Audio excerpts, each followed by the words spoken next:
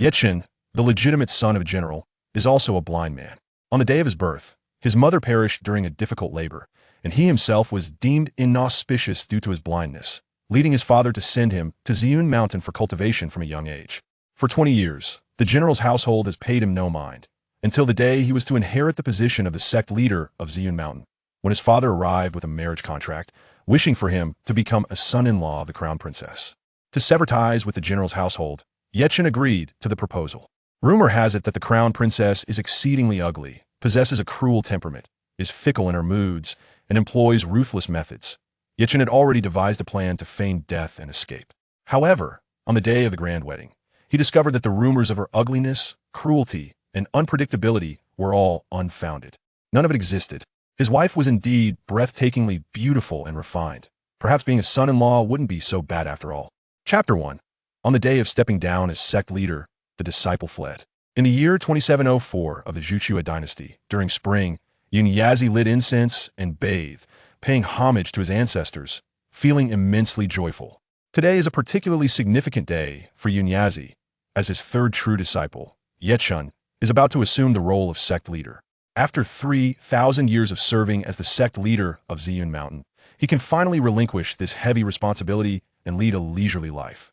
In truth, Xianxia had contemplated abdicating 500 years ago, but his first two disciples abandoned him. Fortunately, heaven took pity on this old man and sent him a prodigious talent. In just 20 years, Chen had cultivated himself to the level of a sword immortal, qualifying him to inherit the sect leader's position. Just as Xianxia fantasized about where to travel after stepping down from his position, his close disciple burst in. "Not good, not good." Xianxia remained calm, saying, "Xianxia, what is the matter that you are so flustered?" Xianxia gasped for breath and handed Xianxia a letter, saying, "Sect leader, something is amiss. Yet Chen Xixiang has descended the mountain." "What did you say?" The once composed Xianxia suddenly felt as though the sky had fallen. Chen, the legitimate son of the general's household, had been blind since birth and was sent to Ziyun Mountain to be forgotten by his father. Today was supposed to be the day Chen inherited the position of sect leader, yet his father, whom he had not seen in 20 years, suddenly appeared at Ziyun Mountain. Upon meeting, Xianxia spoke directly. "The emperor has betrothed you to the crown princess. You must return to the general's household with me." Xianxia's tone was cold, devoid of any paternal affection, as though issuing orders to a mere soldier. Chen replied with a cold smile, "General Ye, you have neglected me for 20 years. What is the meaning of bringing a marriage contract now?" He was no longer in his naive youth, and his longing for familial affection was not as strong as it had been in his younger days. Xianxia frowned slightly, revealing his displeasure. "Do not be ungrateful. The crown princess's status is exceedingly noble, and it is an honor for you to become a son-in-law to her." Chen retorted with a sneer. "Does General Ye think that I have lived on Ziyun Mountain for so long that I am unaware of the rumors surrounding the crown princess? The crown princess of the Xianxia dynasty, Li Han, is of noble lineage. Her status is indeed exalted, yet she is hideously ugly, bearing a grotesque scar on her face, and her methods are ruthless, with a violent and capricious nature. Not a single scion of the powerful and wealthy wishes to marry her." Xianxia, now slightly angered, said, "Chen, you are the legitimate son of my general's household. The emperor's betrothal cannot be refused. Do you wish to bring ruin upon the entire Ye family?" Chen coldly replied, "I can become a son-in-law to the crown princess, but you must agree to one condition." Xianxia asked, "What is it?" "Once I become a son-in-law to the crown princess, I shall have no further ties with the general's household." Having become a sword immortal, Chen's perception of the karmic ties in the world had grown clearer. While Xianxia is indeed his biological father, having such a father brings Chen only detriment, and thus, severing this connection would bring him peace. Of course, Chen had another reason for agreeing to descend the mountain. The sect leader is not permitted to leave Ziyun Mountain during their tenure. Having cultivated for 20 years, he longed to explore the world. As for the position of sect leader, his master would likely not mind holding it for another century until he returned after traveling through the splendid landscapes. After leaving a letter, Chen departed Ziyun Mountain alongside Xianxia. In the capital, at the general's household, Chen entered, leaning on his cane. Xianxia, icy and indifferent, stated, "Your wedding with the crown princess is set for 1 month from now. From this day forth, you are the eldest son of the general's household. While in the general's household, behave yourself and do not cause trouble." With that, Xianxia waved his sleeve and departed. Half a tea's time later, a servant led Chen to a western wing. "Young master, This will be your room from now on. I shall take my leave." Without waiting for Yechen's response, the servant departed, showing no respect for the young master. Just as Yechen set down his belongings, a woman's voice came from outside the room. "Are you Yechen?" "Indeed. As the rumors say, a blind man." Yechen frowned slightly. "Who are you?" Ye Xiao arrogantly declared. "I am the second young lady of this general's household. Since father has brought you back from Ziyun Mountain, you should understand that you are merely a stand-in for my brother to marry the crown princess. Do not entertain any inappropriate thoughts. In the general's household, you are nothing." Yechen, leaning on his cane, stood up and said, "You must be the daughter of concubine who?" "Indeed, the daughter of a concubine is hardly worthy of respect." Although Yechen practiced cultivation, his temperament had not yet reached the level of absolute serenity. When Ye Xiao dared to provoke him, he retorted on the spot. Hearing this, Ye Xiao was instantly enraged, a shadow of malice flickering in her eyes. "You seek death. Someone, teach this wild spawn some manners. Today, I will make you aware of who truly rules this general's household." Under Ye Xiao's command, two servants wielding long staves burst into Yechen's room. Two servants raised their long staffs to strike at Yechen. Yechen stepped back to evade their attacks and swiftly struck the knees of both men with his cane. In an instant, the two servants were writhing on the ground in agony. Ye Xiao glared at Yechen, who wore a black eye veil, her expression dark. "Can you see?" Yechen replied nonchalantly, "I can only discern sounds and their positions. I picked up some martial arts while on the mountain." "Very well, we shall see," Ye Xiao said, her face stern as she departed. During dinner that evening, the family of the general gathered around the table. Ye Xiao questioned in a low voice, "Yechen, you just entered the general's residence today, and you already had a conflict with your sister? As her brother, can you not show a bit of leniency towards Xiao?" Yechen scoffed. "General Ye, are you not even going to inquire about the reason?" Ye Xiao snorted coldly. "Xiao is well-behaved and sensible. You must have done something to upset her." Although Ye Chen was already disillusioned with his father, he did not expect Ye Xiao to be so biased. He smiled coldly. "Though I may be blind, General Ye, your vision is not only clouded, but so is your heart." Ye Xiao slammed his bowl and chopsticks down in a fit of rage. "You ungrateful wretch, do you wish to drive me to my grave?" Seeing this, Aunt Hu quickly intervened. "My lord, please do not be angry. Xiaochen is simply unaccustomed to the general's residence, and that is why he clashed with Xiao. Xiaochen, do not hold resentment against your father. Quickly apologize to him." Yechen paid no heed to Aunt Hu's words, and, leaning on his cane, rose to leave the dining table. Ungrateful wretch, ungrateful wretch. Had I not brought you down from Ziyun Mountain, you would still be up there living as a lowly Taoist. Is this how you repay me?" Ye Xiao shouted furiously, his face flushed, pointing at Yechen's departing figure. In the residence of the Grand Princess, the maid Yun entered Li Han Yin's chamber indignantly. "Princess, I have learned that after his." Chapter 2. Administering the drug. Li Han Yin gently patted the small hand of her maid, Yin'er, and chuckled, "Do not worry, Yin'er. Have you ever witnessed this princess suffering any losses? The general's residence dares to act thus, and tonight I shall ensure they pay the price." After Yin'er departed to fetch the poison from her chamber, a glimmer of coldness emerged in Li Han Yin's eyes. The betrothal between the princess and the general Yi was orchestrated by the national master and personally sanctioned by the emperor. Although Li Han Yin harbored some dissatisfaction regarding this union, she had yet to voice her grievances, and already the general's residence was engaging in underhanded schemes, as if they believed she would remain placid. That night, within the general's residence, Yi Chen was preparing to retire when he heard rustling sounds from the roof above. A figure clad in black stealthily infiltrated the estate, making their way toward his quarters. Although Yi Chen had been blind in his youth, since embarking on a spiritual journey, he had replaced his sight with divine perception. Everything occurring within the general's residence could not escape his awareness. The cloaked intruder concealed weapons and evaded the guards, clearly harboring malicious intent. As Yi Chen contemplated how to dispose of the body should an assassination occur, the intruder was unexpectedly rendered unconscious by an accomplice. Yi Chen observed the scene with quiet amusement, remarking, "Tonight, the general's residence is quite lively." This accomplice, though also garbed in night attire, appeared to be a woman. Yi Chen stroked his chin and mused, could she be a female assassin? Intrigued, he continued to watch her every move. The female assassin stealthily entered the eastern chamber, where Hu Yinyang's son, Yi Lingyun, resided. He was the eldest son of the general's residence before Yi Chen returned, and the brother of Yi Xiao. At that moment, Yi Lingyun had not yet fallen asleep when the assassin struck him from behind, rendering him unconscious. From her bosom, She produced a porcelain vial, gently shaking it before extracting a small black pill. She administered the black pill into Yi Lingyun's mouth. Although Yi Chen was unaware of the nature of this black pill, his instincts warned him that it was certainly no benign substance. Inside the eastern chamber, after administering the poison, Li Hanyin coldly smiled. This princess has never been one to uphold lofty ideals. How dare my fiancé seek to take a substitute into the princess's residence? Does he truly believe I am easily placated? Since he does not wish to enter the princess's household, I shall ensure he can never be a man. Just as she prepared to leave, Li Hanyin recalled the cloaked figure she had knocked unconscious and discarded on the roof.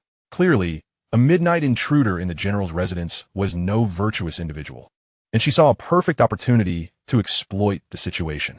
With a spark of cunning, she carried the cloaked figure into the eastern chamber and placed them on the same bed as Yi Lingyun, stripping both of their outer garments. After completing her task, Li Hanyin pressed on their acupoints to ensure that they would not awaken until well past noon the following day. Li Hanyin placed her hands on her hips and chuckled. It's settled. Tomorrow, I shall arrange for someone to infiltrate the general's residence, ensuring that you, the former esteemed son of the general's household, become renowned throughout the capital. In the inner chamber, Yi Chen, who had been observing everything with his spiritual sense, smiled knowingly. My dear foe brother is surely in for some misfortune tomorrow.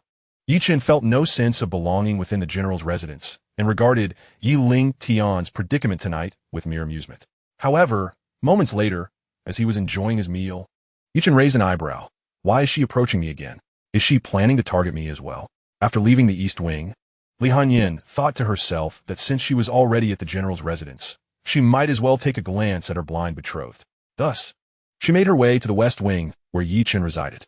Gently pushing open the door, she feigned lying on the bed as Yi Chen immediately sat up and inquired, "Who goes there?" The soft moonlight streamed through the window, illuminating Yi Chen's face, showcasing his chiseled features. His alabaster complexion, coupled with the black eye mask, momentarily captivated Li Hanyin. What a handsome young gentleman, albeit blind. However, it seems he is well cared for in the princess's residence. Who is it? Yi Chen called out again, prompting Li Hanyin to regain her composure, smiling as she replied. It is said that the hearing of the blind is exceptionally keen. Today's encounter confirms that reputation.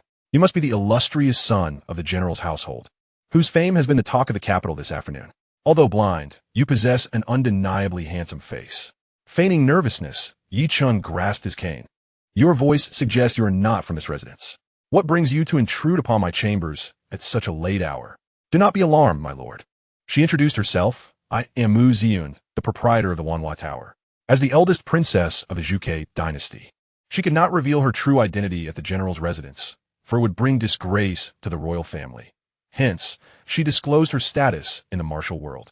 Miss Ziyun, what brings you to my room at this hour? Yi Chen inwitted. Oh, nothing much. Just a whim to see the newly arrived young master as I passed by the general's residence.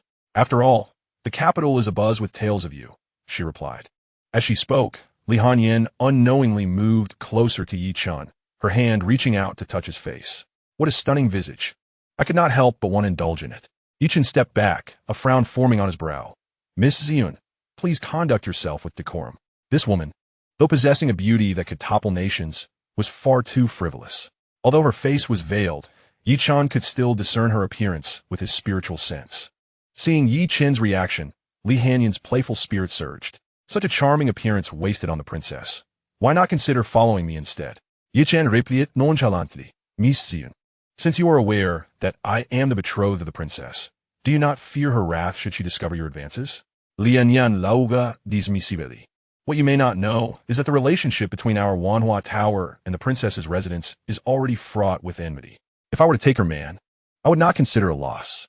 Yi Chen stepped back towards the edge of the bed and said, Miss Ziyun, do not jest. The marriage pact between the princess's residence and the general's estate is a decree bestowed by His Majesty. Should I fail to marry into the princess's household, the entire general's estate would undoubtedly be implicated. Li Hanyin curled her lip in disdain, remarking, but the eldest princess is quite unappealing, and the scars on her face are rather alarming. Are you certain you wish to dismiss this consideration? Yi Chen replied, Miss Ziyun, I am blind. The distinction of beauty and ugliness holds no significance for me. Upon hearing this, Li Hanyin's lips twitched slightly as she realized her oversight. It grows late. You should return. Miss Ziyun, she said, Leaning closer to Yi Chun, she whispered, "Tonight, I shall take my leave. Do ponder this well. Even if we cannot be husband and wife, we may still be lovers." With a playful smile, Li Hanyin exited Yi Chen's chamber. Mu Ziyun of the Orchid Pavilion pondered the inexplicable enmity that led her to intrude upon her supposed brother's quarters at such an hour. Yi Chun murmured to himself, "Yet I am here to sever ties. Once I am wed into the princess's residence, I shall find the opportunity to feign death and wander the world freely. During this period, it would be wise to refrain from entangling myself in the disputes of the general's estate." The following morning, a piercing scream echoed from the eastern wing. Chapter 3. I am blind and cannot see. With a maid's shriek, numerous servants rushed into the chamber occupied by Yi Ling Tian. Upon witnessing the scene within, many felt as though they were about to faint. Yi Ling Tian lay entwined with an unfamiliar man, both completely unclothed. Xianxia and concubine who, alerted by the commotion, entered the room. Upon seeing the situation, concubine who was incredulous, her son had taken a liking to. The next moment, she succumbed to unconsciousness. Xianxia hastily supported concubine who, carefully guiding her to a nearby wooden chair. He spoke in a low voice, "Everyone leave at once." The servants, cautious and tiptoeing, retreated. The effect of Li Hanyin's acupuncture from the previous day was remarkable. Even in their current state, Yi Ling Tian and the unfortunate assassin remained oblivious. Xianxia, seething with anger, approached the two and delivered a vigorous kick. "You wretched creature, awaken at once." The forceful kick jolted Yi Ling Tian awake, and he looked at his enraged father, utterly bewildered. "Father, why did you kick me?" Xianxia pointed at the unfortunate assassin, exclaiming, "Look at the mess you've created." Yi Ling Tian turned his head and his eyes widened in shock. "Who is this? Why are they in my bed?" Rumors spread like wildfire. Within the span of a single incense stick, the servants of the general's estate were abuzz with the revelation that young Master Ling Tian had a penchant for men. Yi Chun, with his keen hearing, listened to their discussions and smiled faintly, finding the unfolding drama quite amusing. He then leaned on his cane and made his way outside the general's estate, noting that time had already passed the fourth quarter of the morning. It was indeed breakfast time. Given the current turmoil within the residence, a proper meal was out of the question, so he decided to seek sustenance at a nearby tea house. Last night's dinner was rather scant, so this morning I must indulge in a hearty meal. After all, one must not deprive oneself of life's pleasures. Upon arriving in the capital, unfamiliar with the surroundings, Yi Chun found himself contemplating where to have breakfast when a young man clad in a silver-threaded brocade robe approached. "Are you not the newly welcomed heir of the general's residence? It seems rather unwise for a gentleman with such limited sight to venture out alone. Surely, the general's household has servants to accompany you?" Yi Chun replied coolly, "And you are?" "My apologies for my rudeness. Allow me to introduce myself. I am Lu Hao, son of Lu Quan, the Deputy Minister of Personnel." Yi Chun inquired, "What brings you here?" Lu Hao smiled, "I happened to be passing by and saw you depart, so I thought it polite to greet you." "Just happened to be passing by? Are you certain you weren't lurking outside the residence all night?" Yi Chun retorted with a cold smile. However, as he pondered, he found no enmity with Lu Hao. Why would he send assassins after him? Meanwhile, Lu Hao was equally puzzled, wondering how this blind man managed to remain unharmed when the assassin from the first-class pavilion had failed their task. "Fine politeness, Yi Chen remarked. Ah, so you are the esteemed son of the deputy minister. My apologies." Lu Hao inwardly sighed, realizing that despite having informed the assassins of the general's defenses, they could not even eliminate a blind man. Such incompetence diminished the reputation of the first-class pavilion in his eyes. Yet, Lu Hao maintained a facade of cordiality, stating, "Young Master Yi, if your vision is impaired, might I offer to escort you wherever you wish to go?" Yi Chen pondered. "Would that not be too much trouble for you, Master Lu?" Lu Hao waved his hand dismissively. "Not at all, not at all. That is splendid. I am unaccustomed to the breakfast served at my residence. Might you be aware of any renowned breakfast spots in the capital?" Upon hearing this, Lu Hao patted his chest confidently. "You have come to the right person, young Master Yi. I am well versed in the notable breakfast establishments of the capital. You must have yet to experience the breakfast at the Wanhua Tower. Allow me to treat you today." Yi Chen fine affron, suredi. "I cannot impose such expenses on you, brother Lu." Lu Hao chuckled. "It is nothing, truly. This modest sum is of no concern to me." At this moment, Lu Hao contemplated that since the assassins from the first-class pavilion had failed to kill Yi Chen the previous night, he could instead ruin his reputation at Wanhua Tower, thereby satisfying his own agenda with the crown prince. In an effort to persuade Yi Chun to visit Wanhua Tower, Lu Hao was exceedingly attentive, offering his support with a level of care that even surpassed his concern for his ailing mother.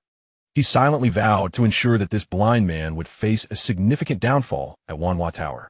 Meanwhile, Li Hanyan, having left the general's residence the day prior, did not return to the princess's residence, but instead spent the night at Wanhua Tower. After a brief refreshment, a shadowy figure entered to report, "Mistress, the newly arrived heir from the general's residence has come to Wanhua Tower with Lu Hao, the son of the deputy minister of personnel." At this news, Li Hanyan's brows furrowed. How is it that they are together? The deputy minister is an ally of the crown prince, and the crown prince's relationship with me, the princess, is rather tenuous. Ing Yi continued. After investigating the Wanhua Pavilion, it appears that yesterday, Lu Hao hired an assassin from the Yi-Pin Pavilion to eliminate the new young master of the general's mansion. However, due to your intervention, it was unsuccessful. As for why they came to the Wanhua Pavilion, I suspect Lu Hao lured the young master here. Li Hanyan listened attentively to Ing Yi's report while applying crimson polish to her nails, then coldly smiled. Lu Hao truly seeks his own demise, daring to target my fiancé. Ing Yi was instructed to monitor their private room and eliminate Lu Hao should he pose any harm to young Master Yi. Yes, my lady, Ing Yi replied respectfully. Inside the private room, Lu Hao had arranged a lavish breakfast for Yi Chun. He then suggested, "Young Master Yi, merely having breakfast is rather dull. Shall I summon a couple of dancers to entertain you?" He fantasized about how, after letting the young master indulge with these dancers, word would spread, tarnishing the reputation of the long princess's fiancé and bringing disgrace to both the princess's and general's households. Certainly, the emperor would be displeased. While Lu Hao reveled in his malicious thoughts, Yi Chen remarked, "Young Master Lu, I am blind and cannot see." "Damn, how could I forget that?" Lu Hao forced a laugh. "I was inconsiderate.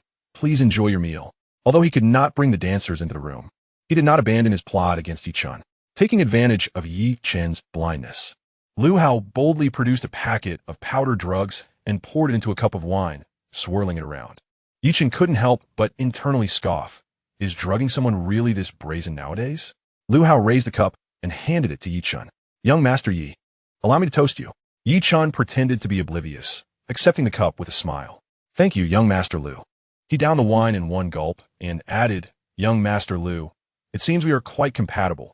Let us not leave until we are thoroughly intoxicated."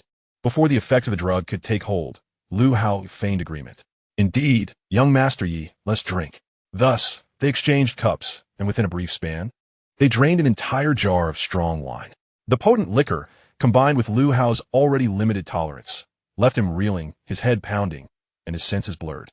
As he began to collapse, a single thought consumed him. Why hasn't the drug taken effect? Could it be a counterfeit? Chapter 4. The Hatred of Yi Qiaoer. Though Lu Hao brought Yi Chun to Wanhua Pavilion with the intent to frame him, the breakfast served was genuinely exquisite, procured with real gold and silver. After Lu Hao succumbed to intoxication, Yi Chun nonchalantly began to enjoy the feast. He savored the stir-fried liver, the donkey rolls, the sweet rice balls, and the noodle tea, each dish delightfully delectable, transforming simple breakfast into a feast fit for royalty. After years of bland meals on the mountain, he finally relished a hearty meal. At the Wanhua Tower, apart from his aversion to the traditional bean juice, Yi Chun was thoroughly satisfied with the morning delicacies. Once he had eaten his fill, he began to ponder how to handle the inebriated Lu Hao. At that moment, the door to the private room swung open, and Li Hanyan strode in confidently. Ing Yi reported that Lu Hao had succumbed to intoxication and was now unconscious, while Yi Chun calmly continued to enjoy his breakfast. Li Hanyan sensed it was the perfect opportunity to take Lu Hao away. "Who is it?" Although Yi Chun was aware that it was Mu Ziyun, the proprietor of Wanhua Tower, to an outsider, he merely appeared to be a blind man, prompting him to ask, "My lord, it is good to see you again." Li Hanyan smiled and silently gestured for Ing Yi to drag Lu Hao away. "Ah, it is Miss Mu," she continued, gracefully seating herself beside Yi Chun and remarking, "Have you perhaps changed your mind, coming today to my humble establishment?" Coughing lightly, Yi Chun replied, "Miss Mu, please do not misunderstand. I am merely here at Lu's invitation to enjoy a morning meal." He added, "It seems Lu is rather intoxicated. Given my poor eyesight, might you assist me in ascertaining his condition?" Though Li Hanyan's inquiry was casual, having been turned down twice in succession last night, and this morning left her feeling somewhat displeased. With a cold smile, she remarked, Are you aware that the Liu brother you speak of harbors ill intentions towards you? Mismo, surely jest. How could Liu brother harbor any ill will towards me? Chen thought to himself, fully aware of Liu Hao's ulterior motives. Yet he sensed that Li Hanyan also held dubious intentions towards him. One sought to tarnish his reputation, while the other was after his very being. Neither could be deemed virtuous. Despite the allure of Mu Ziyun's beauty, he chastised himself for such thoughts. He would soon depart from the capital and should avoid entanglements with her. Li Hanyan scoffed, regardless. Heed my words, do not associate with Liu Hao in the future. Now that you have finished your meal, it is unwise to linger alone outside. I shall have someone escort you home. Feigning hesitation, Chen asked, and what of Liu brother? I shall handle him. You need not worry, she ordered. Someone, escort young master Yi home. After Chen departed, Li Hanyan sighed softly. Do you think I am not beautiful enough? Why does he reject me time and again? After a moment of silence, Yi spoke, Mistress. I hesitate to speak, but I feel compelled to share my thoughts. Li Hanyan urged, speak freely. I will not hold it against you. Yi continued, Mistress. Young Master Yi is blind. Suddenly enlightened, Li Hanyan exclaimed, you are right. It is precisely because he cannot see that he fails to appreciate my beauty. If only I could restore his sight, he would surely be captivated by my charm. Yi added, but, Mistress, young Master Yi is your future consort. Is it not peculiar to reveal your identity as the princess while maintaining your role at Wanhua Tower? Of course not. Yi, do you not find this rather amusing? Once his eyes are healed, whom will he choose between the ethereal beauty of the Flower Pavilion's master, Mu Ziyun, and the unappealing princess consort? Shadow 1. I am uncertain, my lord.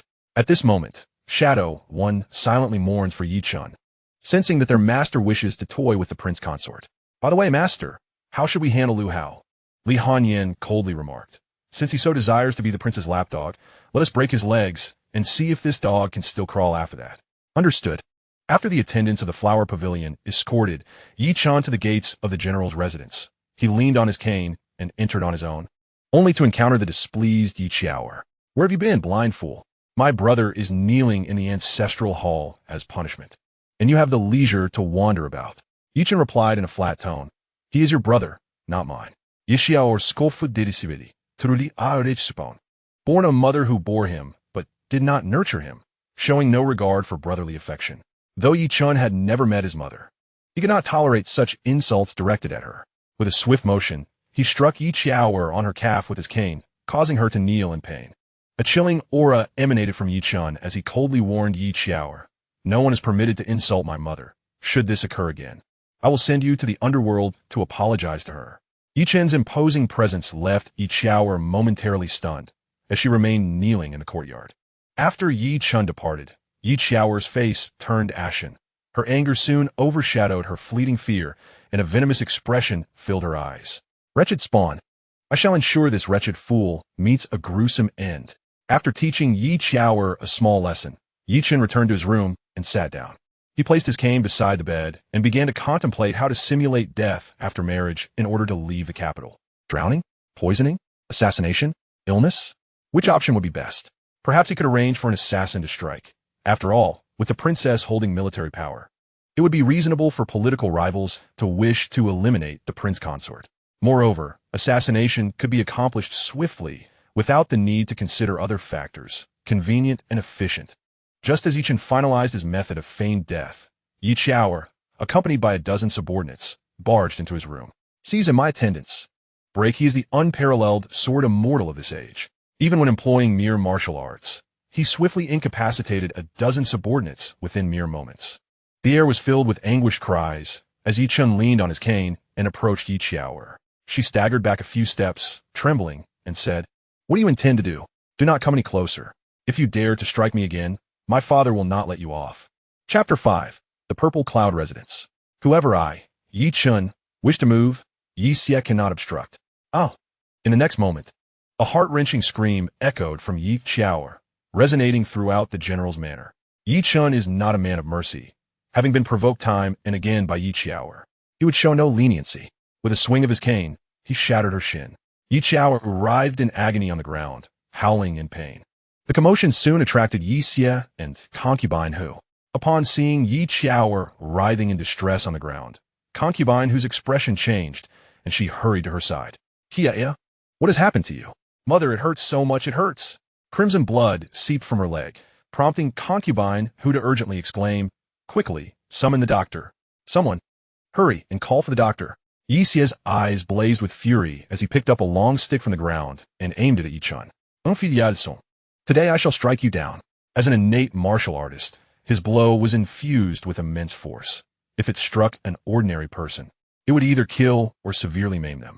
Yet, Yichun effortlessly retreated 2 steps, evading Yixia's strike. She dared to bring her subordinates to my quarters and must face the consequences. A mere broken leg is but a small punishment for a great lesson. Yixia retorted angrily, a small punishment? Do you not realize that if your sister's leg does not heal properly, her entire life will be ruined?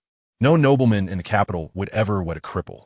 Yichun replied nonchalantly, she brought so many subordinates here with the intent to break my legs. I merely returned the favor in kind. Oh, it seems I have only broken one of her legs. Perhaps I should assist her by breaking the other as well. To complete the symmetry. You ungrateful wretch. Yixia's fury swelled, and at that moment he cast aside any thoughts of familial ties, intent only on striking Yichun down. He slowly gathered strength, channeling his martial energy into the wooden stick. Just as Yixia was about to strike, the doctor from the manor arrived. Where's he injured? Concubine Hu waved her hands frantically. Here, over here. Doctor, please, tend to my daughter. Yixia, regaining his composure, snorted and discarded the stick. Under the doctor's guidance, Hu Mayer summoned a few strong women to carry Yi Qiaoer away.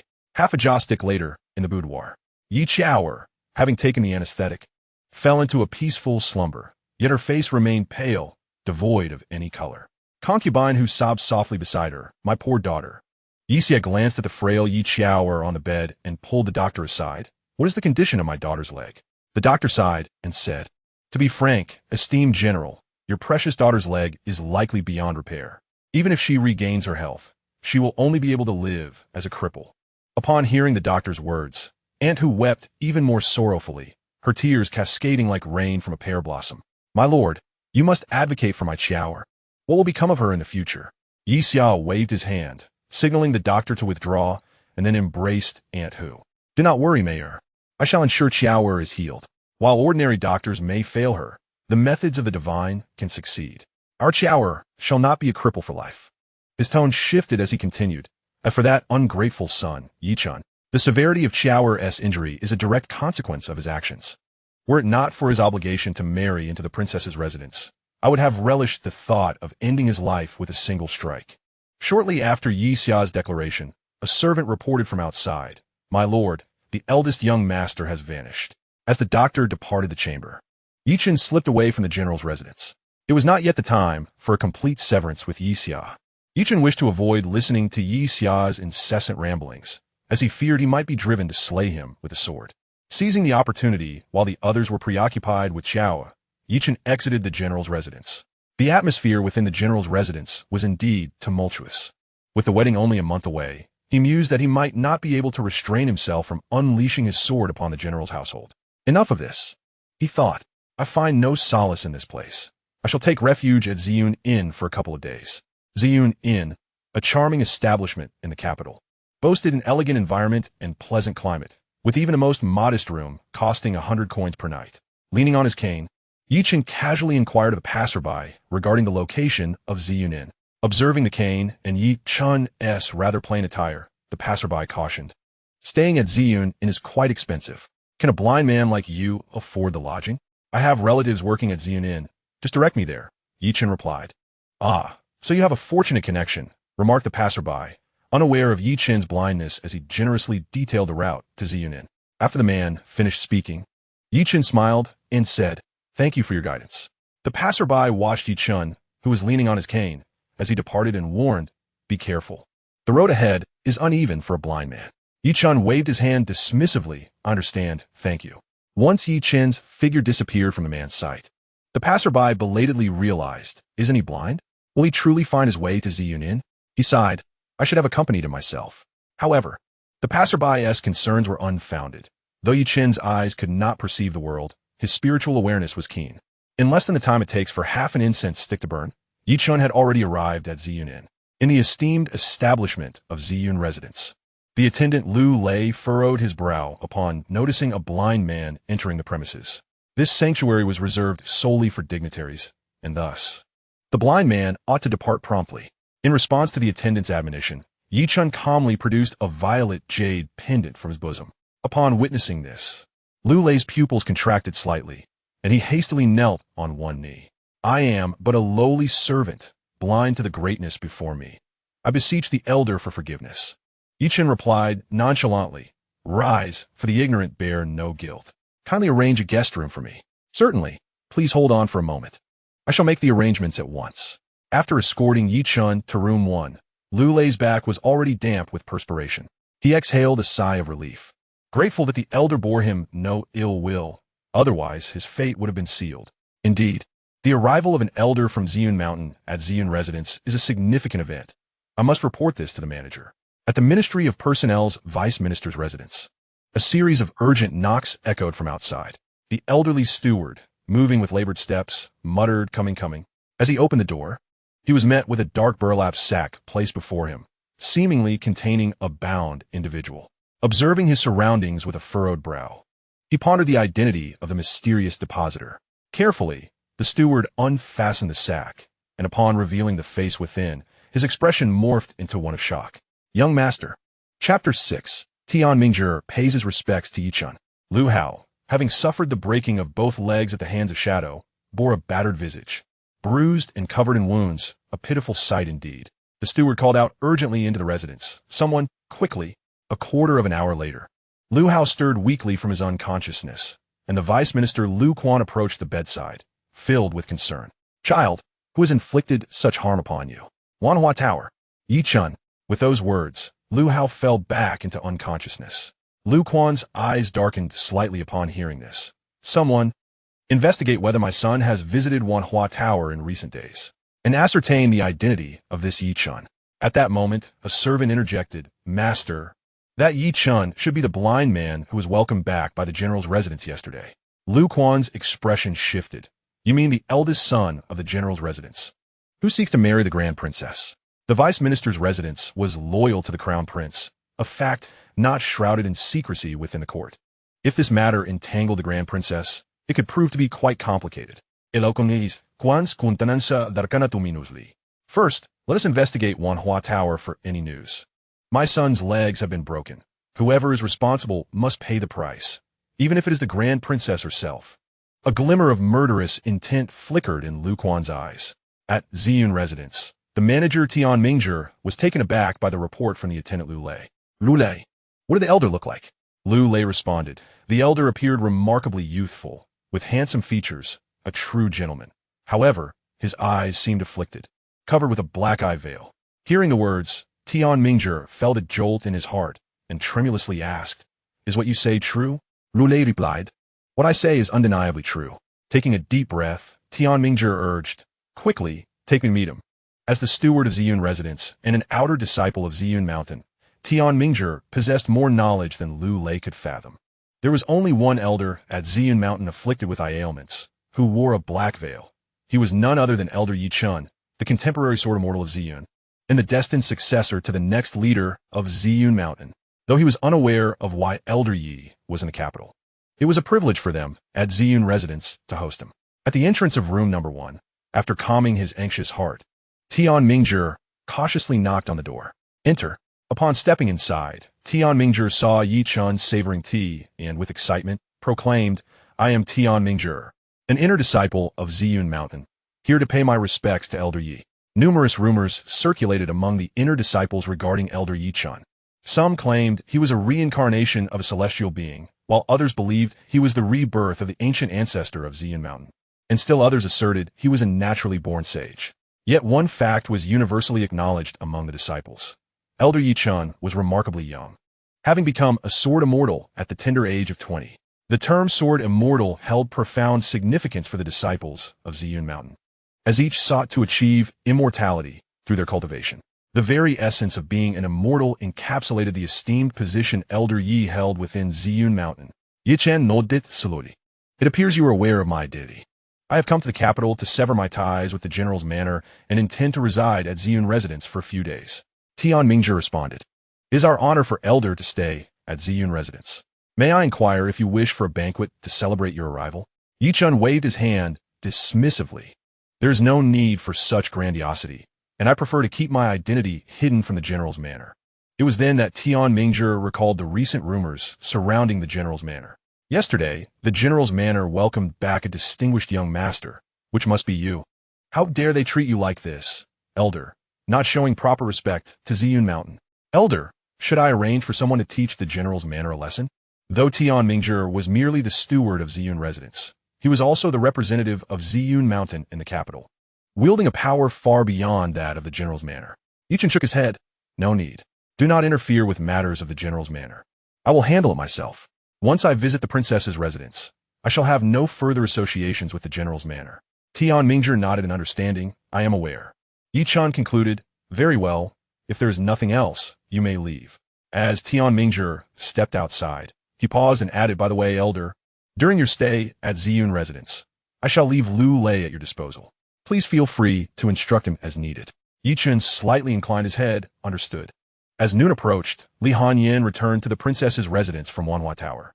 The maid, Yin'er, murmured with a hint of resentment, Princess, you have only just returned at this hour.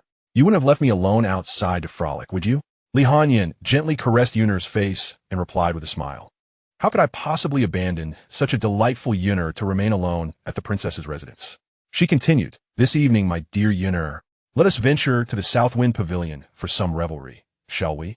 Yin'er's cheeks flushed slightly as she whispered, but, Your Highness, your status prevents you from frequenting such establishments. If the emperor were to discover this, it would certainly lead to your reprimand. Li Hanyin waved her hand dismissively. What is there to fear? That old man promised me that once I am wed, he will no longer interfere in my affairs. Yin'er cautioned, however, visiting the Southwind Pavilion could tarnish your reputation. Li Hanyin scoffed. What is reputation worth? If it comes to it, we can disguise ourselves before we go. Yun'er added, by the way, Your Highness, the informant I sent has reported that the legitimate son of the general's residence visited the Orchid Pavilion today. That place is at odds with our princess's residence. Should we send someone to the general's estate to confront them? Although a blind man, he is still the future prince consort. Associating too closely with the Orchid Pavilion is ultimately inappropriate. Though Yin'er is Li Hanyin's personal maid, managing all affairs of the princess's residence, their relationship transcends that of servant and master. They are akin to sisters. Nevertheless, there are matters of which Yin'er remains unaware. After a moment of silence, Li Hanyin replied, Yin'er, Yi Chen has just arrived in the capital. He may not be aware of the enmity between my residence and the Orchid Pavilion. Ignorance is no crime. Please send someone to the general's estate to issue a warning. Yin'er insisted, it would be best for me to personally visit, and I shall also take the opportunity to assess this future prince consort. If he proves unsatisfactory, Your Highness, you must petition the emperor to annul this engagement. With that, Yin'er hurriedly departed with a group of guards from the princess's residence. Li Hanyin yachit had sipritidikit. Both amused and exasperated, Yin'er, truth be told, I am quite fond of that young gentleman. Chapter 7. The Demon Suppression Pavilion, Master Sun Shan. Is young Master Yi not in the residence? After Yi Xiao's injury, Yi Xia had intended to punish Yi Chen by making him kneel in the ancestral hall. However, Yi Chen had already left the general's estate, forcing Yi Xia to set aside this matter. Subsequently, he ventured into the storeroom of the general's residence to retrieve the token left by Master Sun Shan from the Purple Cloud Mountain over 20 years ago. Yi Xia had once aided this true disciple of Purple Cloud Mountain, who had assured him that whenever the general's estate faced difficulties, they could seek assistance from the Demon Suppression Pavilion. When Yin'er arrived at the general's residence with her entourage of guards, Yi Xia had just left with concubine Hu. Although Yin'er was merely the personal maid of the Grand Princess, her esteemed position was well known, and in the absence of a responsible figure at the general's estate, they had no choice but to summon Yi Lingyun from the ancestral hall. Yin'er fixed her gaze on Yi Lingyun and coolly inquired, Second young Master Yi, where is your esteemed elder brother? Yi Lingyun forced a smile and said, Miss Yin'er, I sincerely apologize. My elder brother is temporarily away from home. It appears he had a quarrel with our father and stormed off in anger. The servants are currently searching for him in the capital. I have been kneeling in the ancestral hall as punishment and am unaware of the specific circumstances. Yin'er felt indifferent towards Yi Lingyun, and her distaste for his involvement in the marriage arrangement prompted her to tease. Indeed, Master Yi deserves punishment. Perhaps you are unaware, but rumors of your morning escapades with another man have already spread throughout the capital. Yi Lingyun's expression shifted slightly. Yet he maintained his forced smile, replying, Miss Yunner, this is all a misunderstanding. I assure you, I am not one to engage in such behavior. One should not believe everything they hear. Yunner waved her hand dismissively, saying, Enough. I did not come here today to witness your embarrassment. I am here to convey a message from the Grand Princess. His Majesty has decreed that the legitimate son of the general's residence is to wed our Grand Princess. As the future consort, your eldest brother must avoid close associations with certain officials' offspring. Yi Lingyun quickly responded, Yes, I will certainly relay this to my brother upon his return. The eldest son of the Yi family has poor eyesight. You should expedite his retrieval. With that, Yunner had no desire to linger at the general's residence and rose to depart. As she walked away, Yi Lingyun's smile faded, revealing a shadow of malice. That arrogant girl, claiming she is not here to mock me. Were it not for her position as the Grand Princess's personal maid, I would make her regret her insolence. By the way, you mentioned my elder brother had a disagreement at home. What exactly transpired? Upon Yunner's sudden arrival, Yi Lingyun had only heard from the servants that Yi Chan was absent from the residence. Young master, the eldest son has broken Miss Qiao's leg, the servant replied. Yi Lingyun's countenance darkened upon hearing this, and he gripped the servant's shoulder tightly. What did you say? How dare that wretch? Go find him. I shall ensure he pays for Qiao's suffering in blood. Yi Chun had always been a mere substitute in Yi Lingyun's eyes, a replacement for marrying into the Grand Princess's household. The fact that a blind man, whose mother had passed away long ago, dared to harm his sister was utterly unforgivable. The Demon Suppression Hall is a unique institution of the Zhuge dynasty, composed of extraordinary individuals with the primary duty of eradicating evil and ensuring the peace and prosperity of the kingdom's citizens. Members of the Demon Suppression Hall typically do not associate with court officials, which is why in the past 20 years, Master Sun Shan has had little interaction with the general's residence. Today, Xianxia was granted entry into the Demon Suppression Hall with Master Sun Shan's token. The guards led Xianxia and concubine Hu into a quiet chamber. They waited for nearly the duration of a stick of incense. The tea on the table long since consumed, yet Master Sun Shan had still not arrived. My lord, are you not the savior of Master Sun Shan? How would he treat you with such neglect?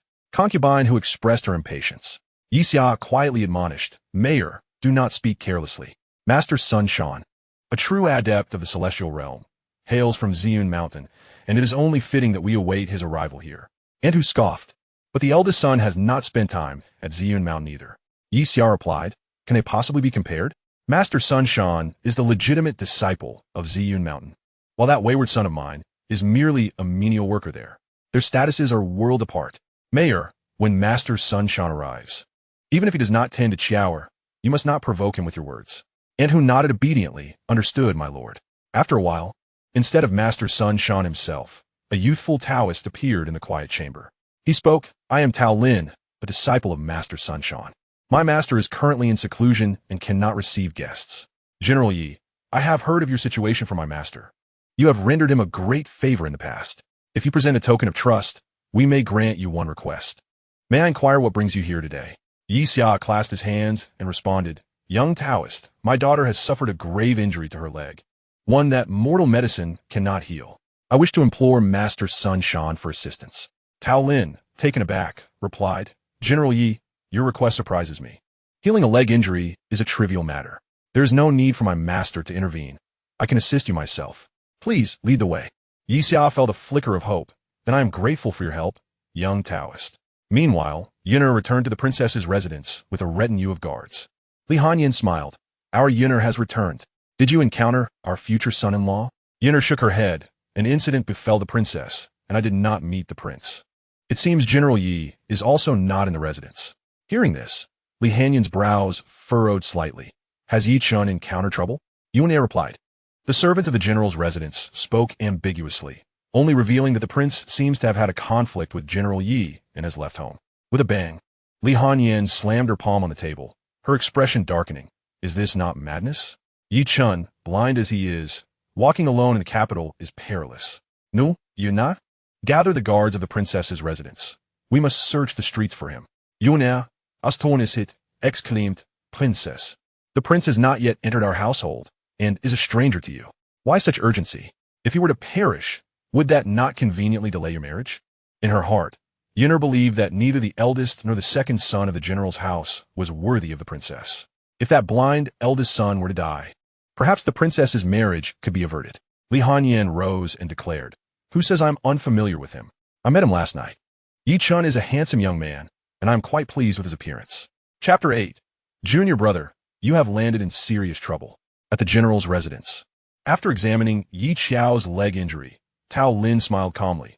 "Rest assured, General Yi, healing your daughter's leg injury will not be difficult." Yi Qiao's leg was merely broken by Yi Chun using mundane martial arts, a trivial matter for Tao Lin, who practiced the art of immortality. He formed a seal and cast a spell, infusing azure energy into Yi Qiao's calf. The slumbering Yi Qiao began to furrow her brow slightly.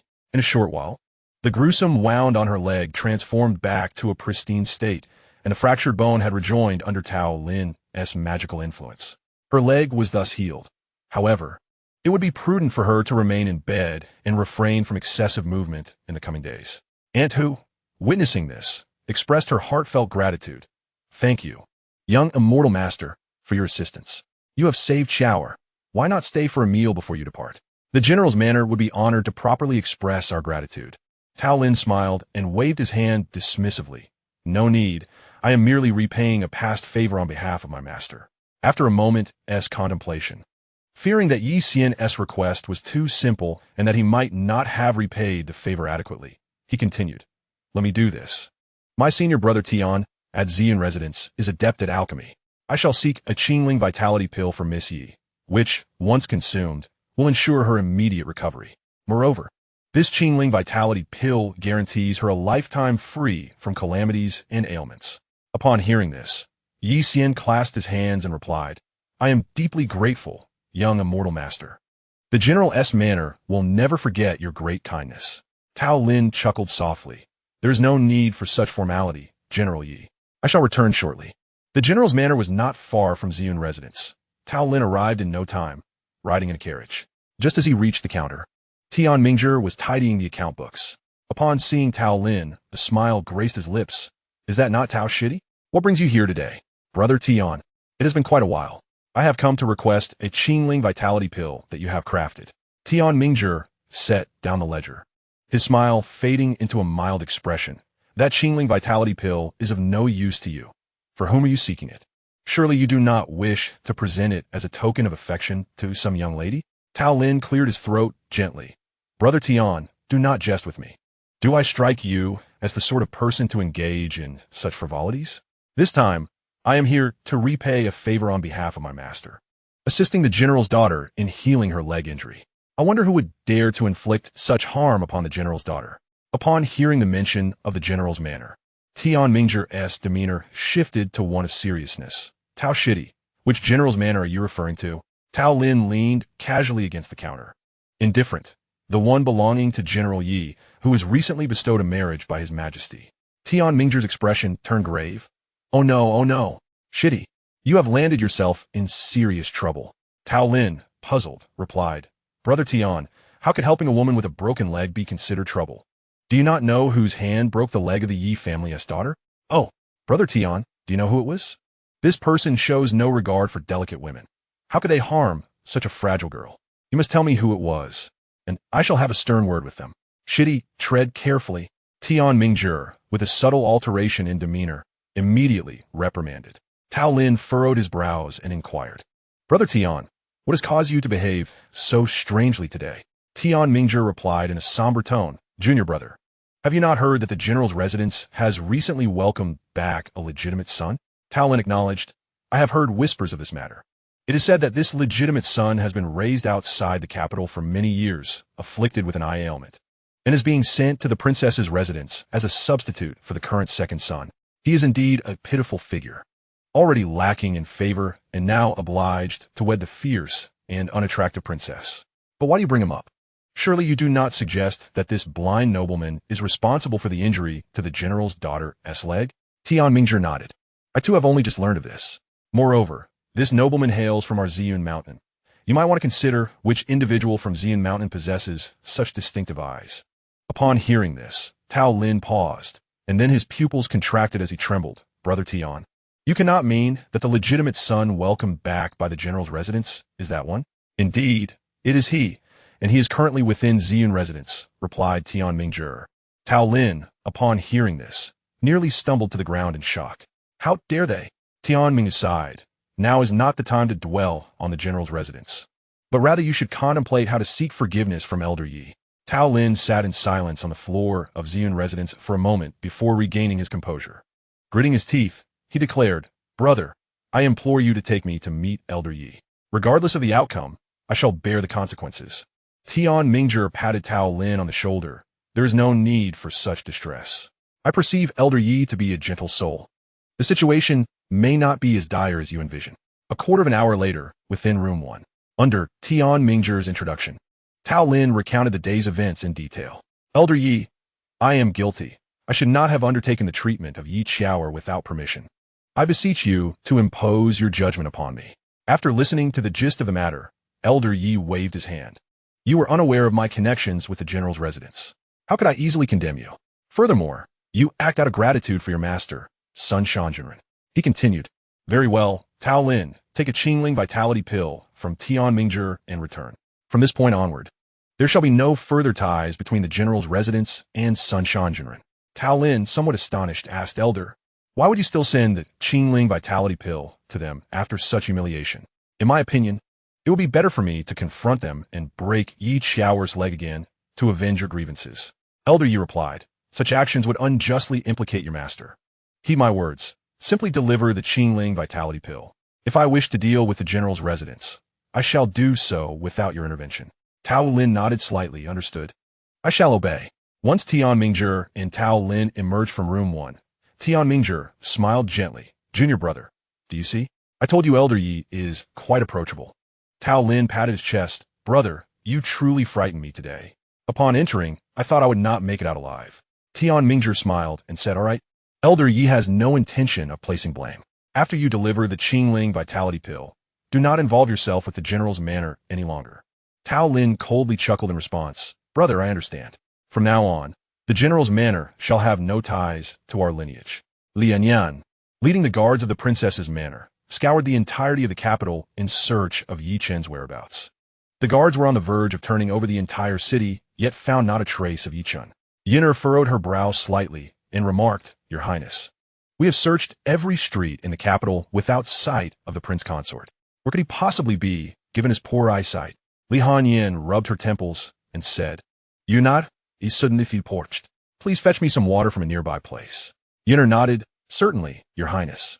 I shall go at once. Once Yin'er departed from the carriage, Yi suddenly materialized within. Master, I have discovered that young Master Yi is residing at Ziyun residence. Chapter 9. Too ugly to let Elder Yi meet her. Ziyun residence is not a place for ordinary folk. How did he gain entry? Ying Yi replied. Young Master Yi was a servant disciple at Ziyun Mountain before returning to the capital. I suspect he may have connections with the cultivators at Ziyun residence during his time there. Moreover, young Master Yi now possesses a distinguished status. Li Hanyin waved her hand dismissively. I had momentarily forgotten that my prince consort is not an ordinary individual. Very well, I am aware now. You may withdraw. Yes. After Yi departed, Yin'er returned with a slender water container. Your Highness, the water has arrived. Li Hanyin took a sip and mused. Yin'er, I have reconsidered. The prince consort may have taken up residence in an inn or lodging house within the capital. Your Highness, you make a valid point. Why did I not think of that before? Yin'er exclaimed, her eyes lighting up. Then shall we search one by one? Li Hanyin set down the water container and said, Let us first head to Ziyun residence. It is said that the prince consort was a servant disciple of Ziyun Mountain, so the likelihood of him residing there is greater. Ziyun residence? That seems unlikely. It typically only accommodates high-ranking officials and nobles. Given the prince consort's current status, Yin'er expressed her skepticism, doubting that a blind man could stay at Ziyun residence. Li Hanyin smiled gently. Yin'er, have you forgotten? The prince consort is now the legitimate eldest son of the general's manor. Even with his visual impairment, does that not qualify him as a person of noble standing? Yin'er was momentarily taken aback. Due to Yi Chen's blindness, she had always looked down upon him, subconsciously viewing him as weak and of lowly status. Indeed, I had forgotten that the prince consort's current identity is that of the general's legitimate eldest son. That status is sufficient to reside at Ziyun residence. Observing Yin'er in a daze, Li Hanyin gently pinched her round little face. Little Yin'er, do not dawdle. Quickly instruct the driver to change course. Yinner snapped back to reality and nodded. Yes, Your Highness. I will go at once. Before long, the carriage carrying Li Hanyin came to a halt in front of Ziyun residence. Adjacent to Ziyun residence, there existed a quaint tea house, from a second floor of which one could clearly observe the entrance of Ziyun residence. Daily, numerous scholars and poets gathered within the tea house to savor tea and compose verses. As soon as Li Hanyin's carriage came to a stop, it drew the attention of the literati inside the tea house. Look quickly, a royal carriage has arrived at the entrance of Ziyun residence, exclaimed one. Instantly, many learned individuals turned their gazes towards Ziyun residence, speculating which prince or princess sought temporary refuge therein, pondering whether they might pay a visit in the coming days. At that moment, with the assistance of her maid Yunner, Li Hanyin gracefully descended from the carriage. Although she wore a veil, the ghastly scar beneath it was faintly discernible. The literati on the second floor fell silent, and those near the carved windows unanimously closed them. Subsequently, they began to whisper among themselves. Is it truly the eldest princess? Did you see that terrifying scar upon her face? Even the veil cannot conceal it. It is rumored that the emperor arranged a marriage between the eldest son of the general's household and the eldest princess. A woman of such appearance would be unbearable even as a concubine.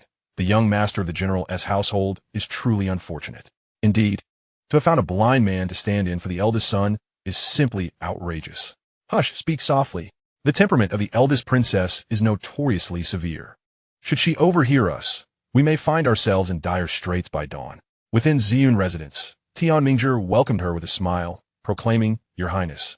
The presence of the eldest princess graces Ziyun residence with unparalleled splendor. Please do come in. Li Hanyin nonchalantly surveyed the hall, remarking, There is no need for such ostentatious pleasantries. I inquire of you, is the esteemed future husband of mine the eldest son of the general's household, Yi Chen, currently residing within Ziyun residence? At her words, Tian Mingzhi's heart skipped a beat. So she had indeed come in search of elder Yi. However, the appearance of this eldest princess was rather unsightly and a blight upon the eyes. It was truly abhorrent that the general's household had allowed elder Yi to take the place of the illustrious Yi Lingyun. No, this cannot continue. Her appearance is simply unacceptable. Regardless of her status as the eldest princess, she must not be allowed to meet elder Yi. Tian Mingzhi clasped his hands and responded, Your Highness, there is no resident by the name of Yi Chen within Ziyun residence. Is that so? Li Hanyin stepped forward, approaching a guard. In a swift motion, she drew the sword from the guard's waist and pressed it against Tian Mingzhi's throat. Master Tian, I detest deceit more than anything. I shall ask you once more, is Yi Chen present in Ziyun residence? Tian Mingzhi, being not only the manager of Ziyun residence, but also the overseer of Ziyun Mountain in the capital, had weathered many storms. With the sword poised at his neck, his expression remained unchanged. He calmly replied, Your Highness, he is not here. Li Hanyin let out a cold smile. Well spoken, Master Tian. Yet my people have clearly seen Yi Chen enter Ziyun residence. Yinner, lead the people to search room by room. Tian Mingzhi's eyes narrowed slightly, a palpable aura emanating from him. Your Highness, the princess, this is Ziyun residence. Such behavior is rather inappropriate, don't you think? As the overseer of Ziyun Mountain in the capital, Tian Mingzhi possessed the full cultivation of the foundation establishment stage, equivalent to the pinnacle of martial arts. His imposing presence immediately intimidated the guards accompanying Li Hanyin. With a frosty demeanor, Li Hanyin retorted, What of Ziyun residence? Under the emperor's domain, there is nothing I cannot do. Tian Mingzhi, step aside, or I shall take your life this very moment. The atmosphere between Tian Mingzhi and Li Hanyin grew tense, each poised for confrontation. What was happening downstairs? Yi Chen, hearing the commotion from the hall, stepped out of his room. Li Hanyin scoffed, Manager Tian, did you not claim that Yi Chen was absent from Ziyun residence? Tian Mingzhi, unfazed, replied, Your Highness, indeed, there is no record of Yi Chen in the guest list. Perhaps the staff neglected to log it. I beg for your pardon, Princess.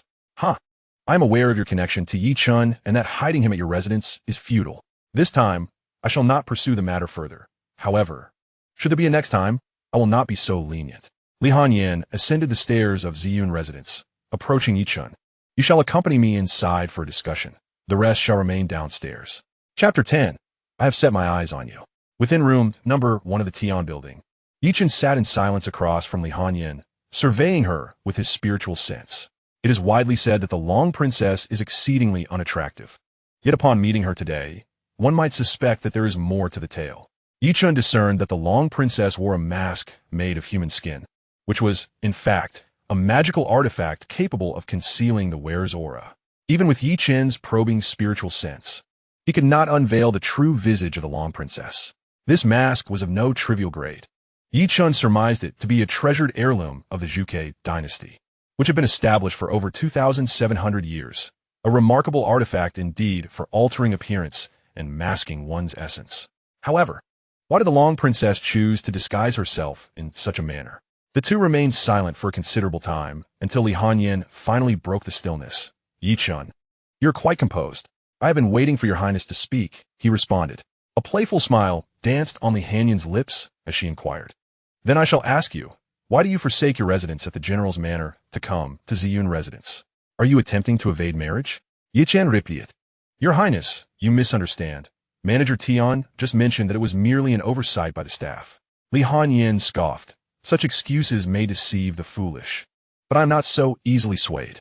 I am aware that prior to your arrival in the capital, you lived on Ziyun Mountain. Otherwise, with merely the status of a general's firstborn son, you could not have secured residence in the esteemed room number 1 of Ziyun residence. It seems you have thrived on Ziyun Mountain over the years. Nonetheless, I shall make my intentions clear today. I permit the general's residence to substitute the person who marries into the family, yet a second occasion is not allowed.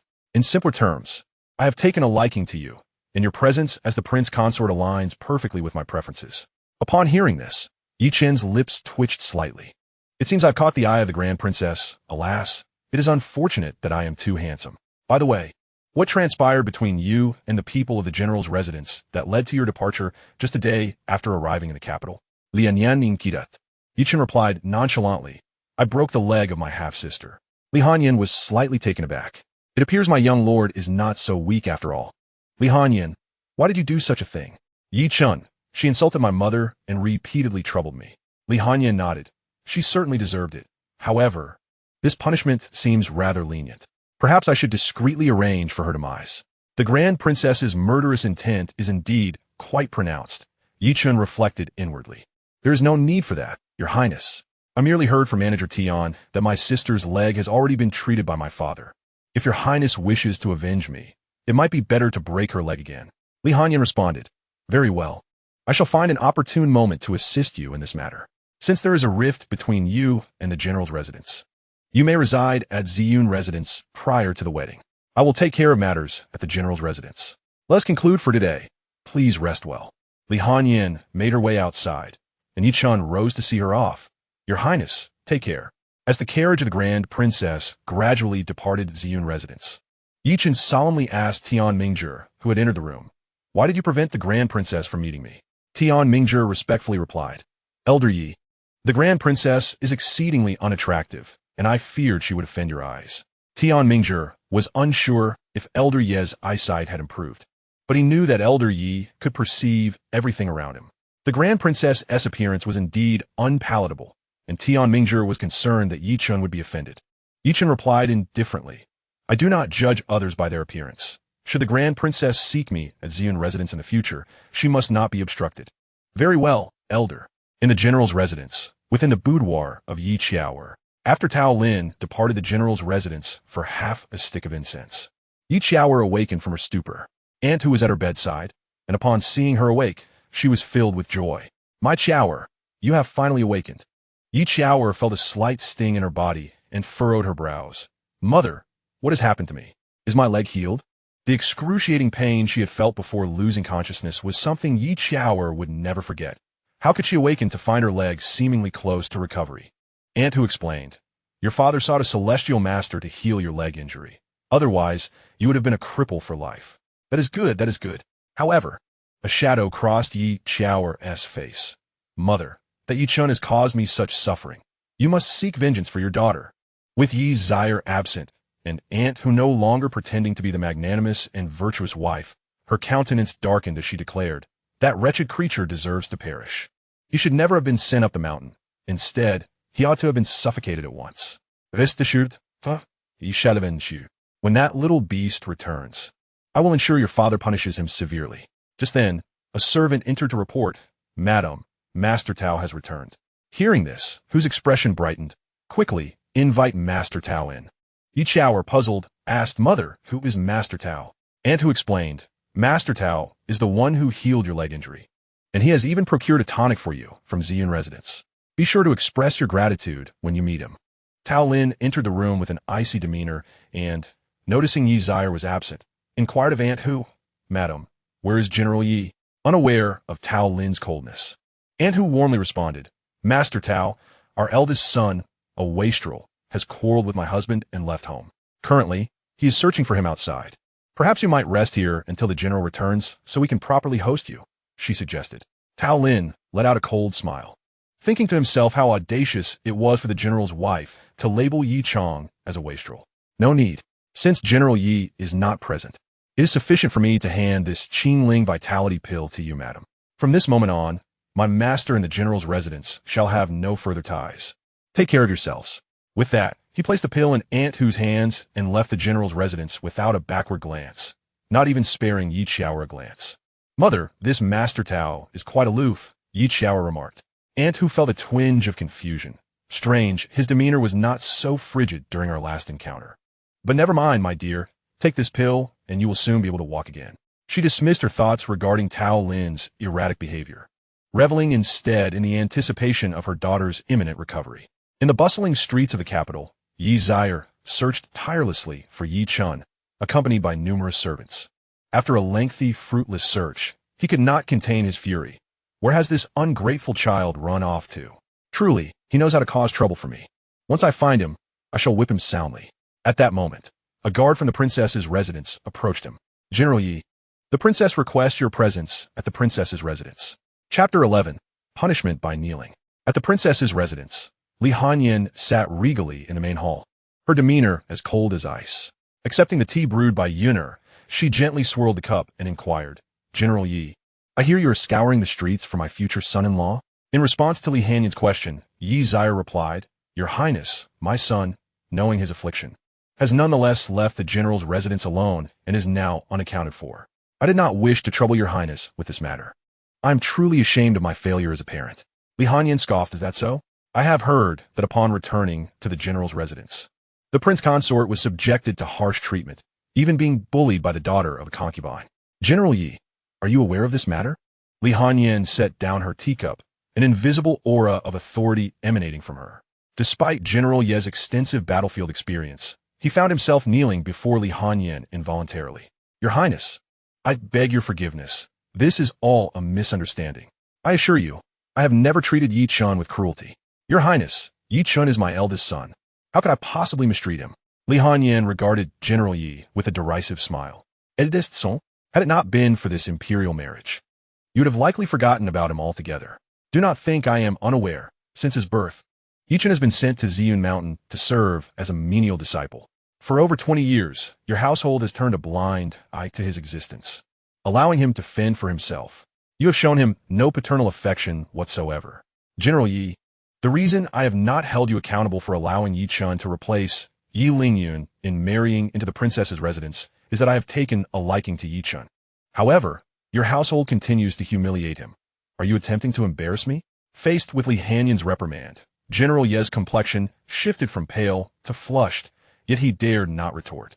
Although the princess was not conventionally beautiful and had a fierce temperament, she was not merely a figurehead in the Zhuge dynasty.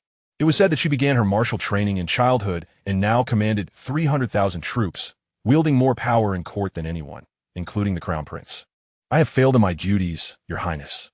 Please, punish me as you see fit," Li Hanyin replied. "To acknowledge one's mistakes and seek to amend them is commendable. Therefore, I shall impose a punishment of kneeling for 2 hours before the princess's residence. Do you have any objections?" General Ye's expression changed slightly, his fists clenched tightly, fingertips turning white. After a moment of struggle, he conceded, "I accept the punishment." Li Hanyin remarked coolly, "Then go kneel outside the residence." "Yes, your Highness." General Yi rose and made his way outside the princess's residence. "By the way, since your household cannot treat Yi Chun well, I shall arrange his accommodations before the wedding. Your household need not concern itself further." "Understood," General Yi replied through gritted teeth. The princess's residence was situated in a prosperous area of the capital, surrounded by nobility and influential officials. As General Yi knelt before the princess's residence, he was quickly recognized. "Isn't that General Yi? Why is he kneeling before the princess's residence?" It was rumored that General Yi had brought back a blind man to serve as his eldest son, intending for him to marry into the princess's residence, which likely displeased her. Yet even so, General Yi was a high-ranking general. How could the princess treat him with such indignity? "Hush! Speak cautiously. What do you know, woman? The princess wields more power in court than the crown prince. Do not forget, even if General Yi is merely a third-rank general, if the princess commands you to kneel, you must kneel." However, the actions of the general's residence in this matter are indeed quite unscrupulous. They have audaciously sent a blind man to be adopted into the princess's household. This certainly places the princess in a most uncomfortable position. Were I in her shoes, I too would feel displeased. In no time, numerous relatives of dignitaries gathered outside the princess's residence, whispering amongst themselves. Kneeling before the princess's abode, Xianxia, subjected to their curious gazes and murmurs, felt his aged face flush with embarrassment, wishing to flee the scene immediately. Yet, the princess had commanded that he kneel for 2 hours, a decree he dared not defy. Xianxia understood that if he failed to fulfill the full duration of his penance, the general's residence would likely suffer unwarranted consequences the following day. The princess's cruelty is well known throughout the capital. As dusk descended, Xiaxia's legs, having endured 2 hours of kneeling, grew numb, and he was assisted away by Aunt Hu. "Slowly, my lord. Take your time." Aunt Hu gently helped the pallid Xianxia descend from the carriage. For someone of Xiaxia's stature, 2 hours of enforced kneeling would normally be trivial.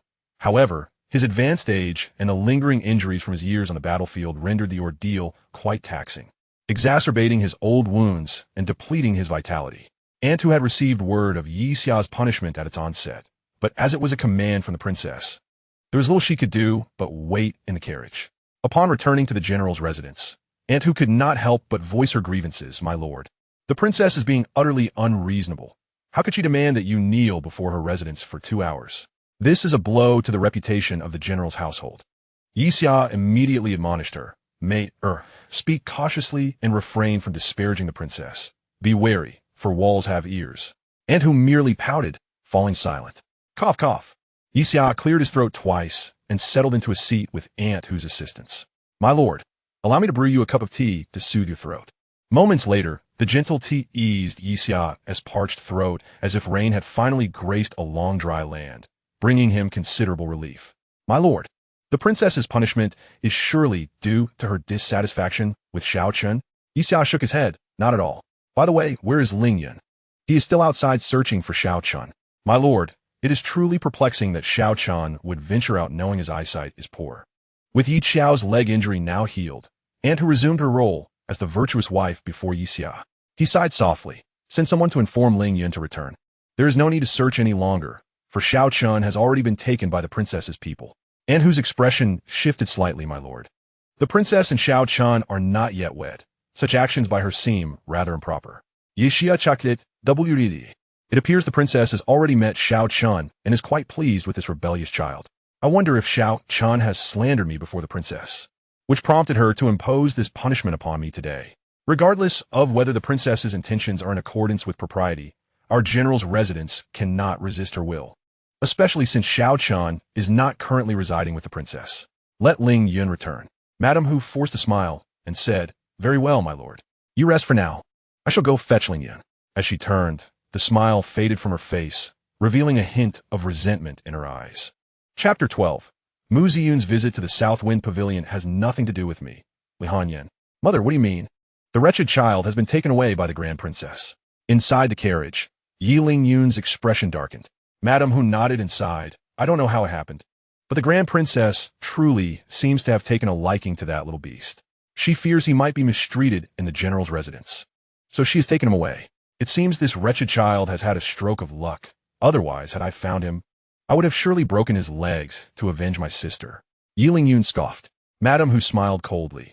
"This grudge cannot simply be forgotten. According to your father, that little beast is not residing in the Grand Princess's palace for the time being. Lingyun, find someone to investigate where he is staying and teach him a lesson with some local ruffians. My daughter has suffered a broken leg because of him, and he is now unscathed. I simply cannot swallow this grievance. Yun assured Madam Hu, rest assured, mother. Even without your urging, I will ensure that my sister's honor is avenged. The coldness on Madam Hu's face slowly dissipated as she spoke gently. Remember to keep this discreet. We must maintain the reputation of our general's residence. Your father is still waiting for us at home. Let us return. That night, as the moon ascended the branches, Li Hanyin took a leisurely stroll in the courtyard after dinner. Gazing at the tranquil night, she turned to her companion, Yun'er, and said, Yun'er, let's go to the South Wind Pavilion. Today, I have promised to take you there for some merriment. Yun'er's cheeks flushed with embarrassment as she replied, Your Highness, you jest. As a grand princess, you cannot truly visit such places. Come now, Yun'er, will you accompany me? The young lords are not only handsome, but also sweet of tongue. Yun'er stepped back, scrutinizing Li Hanyin with a discerning gaze. Your Highness, you haven't secretly visited there before, have you? Cough, how could that be? I, too, have only heard tales from others. Is that true? Indeed, more genuine than gold. I, Li Hanyin, swear I have never set foot in the South Wind Pavilion. If I speak falsely, may thunder strike me. Mu Ziyun's visit to the South Wind Pavilion is of no concern to me, Li Hanyin. Yun'er, do you not believe me, your princess? Li Hanyin playfully tugged at Yun'er's hand. I do believe you, your highness. However, you must promise me you will not go to the South Wind Pavilion tonight. Otherwise, I shall go to the palace and inform the emperor. Typically, a maid would have faced dire consequences for such threats against her mistress. Yet the bond between Li Hanyin and Yun'er transcended mere servant and master. Li Hanyin, overly indulgent, pinched Yun'er's cheek and smiled. Very well, I shall not go. Since they would not visit the South Wind Pavilion tonight, Yun'er suggested, then accompany me inside for a few rounds of chess. Half an hour later, Li Hanyin and Yun'er played 3 rounds in the bedroom, resulting in Li Hanyin's 3 consecutive defeats, placing 2 black pieces at the edge of the board. Li Hanyin remarked, Yun'er, your chess skills are becoming increasingly refined. Yun'er smiled faintly, expressing her gratitude. Thank you for your compliments, your highness. After losing 3 consecutive rounds, she found herself utterly fatigued, especially since she had been occupied with various matters at the princess's residence throughout the day, and she felt a creeping drowsiness that prompted her to stifle a yawn. If you are weary, you may retire, suggested the princess. Yun'er nodded without pretense. Then I shall return to my chamber. However, before departing, she turned back to Li Hanyin and said, Your Highness, you promised me you would not go to the South Wind Pavilion. Li Hanyin patted her chest in assurance. Rest assured, Yun'er, Li Hanyin, shall not set foot in the South Wind Pavilion tonight. However, Mu Ziyun will be going. At Ziyun residence, after finishing his dinner, Chen gazed upon the vibrant nightscape of the capital and felt a sudden urge to venture out for a late-night snack. Everything at Ziyun residence was splendid, save for the cuisine, which was as insipid as the mountain it was named after. After taking a few token bites, Chen instructed Lu Lei to clear the dinner plates. Lu Lei, Chen called out to the attendant waiting outside. Elder, what are your orders? Lu Lei inquired as he entered the room. The night is pleasant. Let us go to the Wanhua Tower for a late-night snack. Yes, Elder. The Wanhua Tower was bustling with activity that evening, nearly every table occupied. As Yi Chun had made no reservations, he could only dine in the main hall. Within the hall, Yi Chun ordered a variety of dishes: crab meat lion's head, dompa pork, steamed wuchang fish, dong and chicken, crystal meat, and wensi tofu, each in a single portion. Given the crowd at Wanhua Tower that night, the service was rather slow, and while awaiting his meal, Yi Chun listened to the lively discussions of the patrons around him. The capital is vibrant. Interesting events unfold every moment, he mused, as the diners engaged in conversations about the latest happenings in the city. Brother Jiang, did you hear? Today at the 4th hour, General Yi was punished to kneel in front of the princess's residence for a full 2 hours. Brother Xiao, I have heard a bit about this as well. It is said that the general's residence angered the princess by unilaterally replacing the betrothed. Indeed, General Yi has drawn a rather unfortunate lot with such a marriage. Brother Jiang, your words are misguided. Although the princess may not be the most attractive, she wields immense power. Being affiliated with her residence is a considerable honor. What does it matter if she holds power? That authority does not belong to the prince consort. It may sound noble to be called a consort, but in essence, what difference is there from being a kept man?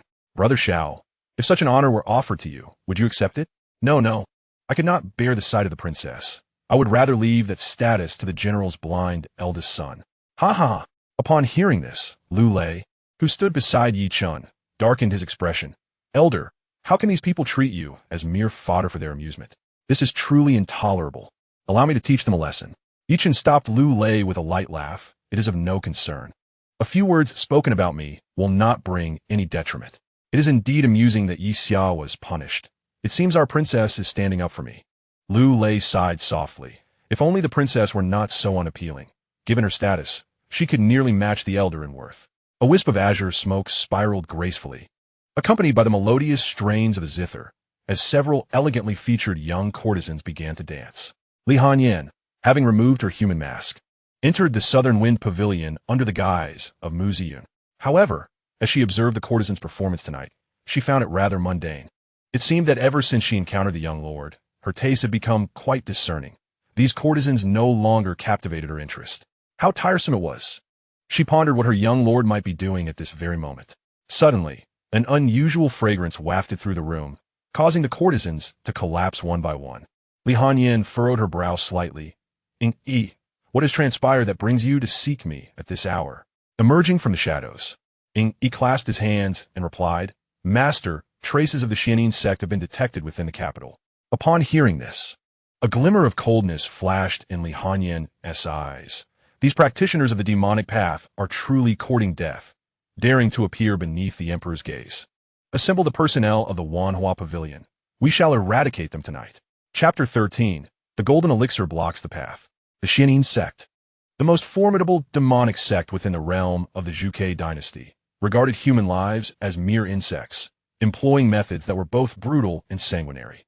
Wherever the practitioners of the Xianxia sect ventured, the common folk would invariably suffer brutal massacres and violations. The Zhuge dynasty and the righteous sects of the martial world shared an abject loathing for the Xianxia sect. Upon sighting its practitioners, they would kill without hesitation. On the surface, the Wanhua Pavilion appeared to be a tavern, yet it harbored numerous martial artists, with many skilled fighters whose status in the martial world rivaled that of esteemed sections. With a command from Li Hanyan, the interior of the pavilion was mobilized with external and internal martial artists. Simultaneously, the forces of the Demon Suppression Division also detected the presence of the Xianxia sect, and Tao Lin, along with other celestial masters, began to act under the cover of darkness. The night in the capital became a cacophony of tension, as if a storm were brewing. After satisfying his hunger and thirst at the Wanhua Pavilion, Yichen prepared to return to Ziyun residence alongside Lu Lei. In the tranquil night, the wheels turned steadily as the luxurious carriage ambled through the cobblestone alley, leaving behind the rhythmic sound of horses' hooves. Suddenly, within the carriage, Yichen spoke. Lu Lei, does Ziyun residence have many enemies in the capital?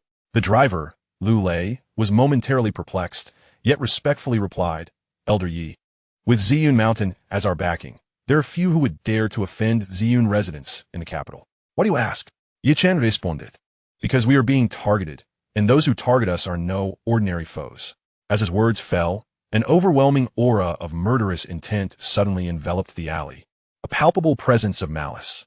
The four horses pulling the carriage, startled by the malevolent energy, whinnied in terror. Sensing the impending loss of control over the steeds, Lu Lei swiftly drew his sword and severed the reins, causing the carriage to tilt forward slightly. He leapt down to halt the horses' frenzied flight, while Yichen remained composed within the carriage. The startled horses, now free from restraint, galloped wildly ahead. However, in the next moment, an aura of magical energy swept through like a chilling wind, causing the heads of the four horses to vanish without a trace, while torrents of blood sprayed into the air. A middle-aged man clad in black robes appeared before the lifeless bodies of the horses. Lu Lei, sensing the man's presence, hailed, You are a practitioner from the Xianxia sect. Yuan Yu observed Lu Lei's panicked expression with a sinister smile. Today, numerous practitioners from the Xianxia sect received orders from their leader to infiltrate the capital, incite chaos, and unleash a slaughter, all to divert the attention of the Demon Suppression Department and create an opportunity for Elder Jiuyang to enter the palace. As a golden core elder of the Xianxia sect, Yuan Yu was one of the principal orchestrators of tonight's operation. He had commanded his demonic subordinates to infiltrate various streets, awaiting the signal from Elder Chu Yuan to strike in unison. Meanwhile, he himself had concealed into the night, seeking worthy prey, only to unexpectedly encounter the carriage from Ziyun residence. How fortunate I am! Tonight, I have the chance to confront someone from Ziyun residence. Over the years, Ziyun Mountain has undoubtedly slain countless disciples of the Xianxia sect. Tonight, I shall exact my vengeance upon those from Ziyun residence. The aura of a golden core practitioner emanated from Yuan Yu, instantly rendering Lu Lei, who was merely at the qi refining stage, immobile beneath the weight of this overwhelming presence. To a qi refining practitioner, a golden core expert is akin to an insurmountable mountain. Lu Lei gritted his teeth, desperately channeling his internal magical energy, struggling to raise himself slightly, but in the next instant, all his efforts were in vain, and he collapsed back to the ground. Yuan Yu cast a disdainful glance at Lu Lei. A mere qi refining practitioner dares to resist me? Such arrogance. Since you are so eager for death, I shall turn you into mere flesh and blood. A sharp, icy wind materialized, transforming into a blade of wind that surged toward the carriage.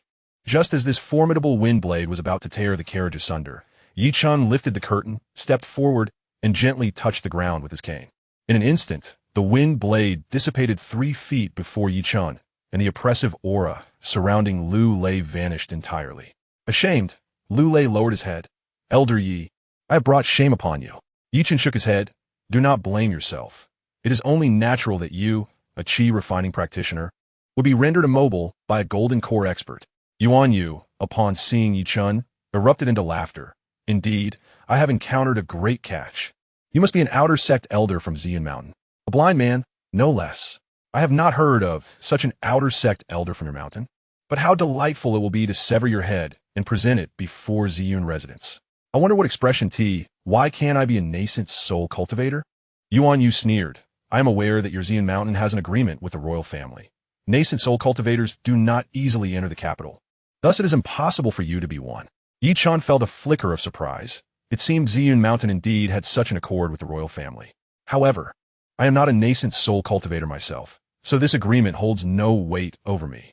As a golden core elder of Ziyun Mountain, you shall become my underling's soul today. As the words fell, a tempest arose in the stone alley, with Lu Lei in the qi refining stage, nearly losing his footing amidst the fierce winds. In such tumult, the black veil upon Yi Chen's face threatened to be swept away, but he employed a fragment of his spiritual power to steady it.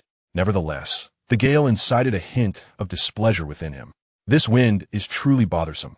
Cease at once. Yi Chen raised his right hand, delicately gesturing forward with his fingertip. The sword aura surged forth, halting the storm. Yuan Yu's eyes widened in disbelief. You are not. Before he could finish, a spurt of blood erupted from his mouth, and his breath ceased as he slowly collapsed backward. Lu Lei gazed in astonishment at the scene before him, marveling, is this the sword Immortal? Merely a slight display of power can annihilate a golden core cultivator. Residing in Kyoto's Ziyun residence, Lu Lei could only be considered an outer disciple of Ziyun Mountain. His knowledge of the sword Immortal was scant, primarily relayed by Tian Mingzhi, who had urged him to take good care of Yi Chen due to his esteemed title. Unaware of the true extent of a sword Immortal's strength, Lu Lei only knew Yi Chen to be a venerable elder of high status. Yet, witnessing such a display left him utterly astounded. Golden core cultivators, who usually towered above, held immense prestige.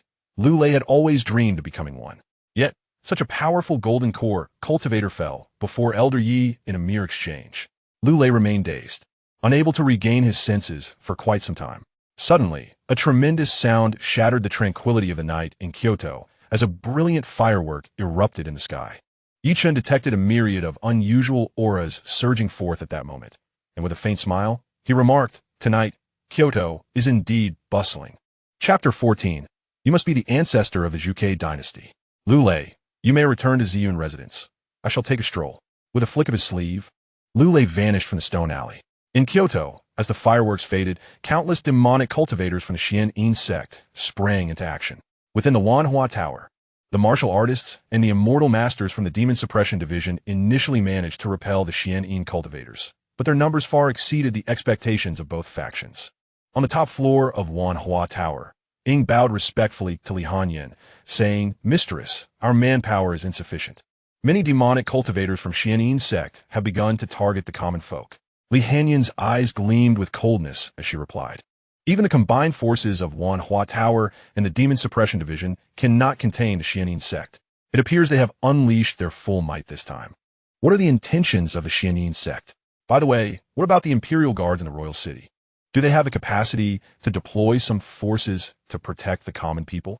Ying replied, It seems that the Imperial Guards have dispatched one-third of their troops to safeguard the residences of various officials.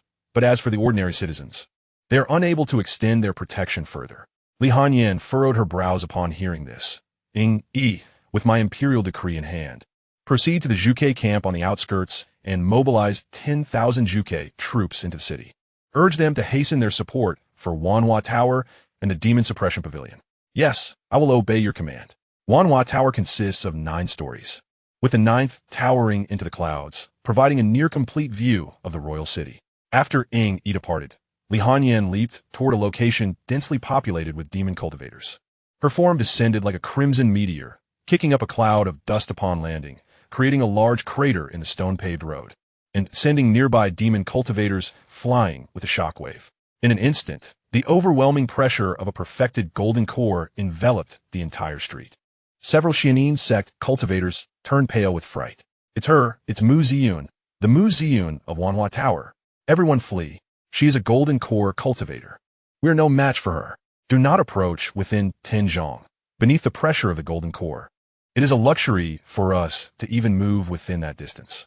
Watching the fleeing qi refining demon cultivators, Li Hanyan sneered. Can you escape? With a surge of crimson energy, Li Hanyan struck forth, and the force of her attack unleashed a cacophony of screams from the demon cultivators along the street. In her presence, these Xianxia sect cultivators were akin to lambs awaiting slaughter. In less than the time it takes to brew a cup of tea, Li Hanyan had already slain nearly 100 qi refining cultivators and 2 foundation establishment cultivators. The demon cultivators on several adjacent streets were nearly wiped out by her alone, significantly alleviating the pressure on the remaining members of the Demon Suppression Division and Wanhua Tower. At that moment, a cold, ethereal voice resonated from behind Li Hanyan. Mu Tower Master, why must you oppose our Xianxia sect? Would it not be better to quietly maintain your lofty position as the Tower Master in the martial world? Li Hanyan turned to face the speaker, narrowing her eyes. Elder Chu Yuan of the Xianxia sect, dressed in dark attire. Chu Yuan's expression was remarkably calm. Tower Master Mu, I implore you to retreat. Our Xianxia sect has no desire to be your enemy. Li Hanyan began to gather her energy in her palm, sneering. Unfortunately, it seems that today I must stand against your Xianxia sect. Your sect's egregious actions, causing harm to the citizens of the capital, are utterly unforgivable.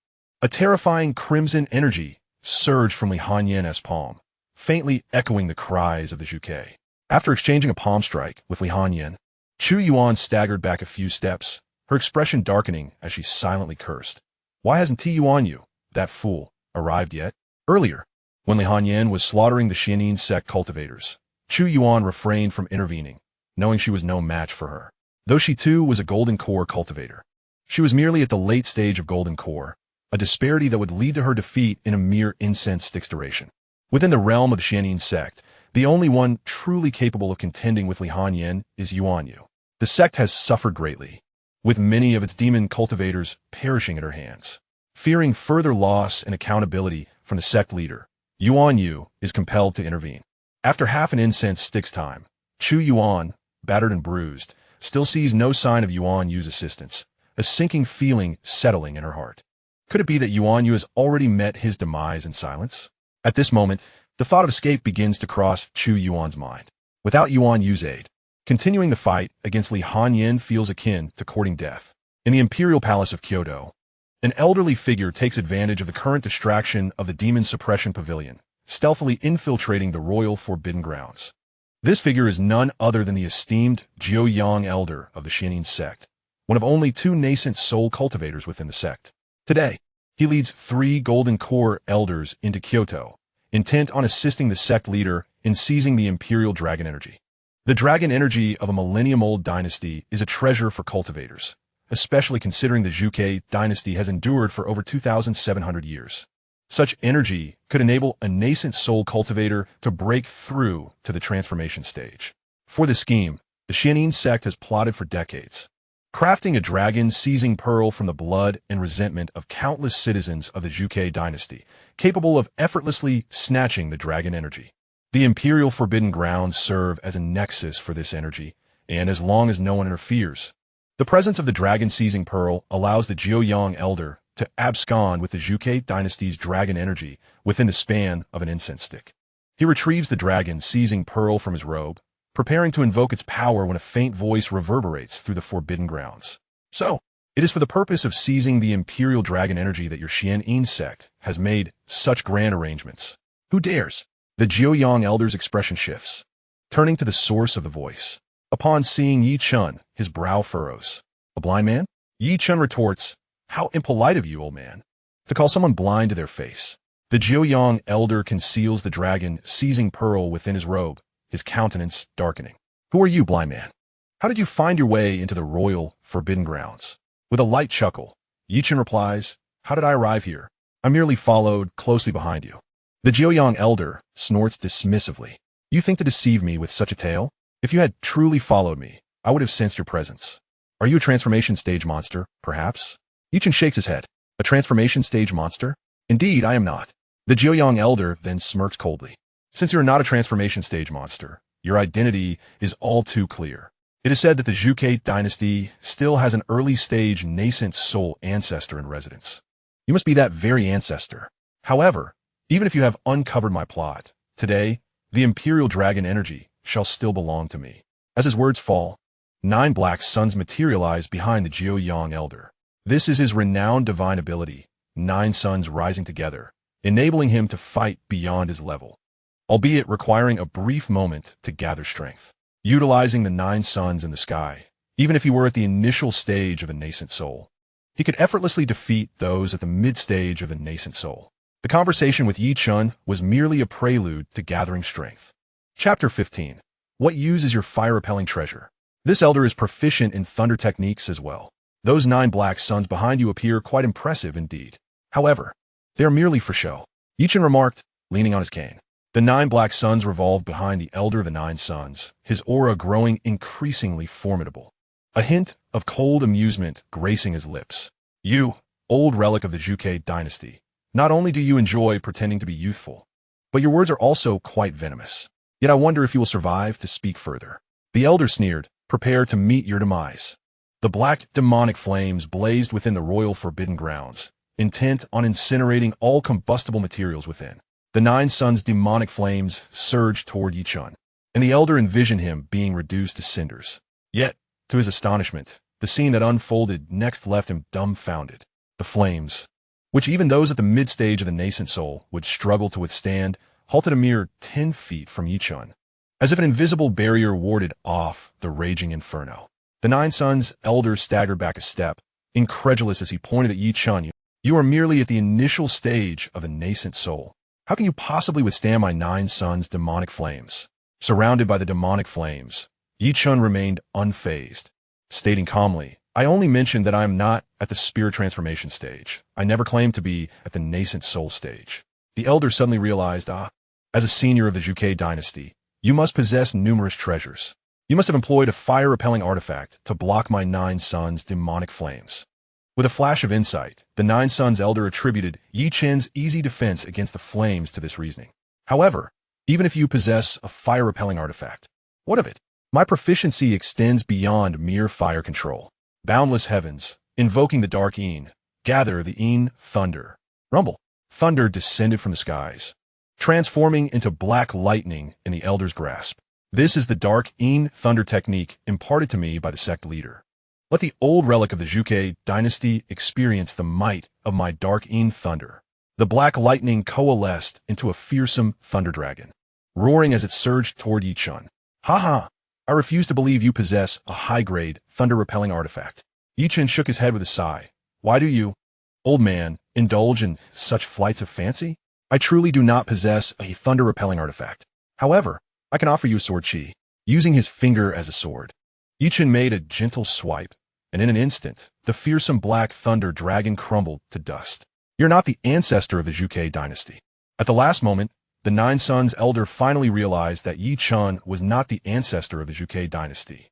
But before he could finish his thought, the 9 black suns behind him gradually extinguished, and his body was cleaved in two, the upper half slowly sliding away.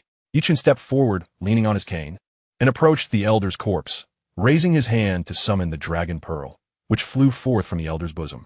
Such a venomous treasure should be destroyed. The flow of magic surged, and with a gentle grip, the dragon pearl in Yi Chen's hand shattered into countless fragments. with his eyes concealed behind a black veil. He directed his gaze toward the corpse of Elder Jiuyang and remarked indifferently, "Since you are so fond of dragon energy, let this be your eternal rest. And by the way, I am merely 20 years old. It is rather unpleasant to be referred to as an old relic." In the alleys of Kyoto, Yuan Yu remained conspicuously absent. Chu Yuan ceased her relentless battle with Li Hanyan, opting to retreat while engaging in combat, successfully evading Li Hanyan's pursuit within a quiet alley. Employing her spiritual sense, Li Hanyan scanned her surroundings but could detect no trace of Chu Yuan, allowing a scoff to escape her lips. "She certainly runs fast."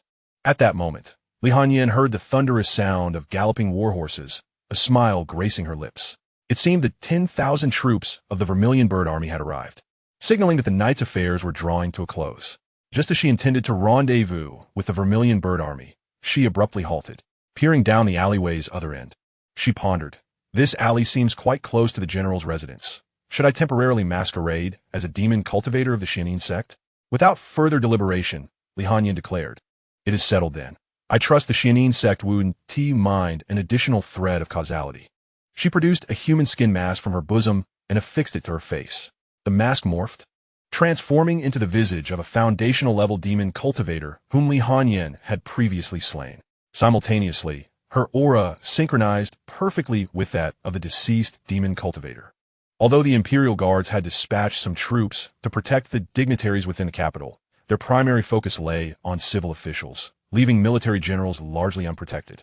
The general's residence lacked the safeguard of the Imperial Guards. However, the household servants possessed some martial prowess, with a few having fought alongside Xianxia on the battlefield. The areas afflicted by the chaos of the Xianxia sect predominantly housed ordinary citizens, and few dared to target the general's estate. Under Xiaxia's leadership, dealing with scattered demon cultivators from the Xianxia sect posed no challenge.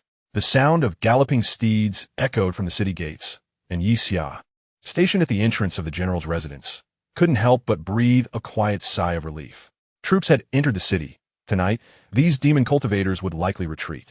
Yet, just as he lowered his guard, a shadow materialized abruptly before him, striking toward his chest with a single palm.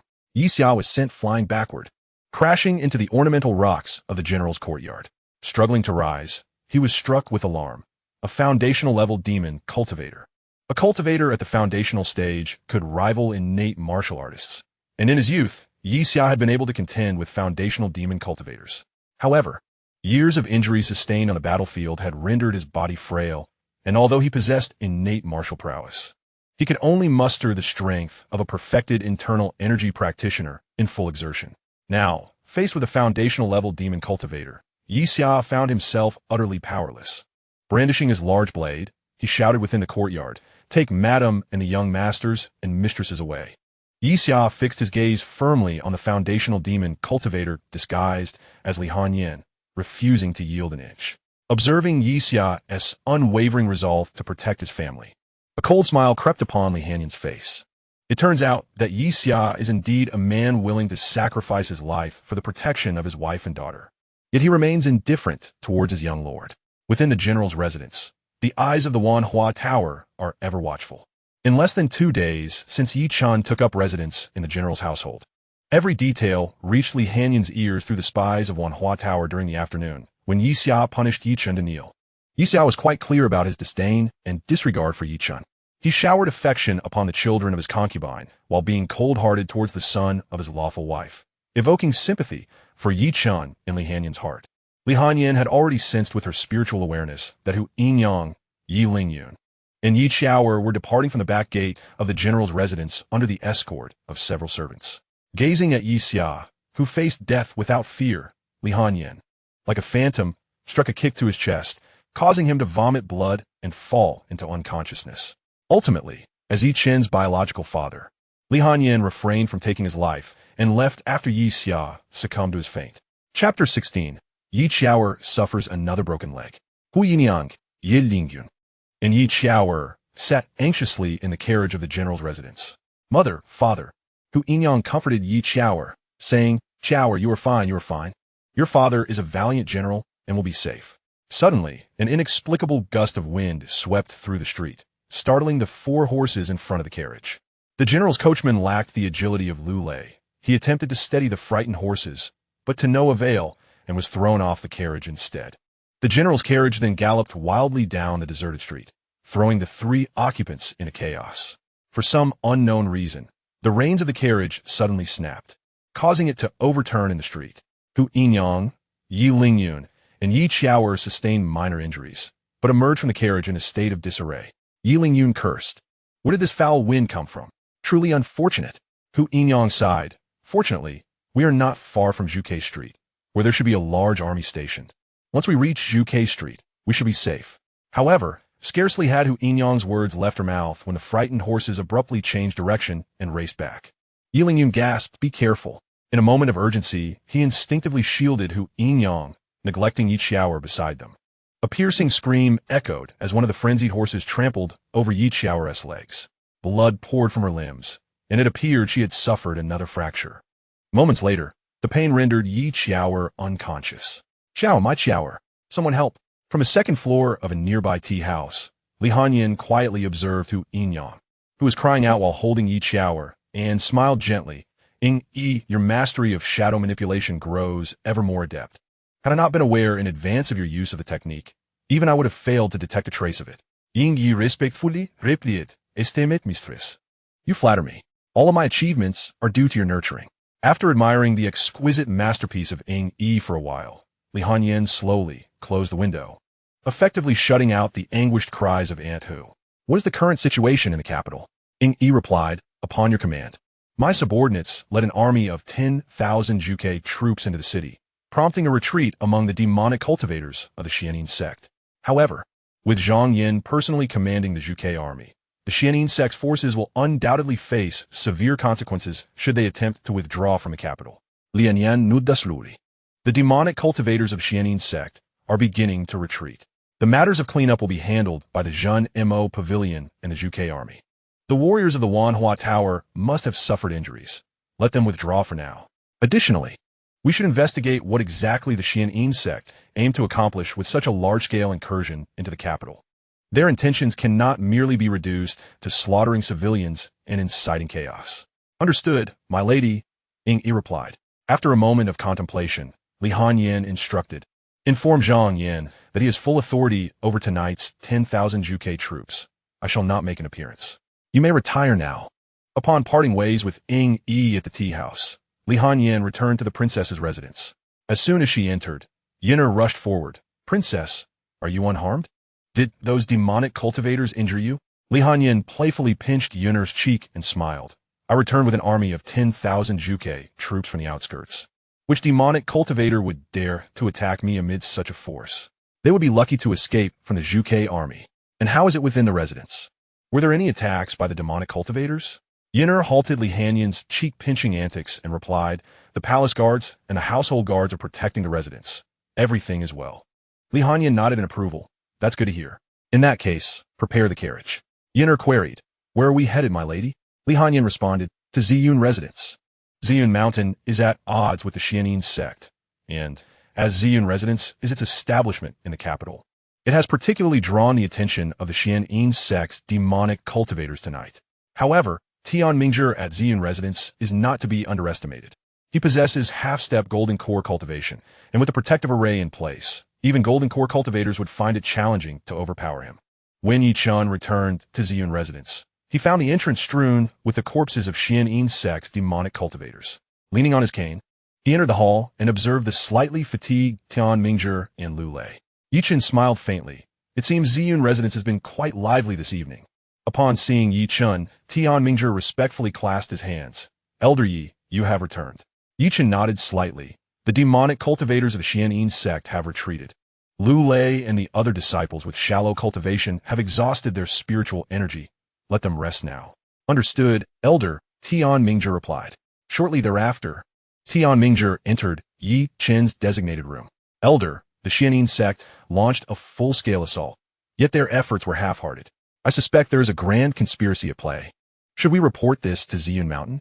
Yi Chun leisurely sipped his spiritual tea and replied, "A notification will suffice. There is no need for the elders on the mountain to descend.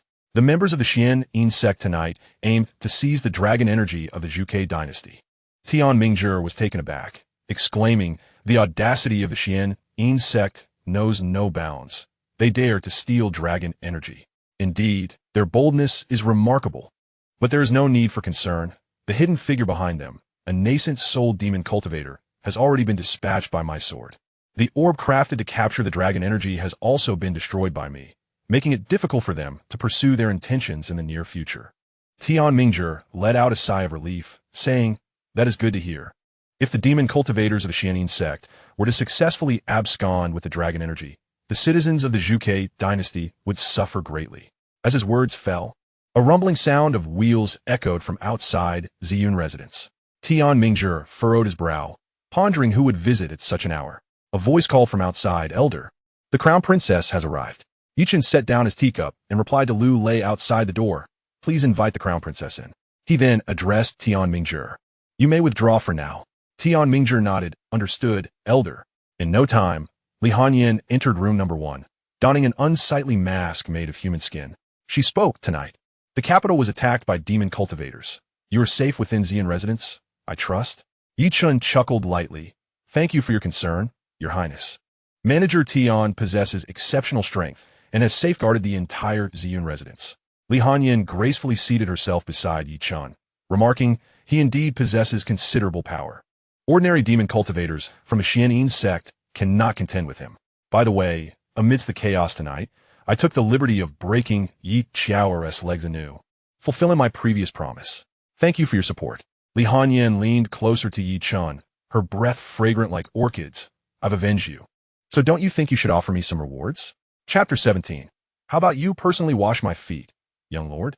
What do you think?" As she drew near, Chen was captivated by an alluring scent that seemed oddly familiar, as if he had encountered it before. "Young lord, I'm asking you a question. Why are you in a daze?" Li Hanyan's delicate, fair fingers traced Chen's face, caressing it gently before playfully pinching it. Even softer than Yunner's touch. Coughing lightly, Chen regained his composure. "Your Highness, the fragrance you carry feels somewhat familiar," which momentarily rendered me speechless. Li Hanyan grasped Chen's chin, a hint of malice gleaming in her eyes. "Young lord, you have allowed other women to approach you?" Chen replied, his expression unflinching. "In response to your Highness, on my first night back at the general's residence, a female thief broke in, attempting to steal from my chamber. Fortunately, my keen senses alerted me to her presence, and we engaged in a brief confrontation. I had inadvertently caught a whiff of her body scent, which bore some resemblance to yours. By the way, the thief claimed to be Mu Ziyun, the leader of the Wanhua Tower. I wonder if your Highness knows her?" At these words, Li Hanyan's chest heaved with agitation. When did she become a petty thief? This young lord had the audacity to fabricate such nonsense. Just as she was about to question him, Li Hanyan suddenly realized that the young gentleman had caught on to her ruse. She promptly changed her tone, saying, "Mu Ziyun, of course I know her. We have been rivals for many years. Henceforth, you should have little to do with her. As for the similarity in sense between her and me, it is because we both carry sachets from the Shushi fragrance shop. Our enmity began when we both coveted the same sachet from that very shop. However, it seems Mu Ziyun has regressed. How could the esteemed owner of the Wanholu stoop to thievery? Young gentleman, it would be wise for you to keep your distance from such a person." Chen hesitated for a moment before nodding. "All right." Yet, a flicker of doubt crossed his mind. Could two women wearing the same sachet truly share an identical fragrance? Having had little interaction with women during his time on Ziyun Mountain, he found this notion perplexing. Now, let us not dwell on that unsavory individual. Answer my previous question. Young gentleman, shouldn't you offer me some benefit? Li Hanyan continued, pressing her chin against Chen's. What benefit does your Highness seek? With a mischievous glint in her eye, Li Hanyan leaned against Chen's shoulder and softly suggested, "How about this? After a long day of exertion, I find myself rather fatigued. Would you be so kind as to personally wash my feet?" Chen harbored no significant resistance towards Li Hanyan. She had previously assisted him in punishing Xianxia, even breaking Yi Qiao's legs. Li Hanyan was the first woman he encountered who stood up for him. Therefore, when she made such a request, he did not refuse. "Very well, I shall have Lu Lei fetch some warm water." Raising his voice slightly, Chen called out to the door, "Lu Lei." Before long, the door to room 1 was opened by Lu Lei, who had been waiting downstairs. "Young master, what is your command?" Chen replied nonchalantly, "Bring a basin of warm water, but not too hot." "Understood." Lu Lei executed his task with remarkable efficiency. and soon a basin of warm water was presented. After Lu Lei departed, Li Hanyan had already languidly seated herself on Yi Chen's bed, removing her shoes and revealing her fair, delicate feet. Yi Chen carefully positioned the wooden basin at her feet. Li Hanyan playfully touched his palm with her soft, white foot. As their skin made contact, Yi Chen was enveloped by an exquisitely gentle sensation. He gradually submerged her foot into the warm water, gently massaging the soft, pale instep. "How is the water temperature?" he inquired. "Just right. Earlier, when I saw you bring in the basin, your movements were so deft, you hardly seemed blind at all," she remarked. As he continued to tenderly press her foot beneath the water, Yi Chen chuckled softly. "I have been residing in this room for quite some time now. I'm intimately familiar with its layout. During my time on Ziyun Mountain, I honed my ability to discern locations by sound, which allows me to behave like a normal person. It appears that you have acquired quite a number of skills at Ziyun Mountain." Li Hanyan reclined back, relishing the massage provided by Yi Chen. "Young lord, once you enter my royal princess's residence, how about I request an immortal master to cure your eye ailment?" Yi Chen's hands momentarily halted, and he smiled wryly. "Your Highness, this eye ailment has been with me since birth. Even an immortal master would find it insurmountable. Have you forgotten that I have resided on Ziyun Mountain for the past 20 years? If it could be cured, it would have been resolved long ago." Li Hanyan propped herself up slightly on her elbows, gazing at Yi Chen. "That is merely because Ziyun Mountain is reluctant to provide you with high-quality elixirs. Do not worry. I possess some connections. I know a master alchemist who can assist you in overcoming your congenital affliction." Yi Chen replied with a calm smile. "Then I shall express my gratitude in advance, Your Highness. I have always been benevolent to my own. As long as you do not betray me, I shall continue to treat you well. That's enough. Please help me dry off." Li Hanyan playfully withdrew her fair and delicate foot from the wooden basin, causing water to splash and dampen Yi Chen's attire. In a voice that was gentle yet tinged with seduction, she exclaimed, "Oh dear, young lord, you've accidentally drenched your clothing." Yi Chen shook off the droplets from his garment, replying, "It is of no concern, Your Highness." "How can it be of no concern? Young lord, why not remove your outer robe?" Yi Chen shook his head. "It is merely a few droplets. They will dry soon enough." However, as soon as he finished speaking, a mischievous smile graced Li Hanyan's lips, and she deliberately placed her alabaster feet upon Yi Chen's shoulders. "Now your clothes are thoroughly soaked. You must remove them. If your inner garments become wet, it will be quite uncomfortable." Yi Chen sighed softly. "Your Highness, you are truly mischievous." He removed his outer green robe and hung it upon the dragon-shaped clothing rack. With the water from Yi Chen's robe, Li Hanyan had already dried her feet and gracefully shifted her position to recline on Yi Chen's bed, admiring his admirable physique. "Indeed, as I suspected, you are not only handsome, but also quite pleasing to the eye." Yi Chen moved the wooden basin aside and gently spoke, "Your Highness, it is getting late. It is already deep into the night, and you ought to return." Li Hanyan, lying on the bed, murmured in a soft voice, "Who says I am leaving tonight? I intend to stay here. Young lord, you shall sleep with me." Chapter 18. Staying overnight. "Your Highness, we are not yet wed. Such rumors would tarnish your reputation." Li Hanyan languidly lay upon the bed, saying, "Is my reputation in the capital truly so pristine? Are you hesitant to share a bed with me because you have heard tales of my supposed ugliness?" Li Hanyan's skin was fair, and her figure was graceful. Yi Chen believed that her face, even if not as exquisite as the master of the flower pavilion, certainly could not be deemed unattractive. "I would not dare. Since you do not dare, let us retire to the bed. Rest assured, it shall only be a simple night's rest. I shall not impose upon you." "Very well." Yi Chen, under a whimsical impulse, acquiesced to Li Hanyan's request. The two lay together upon a single bed, the candlelight in room 1 gradually flickering out. Meanwhile, downstairs, Lu Lei felt a sudden jolt of anxiety. "This is Lord Tian," he murmured. Tian Mingzhi shook his head, cautioning, "Do not meddle." Lu Lei fervently replied, "The prince and the princess have yet to be wed. How could the princess possibly stay in the prince's chamber? Should she remain overnight? The prince's status as a consort would become inescapable. How can he be so foolish?" Although Yuner also held reservations about Li Hanyan's stay at Ziyun residence, she shot a fierce glare at Lu Lei after hearing his remarks. "What do you mean by that, you little servant? Does my princess of noble birth not deserve your young master?" Lu Lei retorted with a cold snort. "My young master is 1,000 times better than your princess. Do you not know who my young master is?" Just then, Tian Mingzhi, exuding an aura of half-step golden core, forcefully interrupted Lu Lei's words. With a frigid tone, he stated, "The matters concerning young Master Yi and the princess are not for you to discuss recklessly." At that moment, Lu Lei felt a cold sweat trickle down his spine, calming under Tian Mingzhi's oppressive presence. Indeed, the choices of Elder Yi were beyond his purview. And if Elder Yi were unwilling, even the princess could not be compelled to stay. "I was wrong to speak of the prince and princess," he admitted. Tian Mingzhi coldly commanded, "Return to your room and reflect. If this happens again, you shall no longer serve young Master Yi." "Yes, I understand," he replied. Subsequently, Tian Mingzhi turned to Yun'er, expressing his apologies. "Miss Yun'er, I sincerely apologize for the staff's lack of decorum. Now that Her Highness the Princess has retired, may I arrange a room for you to rest?" Yun'er's expression softened slightly as she nodded. "That would be appreciated, Master Tian." Tian Mingzhi smiled. "Not at all. It is no trouble." After ensuring that Yun'er and the guards from the princess's residence were comfortably accommodated, he returned to the hall, glancing at room 1 with a mix of confusion. Had Elder Yi truly taken a liking to Her Highness the Princess? Yet, the princess's appearance. Could it be that Elder Yi found beauty in the unconventional? In a remote area on the outskirts of the capital, the demonic cultivators of the Xianxia sect convened after fleeing the city. Injured and weary, Chu Yuan surveyed the assembly of demon cultivators, her brow furrowing slightly. "The losses among our disciples are so severe?" Another golden core demonic cultivator, Wang Ruzhou, sighed. "The elite forces of the Zhuge dynasty, the Zhuge army, are even more formidable than I anticipated. Many of our disciples perished at their hands during our retreat." He then inquired, "By the way, Chu Yuan, how did you sustain injuries worse than mine?"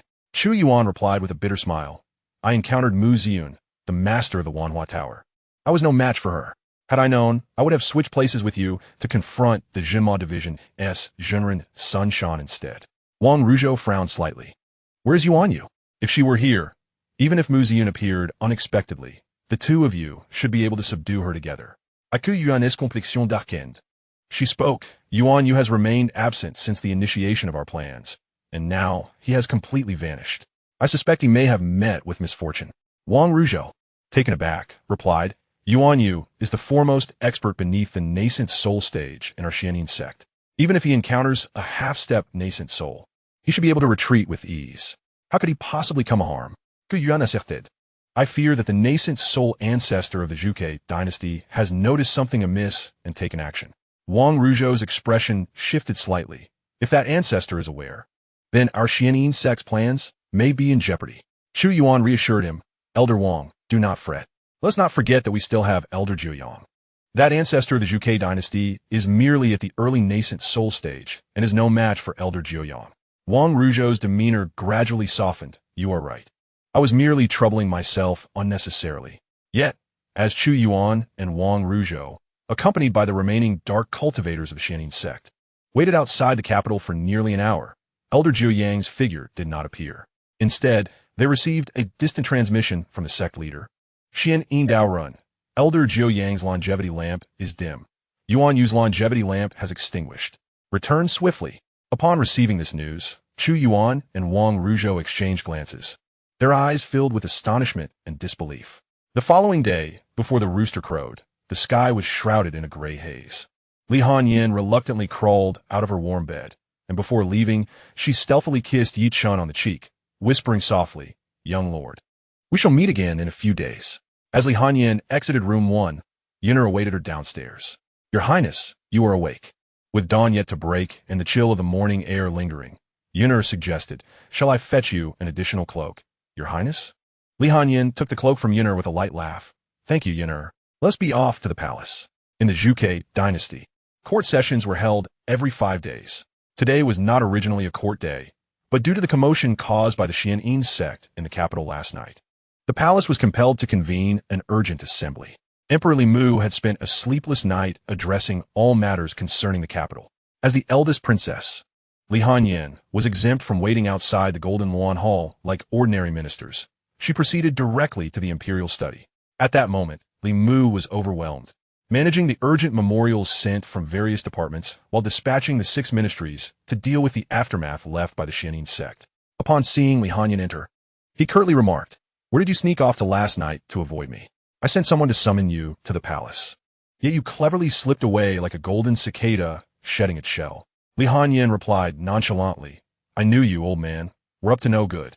Wanting to use me as free labor to review memorials, so I went to stay with the prince consort for a while. Li Mu furrowed his brow at this. You went to the general's residence? I have heard that during this disturbance caused by the Xianxia sect, General Yi and the ladies of his household were injured. What is the situation? If serious, the palace can dispatch imperial physicians to offer treatment. Li Hanyin settled onto a chair nearby, picking up a pastry to serve as her breakfast. It is not the general's mansion, but Ziyun residence. Why should I concern myself with the general's mansion? My betrothed has a rather strained relationship with it. Chapter 19. My esteemed husband does not need to possess profound wisdom or unparalleled bravery. I recall that General Yi has always cherished his son. How could their relationship be poor? Li Hanyin, nibbling on a piece of osmanthus cake, remarked, Old man, do you spend all your days fixated on national affairs, neglecting your daughter's marriage? Li Mu set down the memorial he was reviewing and replied, Nonsense. Your marriage was personally calculated by the national master, who assured me that the eldest son of the Yi family is your destined match. Together, you shall surely attain a fruitful union. Li Hanyin finished her half-piece of osmanthus cake and pouted. Those so-called predictions are often false. They are not to be trusted. Li Mu shot her a stern glance. What nonsense are you spouting? This time, the national master genuinely used his own cultivation to make your calculation. Yi Lingyun is indeed your perfect match. It cannot be mistaken. Li Hanyin chuckled. Is this how you demonstrate concern for my marriage? Anyone on the streets of the capital would know that my betrothed has been replaced. Li Mu slowly lowered the memorial he held and furrowed his brow. What do you mean by that, Hanyin? Li Hanyin replied coolly, the meaning is literal. The legitimate son of the general's mansion has been replaced. Just the other day, they retrieved the child of Yi Xia's original wife from Ziyun Mountain. Now, Yi Chen is the eldest son of the general's mansion, while Yi Lingyun has been relegated to the second position. Li Mu exclaimed, is that so?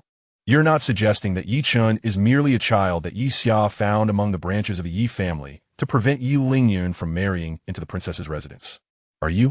If that is the case, I shall hold the general's mansion accountable for deceiving the throne.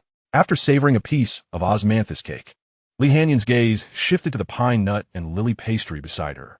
The crispy delicacy brought her to speak slowly, indeed. Yi Lingyun does not wish to marry into the general's mansion.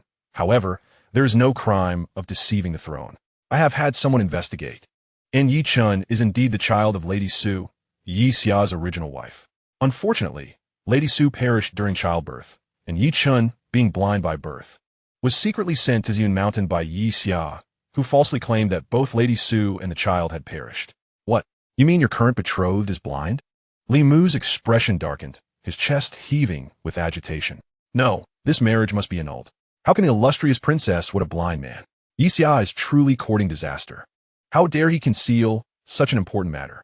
Today, the flavor of the pine nut and lily pastry suited Li Hanyin's palate, and she took another piece from a box.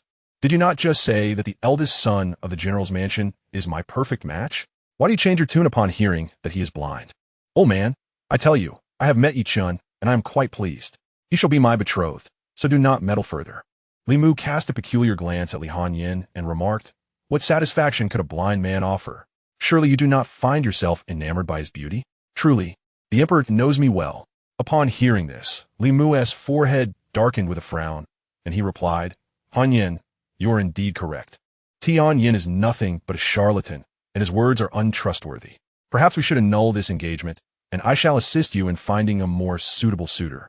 After indulging in several pieces of pastry, Li Hanyin felt her mouth grow slightly parched.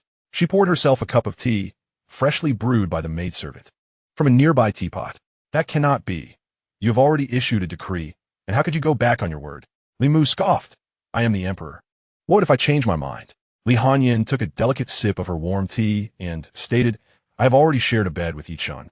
Do not cause any more unnecessary turmoil, you old man. At this, Li Mu felt a wave of darkness wash over him. Foolishness. How could a blind man be worthy of you?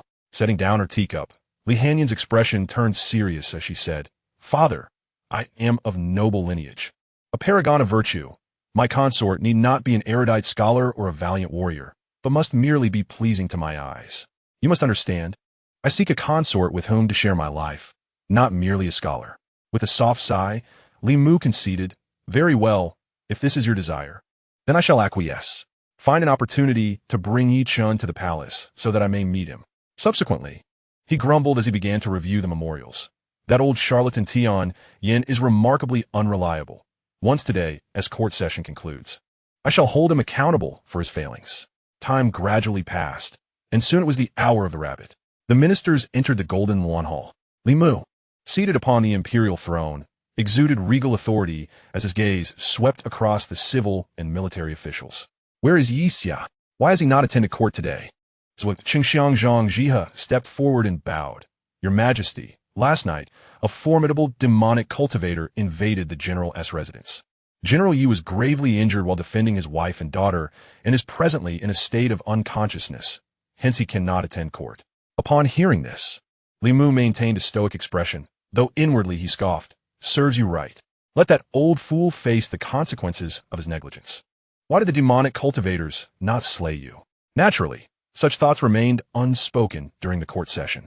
Clearing his throat, he chose not to mention Xianxia further. Let the court begin.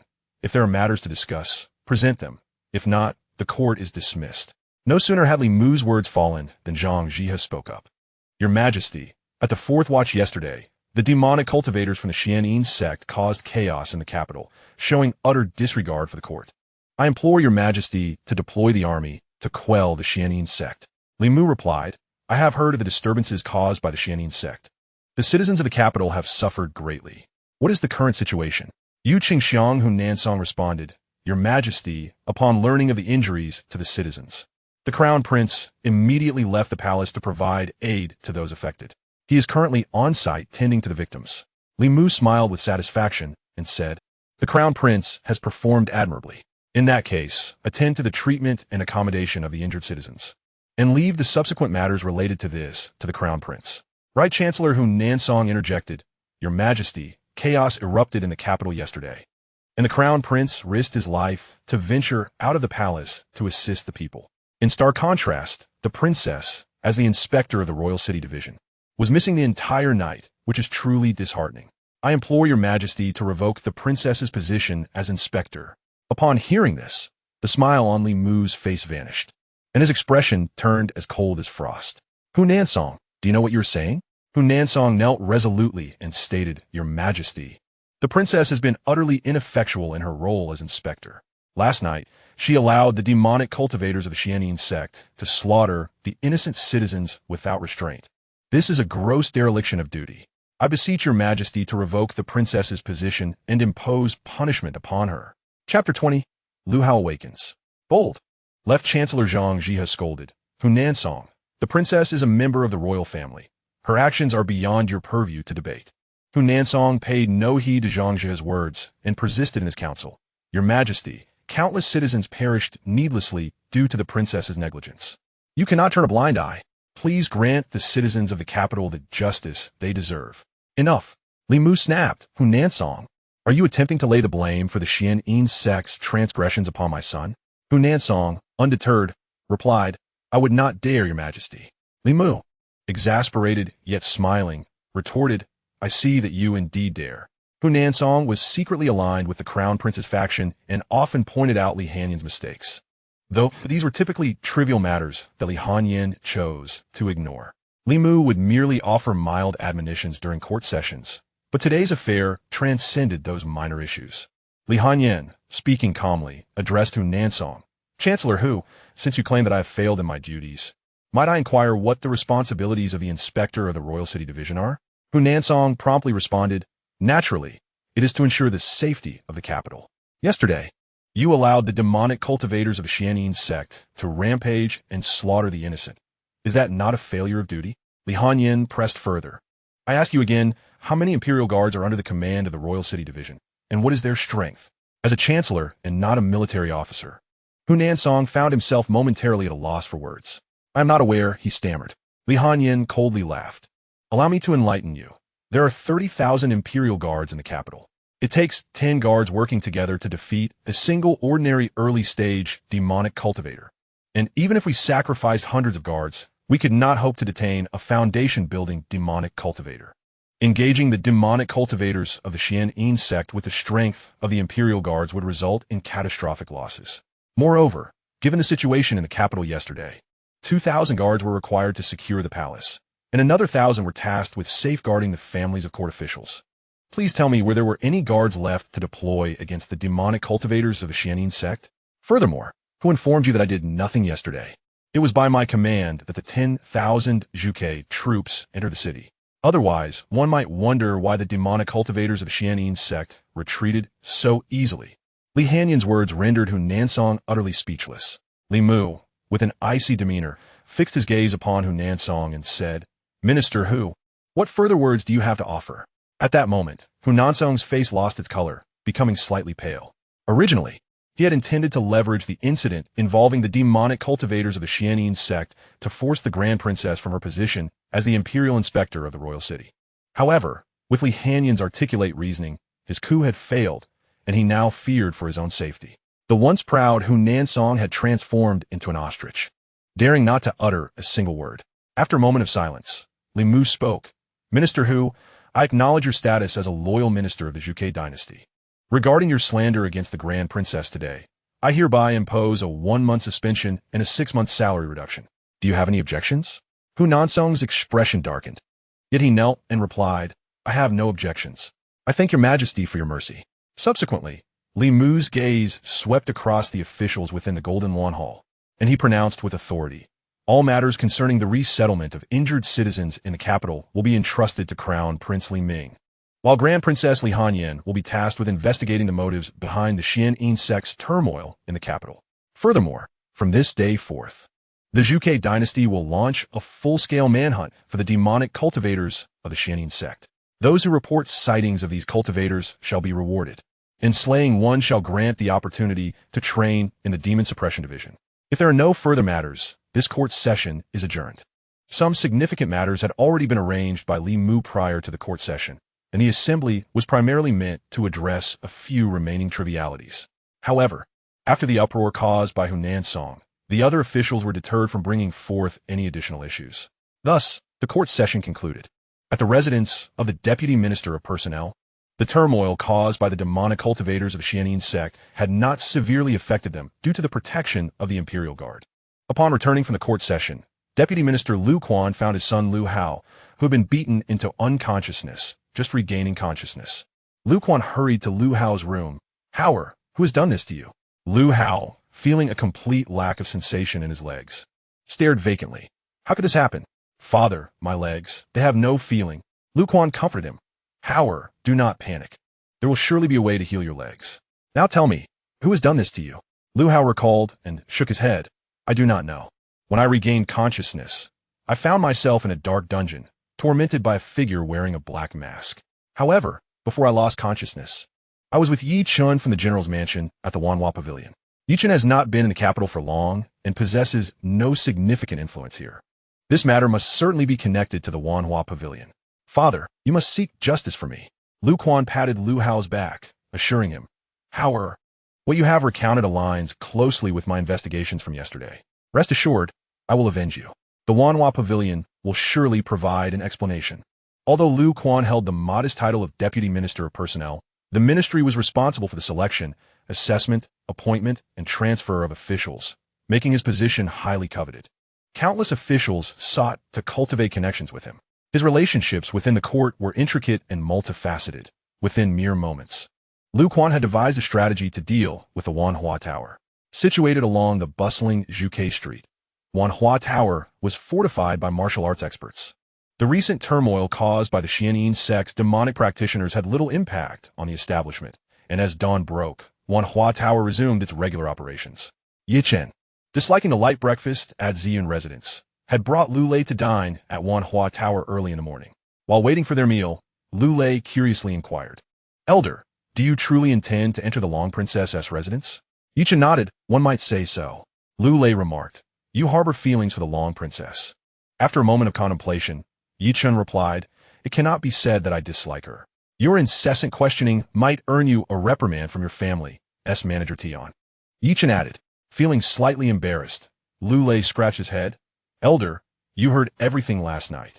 With a solemn expression, Yi Chen stated, "My dealings with the Long Princess are my own concern. Do not speak ill of her carelessly. Should I hear such words again, I will not spare you." Lu Lei quickly nodded. "Yes, I understand." I shall not err again. At that moment, a commotion arose from downstairs. A voice echoed throughout Wanhua Tower. All idle personnel. Withdraw from the Jingzhou Prefecture's investigation. Chapter 21. Setting the stage, the manager of Wanhua Tower, Duan Su, had been personally selected by Li Hanyan. He was adept at navigating complex situations and remained unflappable.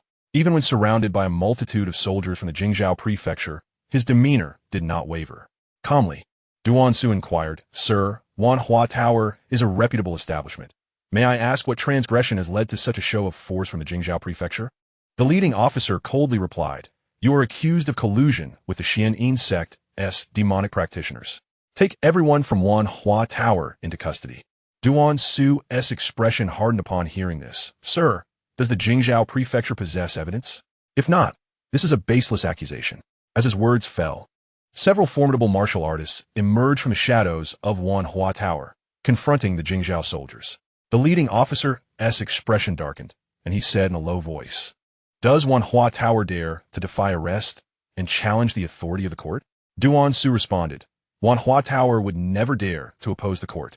Yet we will not allow ourselves to be bullied. If the Jingzhou Prefecture seeks to slander us, we shall not acquiesce. Within a private room, Yi Chun and Lu Lei heard the commotion outside and peered into the corridor to observe the unfolding spectacle. Yi Chun furrowed his brow slightly. With these soldiers stirring up trouble below, I fear my breakfast today may be spoiled. Lu Lei, equally astonished, remarked, Has the Jingzhou Prefecture gone mad? They dare to offend Wanhua Tower. The owner of Wanhua Tower is not to be trifled with. Leaning on his cane, Yi Chen asked, Do you also know Mu Ziyan? Lu Lei nodded. In order to prevent us from inadvertently offending influential figures, the manager of Ziyunju has instructed us to memorize the prominent individuals in the capital. According to the intelligence from Ziyunju, the master of the Wanhua Tower is not merely a figure within the martial world. She is a formidable cultivator at the peak of the Golden Core stage. Furthermore, we have subtly discerned that this master has intricate ties to the royal family. Ziyunju speculates that she is likely a royal patron. A royal patron of the Golden Core stage holds a status equivalent to that of a high-ranking official. Has the Jingzhou Prefecture lost its senses today? Just as tensions were about to escalate, Gu Juanzi, the minister of the Dali Temple, hurriedly arrived. Stop, he bellowed, pointing at the leading officer. Who granted you the authority to slander the Wanhua Tower as an accomplice of the Xianxia sect? Take your men and leave at once. Although the minister of the Dali Temple holds a high position as a third-rank official, the leading officer did not recognize him. The Jingzhou Prefecture's actions cannot be questioned. Regardless of who you are, anyone obstructing their apprehension is deemed an accomplice. Lu Lei remarked, Goodness, this young officer is truly fearless. Not even recognizing the minister of the Dali Temple. Gu Juanzi, upon hearing this, was incensed. I am Gu Juanzi, the minister of the Dali Temple. Do you dare to arrest people without evidence, disregarding the law? The leading officer's expression changed slightly, yet he quickly recalled that this was an order from the governor, which bolstered his confidence. Minister Gu, we at the Jingzhou Prefecture are also acting according to the rules. All staff of the Wanhua Tower must be taken away today. I implore you not to interfere. Gu Juanzi's face flushed with anger, momentarily rendering him speechless, feeling as if he were a scholar confronting soldiers. Yi Chen, whose breakfast had yet to be served due to the commotion below, spoke up. What a nuisance. I truly wish I could slice down those officers with a single stroke. Lu Lei pondered. Should we from Ziyunju intervene to persuade these Jingzhou Prefecture officials to withdraw? Before his words could fully settle, an unexpected turn of events transpired. The officers confronting Gu Juanzi suddenly began to convulse, and a dark red blood flowed from their mouths as they collapsed, soon devoid of breath. Yi Chun sighed softly. It seems breakfast is no longer in sight today. At that moment, a large contingent of Jingzhou Prefecture officers burst into the Wanhua Tower. The Wanhua Tower has poisoned the officers of the Jingzhou Prefecture. Apprehend them all. Gu Juanzi's expression shifted slightly. Tang Fansong, what do you intend to do? Dan Fansong, Miling, replied. What a coincidence, Minister Gu. I see you're also at the Wanhua Tower. Gu Juanzi replied darkly. What is your Jingzhou Prefecture doing? Tang Fansong chuckled. What are we doing? We are, of course, capturing the suspects responsible for poisoning the officers of the Jingzhou Prefecture. Everyone present at the Wanhua Tower today is a suspect, including you, Minister Gu. Bring them all back to the Jingzhou Prefecture for interrogation. Gu Zunde Gonli Zito, Dan Fanseng. Dare you? I am a minister of the Dali Temple. Tang Fansong remained smiling as he addressed Lord Gu. His Majesty has stated that the Son of Heaven is subject to the same laws as the common people. What more can be said of you, the Minister of Justice? Seize them all. The martial artists of the Wanhalu were poised to act, yet Duan Su discreetly gestured for those still hidden within the establishment to withdraw, instructing those already visible not to engage with the officials. It was evident that today's incident was a blatant frame-up, and complicating matters further would be unwise. Moreover, as the proprietor, Duan Su was acutely aware of whom the Wanhalu served. Those who dared to brazenly slander them, regardless of their identity, were courting death. Chen, feeling helpless, remarked, "Someone is orchestrating a scheme against the Wanhalu. Lu Lei, let us find another place for breakfast." Just as Yi Chun and Lu Lei were about to depart, Tang Fansong suddenly caught sight of Yi Chun, the blind eldest son of the general's residence. A target explicitly sought by Lu Quan. It was indeed a stroke of fortune. This blind man is highly suspect. Take him as well. Lu Lei quickly positioned himself in front of Yi Chun, exclaiming boldly, "My lord is a member of the Ziyun residence. Do you wish to offend Ziyun residence, Jingzhou Prefecture?" Tang Fansong's expression shifted slightly. Lu Quan was certainly creating trouble for him. When had the general's eldest son forged ties with the Ziyun residence? Nevertheless, Tang Fansong steeled himself and commanded, "Arrest him." Several officials advanced, but Lu Lei swiftly incapacitated them with a kick. Although his cultivation was merely perfected qi refinement, it sufficed to handle a few ordinary officials. Tang Fansong's countenance darkened. Even if Ziyun residence holds an exalted status, it cannot disrespect the law. If you're under suspicion, you must cooperate with our investigation. Lu Lei scoffed. To investigate those from Ziyun residence requires the emperor's direct command. Does Jingzhou Prefecture possess such an edict? If not, you have no right to apprehend us. Yi Chun placed a hand on Lu Lei's shoulder to halt his further comments, and instead smiled. Since Jingzhou Prefecture desires our cooperation, how about we visit them? Furthermore, with Lord Gu present, I trust Jiangzhou Prefecture cannot distort the truth. Chapter 22. Yesterday, Yi Chun was indeed with me, he mused. The backing of Ziyun residence was the Ziyun Mountain, home to true masters who even the royal family regarded with caution. Thus, with Yi Chun willing to cooperate and journey to Jingzhou Prefecture, Tang Fansong dared not order his arrest. As he observed the Ziyun residence carriage behind him, Tang Fansong felt he had unwittingly brought back a considerable dilemma. However, given the individual currently within Jingzhou Prefecture, matters should not pose significant trouble. Inside the carriage of Ziyun residence, Yi Chun extended an invitation to the Minister of Justice, Gu Jiunzi, to accompany him. Lord Gu, what is your perspective on today's events at Wanhalu? Gu Jiunzi declared earnestly, "Young Master Yi, rest assured regarding today's incident. There are indeed individuals slandering Wanhalu. Regardless of who this fool is attempting to undermine them, they will surely meet their demise." Yi Chun raised an eyebrow and inquired, "Oh, esteemed Lord Gu, are you so certain?" Gu Jiunzi chuckled lightly, replying, "Young Master Yi, you shall soon find out. After about the time it takes to burn a stick of incense." They arrived at the court of the Jingzhou Prefecture. To Gu Jiunzi's surprise, Crown Prince Li Ming was also present. "Crown Prince, what brings you to the Jingzhou Prefecture?" Li Ming's smile carried a hint of mischief as he replied, "The prefect informed me of a potential collusion between the Wanhalu and the Xianxia sect. I have come to investigate this matter personally." Gu Jiunzi immediately adopted a serious demeanor, stating, "Your Highness, I assure you that Wanhalu is in no way involved with the Xianxia sect." Li Ming chuckled softly. "Is that so? Yet, how does the Jingzhou Prefecture explain the substantial funds from Wanhalu that remain unaccounted for each year, seemingly linked to the Xianxia sect?" Standing nearby, the manager of Wanhalu, Duan Su, spoke with calm composure, "Your Highness, that is slander. Every transaction of Wanhalu can withstand scrutiny. I hope you will not heed the words of petty villains."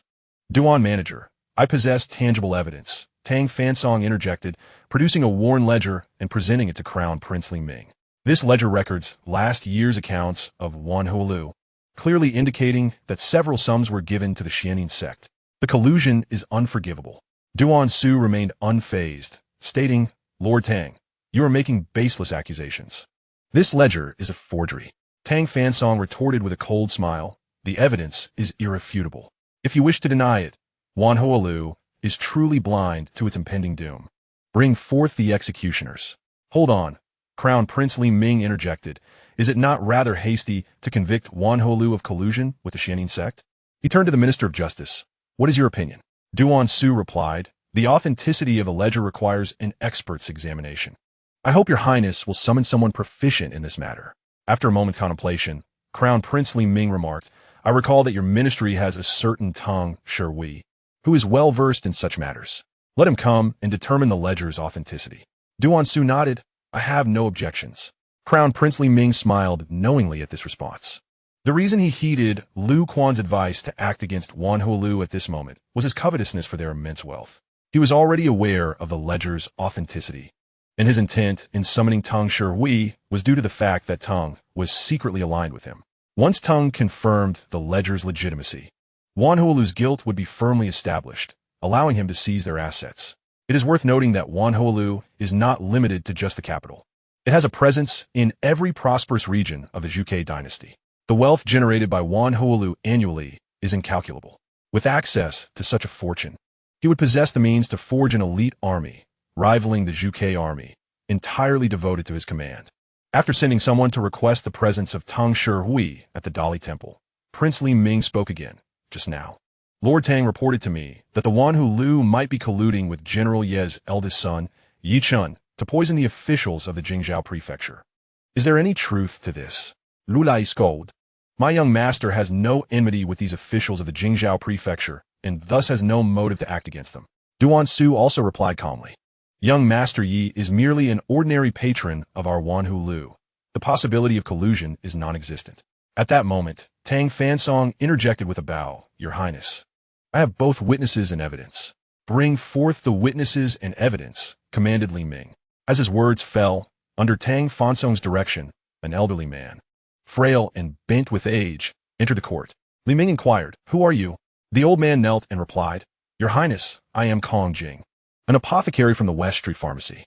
Last night, the West Street was attacked by the Xianxia sect's demonic cultivators. By some stroke of fortune, I survived and found the 3 corpse, 5 poison water beside the corpse of Xianxia sect cultivator. As an apothecary, I understand the effects of the 3 corpse, 5 poison water, and I intended to sell it in the black market. At the hour of the rat, I encountered a seller who, although masked, bore a resemblance to this young master and carried a cane identical to the one in his possession.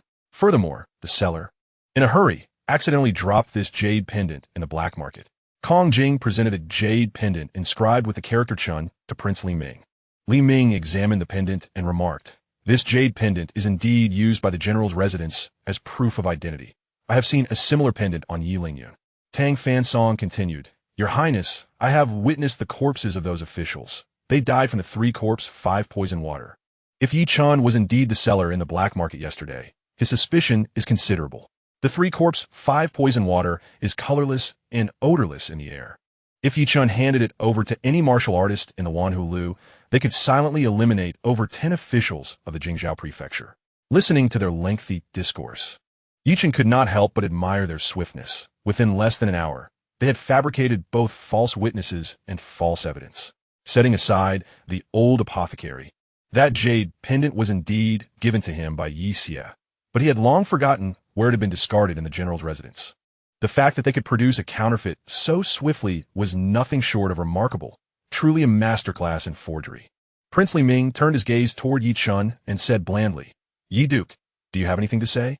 Premeditated murder of court officials and obstructing the investigation of the Jingzhou prefecture. Even as a duke, you must face the judgment of the Zhuge dynasty's laws. Yi Chen could not help but scoff. I did not go to the black market at all yesterday. Tang Fansong retorted with a sneer. Now that we have both witnesses and evidence, do you still intend to deny it? Lu Lei interjected. At the hour of the rat yesterday, young Master Yi was resting at Ziyun residence. How could he possibly be in the black market? The entire staff of Ziyun residence can testify for him. Tang Fansong Gao De. Yi Chen has significant ties to your Ziyun residence. There is a suspicion of harboring a fugitive. Thus, they are not credible. And what about this palace? Yesterday, Yi Chen shared a bed with me. Tang Fansong. Do enlighten me on how he ventured to the black market. Does he possess a doppelganger? The voice of Li Hanyan, imbued with frost and chill, resonated from outside the court. Chapter 23. The True Word Spell. Your humble servant pays respects to Her Highness, the Grand Princess. The officials present from the Jingzhou prefecture bowed in unison to Li Hanyan. With determination, Li Hanyan strode into the courtroom, delivering a forceful kick to Tang Fansong's chest. Tang Fansong, I demand to know what audacity you possess to slander my royal consort. As her foot connected, Li Hanyan exerted a measure of strength, causing Tang Fansong to feel the world spin around him, stars dancing before his eyes, and a dull ache in his chest. A surge of blood welled up, which he forcefully swallowed down. Hastily, he knelt again, pleading, Your Highness, the evidence and witnesses are indisputable. You cannot shield Yi Chun. Li Hanyan's expression remained icy. I have stated that the royal consort spent the night with me. Can you not comprehend this? Just then, Crown Prince Li Ming interjected, Sister, you and the royal consort are not yet wed. Do not jeopardize your own reputation to protect him. Li Hanyan's tone was frigid. Crown Prince, I require no counsel from you on my affairs. Our father has tasked you with resettling the disaster victims and rebuilding the capital. How is it that you still have time to meddle in the court's investigations? Li Ming, nonchalantly, replia. The collusion between the Wanhelu and the Xianxia sect is no trifling matter, I have come to observe. Li Hanyan's smile was devoid of warmth. Is that so? Sister, now that the royal consort is in trouble, it would be prudent for you to withdraw from this matter. I shall ensure justice is served. Lianyan Raturta. There is nothing in this capital that I cannot involve myself with. Do not presume that your status as crown prince intimidates me. Feigning shock, Li Ming took a step back, exclaiming, Sister, your actions risk contempt for the laws of the dynasty and our father. Li Hanyan's countenance was as frigid as ice, accentuated by a terrifying scar, enveloping the courtroom in an unusual terror. Just as it appeared she might strike Li Ming, Yi Chun interjected, My servant is a clerk from Ziyun, who once learned the true word spell from Master Tian of Ziyun. Since this old pharmacist claims to have seen me at the black market last night, Lu Lei, you shall cast a true word spell upon him. The true word spell is an advanced technique from Ziyun Mountain, challenging even for golden core cultivators to master. Lu Lei certainly could not. However, he knew that Elder Yi would surely be capable. Thus, Lu Lei stepped forward, ostentatiously performing a spell and directing a wisp of magical energy towards the old pharmacist. He then inquired, I ask you, did you see my lord yesterday? Kong Jing shook his head repeatedly. I did not see him. Then why do you slander my lord? It was Lord Tang who instructed me to say so. He offered me 50 taels of silver to frame young Master Yi. And that jade pendant was also given to me by Lord Tang.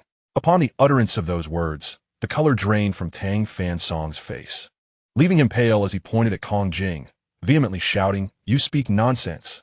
Well, have I ever requested such a thing from you? You wretched commoner dare to slander me. He then called for his guards, commanding, Seize him and beat him to death. Each offered a calm smile, saying, There is no need for haste, Tang Darren. He is under the influence of the truth spell and cannot speak falsely. Li Hanyan cast a frosty gaze upon Tang Fansong and declared, Tang Darren, you have accused the royal consort of this palace. Do you still have words to say? Tang Fansong hastily knelt, pleading, I am wronged, your highness. I have no knowledge of what that wretched commoner has claimed. Someone must have conspired against me in my name. I beseech your highness to discern the truth.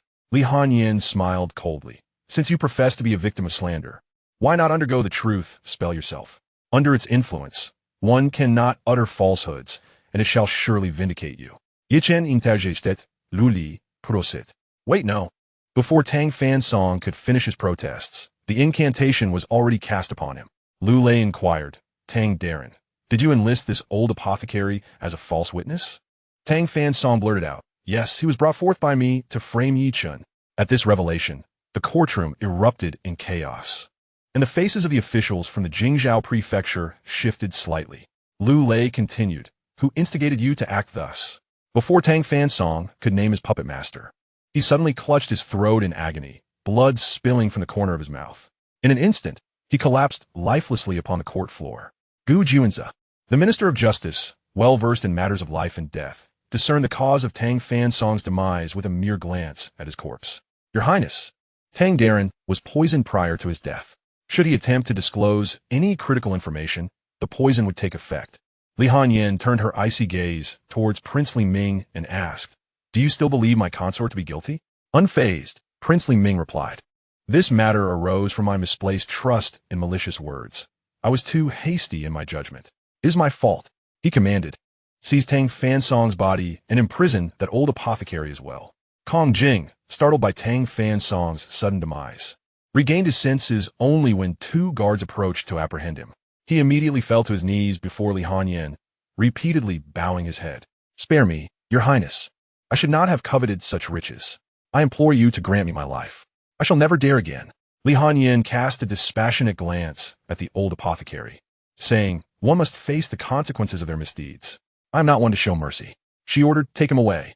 Thus the old apothecary, Kong Jing, was dragged from the court.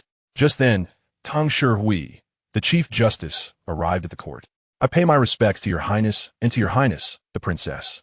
The crown Prince Li Ming, maintaining an unperturbed demeanor, calmly stated, "Imperial sister, today, in addition to the poisoning incident involving the guards of the Wanhua Pavilion, the Jingzhou Prefecture has uncovered evidence in Wanhua Pavilion's accounts indicating collusion with the Xianxia sect.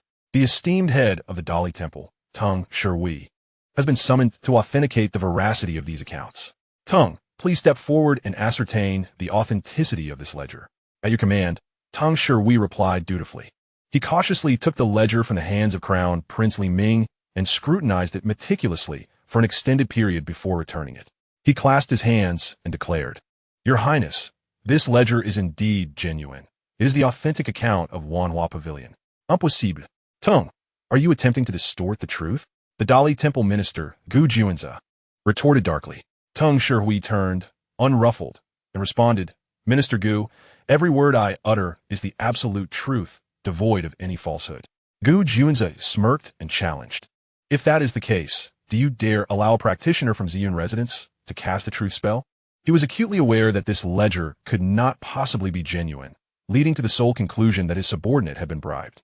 At that moment, Crown Prince Li Ming interjected, "That is enough. How can our court's judgment rely solely on external arts? Tang is one of your own from the Dali Temple. Do you, as the minister of Dali Temple, not trust your own people?" The evidence of Wanhua Pavilion's collusion with the Xianxia sect was irrefutable. "Arrest everyone associated with Wanhua Pavilion." "Hold on. The Crown Prince's actions were profoundly disappointing. Just as with the matter concerning my husband, so too is this issue with the Wanhua ledger." Li Ming, displeased, responded, "Imperial sister, what do you mean? Given that the possibility of forgery is nil, the collusion of Wanhua Pavilion with the Xianxia sect is a foregone conclusion. Is there anything wrong with my intent to apprehend all individuals involved in Wanhua Pavilion? Or do you wish to intervene in this matter of mine?" Li Hanyin, with a cold huff, gazed at Crown Prince Li Ming, her eyes revealing a hint of frost. "You should not meddle with Wanhua Pavilion. Father has already been informed of this matter, and I have come to convey his imperial edict.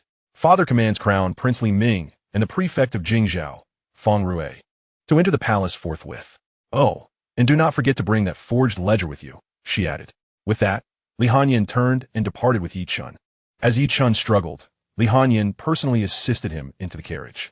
She reclined on the soft cushions within the vehicle, chuckling lightly, "Young lord, you have barely arrived in the capital, yet you have already made quite a few enemies.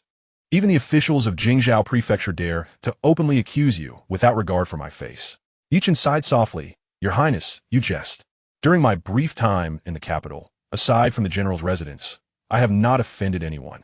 Upon hearing this, Li Hanyin squinted slightly. "In that case, I may have an inkling of who is behind this. It seems the last lesson was insufficient. Fear not, young lord. I shall avenge this grievance on your behalf. By the way, I need to head to the palace, and this is a perfect opportunity for you to meet father." Yi Chun nodded in agreement. "Very well." Subsequently, Yi Chun inquired, "Your Highness, considering your long-standing animosity with the Wanhua Pavilion, what compels you to assist them today?" Li Hanyin replied with a light chuckle, "My discord with the Wanhua Pavilion primarily stems from my opposition to Mu Ziyun. However, the pavilion is not solely represented by him. Soon, when you enter the Golden Lawn Hall, you shall comprehend the situation. The Crown Prince dares to conspire with the Jingzhou Prefecture to slander the Wanhua Pavilion, and today, he is likely to face dire consequences." The journey from the Jingzhou Prefecture to the Golden Lawn Hall was somewhat lengthy, and the carriage lacked any refreshments, rendering the ride rather dull. While Yi Chun was resting with his eyes closed, he suddenly felt a soft sensation upon his leg. Unbeknownst to him, Li Hanyin had unknowingly rested her head upon him. "I find myself somewhat fatigued. May I borrow your leg for a brief respite?" she inquired. "Of course," he responded. After a short while, the carriage of the princess arrived at the Golden Lawn Hall. Yin urgently drew back the curtain and announced, "Princess, we have arrived." Li Hanyin stirred from her slumber in Yi Chen's embrace. "Very well, I am aware. Yin'er, please wait outside for me and the prince consort. she instructed. Yin promptly closed the curtain again. Li Hanyin slightly adjusted her appearance and reached out to grasp Yi Chen's hand. Come now, my young lord. I shall assist you in disembarking. Yi Chen smiled faintly. Thank you, your highness. Li Hanyin personally supported Yi Chen as they made their way toward the Golden Lawn Hall. While Yin'er observed them with a touch of awe, she felt an odd illusion that the princess and the prince consort resembled a couple who had shared many years together. Inside the Golden Lawn Hall, as Li Hanyin and Yi Chen entered, they encountered Crown Prince Li Ming and Jingzhou Prefecture's governor, Feng Rue, who had also just arrived. Your son pays his respects to his majesty, proclaimed Li Ming. This humble servant, Feng Rue, salutes your majesty, added Feng Rue. Emperor Li Mu nodded. You may rise. Hanyin, you too have arrived. Is this young man the eldest son of the general's residence, Yi Chen? Li Mu's gaze lingered on Yi Chen for a moment. I pay my respects to your majesty, Yi Chen said. Li Mu inclined his head slightly. Given your visual impairment, there is no need for you to stand. Attend to the long princess and the prince consort with seats. Though blind, he is indeed handsome. No wonder Hanyin took a liking to him at first glance, thought Li Mu. Shortly thereafter, several eunuchs brought forth 2 soft chairs. Li Mu then turned his attention to Crown Prince Li Ming and questioned. I have heard that you and the Jingzhou Prefecture are investigating the collusion between the Wanhua Pavilion and the Xianxia sect? Li Ming respectfully presented a ledger. Father, I have uncovered evidence of the Wanhua Pavilion's collusion with the Xianxia sect. I implore you to examine it. Li Mu took the ledger, glanced at it briefly, and disdainfully cast it to the ground. Fool! Do you even know who stands behind the Wanhua Pavilion? Unfazed, Crown Prince Li Ming stated, Your Majesty. Regardless of who supports the Wanhua Pavilion, within the territory of our Zhuge dynasty, any collusion with the Xianxia sect warrants the obliteration of their family and estate. Feng Rue of the Jingzhou Prefecture chimed in, Your Majesty, I too concur with the Crown Prince's sentiments. I beseech you to issue the decree to confiscate the Wanhua Pavilion. Li Hanyin, seated and observing the unfolding drama, could no longer stifle a derisive laugh. To obliterate their family and estate, does this not imply the destruction of the royal family as well? Li Ming furrowed his brows and said, Your Highness, have I said anything incorrect? Li Hanyin smiled gently and replied, Crown Prince, there are certain things that Master Feng must not speak of lightly. Emperor Li Mu's countenance darkened significantly, and he immediately hurled a memorial from the table at Li Ming. You fool! Do you not realize that the largest proprietor of the Wanhulu is our imperial family? It was Li Hanyin who established the Wanhulu to generate revenue to sustain the 300,000 troops of the Zhuge army. However, as the funds and supplies from Wanhulu were not directly allocated to the Zhuge army's camp, Li Hanyin opted to utilize the treasury's resources. When Emperor Li Mu discovered this, he intervened and invested in Wanhulu, taking 1/3 of its annual profits for himself. This caused Li Hanyin considerable distress, yet the emperor became one of the proprietors of Wanhulu. You dare to insinuate before the emperor that Wanhulu colludes with the Xianxia sect? Are you attempting to sever the emperor's financial lifeline? The faces of Crown Prince Li Ming and Jingzhou Prefecture's magistrate Feng Rue turned ashen, cold sweat pouring down their brows. Crown Prince Li Ming trembled. Father, have you made an error? How could Wanhulu possibly belong to the royal family? Li Mu scoffed. I am indeed one of Wanhulu's proprietors. Do you require me to explicitly inform you of this? The annual accounts of Wanhulu are presented before me, Crown Prince. Feng Hui, you both now tell me how this fabricated account, which you claim serves as evidence of collusion with the Xianxia sect, came to be. Do you truly believe me to be a fool? As Li Mu concluded his words, the complexions of Crown Prince Li Ming and Magistrate Feng Rue paled. Guards! Magistrate Feng Rue has betrayed the throne and shall be imprisoned in the dungeon for trial. As for you, Crown Prince, retreat to the Eastern Palace and reflect upon your actions. You are not to leave the palace for a month, nor concern yourself with affairs in the capital. Chapter 25. The Princess's Revenge, the Annihilation of the Minister's Family. Your Majesty, I am wronged. Your Majesty, I am wronged. Your Majesty, please grant me another chance. I shall not dare again. However, regardless of Feng Rue's pleas for mercy, Li Mu remained unmoved.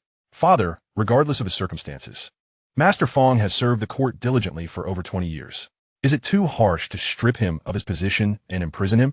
Li Mui's gaze bored coldly up on Crown Prince Li Ming. Do you think that returning to your Eastern Palace to reflect upon your actions is too lenient a punishment? I dare not. Li Ming shuddered, sensing a chilling intent to kill. It felt as though uttering even a word in favor of Feng Rue would lead his father to deal with him, the crown prince as well. Now go back to your eastern palace, Li Mu commanded sharply. Yes, I shall leave at once. After Crown Prince Li Ming departed, only Li Mu, Li Hanyan, and Yi Chun remained in the Golden Lawn Hall. Li Mu sat upon the throne, seething with frustration. My crown prince grows increasingly muddled. It truly vexes me. Li Hanyan, resting her chin on her hand, smiled and said, Father, since the crown prince is so inept, why not pass the throne to me? It would be delightful to experience being a female emperor. Upon hearing this, Li Mu's expression darkened. Do you truly wish to provoke me, girl? The Zhuge dynasty has flourished for over 2,700 years without a female emperor ascending the throne. Even if I were to acquiesce, the ancient relics of the royal court would never consent. Li Hanyan pursed her lips, a group of relics clinging to their age. They will inevitably meet their demise one day. Li Mu waved his hand dismissively. Enough, I have seen Yi Chun, and indeed, he is quite handsome. If there is nothing further, you may take your prince and leave. Very well, I take my leave, the young lord said. Let us depart. As Li Mu watched Li Hanyan assist Yi Chun away, a flicker of interest crossed his gaze, and he began to contemplate her suggestion. This crown prince possessed little talent for governance, spending his days engaged in political machinations, riddled with jealousy and suspicion. This was not to be endured, and regrettably, his cunning was not particularly astute. It was evident he was ill-suited for the throne. Very well, I shall grant him another chance tomorrow. Alas! A resigned sigh escaped Emperor Li Mu within the Golden Lawn Hall. Li Hanyan and Yi Chun departed the palace in a carriage. Inside, Li Hanyan inquired, Is there a place you wish to visit? Today, I am free and can accompany you. What time is it now, your highness? Yi Chun asked. It should be just before the 6th hour, she estimated. Yi Chun pondered, Is it possible to still procure breakfast at Wanhua Tower? Li Hanyan stroked her chin. The staff at Wanhua Tower remain in Jingzhou Prefecture. Even if we dispatch someone with an imperial edict now, it would take time for them to prepare the dishes. Young lord, since you desire breakfast, why not accompany me back to the princess's residence? I shall personally prepare a meal for you. Yi Chun replied, Your highness, your noble status makes this seem inappropriate. Li Hanyan genti karesit Yi Chun's face, playfully pinching it. I am more than willing. There is nothing improper about it. At the residence of the grand princess, Li Hanyan took it upon herself to cook for Yi Chun, who awaited in the chambers. Meanwhile, Yun'er in the kitchen wore a worried expression. Princess, you are of noble birth. How can you cook personally? Perhaps it would be better to let the servants handle it. Li Hanyan smiled and replied, Who said a princess cannot cook? Yun'er expressed her concern. But, your highness, you have not cooked in so long. Are you certain the dishes will be palatable? This reminded Yun'er of some unpleasant past experiences. Li Hanyan, wielding a ladle with confidence, declared, Have you forgotten that I once learned to cook from the royal chefs? While my skills may not surpass the best, they certainly rival those of an ordinary chef. Seeing that words had no effect, Yun'er could only silently pray for Yi Chun's well-being. Just as Li Hanyan was diligently preparing a meal for Yi Chun, eunuch Wang Chung arrived at Jingzhou Prefecture with a contingent of imperial guards. He promptly announced the emperor's decree. The members of Wanhua Tower were to be released without charges, while several officials from Jingzhou Prefecture were to be dismissed and investigated. The news caused a stir throughout the prefecture. When Deputy Minister Lu Quan learned of this, he was left in stunned disbelief within his residence. How can this be? The accounts were meticulously crafted. How could Wanhua Tower be acquitted? Numerous officials from the Jingzhou Prefecture have been dismissed, indicating that a significant event has transpired within the palace. I must pay a visit to the crown prince. However, as Lu Quan pushed open the door of his residence, he suddenly halted at the threshold. The old steward beside him, puzzled, inquired, My lord, what troubles you? In the next moment, Lu Quan unexpectedly struck the steward's heart with a palm. Once merely a civil servant, Lu Quan found himself inexplicably imbued with martial energy. His eyes widened in terror, yet he was powerless to control his own actions, helplessly witnessing himself stride further into the manor. A brutal massacre unfolded within the residence of the Vice Minister of Personnel. Strangely, despite the anguished screams and cries for mercy emanating from within, passers-by near the residence of the Vice Minister of Rights remained utterly indifferent, as though they were oblivious to the despair echoing from within. Concealed in the shadows beneath the eaves of the Vice Minister of Personnel's abode, he observed a series of correspondence between Lu Quan and various officials, a sly smile creeping across his face. This old fool possesses remarkable audacity, daring to retain such correspondence. Truly, he seems unaware of the meaning of death. Upon turning to one particular letter, a knowing smile graced Ying Yi's lips. As expected, here lies the communication between Lu Quan and the Jingzhou prefecture. The Grand Princess's suspicions were indeed correct. It was Lu Quan who orchestrated this. A deep voice resonated from behind. Your shadow manipulation skills have become increasingly perverse. Even an unskilled elder can now cultivate true energy. The newcomer wore a cold mask, exuding an intangible chill. Ying Yi replied nonchalantly, Zhang Yin, what brings you to my vicinity? Zhang Yin shrugged. The Zhuge army has nothing to occupy its time and awaits withdrawal. Having the rare opportunity to enter the city, I am merely perusing. Little did I expect that this stroll would lead me to witness your misdeeds. Ying Yi cast a sidelong glance at Zhang Yin, retorting, do not speak nonsense. I am merely dealing with traitors. Vice Minister of Personnel Lu Quan has dared to slander our imperial son-in-law. The entire household of the Vice Minister deserves their fate. Zhang Yin remarked, our prince's malevolence remains as potent as ever. I find myself wanting in comparison. By the way, I've heard our prince is to wed the renowned blind imperial son-in-law. What is he like? Ying Yi shot a warning glance at Zhang Yin. The master holds that one in high regard. Be cautious, Zhang Yin, lest you invite trouble upon yourself. Zhang Yin grinned widely. Rest assured, I'm not that kind of person. However, it seems that some who are aware of the prince's betrothal may be heartbroken. Ying Yi pondered. You are not referring to Jiang Ziheng from the Taixia mansion, are you? He may appear to be a dashing gentleman, but he conceals a knife behind his smile. He is not a good person. In comparison, I believe the princess is far better suited with the current imperial son-in-law. As the two exchanged words beneath the eaves of the Vice Minister of Personnel's residence, unbeknownst to them, all within had already succumbed to Lu Quan's hands. Lu Quan stood helplessly as he watched himself end the lives of his own son, Lu Hao, and his wife, Zhang. As the long blade plunged into Lu Hao's chest, the entire residence was devoid of life, and the shadow manipulation spell that had been cast upon him was consequently lifted. The spell had consumed decades of Lu Quan's vitality as he exerted control over it, compounded by the despair of having personally slain his own wife and children. In that instant, when the spell was undone, Lu Quan departed from this world as well. Thus, the Ministry of Personnel's Deputy Minister's household met its tragic end. Chapter 26, A Feast for the Senses. After toiling in the kitchen for roughly the duration of an incense stick, Li Hanyan prepared 3 exquisite dishes: stuffed pork tenderloin, 8 treasure diced rabbit, and golden Buddha hand rolls. These culinary creations appeared visually stunning, embodying the perfect harmony of color, aroma, and flavor, rivaling those crafted by the imperial chefs within the palace. However, who had grown up alongside Li Hanyan, knew well that while the princess's dishes were visually and aromatically superior, they lacked even the most basic level of taste. At the tender age of 10, she had secretly sampled one of the princess's dishes and nearly faced dire consequences. She subsequently fell ill for 3 entire days.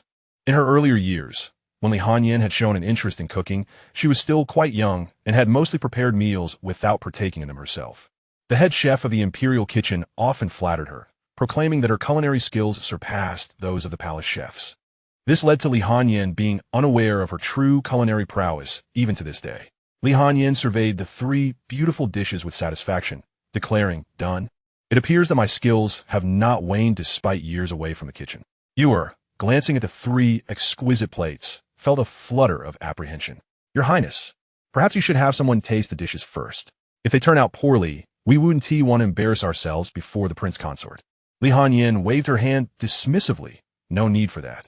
Just look at the color and aroma of these dishes. They are simply perfect. Naturally, the first bite of the meal I prepared must be savored by the prince consort. With that, she carefully placed the 3 dishes into a food box and departed from the kitchen. Your Highness will be alone with the prince consort for a while. You need not wait outside. Go and rest for a bit, Ewer remarked, watching the princess's retreating figure with a gentle sigh. Take care, young Master Yi. Li Hanyan entered the chamber with the food box, where Yi Chun, who had been meditating to cultivate his sword intent, returned to awareness. He smiled softly. No worries. I enjoy sitting and daydreaming while on the mountain. That's good to hear. I thought you might find it tedious to sit alone for so long. I have come to present you with the dishes I personally prepared. Do let me know how they taste. Aware of Yi Chen's visual impairment, Li Hanyan delicately lifted the chopsticks and brought the food to his lips. Under her keen observation, the 3 dishes she had prepared gleamed with perfection. and the faint aroma whetted Yi Chen's appetite. Without hesitation, he took a bite. As the stuffed pork tenderloin entered his mouth, and he chewed a few times, his expression suddenly shifted. He could not fathom how anyone could create a dish that appeared and smelled so delightful, yet the flavor was indescribably lacking. Furthermore, he sensed a subtle feeling of repulsion within him. This dish was poisoned. Although the toxicity is not severe, it may confine an ordinary person to bed for 2 or 3 days. However, the matter at hand is not merely about the strength of the poison. It is rather perplexing how Her Highness the Princess managed to prepare a dish in such a manner. Li Hanyan, holding chopsticks in one hand and supporting her face with the other, chuckled lightly. Well, what do you think? The dish prepared by me is quite delectable, isn't it? After a moment of silence, Yi Chen hesitantly inquired, May I ask, Your Highness, have you tried this dish yourself? Li Hanyan replied, Of course not. The first bite of my culinary creation is reserved for you, my young lord. Yi Chen found himself at a loss for words. Your Highness, why not taste a morsel yourself? Noticing a slight change in Yi Chen's expression, Li Hanyan furrowed her brow. Is there something wrong with my dish? She then picked up a piece of the stuffed pork and placed it in her mouth, only to have her expression change as she spat it out. Ugh, ugh, ugh. How can it be so unpalatable? Undeterred, she sampled the 8 treasures rabbit and the Buddha's hand golden roll, ultimately discarding them onto the table. Li Hanyan's cheeks flushed slightly. My young lord, please wait a moment. I shall summon the servants to prepare some dishes at once. With the 3 culinary creations placed into a food box, she hurriedly exited the room without a backward glance. What immense embarrassment. Yi Chen couldn't help but smile at Li Hanyan's hasty retreat. It seems even the princess possesses such an endearing side. However, today's breakfast has certainly been fraught with twists and turns, nearly morphing into lunch. Yi Chen shook his head helplessly and picked up a piece of osmanthus cake to quell his hunger. At the Yi general's residence, Xianxia awoke from a deep slumber, having been gravely injured by Li Hanyan, and only stirred as noon approached. Master, you're awake. You truly scared Meyer to death. I feared you might never awaken. As soon as Xianxia opened his eyes, concubine who began to weep softly while leaning against him. Xianxia gently patted her back, offering comfort. See, I'm quite well, am I not? That demon cultivator from the Xianxia sect likely feared the encirclement by the Vermilion Bird Army, although I sustained serious injuries. He did not dare to linger, which is why I have returned from the brink. He then inquired, By the way, are Lingyun and Xiao well? Upon hearing this, concubine who wept even more sorrowfully. Master, poor Xiao has broken her leg again. Xianxia slowly sat up, coughed a few times, and frowned. What happened? Concubine who then recounted the events that transpired after they had left the general's residence the previous night. After listening, Xianxia sighed softly. It's nothing to fret over. If need be, I shall seek out Master Taolin once more and request his assistance. Xiao's leg will heal. With Xiao's reassurance. Concubine who gradually ceased her tears. You are truly kind to Meyer, Master. Xianxia embraced concubine who and smiled. Meyer, you, Lingyun, and Xiao are all my family. Thus, I must treat you well. Afternoon, Yi Chen returned to Ziyun residence in the carriage of the princess, following lunch at the princess's residence. Lianyan Siga Sufli. I apologize, young lord.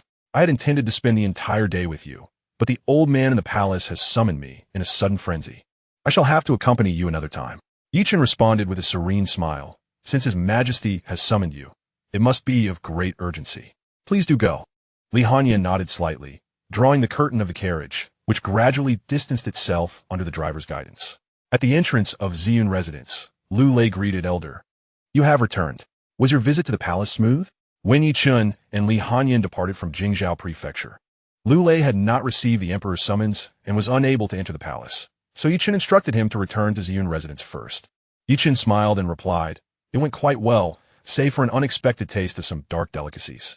Lu Lei inquired with confusion, What dark delicacies? Nothing of consequence. Now, I shall prepare to meditate for a few hours. Please do not disturb me, Yi Chen said, leaning on his cane as he returned to room number 1. In the imperial study, Li Hanyan candidly remarked, Old man, I have entered the palace twice today. Why do you summon me again? Have you finally decided to hand over the throne, allowing me to become the first empress of the Zhuge dynasty? Chapter 27. The Awakening of the Remnant Soul of Elder Jiuyang. Li Mu's face was devoid of its usual smile, replaced instead with solemnity. There has been an incident in the royal forbidden area. Follow me. The royal forbidden area houses the tablets of emperors past and is the location of the Zhuge dynasty's dragon vein. Considering the gravity of the situation, Li Hanyan refrained from jesting with Li Mu, her expression turning serious. The body of Elder Jiuyang, severed in two by sword energy, had lain in the forbidden area. Afternoon, the palace guards discovered him during a routine inspection. Li Hanyan approached Elder Jiuyang's corpse, examining it meticulously. As a perfected golden core cultivator, she could discern details that an ordinary coroner might overlook. Elder Jiuyang had been slain by a formidable sword cultivator. Father, it appears this old man is the Jiuyang demon of the Xianxia sect. The Wanhua Tower once possessed a portrait of him, Li Hanyan noted, rising slowly with her brows knitted in concern. It is said that the Jiuyang demon possesses the strength of the nascent soul stage. Yet he met his demise within the royal forbidden area of our Zhuge dynasty. Could it be that our elusive ancestor has intervened? Li Mu shook his head gravely. I have not heard news of our ancestor in many years. However, this individual is indeed the Jiuyang demon of a Xianxia sect. The turmoil caused by the Xianxia sect in the capital yesterday likely relates to him. Li Hanyan shrugged. While I am unaware of the Jiuyang demon schemes, it seems his plans from yesterday have failed, resulting in his own demise here. The only one capable of slaying a nascent soul cultivator in our Zhuge dynasty is our ancestor, who is also a sword cultivator. It must have been our ancestor who ended the Jiuyang demon. Through an analysis of Elder Jiuyang's corpse, Li Hanyan confirmed that the one who had slain him was indeed their ancestor of the Zhuge dynasty. It seems the ancestor has returned to the capital, not wishing for us to disturb him, thus refraining from entering the palace. By the way, does father know about this matter among those old relics of the royal family? Li Mu replied, that group of elderly individuals possesses less strength than you. Informing them would be futile, so I chose not to notify them. Li Hanyan nodded. Then let us keep this under wraps for now. If that group were to learn of our ancestors' return, they would undoubtedly scour the capital, disturbing our ancestors' tranquility. However, father, the schemes of the Xianxia sect are closely tied to our royal family's forbidden grounds, suggesting their ambitions are considerable. The royal forbidden grounds, apart from a collection of ancestral tablets, are most coveted for the dragon veins and dragon shi of the Zhuge dynasty. A mere speculation suffices for me to discern what the Xianxia sect covets. Li Mu's expression turned grave, indeed. The Xianxia sect seems intent on pursuing a relentless conflict with our Zhuge dynasty. Li Hanyan walked towards the forbidden grounds, speaking calmly. Father, do not fret. Once I attain the Yuaning realm, I shall obliterate the Xianxia sect. The next day, Yixia's injuries had significantly healed, allowing him to walk. He soon took Hu Yinyang once more to the demon suppression department. However, upon hearing Yixia's intentions, Tao Lin coldly smiled. That mad horse has indeed stepped well. Those who dare offend Elder Yi deserve to be crippled. Tao Lin directly instructed the messenger. Tell them that my master and the general's house have severed ties and will not meet again. I shall not intervene further. They may leave. As you wish, senior brother. At the entrance of the demon suppression department, the messenger conveyed Tao Lin's words unchanged to Yixia and Hu Yinyang. Yixia's expression stiffened slightly upon hearing this. However, he quickly produced a pouch of silver and pressed it into the messenger's hands, saying, kindly run back to inform Master Tao that should he agree to assist, the general's house will offer a substantial reward. The messenger coldly tossed the silver back at Yixia, stating, General Yi, bribing officials of the court is a grave offense. I urge you to reconsider. Senior brother Tao has also stated that no matter the conditions set forth by your general's house, he shall not intervene. Fate has run its course. Please return. Yixia's countenance darkened, helplessly taking Hu Yinyang away. Inside the carriage, Hu Yinyang leaned against Yixia's embrace, sobbing, my lord. If Master Tao is unwilling to help, will our Xiao truly become a cripple? You have once saved Master Sun Shan. How can they be so heartless? Yixia gazed at the weeping figure in his arms, gently reassuring her, do not cry, Mayor, even if Master Tao is reluctant to lend his aid. Xiao's leg is not without remedy. This morning, the Ministry of Rites sent an invitation. Minister Pei's daughter is hosting a flower viewing feast at Wanhua Mountain Villa in 3 days. It is rumored that Pei Xianxia has good relations with several true disciples of the Taishian court. Ling Yin might accompany Xiao to seek the assistance of those true disciples at the feast. Although the Taishian court may not rival Ziyun Mountain, they should be capable of treating a leg injury. Upon hearing this, Hu Yinyang ceased her tears. Is what you say truly so, my lord? Yixia affirmed. Of course it is true. When have I ever deceived you, Mayor? Madame, who nestled in Xia's embrace, playfully remarked, "My lord, you are truly wonderful." In the East Palace, Crown Prince Li Ming returned to his chambers, unleashing a tempest of frustration within the hall. His countenance was shrouded in darkness. Cursed be Lu Quan, who had insisted that the Wanhua Tower was as affluent as a nation, claiming that its acquisition would significantly bolster his power, enabling him to cultivate a private army. All to his benefit.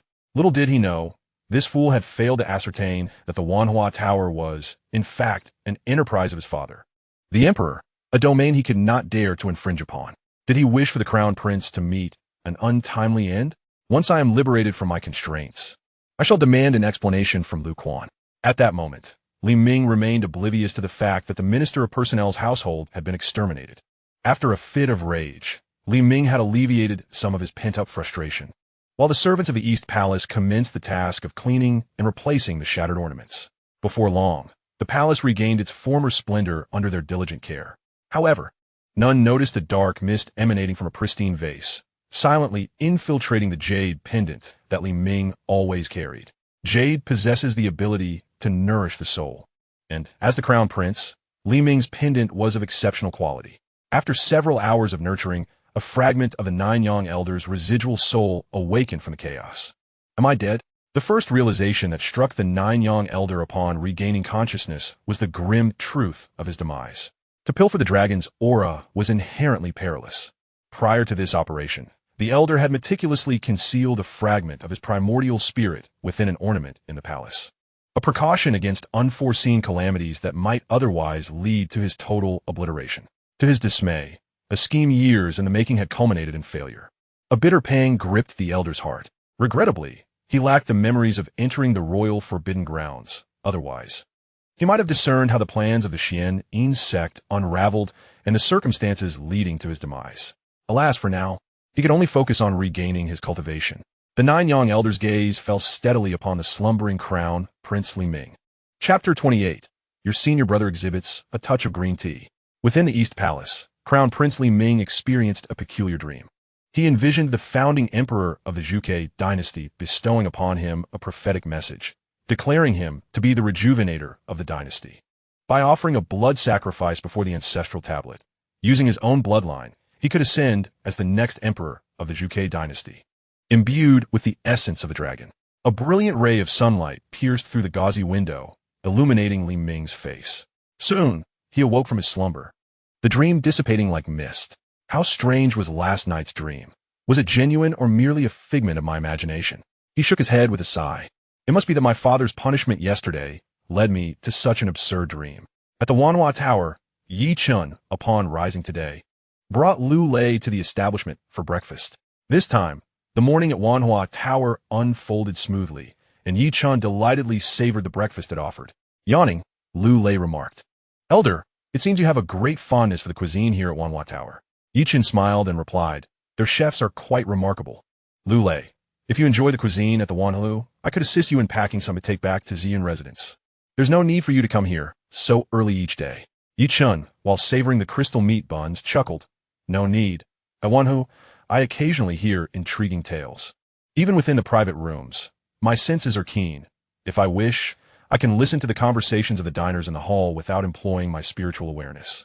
Each day, these patrons share fresh tidings from the capital, making for a delightful escape from the monotony. Have you heard? Early this morning, the residence of the Minister of Personnel was discovered to have been slaughtered. It is said that officials from the Dalian, Jingzhou Prefecture, and the Ministry of Justice have all arrived.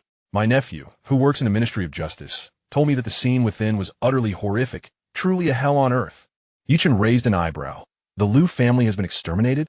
He recalled his first visit to Wanhua, accompanied by Lu Hao, the son of the Minister of Rights. Though this son had approached him with ulterior motives, Mu Ziyun ultimately intervened to resolve the situation. Yi Chun sighed. The Minister of Personnel's residence has indeed met a grim fate. However, it seems that Lu Hao once sent assassins after me. Lu Lei responded with a cold smile. Lu Hao dared to assassinate an elder. The extermination of the Lu family is hardly unjust. Is it true that Minister of Personnel Lu Quan is aligned with the Crown Prince's faction?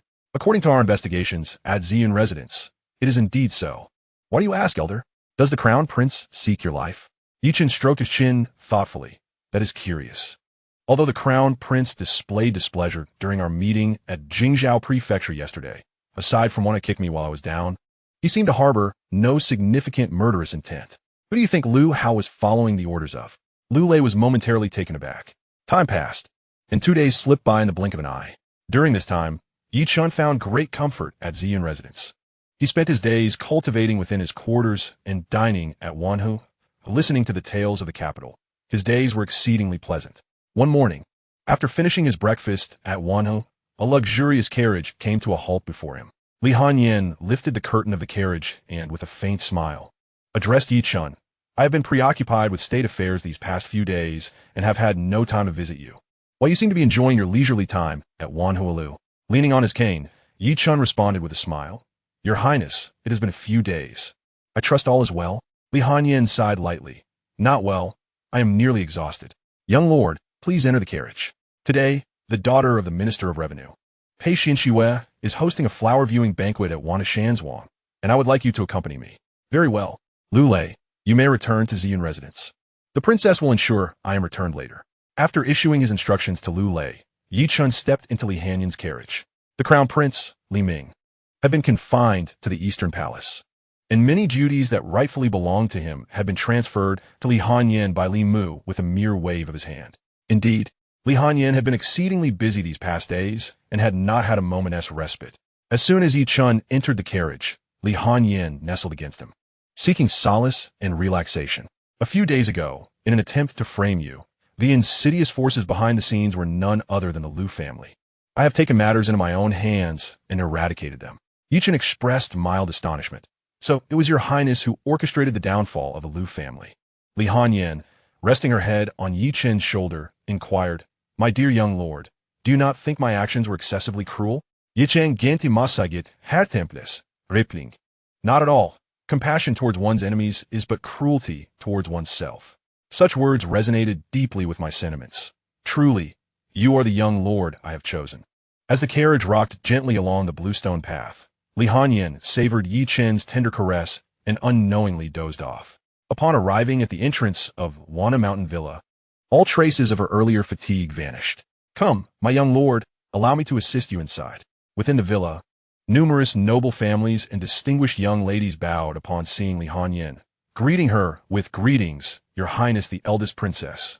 Li Hanyan nodded slowly. You may rise.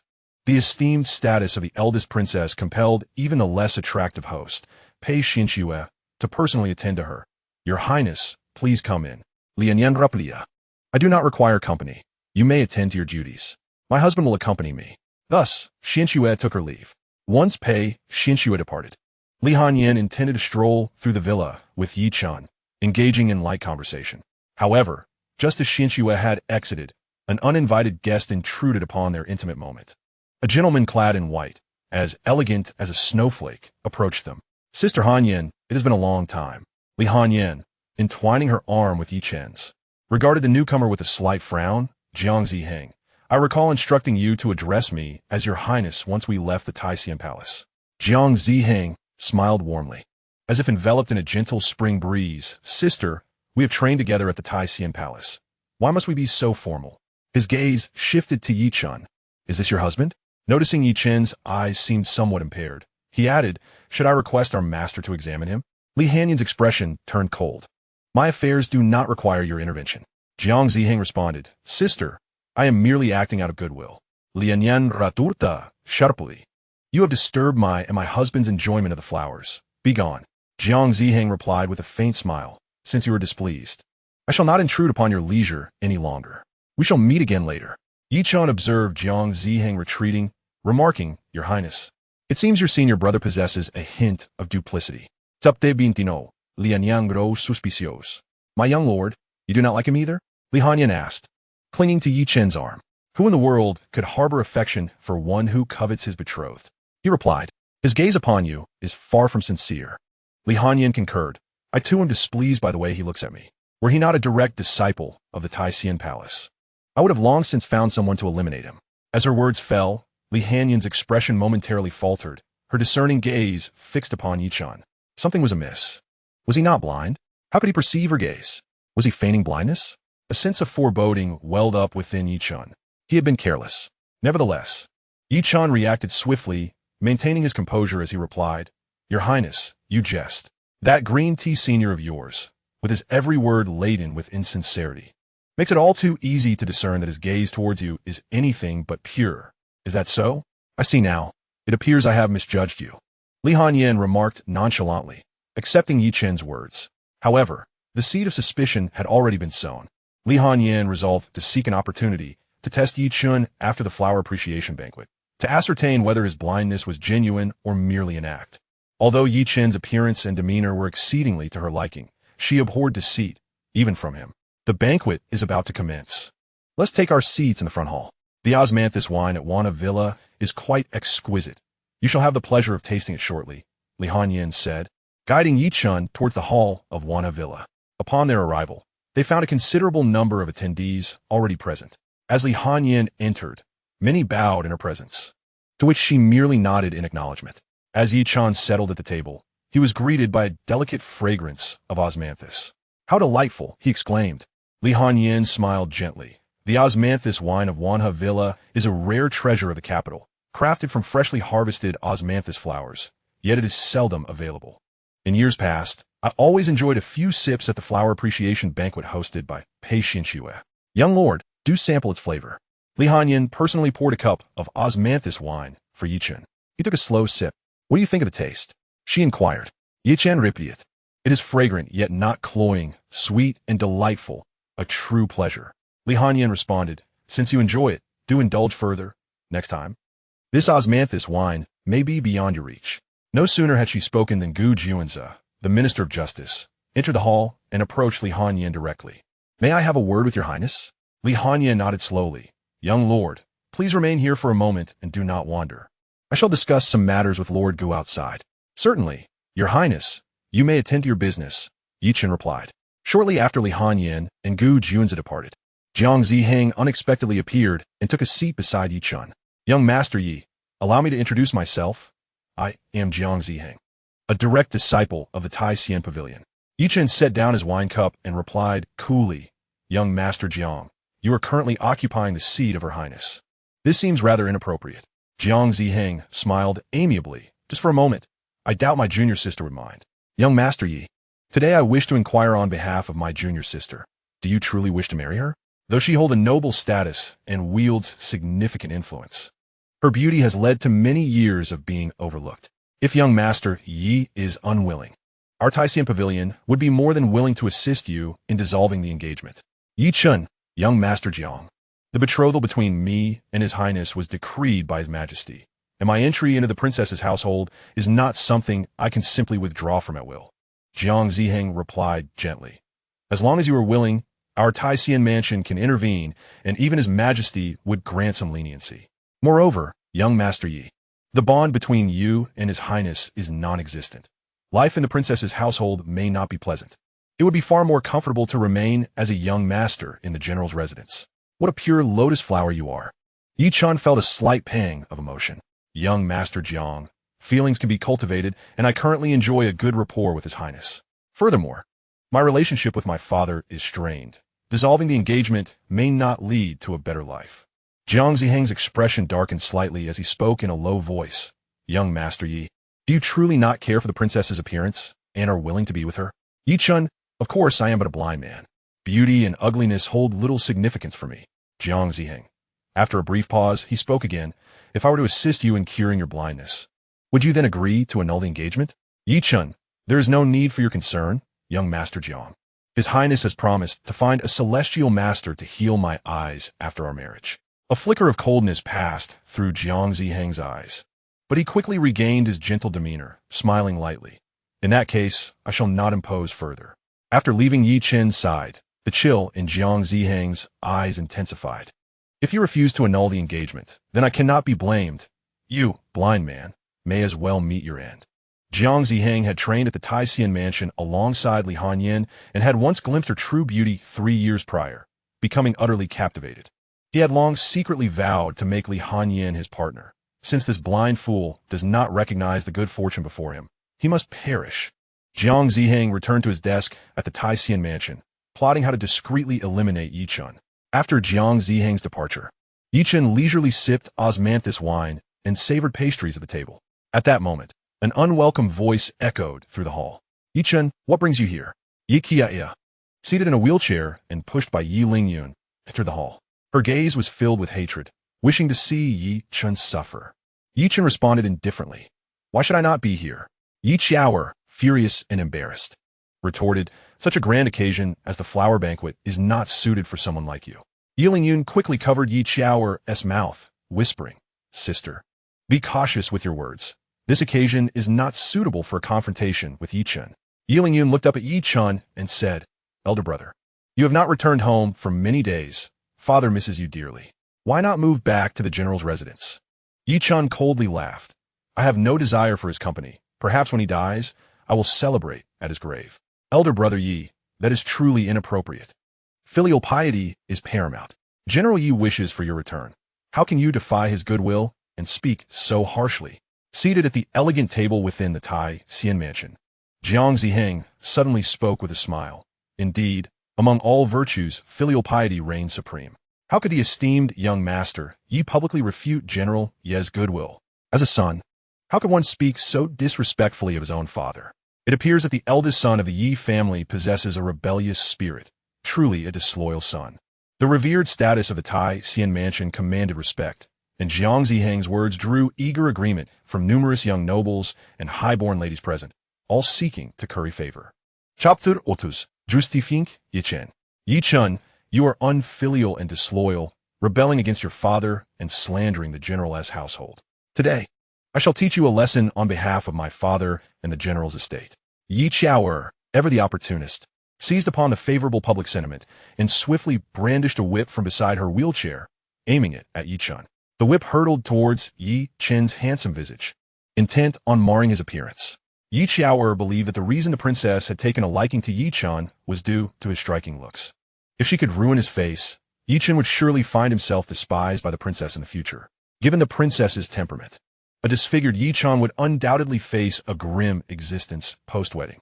Observing Yi Qiaoer's sudden strike, Jiang Ziheng did not intervene, but rather allowed a smile to play at the corners of his mouth, relishing the prospect of Yi Chen's disfigurement.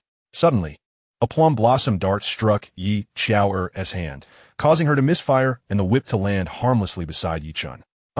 Yi Qiaoer cried out in pain, rolling on the ground. How dare you lay a hand on my people? You must have a death wish. Li Hanyin entered with an icy demeanor, disregarding the writhing Yi Qiaoer as she approached Yi Chen. Are you injured?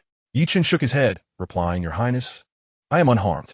Yi Lingyun, gritting his teeth, interjected, Your Highness, my sister merely acted out of anger at my brother's disrespect towards our father. Your response was excessively harsh. Jiang Ziheng chimed in, Indeed, junior sister, young Master Yi openly insulted General Yi, prompting Miss Yi to retaliate. Her actions were not intentional, and your reaction was unwarranted. Li Hanyin coldly smiled, her heart brimming with indignation. Do you require my guidance on how to conduct my affairs? An invisible pressure enveloped the hall, silencing the assembly of noble youths and high-born ladies, none daring to utter a word. Jiang Ziheng contemplated adding further provocation, but, upon witnessing Li Hanyin's frigid countenance, opted for silence. Continuing to stir discord might risk tarnishing Yi Chen's image before Li Hanyin, which would be unwise. Xianxia has reported every detail of the incident to me. Yes, Your Highness. Shortly thereafter, Li Hanyin learned the entire sequence of events from Pei Xianxia. Her gaze swept coldly over the young nobles and high-born ladies who had previously echoed Jiang Ziheng's sentiments. Under Li Hanyin's scrutiny, they broke out in cold sweat, regretting their eagerness to flatter young Master Jiang while forgetting that Yi Chen was under the princess's protection. At this moment, Jiang Ziheng, as if enveloped in a gentle spring breeze, remarked, Junior sister, it is a sign of filial piety to rebuke one's father openly, even if they spoke in haste. They have committed no grievous wrong. I hope you will not hold it against them. Li Hanyin retorted, Jiang Ziheng, you revel in portraying yourself as the virtuous one. You prattle like a gossiping matron, oblivious to the truth. Perhaps you should abandon your pursuit of immortality and instead find a calling in a tea house as a storyteller. Jiang Ziheng's expression shifted subtly, and despite his profound composure, a flicker of anger ignited within him. Nevertheless, he maintained his amiable facade, asking, What do you mean by that? Junior sister? Li Hanyin sneered, I have conducted my inquiries. Since his birth, Chen has been neglected by Xianxia, enduring a life of hardship. His recent return to the capital was merely to facilitate my marriage to him. Though Chen is Xia's eldest son, he has received not an ounce of affection from him. In fact, just days prior to his return to the general's residence, he allowed his illegitimate daughter to humiliate his eldest son. What respect is due to such a father? The Ziyun dynasty indeed venerates filial piety above all. It does not condone foolishness. If my fiancé is unwelcome at this banquet, I shall take my leave with him. Chen, let us depart. Xianxia assisted Chen as they made their way outward, her indifferent gaze briefly flitting over the prostrate Xiao before settling on Yilin. Should she dare to appear before Chen again, I would not hesitate to send her to meet the king of hell. Yilin hastily assured, Your Highness, there will be absolutely no next time. As Xianxia exited the flower-viewing banquet with Chen, the atmosphere in the hall remained somber. Pei Xianxia followed them out to the entrance of Ziyun Mountain Villa. Your Highness, I apologize for not intervening in today's events, which have caused displeasure for you and your fiancé. I offer my sincerest apologies. Xianxia cast a complex gaze at Pei Xianxia and replied, Today's matters are of no concern to you. However, I advise you to tread carefully. While the relationship between them could not be described as particularly close, it was not without warmth. Xianxia always attended Pei Xianxia's flower-viewing banquets, and they exchanged pleasantries from time to time, maintaining a modicum of camaraderie. Yet, Pei Xianxia's visit to Ziyun Mountain Villa today was not solely for socializing. She had also come to clandestinely investigate any collusion between the Minister of Revenue, Pei Jingheng, and the Xianxia sect. Her departure with Chen during the banquet was motivated by this purpose. Within the secret chamber of Ziyun Mountain Villa, Xianxia indeed uncovered evidence of Pei Jingheng's collusion with the demonic cultivators of the Xianxia sect. Uncertain whether Pei Xianxia was aware of this, she realized that once the evidence emerged, their previously superficial bond would likely dissipate. Pei Xianxia observed the uneasy expression in Xianxia's eyes as they parted, a sense of foreboding gnawing at her. Had this princess uncovered something? She knows I'm a practitioner of the Dark Moon Palace. No, I must depart for a time after the flower banquet concludes. The Dark Moon Palace, though one of the demonic sects within the Ziyun dynasty, is not pursued with the same fervor as the Xianxia sect by the royal family. However, should my identity be revealed, I would still find myself in peril within the capital. Inside the carriage, Xianxia sat in silence, a hint of melancholy reflected in her eyes. Chen inquired, Your Highness, are you feeling unwell? Xianxia, resting beside Chen's side, Young Lord, do you understand that my presence at this flower appreciation banquet is not merely a social engagement? I am here to discreetly investigate whether the Minister of Revenue has colluded with the Xianxia sect. The Ziyun Villa is the private residence of the minister, and my informants have uncovered evidence of this collusion hidden within its walls. My visit today is to confirm these findings. I care little for the fate of Pei Jingheng, but it is a pity that Xianxia must suffer due to his actions. Chen, taken aback, responded, The minister colluding with the Xianxia sect? Lianyan Nudasluli. Young Lord, are you not astonished? A dignified minister of revenue entangled with such a demonic sect. It is indeed surprising. My father associates with the Xianxia sect, while I am a practitioner of the Dark Moon Palace. If my memory serves me correctly, although both sects are classified as demonic, their relationship is fraught with enmity, to the point of mutual annihilation upon encounter. With a gentle sigh, Xianxia pondered, Young Lord, do you believe that the minister's daughter is aware of his dealings? Chen replied, She likely remains ignorant. In Chapter 31, Chen, marked by his fateful star, found himself in the solemn atmosphere of the Ziyun Villa after Xianxia had departed for some time. Xiao, injured at the wrist, was brought into a side room where a physician was tending to her wounds. Tears welled in her eyes as she lamented, Brother, it hurts so much. Yilin comforted her, Do not worry, Xiao. Once the physician finishes, the pain will subside. After the physician's departure, Xiao declared, Brother, I want Chen dead. A shadow crossed Yilin face as he reassured her, Do not fret. The Grand Princess has only momentarily taken a liking to his appearance. He will soon be discarded, and that will be his demise. At that moment, a gentle voice interjected, It seems that young Master Yi and Miss Yi do not harbor fondness for young Master Yi. Jiang Ziheng, clad in white and gracefully wielding a folding fan, entered the side room with a smile. Yilin greeted him with a bow, Young Master Jiang. To be candid, My brother's relations with our entire military household are not favorable. Jiang Ziheng observed Yi Qiaoer, who was confined to a wheelchair. It appears that Miss Ye's legs have sustained serious injuries. Would you like me to heal you? Yi Lingyun, suppressing his inner joy, responded, if you would be so kind. My sister and I attended this banquet with the sole purpose of seeking the assistance of an esteemed disciple like yourself for her leg ailment. Should you agree to help, we would be willing to serve you in any capacity. Jiang Ziheng smiled lightly. It is our duty to save lives. There is no need for such formalities. Young Master Yi. With that, he pointed his fan toward Yi Qiaoer's legs, and a stream of pure white spiritual energy floated toward her injuries.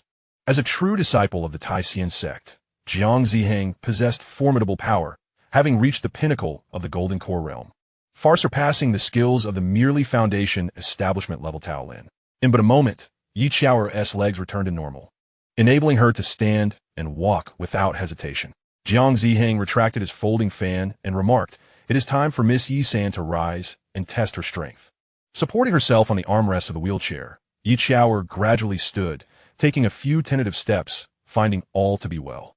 Elated, she even leaped a few times, exclaiming, Brother, I'm well. I'm well. Yi Lingyun also expressed his joy, saying, Many thanks to young Master Jiang for your kindness. Henceforth, should you require anything, our General S. Manor shall fulfill your wishes with utmost diligence. Jiang Ziheng lightly waved his fan, smiling modestly. There is no need for such formality. My assistance comes without expectation of reward. However, there is a matter I hesitate to broach. Yi Lingyun encouraged, Please, young Master Jiang, do not hold back. Jiang Ziheng pondered before stating, Today, I encountered the eldest son of your General S. Manor. His countenance revealed a fierce disposition, born with rebellious traits, destined to encounter misfortune and bring calamity upon kin and friends, truly ominous. Upon hearing this, Yi Lingyun's expression shifted slightly. Are you implying that Yi Chun bears the fate of a celestial calamity? Jiang Ziheng nodded. Indeed, the fate of young Master Yi is one that brings misfortune to those close to him. I fear that should he marry into the princess's manor, it would adversely affect its fortunes. Naturally, you, as his kin, should also prepare accordingly. Yi Lingyun, his face grave, nodded in acknowledgement. Thank you for your warning, young Master Jiang. After the flower appreciation banquet concluded, Yi Lingyun and Yi Qiaoer hurried back to the General S. Manor. Aunt Hu, noticing that Yi Qiaoer returned without the wheelchair, relaxed her brow and approached her with a smile, embracing her. My dear daughter, has a noble benefactor cured your ailment at the banquet? Yi Lingyun interjected, Mother, we indeed encountered a noble person at the banquet. It was he who aided us, allowing my sister's legs to be healed. Mother, is father at home? I have urgent matters to discuss with him. Aunt Hu nodded. Your father is in the study recuperating. In the study of the General S. Manor, the occasional sound of coughing could be heard from Xianxia, ever since being injured by the impersonator Li Hanyan. Although Xia's condition had improved, he still suffered from intermittent coughs, his health considerably diminished. Father, Yi Lingyun said, coughing lightly. Xia responded, Lingyun, you've returned. Was the flower appreciation banquet successful? Did a benefactor assist Qiaoer with her legs? Yi Lingyun affirmed, Indeed, father, it was young Master Jiang Ziheng, a true disciple of the Taishan sect, who healed my sister's legs. A faint smile appeared on Xia's lips. That is splendid news. Did this Jiang Ziheng make any requests? Yi Lingyun shook his head. Young Master Jiang is a man of integrity with a compassionate heart, seeking no recompense. However, he did share an important piece of information with us. Xia raised an eyebrow, intrigued. What is it? Yi Lingyun replied. Young Master Jiang revealed that Yi Chun possesses the fate of a celestial calamity, one that brings misfortune to kin and friends, and as long as he lives, he will inevitably influence the fortunes of both our general's manor and the princess's manor. Father, ever since his return, our general's mansion has been plagued with misfortunes. It seems that young Master Jiang's words were not unfounded. Xia's expression darkened at this remark. I always knew that ungrateful child was no good. It appears he is fated to encounter calamity. Had I known this earlier, I should never have brought him down from the mountain. He ought to have remained at Ziyun Mountain as a humble disciple, left to fend for himself. Yi Lingyun ventured. Father, should we inform His Majesty about this matter? Xia pondered for a moment and replied, That would be ill-advised. The Grand Princess currently holds a deep affection for that ungrateful child. Should we reveal this to His Majesty, it may invoke her favor and, coupled with the influence of his ill-fated destiny, bring disaster upon our mansion.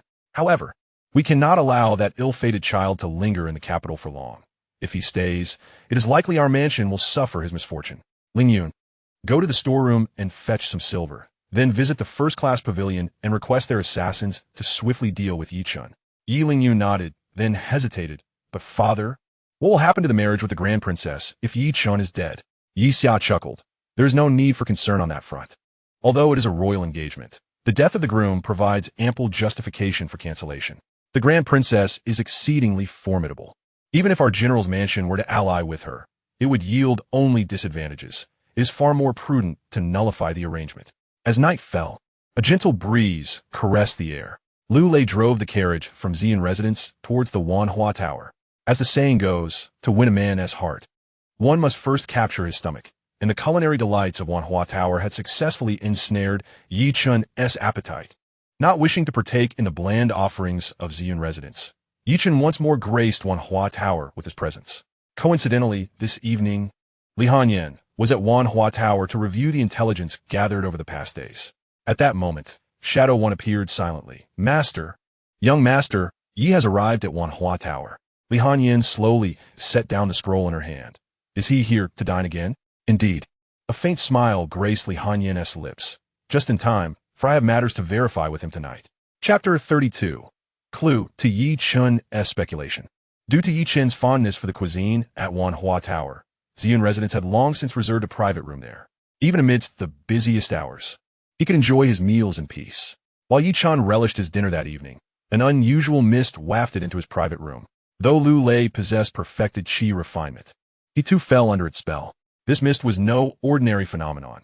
It had effects even on common cultivators. Yi Chun prepared to act, but his consciousness had already discerned the visitor's identity. He restrained his powers and feigned unconsciousness, much like Lu Lei. The door to the private room opened gently, and Li Hanyan entered without her disguise, revealing her true visage. Shadow One followed silently like a wraith. Li Hanyan commanded, "Take him back to my room. As for this servant from Ziyun residence, find him a bed to sleep soundly." Understood, master. After a half cup of tea, Yi Chun was stealthily brought to the 9th floor of the Wanhua Tower by Ying. The 9th floor of the Wanhua Tower housed only a single room, belonging to the tower's master, Mu Ziyun. Under Yi Chen's divine perception, the decorations here were resplendent and breathtaking, with each item within the room worth a fortune.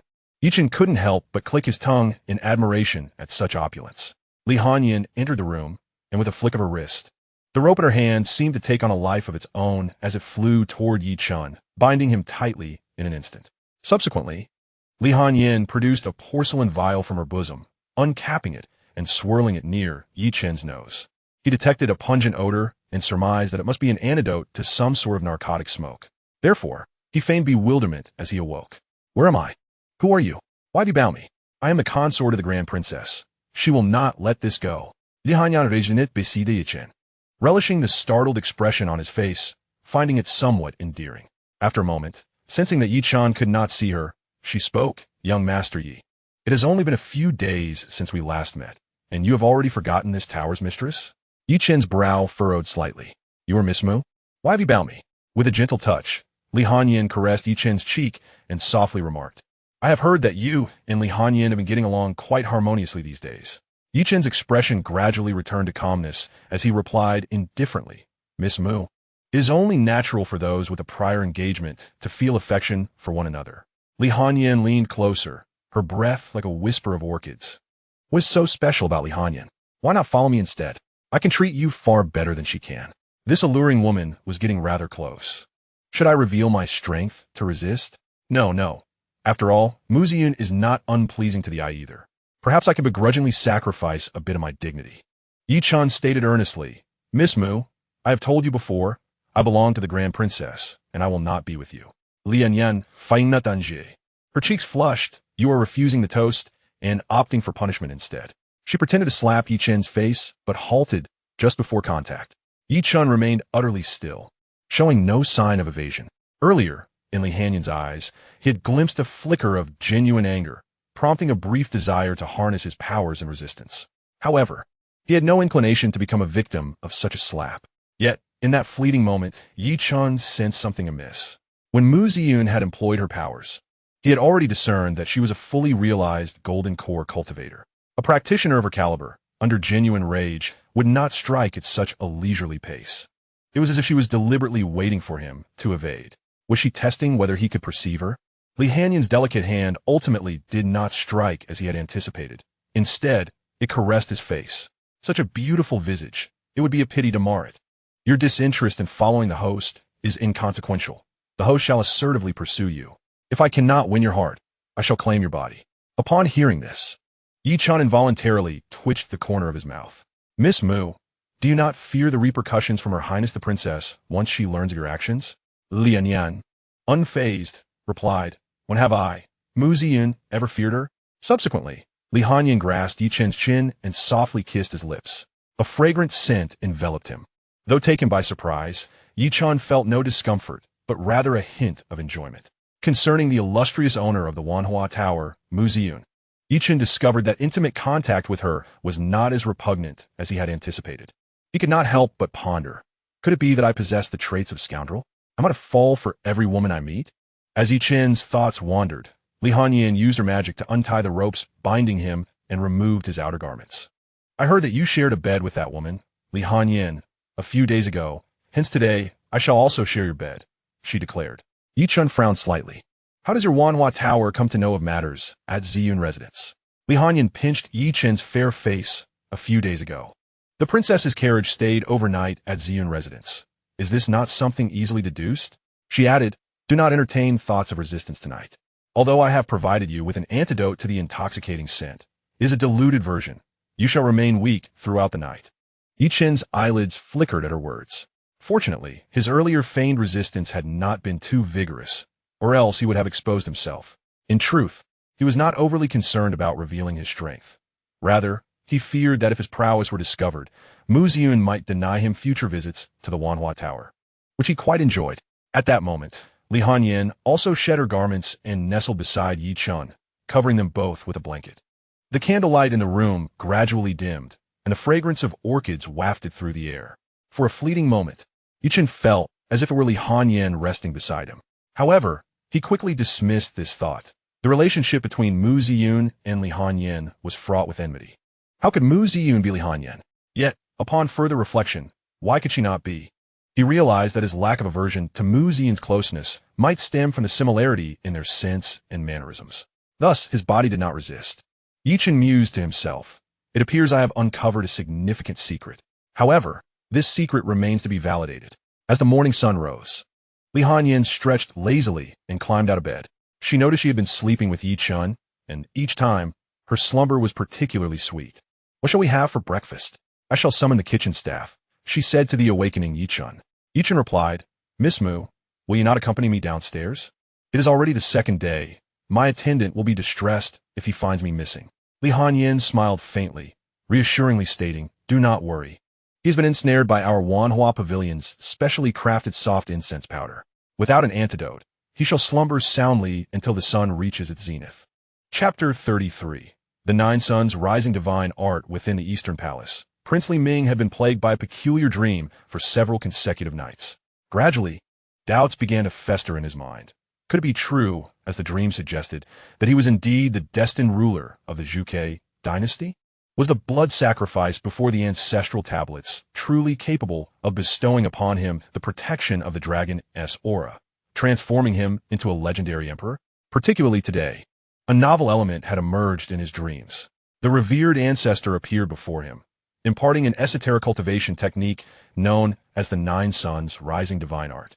Upon awakening, the incantations and principles of this divine art were vividly etched in his memory. Sitting upon his bed, Li Ming pondered for a considerable time whether he should endeavor to cultivate the Nine Suns Rising Divine Art. The celestial masters of the Taisien house had once remarked that he lacked the innate talent for cultivation. Even the most flawless techniques would struggle to channel energy into his being. Could he truly master the Nine Suns Rising Divine Art? Outside the window, the morning sunlight streamed into the room. After a moment of contemplation, Li Ming resolved to pursue the Nine Suns Rising Divine Art. After all, he was already confined in reflection within the Eastern Palace. What harm could there be in attempting to practice a little? What if he succeeded? The initial phase of the Nine Suns Rising Divine art required no special materials. One merely needed to sit beneath the great sun, attuning oneself to the ambient spiritual energy and drawing it within. Half an hour later, as Li Ming cultivated in the courtyard, he genuinely felt the presence of spiritual power manifesting within him, a trace of magical energy blossoming inside. It was indeed real. This technique was veritable. He could cultivate, and he would become a practitioner of the mystical arts. A spark of uncontainable excitement gleamed in Li Ming's eyes, and after a while, he burst into laughter, exclaiming, "If this is true, then the dream is indeed genuine. The ancestor has entrusted this to me, and I shall surely restore the Zhuge dynasty and unify the realm." At that moment, from the jade pendant he carried, Elder Jiu Yang's sinister laughter echoed. This lad is truly gullible. How quickly he has begun to practice the Nine Suns Rising Divine art I bestowed upon him. Continue. The more diligently you cultivate, the swifter my recovery shall be. Hith. Within Wanhua Pavilion, Yi Chun, having enjoyed a leisurely breakfast accompanied by Li Hanyin, was escorted back to his private quarters. Throughout the meal, Li Hanyin personally fed Yi Chun, who accepted without resistance. Although accustomed to dining independently, one could hardly refuse the attentions of such a beauty. The sole drawback was that Li Hanyin's chamber resided on the 9th floor of Wanhua Pavilion, shielded by soundproofing magic, rendering him unable to hear the day's tales from the capital. After escorting Yi Chun back to his quarters, Li Hanyin stealthily kissed his cheek. "Young Master Yi, until we meet again." Once Li Hanyin departed, Lu Lei remained fast asleep upon the bed. Yi Chun could not help but shake his head, remarking, "The slumber was truly delightful. If the fragrant powder from the Wanholu were to be marketed as a sleeping aid, it would surely thrive." He picked up the teapot on the table and splashed cool water onto Lu Lei's face. Who is it? Who doused me with water?" Lu Lei jolted awake beneath the icy cascade, and upon realizing it was Yi Chun, his expression shifted, and he awkwardly smiled. "Good morning, Elder. What brings you to my chamber?" Leaning on his cane, Yi Chun chuckled softly. "You seem to have been lost in slumber. We did not return to Ziyun residence yesterday." At this remark, Lu Lei glanced around, only to discover he was still within the private room of Wanholu. His eyes widened in surprise. "What transpired?" "I seem to have come to Wanholu with you yesterday, and shortly after the dishes arrived, I lost consciousness. Did a Golden Core expert attack us, Elder?" Yi Chun paused before replying. "Not quite. You merely succumbed to a sleeping potion. May I inquire who was responsible for this? Was it an enemy of Ziyun residence?" Yi Chun clarified. "Not at all. It was orchestrated by Wanholu." Lu Lei exclaimed, "What audacity! Wanholu dares to strike against Ziyun residents. Rest assured, Elder, whatever grievances you suffered yesterday, we shall reclaim them with interest." If Yi Chun could have opened his eyes at that moment, he would have rolled them in exasperation. "Do you presume I am merely a chi refinement cultivator who requires Ziyun residents as backing? That sleeping draft holds no power over me, and a mere establishment like Wanholu cannot touch me." Lu Lei sheepishly smiled at his oversight. Yi Chun, leaning on his cane, made his way toward the exit of the private room. Let us return to Ziyun residence. At Wanholu, on the 9th floor, Li Hanyin had finished her grooming and adorned herself with a human skin mask. Yi emerged from the shadows, stating, "Mistress, young Master Yi has departed." Li Hanyin nodded. "Indeed, young Master Yi currently resides in Ziyun residence, and it appears he shares a close rapport with Manager Tian. What if he divulges yesterday's events to him?" Unfazed, Li Hanyin replied, "Ziyun residence is not Ziyun Mountain. It is not a significant concern. I can handle it." Yi pressed, "What if he informs you, mistress?" Li Hanyin fell silent for a moment before slowly donning her veil. "I have yet to contemplate that. I shall consider it upon my return.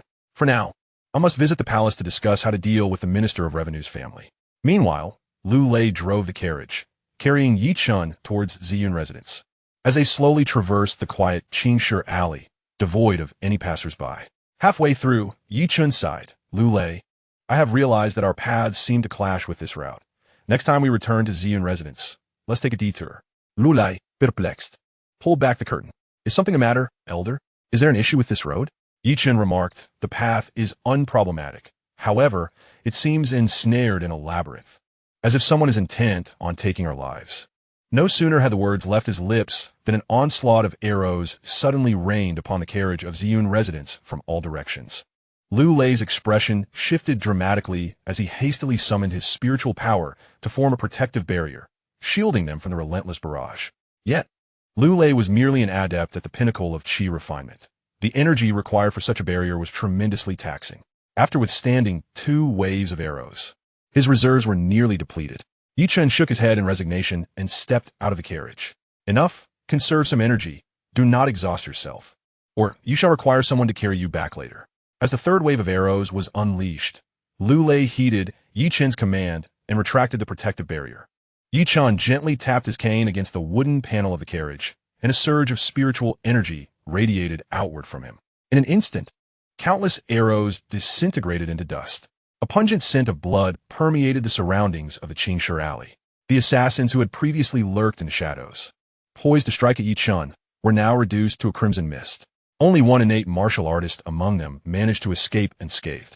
After all, Chen had merely exerted a feeble flicker of spiritual energy, insufficient to directly obliterate an innate warrior. However, at that moment, the first-rate assassin, Hua Yutong, was utterly paralyzed by fear, his heart pounding in terror. Chapter 34. The Dread of Hua Yutong. Hua Yutong, a premier assassin of the first-rate pavilion, had cultivated his martial prowess to the late stage of innate mastery. He was unafraid to target anyone, from nobility to commoners. And even those celestial masters without golden core cultivation were not safe from his blade. Since embarking on his career, he had undertaken 999 assassination missions without a single failure, even successfully eliminating a rogue cultivator on the verge of attaining the golden core. This audacity was precisely why he dared to attempt an assassination on Chen, despite knowing the intricate connections he held with Ziyun residents. Yet, the moment Chen merely tapped his cane, countless arrows were reduced to mere dust, and the dozens of subordinates he had brought along transformed into a crimson haze, chilling Hua Yutong to the core. He had encountered true masters among cultivators before, but none, not even golden core experts, could so bizarrely extinguish the lives of numerous ordinary warriors in the blink of an eye like this blind man had. It dawned upon him that he had inadvertently struck a formidable opponent. Chen, the legitimate heir of the Yi general's residence, was far beyond the mere martial prowess described in the intelligence reports. Could it be that he was merely a vessel for an ancient entity? Would this revelation lead to my silencing? A wave of terror washed over Hua Yutong as he fled in a panic. In his extreme fright, he unleashed all his martial energy to execute the lightness skill, launching himself like a cannonball. The commotion's so great that anyone with a modicum of cultivation would undoubtedly take notice. Lu Lei furrowed his brow, stating, "An assassin has escaped, elder." Chen gazed into the distance where Hua Yutong had departed, quietly stating, "There is no need to rush. Let him be. By nightfall, I shall ensnare him completely."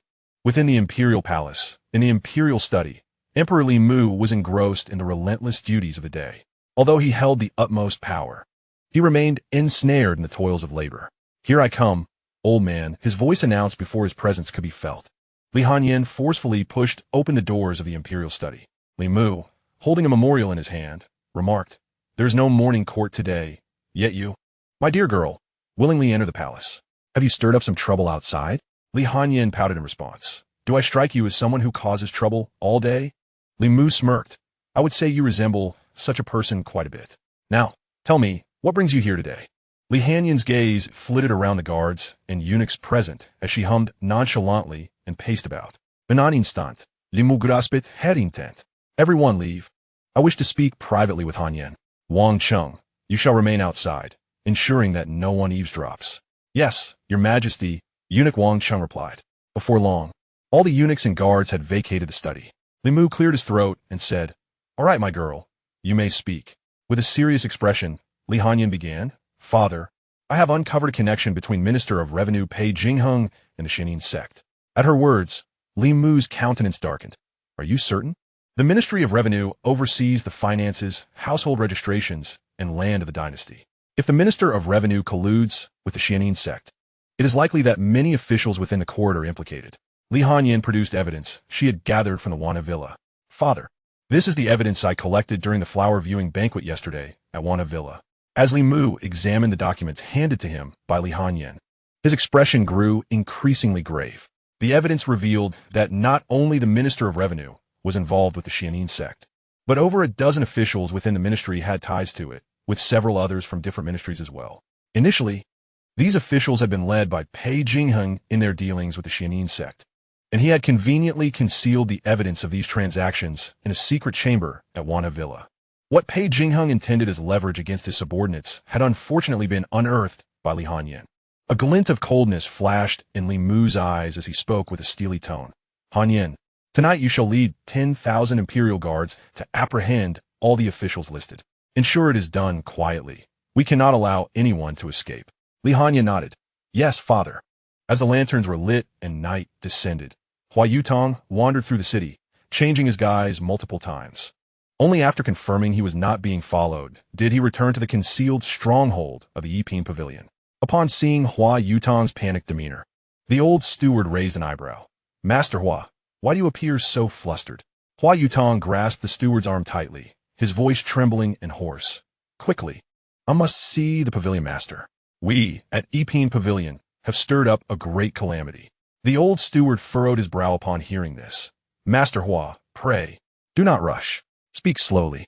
I declared, "I must see the pavilion master." Hua Yutong's grip tightened slightly, causing the old steward pain. "Very well, Master Hua, please release me, and I shall report this immediately." Shortly thereafter, Hua Yutong found himself in a serene chamber, face to face with Hiruoqing, the pavilion master of Yiping Pavilion, who donned a silver-white mask. "Yutong, why are you in such a state of alarm? Has today's assassination drawn the attention of Ziyun residents?" Hua Yutong knelt on one knee, his expression grave as he replied, "Master, the intelligence regarding the target for assassination, Yi Chen, was erroneous. He is not an ordinary blind man. His prowess is unfathomable, rivaling that of a golden core cultivator. I suspect he has been possessed by an ancient cultivator." Hiruoqing's countenance shifted subtly beneath the mask. "What has led you to such a suspicion? Relate to me all that transpired today." Within the span of a brief tea time, Hiruoqing listened intently to Hua Yutong's harrowing account. He spoke in a low voice, "You may retire for now. When dawn breaks, all assassins of Yiping Pavilion shall disperse in batches, masquerading as ordinary citizens, leaving the capital." This night, Yichen did not dine at Wanhua Tower, nor did he allow Lu Lei to accompany him.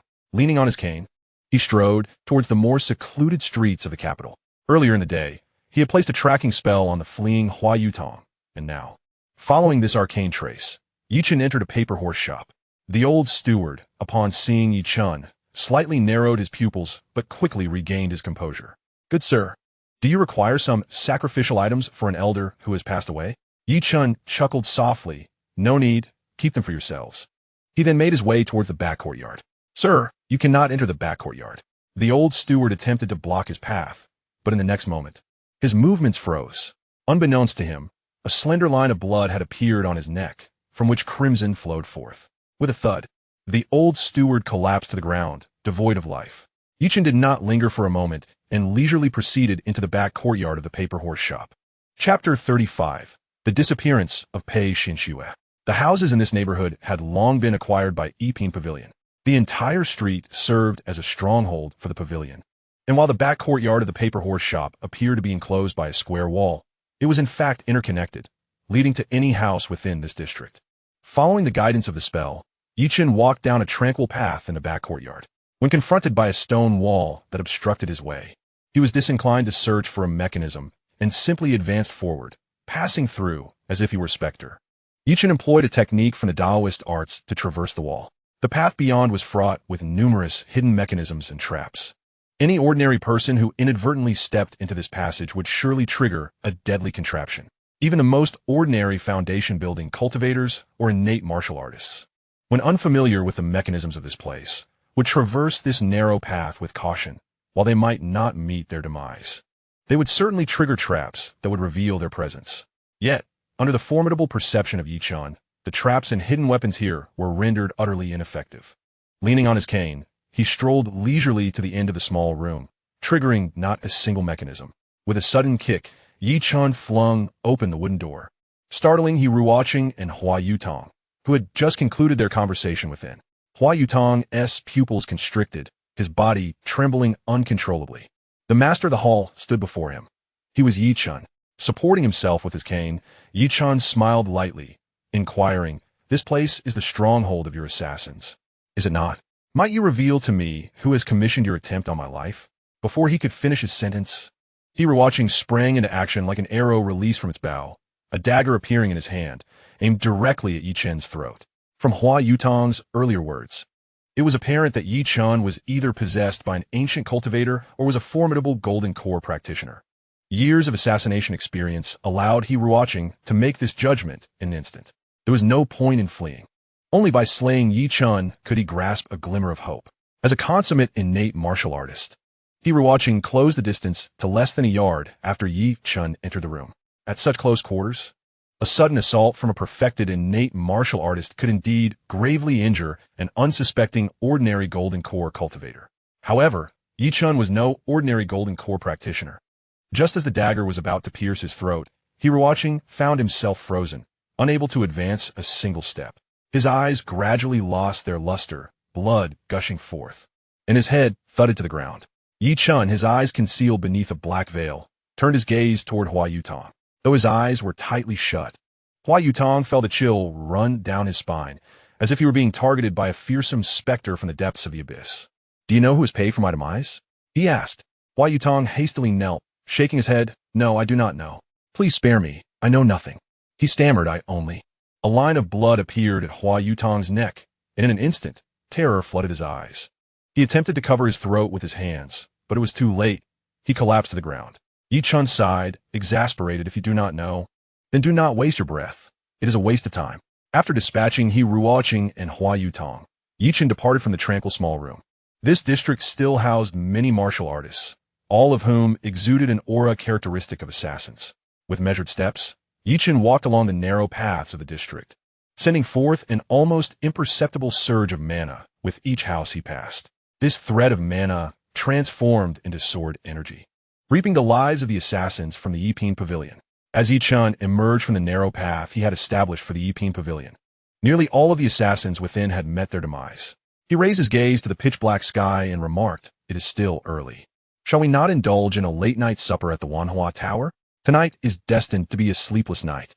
As Yi Chen visited the esteemed Yiping Pavilion, Li Hanyan led the imperial city guards to surround the residences of numerous officials, headed by the Minister of Revenue. Li Hanyan personally brandished her sword and stormed into the minister's estate. Unbeknownst to the minister, Pei Jingheng, that calamity loomed. He darkened his countenance and scolded, "Li Hanyan, what do you intend to do? Even if you are the eldest princess, you cannot lead the guards to invade an official's abode at night. Do you believe that I will report you to the Golden Luan Hall tomorrow?" Li Hanyan scoffed. "You shall not have that opportunity, old fool." With a commanding voice, she declared, "Upon investigation, Minister Pei Jingheng has colluded with the Xianxia sect, and the evidence is irrefutable. By order of His Majesty, you are to be taken to the dungeons for trial, along with your family members." Upon hearing this, Pei Jingheng's expression shifted dramatically, his bravado faltering as he pointed at Li Hanyan, exclaiming, "Li Hanyan, do not slander me unjustly. How could I, a dignified Minister of Revenue, conspire with the fiends of the Xianxia sect? Take him away." Li Hanyan waved her hand, and several guards approached to place shackles upon Pei Jingheng. "You cannot do this. I am the Minister of Revenue. Your accusations are baseless, and I will report you to His Majesty." Li Hanyan watched as Pei Jingheng was dragged further away, a cold smile playing on her lips.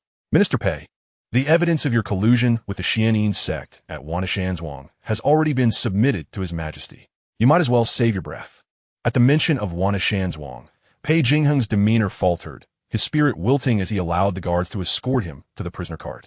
Subsequently, the remaining family members and servants from the minister's estate were also shackled and taken away. After a brief moment, all within the estate had been placed in the prisoner cart, yet Li Hanyan's brow furrowed slightly. One individual was missing. Pei Jingheng's daughter, Pei Xianxia, was nowhere to be found. At that moment, Yang Yi, the deputy inspector of the imperial city, approached Li Hanyan. "Your Highness, the esteemed minister's daughter is missing." "I am aware," she replied. "What are the other officials' residences?" Yang Yi responded, "All officials on the list have been detained, and no family members have escaped." Li Hanyan pondered for a moment before commanding, "Deploy 6,000 imperial city guards to escort these individuals to the dungeons. You shall personally lead 4,000 guards to search for Pei Xianxia's whereabouts." "Yes, Your Highness," Yang Yi affirmed. As he stepped out of the minister's estate, Li Hanyan added, Yang Yi, if she is not found within 2 hours, issue a wanted notice. An hour later, Yang Yi arrived at the residence of the eldest princess. Li Hanyin took a delicate sip of her tea and inquired, "Have you captured her?" Yang Yi shook his head, his expression grave. "Your Highness, I have failed to locate Miss Pei, but the guards discovered a hideout of the Yiping Pavilion assassins in the eastern part of the city. The Yiping Pavilion, known as a mercenary organization, would kill for a price devoid of any moral compass, and had garnered infamy in the capital, being sought after by the court for quite some time. However, their concealment was masterful, and the court had yet to uncover their stronghold within the capital." Li Hanyan raised an eyebrow at this revelation. "Ah, a fortuitous surprise. Have any of the Yiping Pavilion assassins been apprehended? The prowess of the Yiping Pavilion is formidable. It is inconceivable that Yang Yi, commanding 4,000 imperial guards, could capture them all, hence Li Hanyan's inquiry." Yang Yi replied, "Your Highness, when we discovered the scene, all the assassins of Yiping Pavilion were already dead." "All dead?" A flicker of astonishment flashed in Li Hanyan's eyes. "Then what accounts for your injuries?" Detecting a scent of blood emanating from Yang Yi, despite his wounds being bandaged, she discerned that his right hand had been injured from his recent actions. With a hint of embarrassment, Yang Yi lowered his gaze. "I was inadvertently wounded by a concealed weapon set by the Yiping Pavilion." Li Hanyan fell silent for a moment, then set down her teacup. "Take me to the Yiping Pavilion stronghold." After a brief interval, Li Hanyan and Yang Yi arrived at the paper horse shop in the eastern part of the city. The corpse of the old steward lay within the shop, unattended. Li Hanyan scrutinized the body of the old steward. Yang Yi spoke, "Your Highness, the one who killed him must be a master. This old man was likely a martial artist himself, yet he met his end by having his throat slit." Li Hanyan stood and inquired, "What are the other assassins from Yiping Pavilion?" "They are over here, Your Highness." In the backyard, a multitude of bodies belonging to Yiping Pavilion's assassins lay scattered. Yang Yi commanded the imperial guards to carry out the deceased assassins from the residences. "Your Highness, this entire old district is nearly under the purview of the Yiping Pavilion. I have discovered a total of 231 corpses, all verified to be registered assassins of the pavilion." With a sweep of her divine sense, Li Hanyan noted that the manner of death for these bodies was strikingly similar to that of the old steward. "Yang Yi, including the one in the shop. There are only 229 bodies here. Where are the other two?" With her divine sense, Li Hanyan promptly confirmed the count of the bodies. Yang Yi replied, "Your Highness, there are 2 more bodies behind that narrow alley. However, the traps along the path are numerous. I feared for the soldiers' safety and did not allow them to enter to retrieve the bodies." Li Hanyan proceeded towards the alley. "Then I shall go on myself." The wall obstructing the narrow path had been forcefully breached by Yang Yi, allowing Li Hanyan to stride forward. Under her divine sense, she observed a pool of blood in the shadowy alley.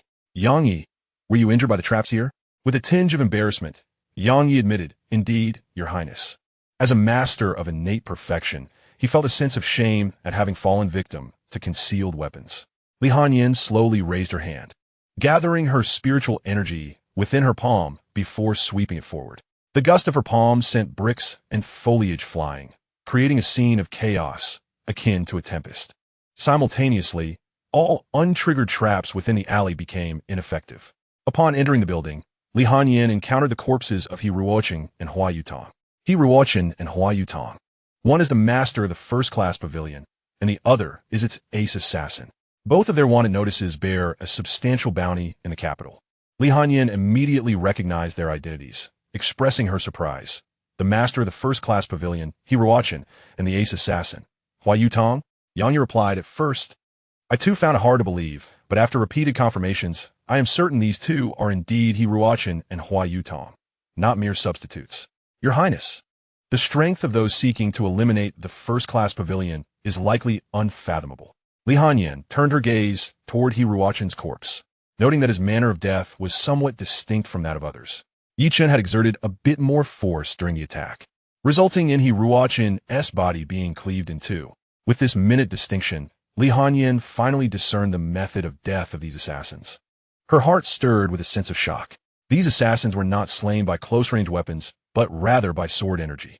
The wielder of the sword possessed an incomprehensible mastery of swordsmanship and an exquisite command of magical power, certainly beyond the capabilities of a golden core cultivator. The assailant was most likely a nascent soul cultivator. Yang Ye's expression shifted. A nascent soul cultivator. Should we inform His Majesty? A nascent soul cultivator entering the capital without revealing their intentions necessitates our vigilance. Li Hanyan shook her head.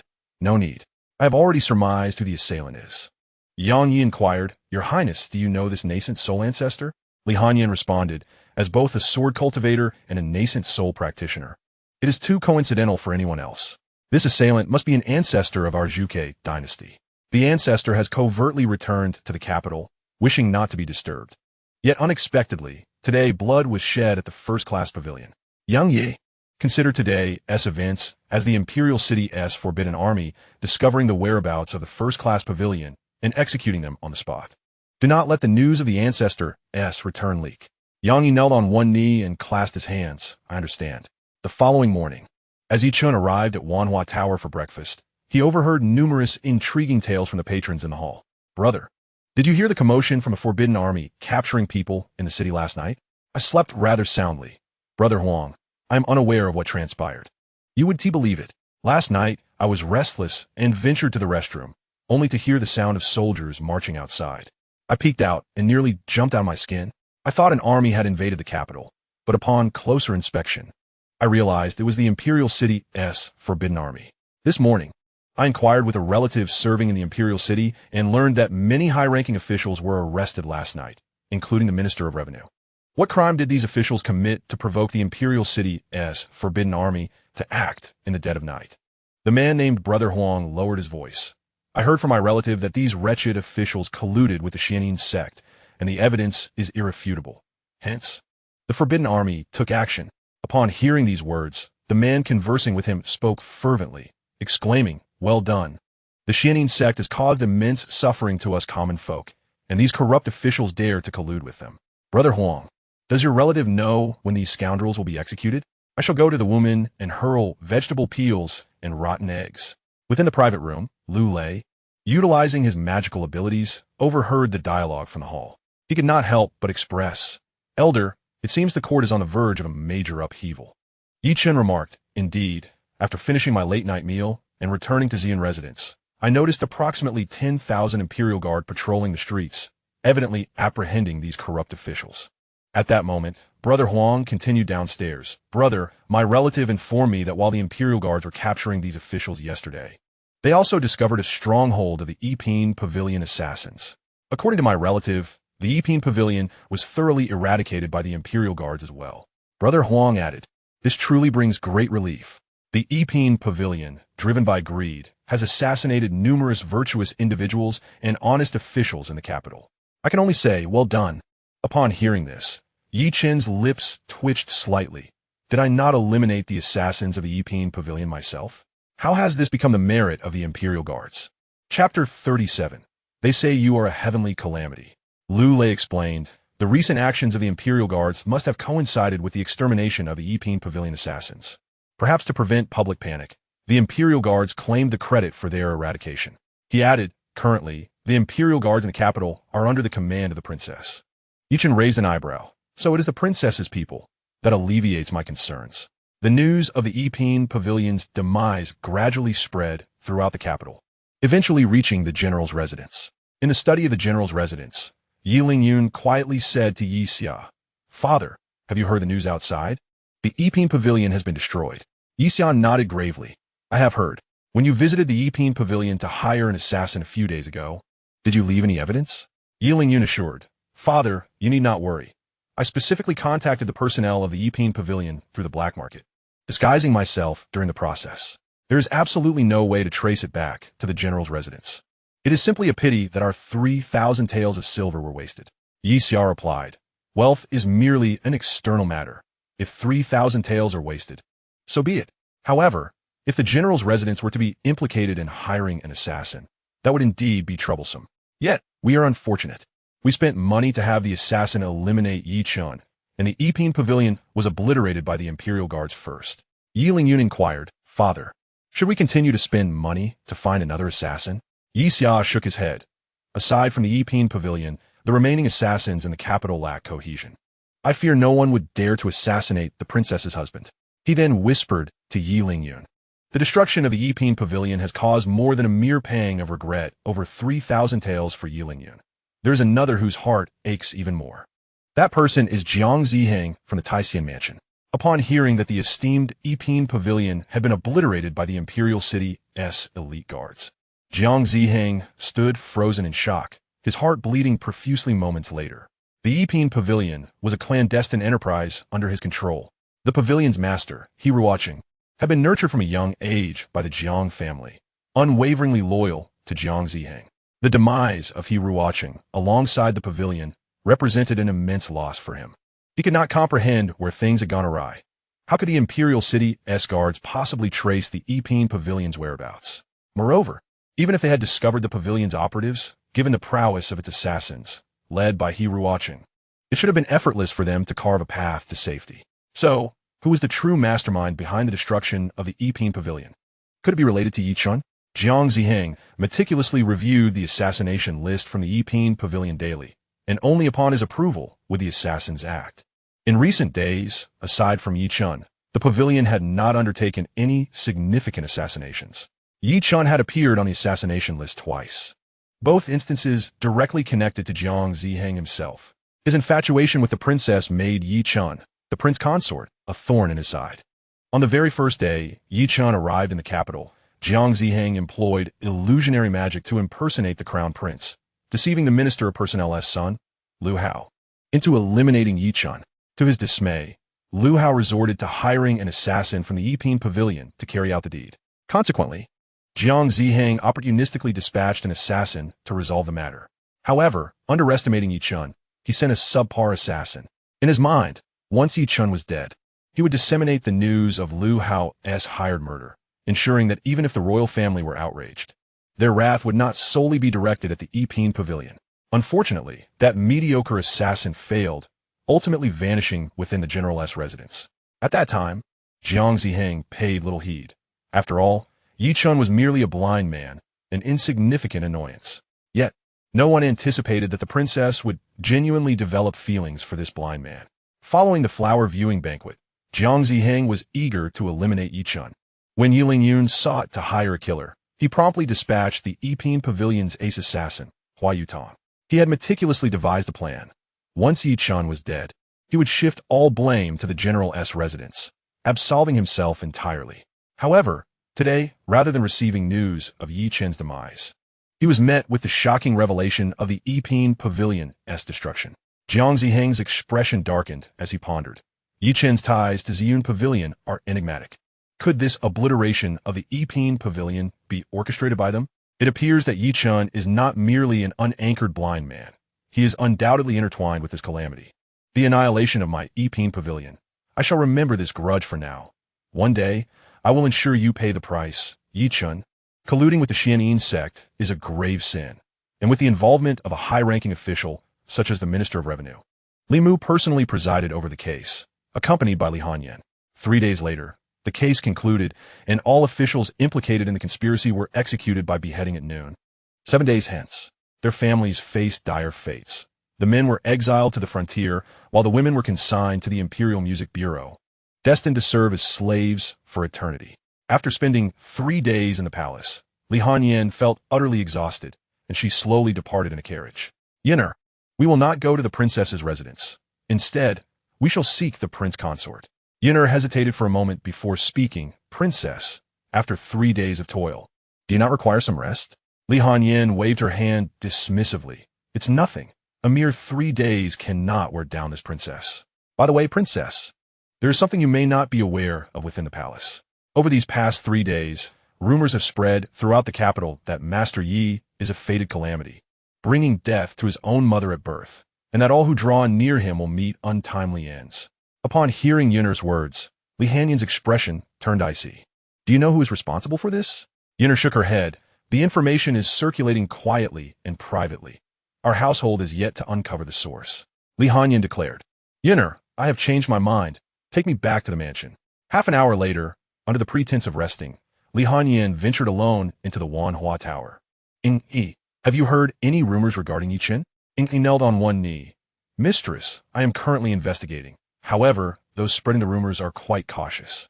Please grant me some time. Li Hanyan replied coldly. You have 2 days to uncover the mastermind behind these rumors. Use whatever means necessary if required. Yes, mistress. In the Ziyun residence, the subject of the rumors, Chen, had just emerged from a brief meditation retreat and was stepping out from room 1. Ludi hurriedly approached Chen. Elder Yi, you have emerged from your retreat. Chen, leaning on his cane, smiled lightly. What has you so flustered, Lu Lei? Lu Lei, indignant, replied, Elder, during your 3 days of seclusion, someone has been slandering you in the capital. Chen raised his eyebrows slightly. Oh, what have they been saying? Lu Lei replied, they claim you are a fated calamity. Chapter 38. He can't go on. A fated calamity? Chen chuckled upon hearing this. As a sword immortal, he was well aware that he bore no such peculiar fate.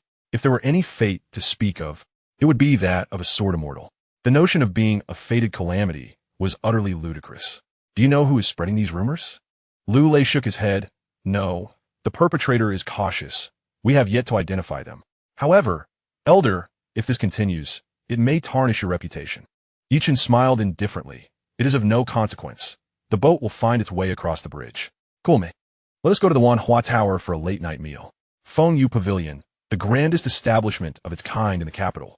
The seductive melodies lingered in the air, while the graceful sleeves of dancers captivated the eye. Since Chen entered the general's residence, a plethora of troubling matters has arisen, and it has been quite some time since Yun last indulged at the Fengyu Pavilion. Today, after attending to his father's instructions, Yun seized the opportunity to visit the establishment once more. A familiar face to the Fengyu Pavilion, he was greeted by Mama Yang, who, adorned in vibrant attire, exclaimed, Isn't this young Master Yi? It has been ages since your last visit. Yun placed a silver ingot into Mama Yang's hand. Mama Yang, please fetch me a suitable companion. With a smile illuminating her face, Mama Yang accepted the silver, assuring him, Rest assured, young Master Yi, I will ensure your satisfaction. Very well, I shall await you in the usual place, Yun replied. Please, young master, ascend the stairs, Mama Yang gestured. Before long, a beautiful maiden, new to the Fengyu Pavilion, entered Yun's chamber. He swiftly embraced her.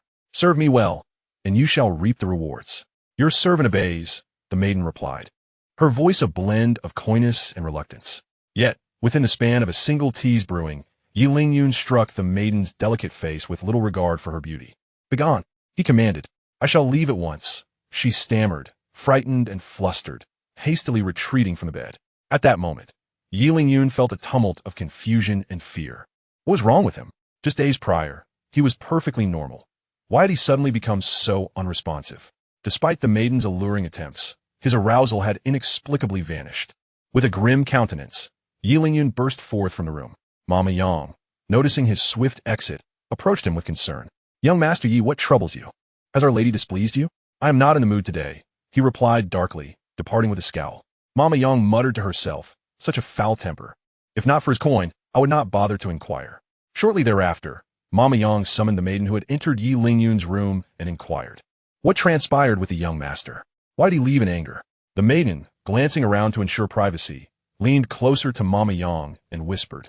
Upon hearing her words, Mama Yang's expression shifted to one of surprise, followed by a sigh. Who would have thought that young Master Yi, being the son of a general, is all looks and no substance? At such a tender age, he is already impotent. It appears we shall be losing a potential benefactor at the Fengyu Pavilion. Very well. You may take your leave. I shall find you a more suitable patron in the future. Let us discard this worthless cucumber.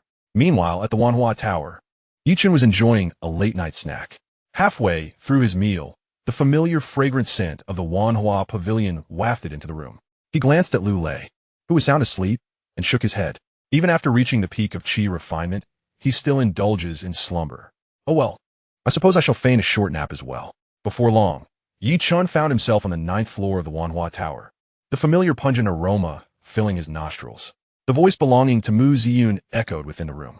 Young Master Yi, are you aware that whispers abound, labeling you as the fateful Lone Star? How can you remain complacent in our Wanhua Tower, dining without a care? Chen adjusted himself into a comfortable position, shrugged, and replied, The mouth is on someone else. What can I do? Besides, isn't this rather fortuitous for the owner of the tower? Li Hanyan raised an eyebrow, perplexed. What do you mean, young master? Chen explained. The term fateful Lone Star connotes ill fortune.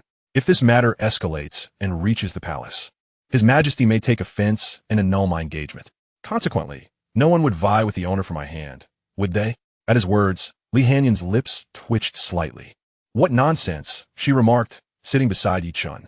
But this ultimately tarnishes your reputation. Have you not considered clarifying this matter? Yi Chen responded. Such matters cannot be resolved merely by clarification. I am but a solitary force. How could I accomplish this? Is the owner inclined to assist me? Li Hanyan gently caressed Yi Chen's cheek and proposed, if you accompany me for a nap, I shall help you resolve it. Yi Chen agreed, deal. Li Hanyan furrowed her brow. So readily? Yi Chun chuckled. I am already here. Can I refuse? Li Hanyan replia. No. Disrobe and sleep. After 3 exhausting days within the palace, Li Hanyan indeed felt fatigued. After leaving the palace, she had been investigating which scoundrel dared to slander her young lord. By nightfall, fatigue began to take its toll. Just as her young lord arrived at Wanhua Tower for a midnight snack, she seized the opportunity to take him into her arms and sleep together. As dawn broke, Li Hanyan awoke from her slumber.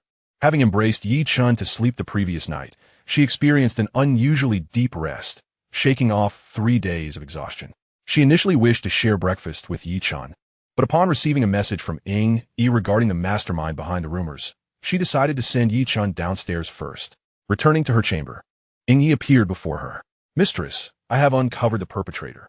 Li Hanyan, with a glint of frost in her voice, inquired, who is it? The general's manner, Yi Lingyun.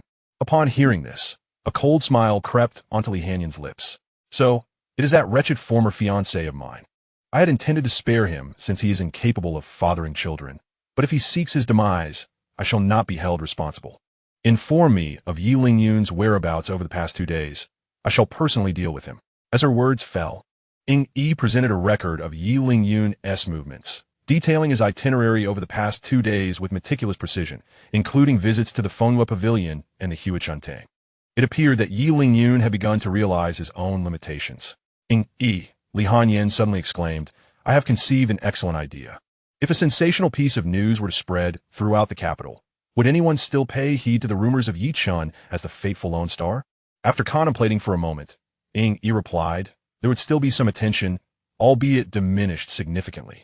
Li Hanyan's eyes glimmered with a hint of cunning as she remarked, this is precisely what I was thinking. Chapter 32. Bron, Infuriatink, Yixia.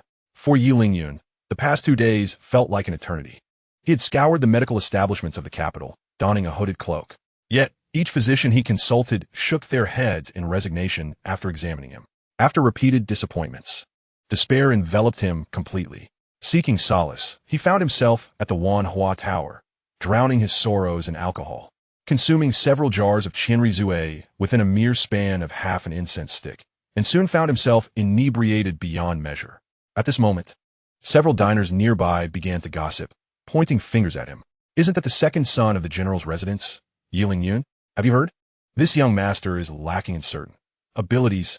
Just a few days ago, he left Fenghua Pavilion in less than the time it takes to drink a cup of tea. Such indulgence at such a young age. He may well be destined to leave no heirs. And did you know? Young master, Yi has a penchant for men. I heard that not long ago.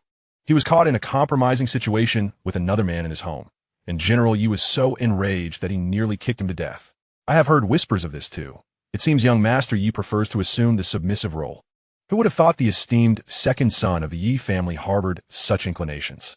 No wonder the princess's residence turned him away. A fine young gentleman. Yet he favors men, and now he's rendered himself utterly incapable. What a pity. Their voices, though not loud, reached Yi Lingyun's ears as he struggled with his drunken stupor. Infuriated by their taunts, he shouted, You wretches! Who dare say I am lacking? I shall kill you! In a fit of rage, he hurled a jar of wine at one of the diners, striking him on the forehead and causing blood to flow. The diners, emboldened by their earlier bravado, were not the type to cower in fear. Anger surged within them. You seek death. One shouted, Brothers, take him down. Thus a brawl ensued. As the group descended upon Yi Lingyun, though he hailed from the general's residence, his martial prowess was lackluster.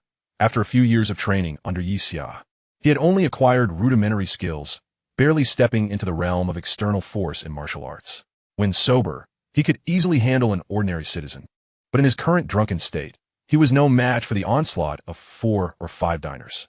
The one he had injured retaliated fiercely, shouting, How dare you strike me? Do you think being the second son of the general makes you impressive? To me, you are less than a eunuch. A revolting creature with a taste for men. Watch as I stomp you to the ground. the proprietor of Wanhua Tower, Duan Su, observed the scene as Yi Lingyun was thoroughly beaten. Only then did he order his staff to intervene, pulling the assailants away and sending them to the Jingzhou prefecture. Seated at the counter, Duan Su clicked his tongue and said, "What a pitiful sight. Yet, your troubles have only just begun. Why provoke anyone else when you could have chosen a man favored by our master? You have brought this suffering upon yourself." The news of Yi Lingyun being gravely injured and taken back to Jingzhou prefecture swiftly reached the general's residence. Upon hearing this, Yixia's expression darkened, prompting him to personally head to Jingzhou prefecture to demand his son's release. Recently, due to the false accusations surrounding the Wanhuolu incident, many officials from Jingzhou prefecture found themselves imprisoned and stripped of their positions. Now, the person receiving Yixia was the newly appointed Xiaoyin, Sangjianghe, a protege of the Grand Princess. "General Yi, your son was involved in a brawl at Wanhuolu. According to the laws of the Zhuge dynasty, he is to receive 20 lashes and be incarcerated for 7 days. However, considering his severe injuries, the lashes may be waived, but the imprisonment remains unavoidable." Sangjianghe stated matter-of-factly. Yixia fixed a steely gaze upon Sangjianghe. "Sir Song, my son is a victim. Is such punishment truly justifiable?" Sangjianghe replied with calm composure. "General Yi, you may not be aware, but it was your son who initiated the altercation. Strictly speaking, he is the instigator." Yixia's countenance darkened further. "Sir Song, do you truly intend to show no leniency towards this general?" Sangjianghe maintained his stance. "General Yi, you ought to understand that our Jingzhou prefecture has recently undergone significant changes. I cannot afford to act unjustly." In a fit of anger, Yixia forced a smile. "Very well. May I at least summon a physician to examine my son?" "Of course, General," Sangjianghe replied. A physician soon entered the prison to examine Yi Lingyun. After a brief interval, the physician emerged, addressing Yixia. "General, your son has sustained only superficial injuries. A few medicinal prescriptions and a few days of rest will suffice. He is not in grave danger." Yixia exhaled a sigh of relief. "That is reassuring." However, the physician glanced at Sangjianghe, hesitating momentarily, pondering whether to speak up. Observing the physician's reluctance, Yixia urged, "Speak freely. Is there something else you wish to convey? Has the prison guard inflicted any punitive measures upon my son?" Sangjianghe interjected, "Ahem, General Yi, please refrain from making baseless accusations. Our Jingzhou prefecture is known for its fairness and would never resort to such underhandedness." The physician then spoke up. "General, there are no signs of cruel punishment on young Master Ye's body.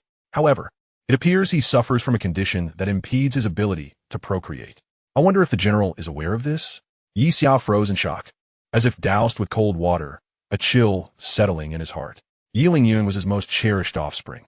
How could he suddenly be afflicted with such a fate? Sangjianghe smiled nonchalantly. "It seems the recent rumors circulating in the capital hold some truth." Yixia demanded, "What do you mean, Sir Song?" Sangjianghe continued, "General Yi, are you not aware? The capital has been abuzz with gossip that your second son, Yi Lingyun, is impotent and has a penchant for young male companions. It is said that there exists a risque illustrated book featuring him and a male courtesan. Those who have seen it claim the illustrations depict his intimate postures with remarkable accuracy." Silence. "My son would never engage in such disgraceful behavior." Yixia glared at Sangjianghe, his face a mask of frost. Realizing the malice in Yixia's gaze, Sangjianghe refrained from further provocation and said nonchalantly, "As it stands, young master, you must remain in custody. You may take your leave now, General."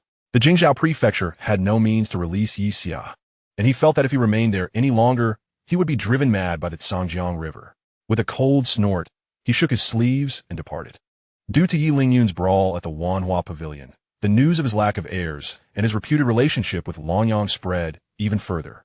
Particularly, someone crafted a poignant tale of love and hate between Yi Lingyun and a young attendant from the Nanfeng Pavilion, stirring emotions that could move the heavens. For a time, few paid attention to the matter of the celestial solitary star, overshadowed by the captivating saga of Yi Lingyun. The following day, each enjoyed his breakfast in a private room at the Wanhua Pavilion while patrons downstairs discussed Yi Lingyun's story. In an instant, Yi Lingyun had become the laughingstock of the capital. As Yi Chun savored his meal, he remarked with a smile, "This truly is her unique solution." Chapter 40. The Throwing of Rotten Eggs and Decayed Vegetable Leaves. In the Zhuge dynasty, The residences of princes and princesses upon reaching adulthood were situated outside the imperial palace. Yet, within the palace itself stood a mansion not owned by the emperor. This was the residence of the national master of the Ziyun dynasty. Located to the east of the palace, the mansion was vast, grand, and solemn. The eaves towered high, adorned in gold and jade, while the courtyard was exquisitely decorated. Home to various precious plants and impressive rock formations, rivaling even the emperor's sleeping quarters. Inside the guest hall of the national master's residence, Li Hanyan had finished a cup of cool tea when the national master, Taoist Tianyan, slowly entered. Few could command such patience from Li Hanyan within the Ziyun dynasty. But Taoist Tianyan was one of them, clad in a Taoist robe, holding a whisk. His flowing white hair and aged visage were complemented by his luminous eyes, brimming with vitality. "Little Hanyan, what brings you to my residence today?" he inquired. Li Hanyan's expression darkened at his words. "Do not call me that, Tianyan. You are hardly much older than I." Taoist Tianyan shrugged. 3 years is still significant. One does not visit the Three Treasures Hall without reason. "Speak, what is your business?" Li Hanyan shook her teacup. "I require you to disseminate a message from the national master's residence. Announce that Chen is the reincarnation of an immortal, destined for great fortune, and that admitting him into my princess's household will ensure the Ziyun dynasty's everlasting prosperity." Taoist Tianyan responded, "Little Hanyan, the national master's residence has never spread false information in the capital." Li Hanyan narrowed her eyes, staring at Taoist Tianyan with a bemused smile. "Have you not disseminated false news before? I recall last year you claimed that the sales of paper umbrellas in the capital would soar. Yet there were scarcely any rainy days, leading to dismal sales and a significant loss for me." Taoist Tianyan coughed lightly, offering an awkward smile. "That was my oversight. It was not last year, but this year. Trust me, little Hanyan, the sales of paper umbrellas will indeed flourish this year." Li Hanyan scoffed. "Enough. Your calculations of the heavens have rarely been accurate. I expect to hear news regarding Chen by tomorrow morning, and when the officials convene, a final verdict shall be rendered." Tianyan Daorun. "Your Majesty, are you aware of this? It seems inappropriate to act without your consent." Li Hanyan, "I have already mentioned it. The old man has consented." Tianyan Daorun, filled with skepticism, inquired, "Is that truly the case?"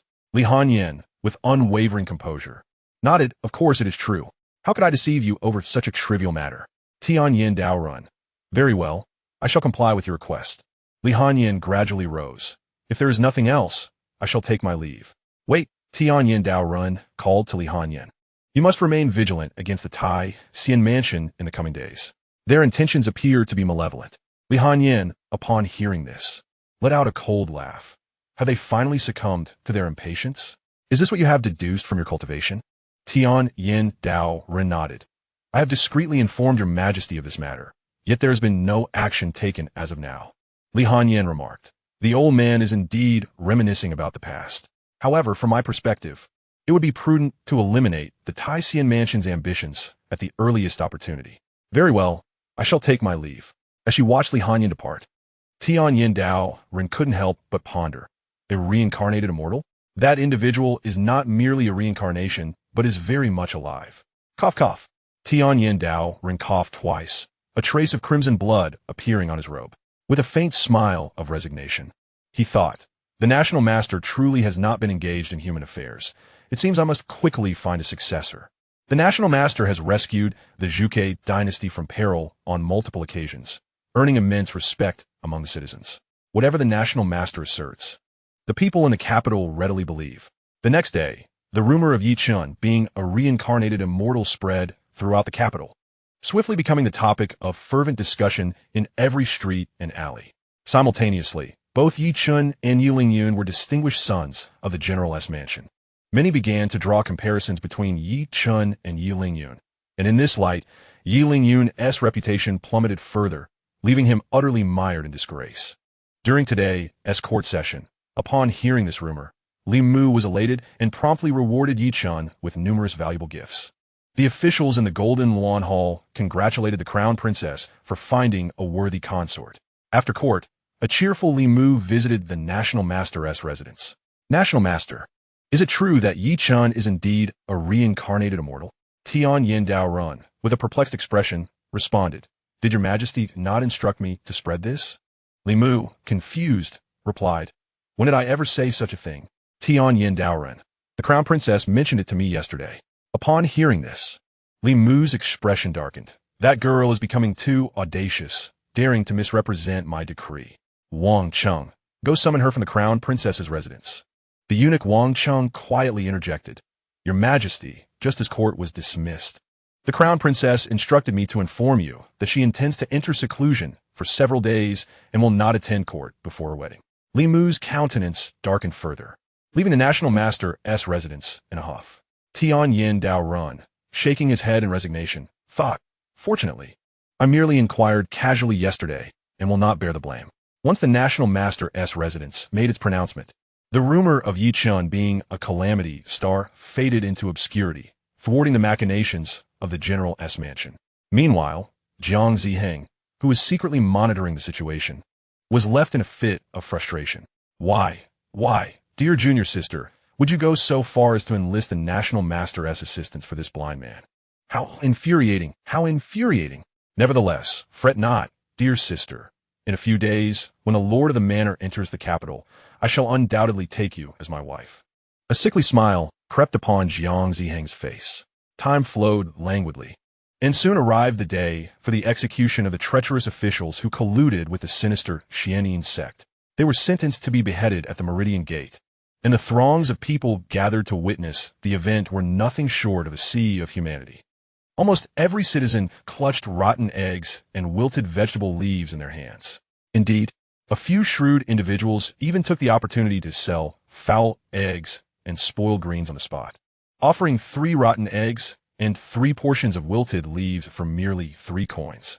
The populace harbored an intense loathing for these corrupt officials, who had sold their souls to the dark forces. As the officials were escorted from the dungeons, the stench of rotten eggs and decayed leaves greeted them along the way.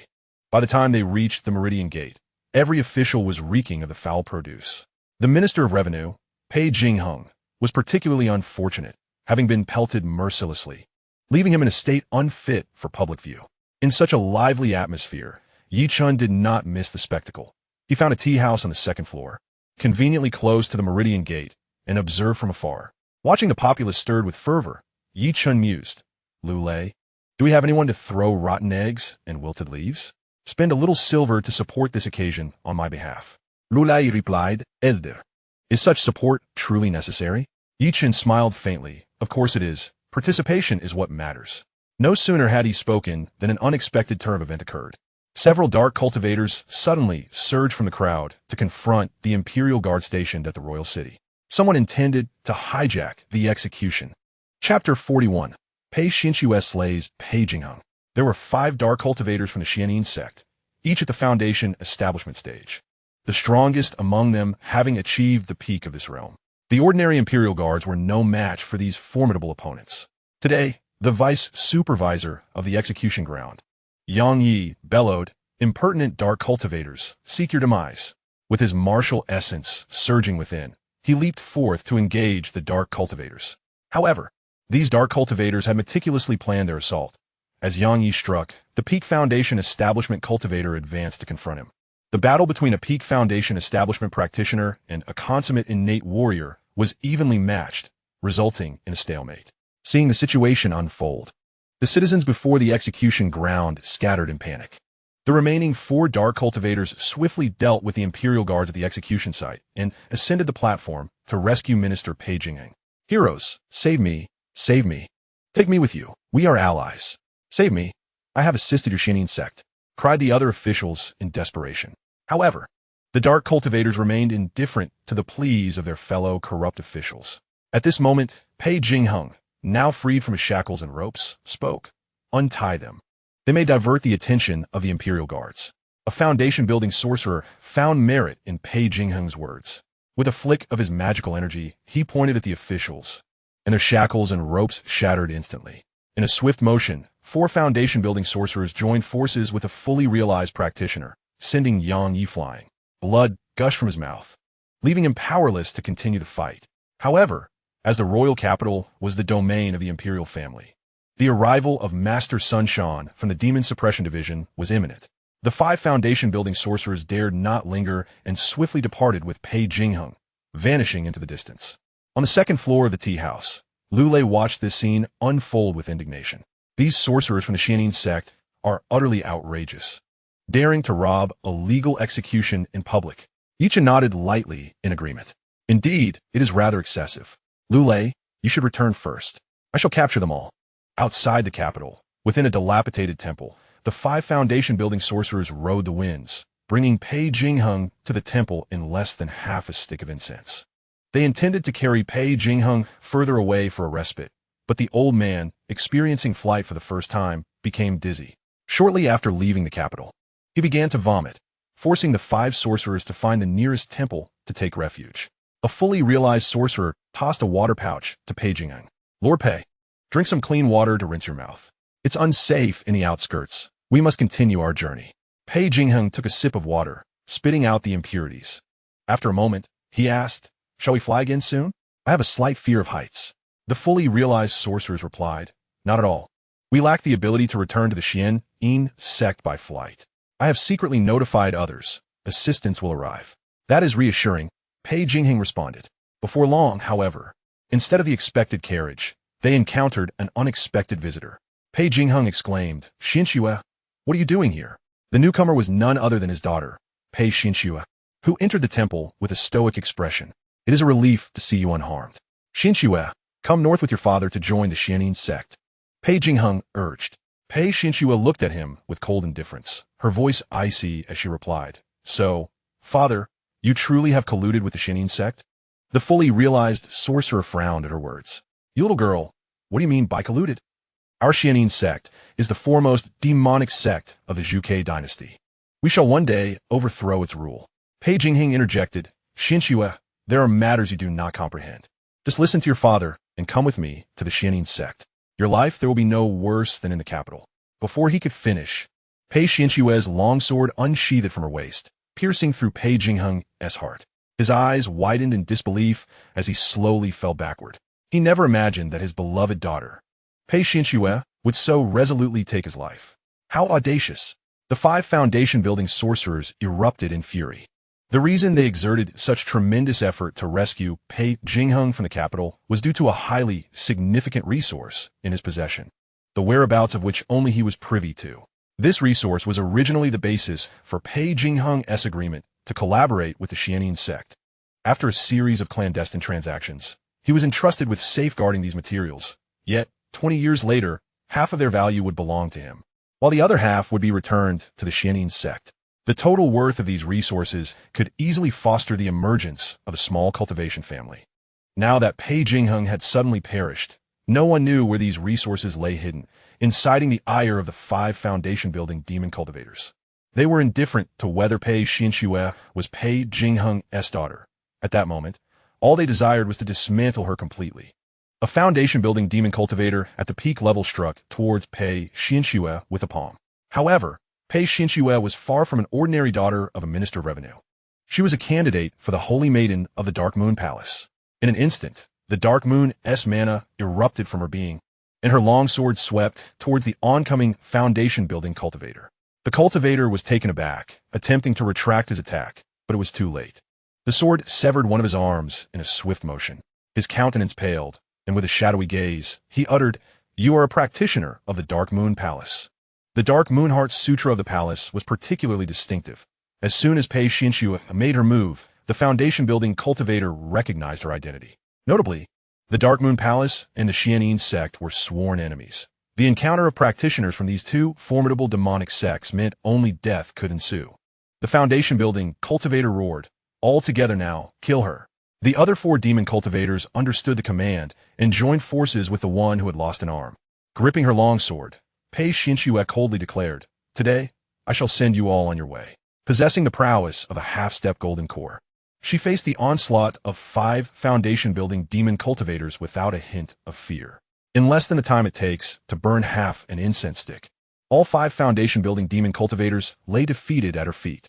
"Remarkable, your methods are truly formidable. However, in eliminating them so swiftly, I am left without a means to locate their lair," Chen remarked as he appeared in the dilapidated temple, leaning on his cane. He had followed the trail of the 5 foundation-building demon cultivators and Pei Jingheng, soon discovering Pei Xianxia lurking in their wake. When Pei Xianxia entered the ruined temple, he chose to remain hidden, observing the unfolding drama. The juxtaposition of a father closely aligned with the Xianxia sect and his daughter, a practitioner of the Dark Moon Palace, was indeed intriguing. He had anticipated the eruption of conflict between father and daughter, yet he did not foresee Pei Xianxia delivering such a lethal blow to her father. A true act of righteousness against familial ties. As Chen appeared silently, Pei Xianxia's expression hardened, her sword directed at him. You are the prince consort of the crown princess. What brings you here? Chapter 42. My unseen senior brother and her good relationship. Although Pei Xianxia had only crossed paths with Chen once, his striking presence as a blind man was unforgettable, making it impossible for her to forget him. Thus, she recognized him immediately. Do you truly believe that I, Miss Pei, have come to the countryside merely to seek solace? Pei Xianxia scoffed, her voice laced with disdain. Do you take me for a mere child? If you do not speak the truth, I shall sever your head with a single stroke of my sword. Unfazed, Chen replied, then, Miss Pei, do as you wish. If you hesitate, the opportunity may soon elude you. Do you really think I would shy away from acting against you? Pei Xianxia's eyes flashed with a hint of murderous intent. And just as she prepared to strike, a formidable pressure emanating from a golden core, cultivator, swept in from outside the dilapidated temple. 5 Foundation Establishment Demon Cultivators, accompanied by Chu Yuan, who served Pei Jingheng, arrived before the crumbling structure. The Xianxia sect placed immense importance on the supplies in Pei Jingheng's possession. They had initially agreed to a share due to his position as the Minister of Revenue. However, with Pei Jingheng now imprisoned, the Xianxia Daoist dispatched Chu Yuan personally to acquire the supplies and subsequently deal with Pei Jingheng, instructing her to return the goods to the sect. Upon arriving at the temple, Chu Yuan discovered that Pei Jingheng and her 5 Foundation Establishment Demon Cultivators lay lifeless. How could Pei Jingheng be dead? The Xianxia sect had yet to claim their supplies. In an instant, her heart surged with fury, and the pressure of her golden core cultivation bore down upon the 2 figures within the temple, who had slain Pei Jingheng. Under the oppressive force of the late-stage golden core, Pei Xianxia's expression shifted slightly. You are Chu Yuan of the Xianxia sect. At that moment, Chu Yuan sensed the fluctuations of Pei Xianxia's spiritual energy. Gritting her teeth, she spat, the Dark Moon Palace very well. You shall pay with your life. In a fit of rage, her golden core techniques surged forth like a torrent toward Pei Xianxia. Though Pei Xianxia possessed considerable talent and strength, she now faced the wrathful strike of a late-stage golden core practitioner. As a mere half-step into the golden core realm, she stood no chance of defending herself. Pei Xianxia's sword shattered, crimson blood blossomed from her chest, and she was forced to retreat several paces, her back bracing against the wall of the temple. Gazing at the injured Pei Xianxia, Chu Yuan's fury began to subside, yet her eyes glimmered with cold malice. To die like this would be too merciful for you. I, the elder, shall strip you of your cultivation and sell you to the brothels, where you shall be trampled upon, thus alleviating my hatred. Pei Xianxia coughed up blood, her complexion pale, as she retorted, You shall not succeed. At that moment, Chen shook his head, lamenting, As women, why must we torment one another? What concern is it of yours, you blind wretch? Had you not leapt in, this elder would have had no intention of troubling you, since you wish to defend her.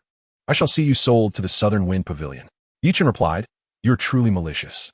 Que yuan sneered, malicieux? Allow me to show you what true malice entails.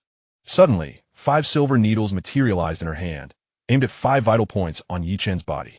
The needles were infused with insidious spiritual energy, should they penetrate these points.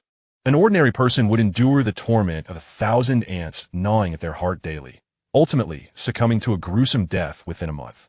5 delicate silver needles appeared poised to pierce Chen's body, yet they halted a mere foot away. Such a vicious technique. Were it to ensnare an ordinary individual, they would likely suffer excruciating torment daily.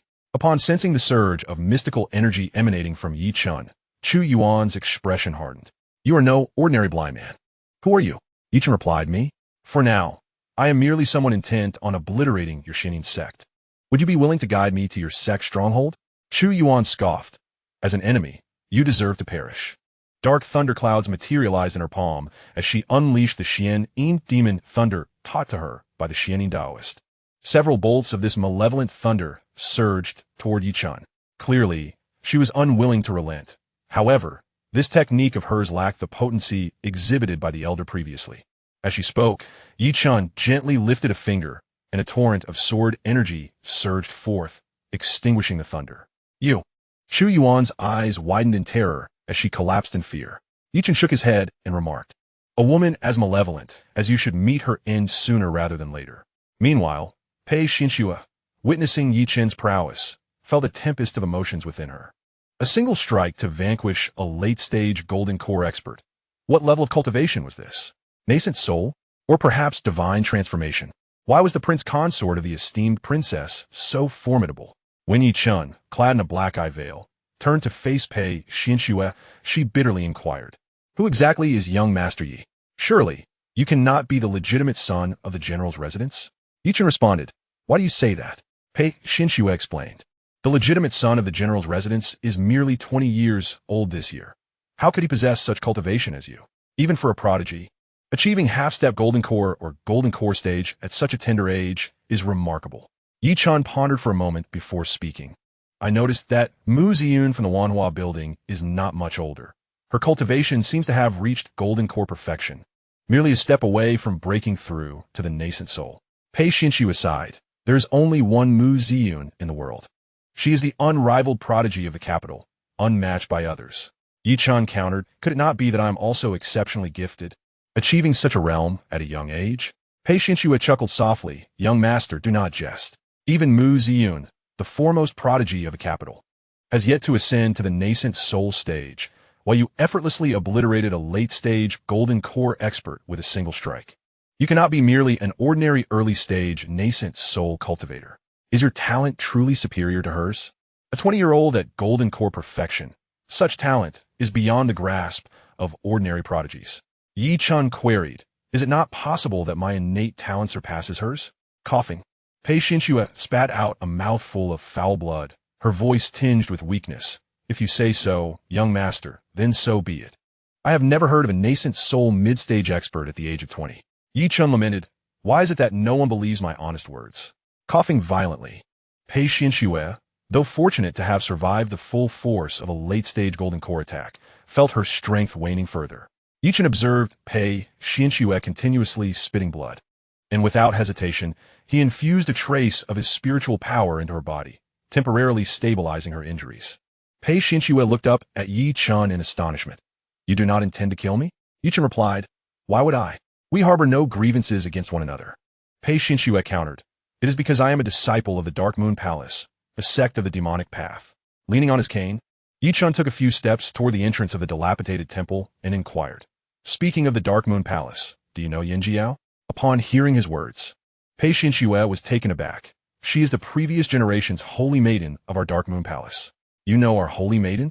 Yi Chun repeated, "Not personally, but my yet-to-be-met senior brother is quite close to her."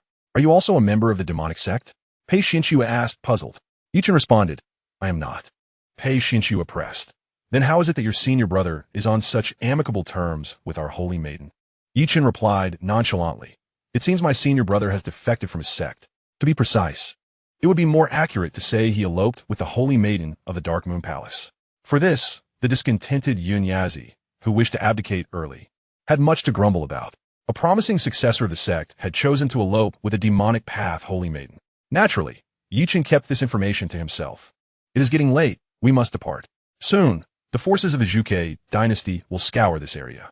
He indicated toward a carriage left by the Xianxia sect, hidden within the dense forest a short distance to the southeast. "Whether you can evade the army's pursuit rests solely upon you." As soon as he finished speaking, Yi Chun had vanished within the ruined temple. After about the time it takes to brew a cup of tea, Zhang Yin led a contingent of Zhuge soldiers to the temple's entrance. Meanwhile, Pei Xianxia had already escaped without a trace in the carriage prepared by the Xianxia sect. Observing the corpses strewn throughout the temple, Zhang Yin spoke, "Summon Her Highness, the Long Princess." A soldier behind Zhang Yin bowed and acknowledged, "Yes." The Xianxia sect's demonic cultivators had staged a rescue at the execution grounds, releasing all condemned prisoners, and Yang Yi was severely injured. Lian Yan, who had been feigning seclusion at the Long Princess's residence, was enraged upon hearing this news. She commanded the imperial guards in the capital to hunt down the remaining escaped prisoners and personally led the Zhuge army alongside Zhang Yin to pursue the whereabouts of the 5 foundational stage demonic cultivators and Pei Jing'eng. When Li Hanyan received Zhang Yan's message and arrived at the temple, she raised an eyebrow. All dead. Zhang Yan nodded. Indeed, Your Highness. Furthermore, Your Highness. Look at that one. Zhang Yan pointed to the deceased Chu Yuan. This is Chu Yuan of the Xianxia sect. Li Hanyan exclaimed in disbelief. Not long ago, she had engaged in combat with Chu Yuan, whose strength, while inferior to her own, was nonetheless at the late golden core stage. She had not anticipated her demise within this dilapidated temple. Li Hanyan examined Chu Yuan's cause of death closely and soon discerned that she had perished from a powerful sword aura. She gasped. This appears to be the work of the ancestor. Zhang Yan responded. Your Highness, do you refer to your royal family's nascent soul ancestor? Li Hanyan affirmed. Indeed, is that very ancestor. Only the old ancestor in the capital is capable of slaying a being at the late stage of golden core. The old ancestor has acted again, presumably out of disdain for the demons of the Xianxia sect. Zhang Yan shall transport these corpses back and must not disclose the news of the old ancestor's return to the capital. Zhang Yan bowed and said, I shall obey. Days later, the Jingzhou prefecture issued a notice. All officials colluding with the Xianxia sect have been brought to justice, and 5 demons who attempted to rob the execution site were slain by the Zhuge army. Furthermore, the court intensified the manhunt for the demons of the Xianxia sect. To dare to publicly disrupt an execution is to show utter contempt for our Zhuge dynasty. Meanwhile, on this day, Yi Lingyun, who had been imprisoned for 7 days, was finally released. However, upon returning home, he was met with a severe reprimand from Xianxia, who greeted him with a whip. You ungrateful son, are you truly trying to drive me to my grave? You have brought shame upon me in the capital, and today I shall teach you a lesson. On his way home, many pointed and whispered about him, and he understood why Xianxia was furious. He cried out, Father, please stop. It's just rumors from outside. I truly have no affinity for Longyang. Concubine who quickly interjected, My lord, please do not strike him. He is our Ling'er. Xiaxia's chest heaved with agitation. After a moment, he discarded the whip. Then tell me, when did this affliction of yours begin? The general's residence has the doctor check on everyone annually. And last year Yi Lingyun was perfectly fine. Why has this sudden affliction arisen? Yi Lingyun's face turned pale from the beating. I do not know exactly when it began. It seems to have started after Yi Chun entered the general's residence. Father, it must be that calamity star Yi Chun. It is because of him that I have suffered this fate. Xiaxia's expression darkened. Silence. The national master has declared that Yi Chun is a reincarnated immortal, blessed with enduring fortune. The matter of the calamity star must not be carelessly spread. Yi Lingyun was taken aback. How could he possibly be a reincarnated immortal? That ungrateful child is currently in the good graces of the Grand Princess and favored by His Majesty. We shall deal with him later. For now, we must not act recklessly. Xianxia huffed and left. Concubine who hurriedly helped Yi Lingyun to his feet. Ling'er, come, let me assist you. In the eastern chamber, Concubine who was applying medicine to Yi Lingyun. Hearing about her brother's punishment, Yi Qiao hurried over to visit. Brother, how could father be so harsh? Concubine who sighed softly. Your father is furious because of the ridicule he has faced in the capital due to your brother's situation. Yi Qiao indignantly replied, My brother clearly has no affinity for Longyang, who is targeting him so maliciously. It is all that calamity star Yi Chen's fault. Everything is his doing. Yi Lingyun's expression darkened. We have only just begun spreading the word that he is a calamity star, and already the National Master's residence declares him a reincarnated immortal. There must be something amiss. Tomorrow, once my injuries have improved somewhat, I shall pay a visit to the Jiang residence to inquire about young Master Jiang. Although Jiang Ziheng is a direct disciple of the Celestial Immortal sect, he possesses enterprises within the capital, which led him to establish the Jiang residence independently in the city. Upon my arrival, Jiang Ziheng received me directly, though he stood a slight distance away from me. Noticing this, I understood his intentions and my expression darkened. Young Master Jiang, I assure you, I have no particular affection for the same sex. Jiang Ziheng coughed lightly a few times. I believe Master Yi, however, I have recently caught a chill and fear that my proximity might infect you. Initially, Jiang Ziheng regarded the rumors circulating outside with skepticism, but the incessant whispers took their toll, and the tales surrounding Yi Lingyun in the capital were indeed too prevalent. After hearing so much, he unconsciously believed a portion of it. Who would believe that a cultivator could catch a chill? Yi Lingyun certainly did not. Nevertheless, not wanting to offend Jiang Ziheng, And considering he had provided an escape for him, Yi Lingyun accepted the explanation. Ah, I see. The reason I sought young Master Jiang today is related to my elder brother's situation. Did you not say that he is a star of calamity? Why has the National Master's residence suddenly proclaimed that he is the reincarnation of an immortal? Jiang Ziheng feigned a sorrowful sigh. Alas. This matter is likely at the behest of Her Royal Highness, the Crown Princess. You are aware that she has taken a liking to Yi Chun, and the National Master's residence is beholden to the royal family. Even if Yi Chun is indeed a star of calamity, with a single word from the Crown Princess, black can be made white. The Crown Princess is utterly captivated by Yi Chun. Yi Lingyun's expression turned indignant. The Crown Princess is truly misguided. Yi Chun is but a blind fool, a star of calamity. Apart from his appearance, what merits does he possess? Jiang Ziheng replied. Indeed, I too fail to comprehend Her Highness's obsession with Yi Chun.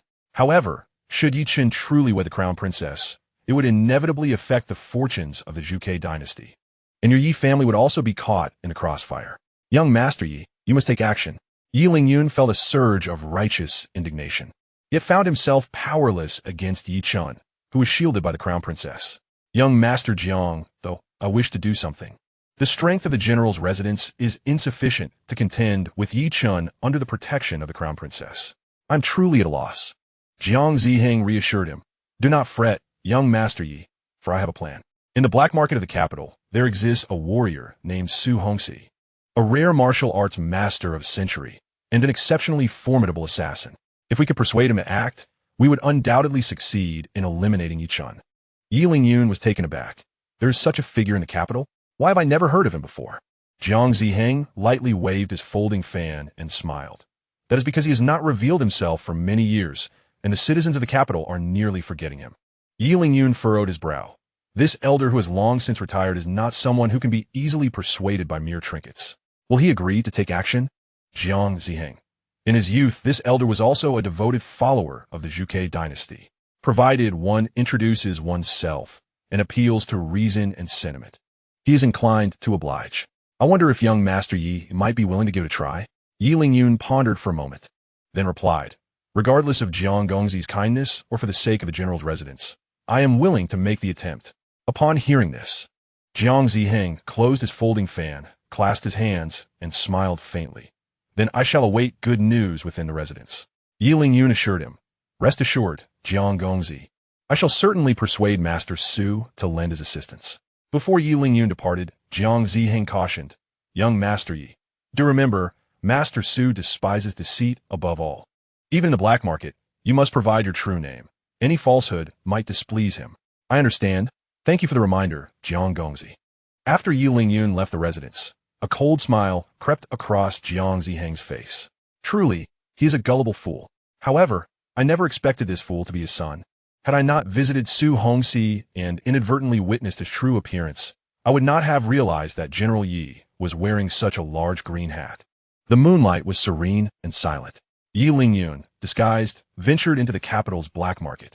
Following Jiang Ziheng's instructions, he arrived at a dilapidated hut in the black market. He lightly knocked thrice on the door with no response, thus slowly pushed open the wooden door. In an instant, a chilling gleam flashed. A disheveled middle-aged man brandished a long knife against Yi Lingyun's neck. Who are you? A wave of cold dread washed over Yi Lingyun, yet he feigned calmness. Master Su, please do not strike. I am Yi Lingyun, the second son of General Yi, and I have come to discuss a business matter with you. Upon hearing this, Su Hongxi's murky eyes flickered with a glimmer of clarity as he abruptly pulled Yi Lingyun into the wooden hut. You say your name is Yi Lingyun? Yes. What of it? Yi Lingyun replied, puzzled yet affirming. Su Hongxi reached for Yi Lingyun's face, and in the next moment, the coarse human skin mask fell away, revealing Yi Lingyun's true visage. Tears welled in Su Hongxi's eyes. Child, it truly is you. At that moment, Su Hongxi was also wearing a finely crafted human skin mask that concealed his true identity, leaving Yi Lingyun utterly bewildered. Senior? Yi Lingyun ventured tentatively. Realizing he had lost composure, Su Hongxi quickly regained his demeanor, though his tones softened considerably. Who sent you?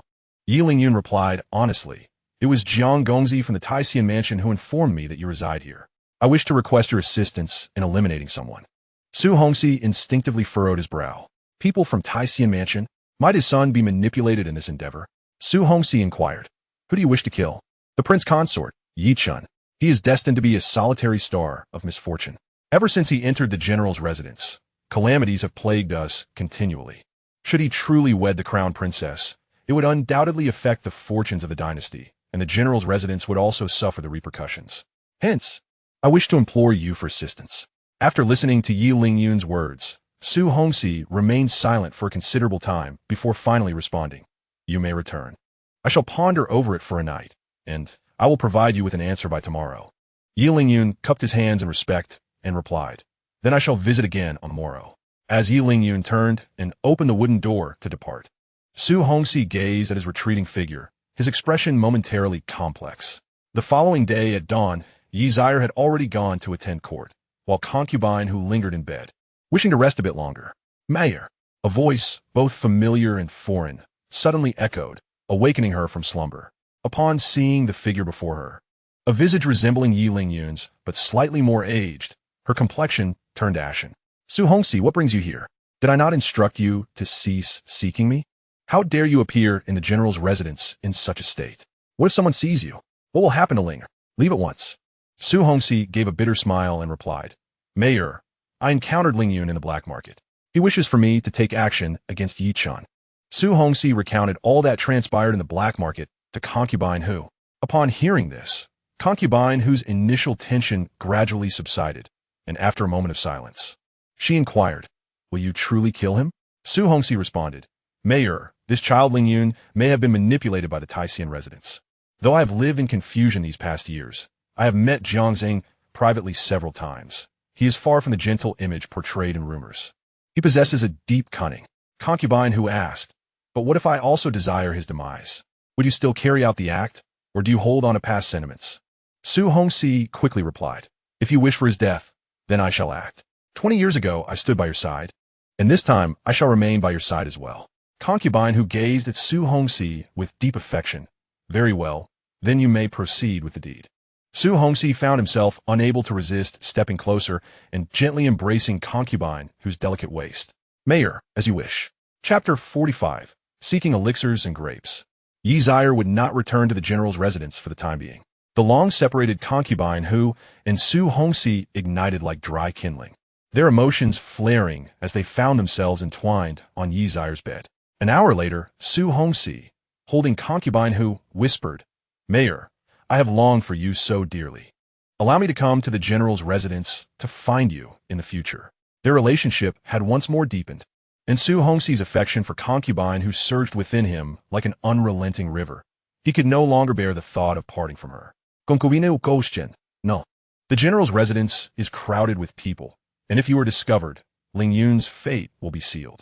I shall seek you outside instead. Yi Ziyun may return at any moment. You must leave now. Agreed.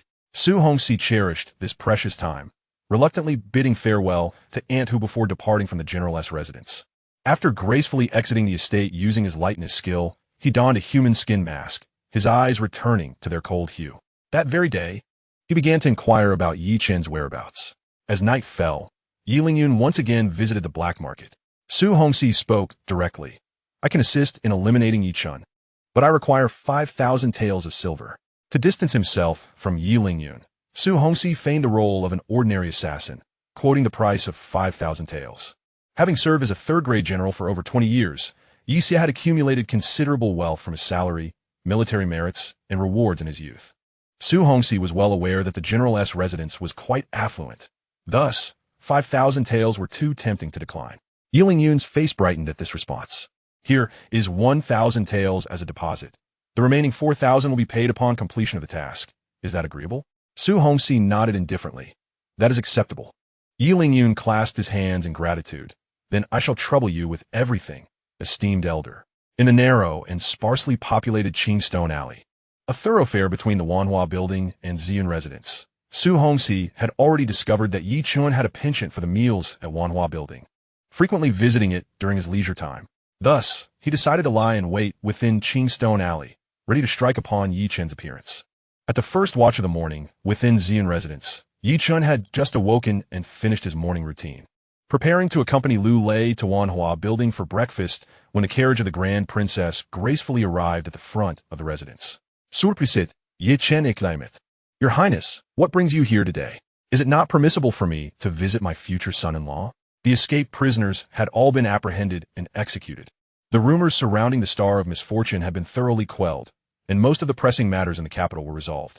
Today, Li Hanyan had some free time and intended to take Yi Chun to the outskirts of the capital to visit Qingjian Temple, seeking Master Qingjian to concoct a Ziki Mingmiao pill. This particular pill was known for its ability to cure ailments of the eyes. Even those born blind could regain their sight upon consuming it. Get in the carriage. Today, I shall take you somewhere special. After picking up Yi Chun, Li Hanyan's carriage set off towards the outskirts of the capital, bypassing Qingstone Alley. Inside the carriage, Yi Chun inquired, Your Highness, where are we headed today? Li Hanyan did not conceal her intentions and responded truthfully, to Qingjian Temple, to procure a pill that will restore the light to your eyes. Restore the light? He pondered, for his eyes could not currently perceive light. He quietly asked, Is Qingjian Temple quite renowned? Li Hanyan peeled a glistening grape and placed it in her mouth. Today's grapes are particularly delicious. You should try some. She then personally peeled another grape for Yi Chun and fed it to him. The master of Qingjian Temple and I share an old acquaintance. His alchemical skills are unparalleled, capable of producing high-grade Ziki Mingmiao pills. Once you consume this pill, you will see the world anew. Yi Chun, Your Highness, would it be too great a cost to request the Golden Elixir Master to intervene? Li Hanyan nonchalantly replied, You are my consort. Any cost, no matter how steep, is worth it. Yi Chun pondered, Your Highness, I am puzzled by one matter. Since elixirs can heal injuries, why do you not consume one to treat the scar on your face? I have heard that certain divine elixirs possess the remarkable ability to eliminate scars almost instantaneously. Li Hanyan blurted out, This scar on my face is unique. It was inflicted by a special artifact within the palace, and not even the finest elixirs can remedy it. Ever since I began using a human skin mask, many officials in the court have seized the opportunity to present elixirs for scar removal, hoping to mend my scar and gain the emperor's favor. Thus, I have long prepared an excuse for this mark on my face. The Zhuge dynasty has been established for over 2,700 years, and it is quite normal for the royal treasury to harbor some unique artifacts, is it not? Regardless, her reasoning is corroborated by the emperor himself, and not a single official in the court doubts her words. I see. It seems I shall also devise an excuse regarding my blindness. Now, let me indulge in another grape. Li Hanyan peeled another grape and fed it to Yi Chun. After he consumed it, she spoke again. I have personally fed you twice. Dear consort, should you not take the initiative to feed me once? Yi Chun replied, Your Highness, my vision is impaired. It may not be convenient for me to feed you. Li Hanyan smiled charmingly. No matter, I shall guide you slowly. Come, first peel the grape, then place it in your mouth, and gently feed me with your lips. After some playful effort, their mouths met several times, and Li Hanyan reveled in the moment. Though the grape bore a hint of tartness, Yi Chun felt a sweetness arising from their contact. Half an hour later, the carriage halted at the entrance of the Qingjian Temple. The Qingjian Temple is a modest Taoist sanctuary, the retreat of the Qingjian master, who resides there alone. As Li Hanyan and Yi Chun dismounted, the Qingjian master sensed their presence and personally emerged to greet them. With a beaming smile, the Qingjian master remarked, Your Highness, it has been a while. What brings you to this humble abode today? Li Hanyan replied with a smile. Naturally, I have come seeking your assistance. This is my consort, and I wish for you to concoct a purple chi bright eye elixir for me, with the materials provided by myself. The Qingjian master shook his head with a wry smile. I knew you would not visit my humble temple without a purpose. Since you are here, please come in and allow me to extend my hospitality. Before long, they entered the Qingjian Temple. Although small, the temple was well equipped. In the guest chamber, the Qingjian master brewed a cup of spiritual tea for both Li Hanyan and Yi Chun. I can indeed concoct the purple chi bright eye elixir, provided the necessary materials are at hand. Li Hanyan's eyes sparkled with delight. Truly? If so, please tell me what materials are required for the elixir. I shall have someone fetch them immediately. Yi Chun, there is no need to rush. I have yet to contemplate a reason for the inability to restore clarity. Chapter 46. Yi Chun takes action, the domain of sword chi. Though Li Hanyan was aware of the existence of the Ziki Mingmu pill, she lacked the formula, and thus was ignorant of the necessary spiritual materials for its concoction. However, with the immense wealth of the Wanhua Tower, which boasts an abundance of rare treasures. Procuring the required materials was hardly a concern for her. Upon hearing the names of several materials from Qingjian, Li Hanyan exclaimed with delight, "I possess all the materials you mentioned. I shall return to the princess's residence to retrieve them. Chen, please remain here in the Qingjian temple while I make a swift trip." Since the materials were located within the Wanhua Tower, and Li Hanyan preferred to keep her identity concealed for the time being, she naturally would not invite Chen to accompany her. Furthermore, she could traverse the skies alone, allowing her to return expeditiously. Chen nodded in agreement. "Very well. I shall wait here for your return." After Li Hanyan departed, Qingjian inquired, "Young friend, would you like some more tea as your cup is emptied?" Chen replied, "I will be most grateful, Taoist." Qingjian refilled Chen's cup with spiritual tea. "It is no inconvenience. I often find myself in solitude here, and your presence, along with the princesses, provides me with pleasant company to alleviate my loneliness." Sipping his tea, Chen asked, "Are you well acquainted with the princess, Taoist?" Qingjian chuckled softly. "One might say we share a friendship that transcends generations. Despite her youth and lofty position, the princess wields considerable influence, yet shows remarkable kindness to her subordinates and friends. From a tender age, she was sent by His Majesty to the military to hone her martial skills, later entering the Taishan Pavilion for further enlightenment. I was once a practitioner within the Taishan Pavilion and had the fortune of knowing her there, having witnessed her growth firsthand. Do not let her noble status deceive you. I am well aware that her hardships are no less than those faced by others." Chen remarked, "I have frequently heard of the Taishan Pavilion from many. Could you elaborate on it, Taoist?" Qingjian responded, "As the consort, you are indeed entitled to know. The Taishan Pavilion was established 2,500 years ago by a royal relative of the Zhuge dynasty. Its original purpose was to facilitate the cultivation of immortality among the royal offspring, while also ensuring that the practitioners of the Taishan Pavilion serve the royal family. Historically, any royal descendant showing promise in cultivation would be sent to the Taishan Pavilion for training. The most gifted would remain there, while those of lesser aptitude would be taught some foundational techniques and sent back home. Thus, half of the practitioners in the Taishan Pavilion are indeed related to the royal family. However, as time has passed, the connection between the Taishan Pavilion and the royal family has waned. Brothers often quarrel, and how much more so with the countless generations that have elapsed since their bonds were strong. Presently, while the royal family still sends its children to the Taishan Pavilion for study, it is primarily for the purpose of learning techniques and scriptures. They seldom reside there for extended periods. Chen pondered, "From what you have said, it appears that the Taishan Pavilion has developed its own ambitions?" Cough, cough. The esteemed Qingjian spoke in a low tone, urging caution. "Be mindful of your words. Such statements should not be made lightly." "Why has the Taoist master chosen to withdraw from the Taishan Pavilion?"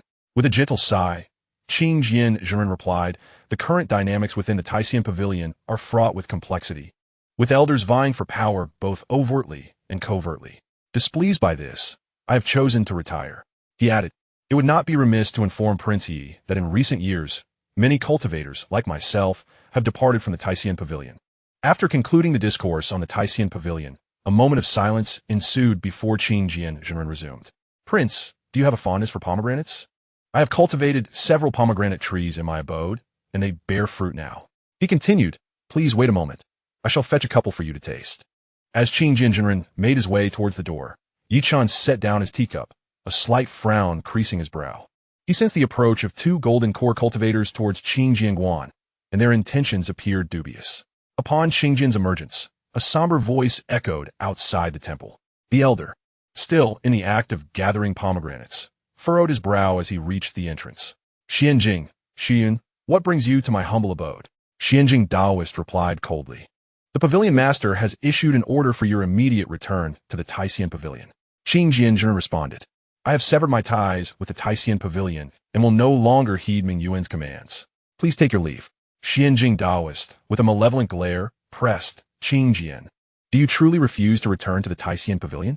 "Having severed my ties, I have no intention of returning," Qingjian stated firmly. Xianxia Taoist's voice turned icy. "Then do not blame us for our ruthlessness." Before the words had fully escaped his lips, both Xianxia and Ziyun Taoists launched an assault. "What are you two attempting to do?" Qingjian demanded. Ziyun Taoist sneered. "The pavilion master commands that those unwilling to return, like yourselves, be executed on the spot." Qing Jinren was taken aback, incredulity washing over him. Does the pavilion master truly disregard all bonds of friendship? Xianxia Daoist retorted. Those who refuse to heed the commands of the Taishan pavilion are no different from traitors. Despite Qing Jinren's early-stage golden core cultivation, both Xianjing and Xuyun were of the same realm, and together they pressed him back relentlessly. After a series of exchanges, Qing Jinren faltered and was grievously wounded by Xianxia Daoist. With blood staining the corner of his mouth, Qing Jinren managed a grim smile, muttering, "The pavilion master possesses a truly ruthless heart." Within the guest chamber of the temple, Yi Chun, perceiving the unfolding scene outside through his spiritual awareness, allowed a soft sigh. Although Qing Jinren's demise would mean the loss of his ability to concoct the Ziki Mingmu Dan, he was, after all, an esteemed elder of the prince, and it was imperative that he not meet his end. With a gentle tap of his staff upon the ground, Yi Chen's internal energy radiated outward, forming an invisible domain of sword qi that extended for hundreds of miles. Just as Xianxia Daoist prepared to deliver the final blow to Qing Jinren, his expression shifted abruptly. This is the sword qi domain, he realized. The sword qi domain is a unique technique of sword cultivators, necessitating at least nascent soul-level comprehension to master. Who could this esteemed sword cultivator be? Yi Chun, however, was not inclined to reveal himself. In response to Xianxia Daoist's taunts, he unleashed two streams of sword qi. The sword energy pierced through the air, instantly slaying the Xianjing Daoist and the Xianxia Daoist.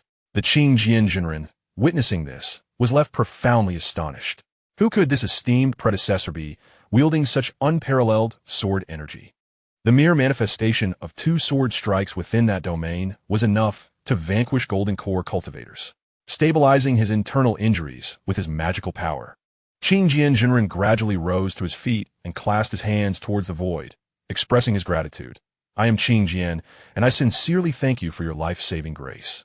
As the sword energy dissipated, Qing Jian observed his surroundings, noting the absence of any other cultivators. He sighed softly, realizing that this venerable figure preferred to remain concealed. Returning to the Daoist temple, Yi Chen emerged from the guest room, leaning on his cane. "Daoist Qing Jian, what transpired just now? I seem to have heard sounds of combat, and there appears to be a scent of blood about you." Qing Jinren reassured him, "I am unharmed. Two bandits had intruded upon this place, but there is no need for concern. I have dealt with them on the spot." Yi Chun feigned astonishment. Are there truly bandits lurking even in the outskirts of the capital? Chapter 47. Truly encountering bandits, Qing Jinren replied, "Indeed, it is as you say. Even the outskirts of the capital have become restless of late. Your Highness, I'm suddenly feeling unwell, perhaps due to anemia. I require a moment's rest. Please remain in the guest room for now." Given the unrest outside, do not venture away from Qingjian Temple. With significant injuries, Qing Jinren needed to consume medicinal pills promptly to stabilize his condition, and he hurriedly retreated into the main chamber of the temple. Feeling unwell due to anemia? What a flimsy excuse, Yi Chen mused. With the amount of blood you've lost, claiming anemia is rather absurd. Do you take me for a fool? Nevertheless, he chose not to expose the ruse, instead strolling to the pomegranate tree and plucking a fruit. Despite Qing Jinren's injuries, even after consuming the medicinal pills, his condition would not permit him to continue refining pills today. With the worries over the Ziki Mingyao pill temporarily alleviated, Yi Chen returned to the guest room, leisurely indulging in the pomegranate. After a while, Li Hanyan returned, her brow furrowing upon seeing the corpses of Xianjing Daoist and Xianxia Daoist at the entrance of Qingjian Temple. At that moment, Qing Jinren had taken the medicinal pills and, after a period of meditation, managed to stabilize his injuries and approach the entrance of the temple. He spoke softly, "Your Highness, you have returned." Li Hanyan frowned. "Your aura is so disordered. You've been injured? How could Xianjing and Xuyun meet their demise at the gates of your Qingjian temple?" Qing Jinren replied, "This matter is rather lengthy. Allow me to explain it in detail." He quietly recounted the events that transpired after her departure. "Your fiancé is clearly an ordinary person. To avoid alarming him, I merely told him that two bandits had come. Please ensure you do not inadvertently reveal anything." Lianyan nudda sulamli. "Rest assured, I will not speak a word. However, it is truly ruthless of the Taishan mansion. Mingyuan Jinren is indeed merciless, showing no regard for kin. It seems his ambition to seize power is no longer concealed. Qingjian, your temple is no longer safe. It would be prudent for you to stay at my princess's residence for a few days. They have yet to muster the audacity to invade my residence.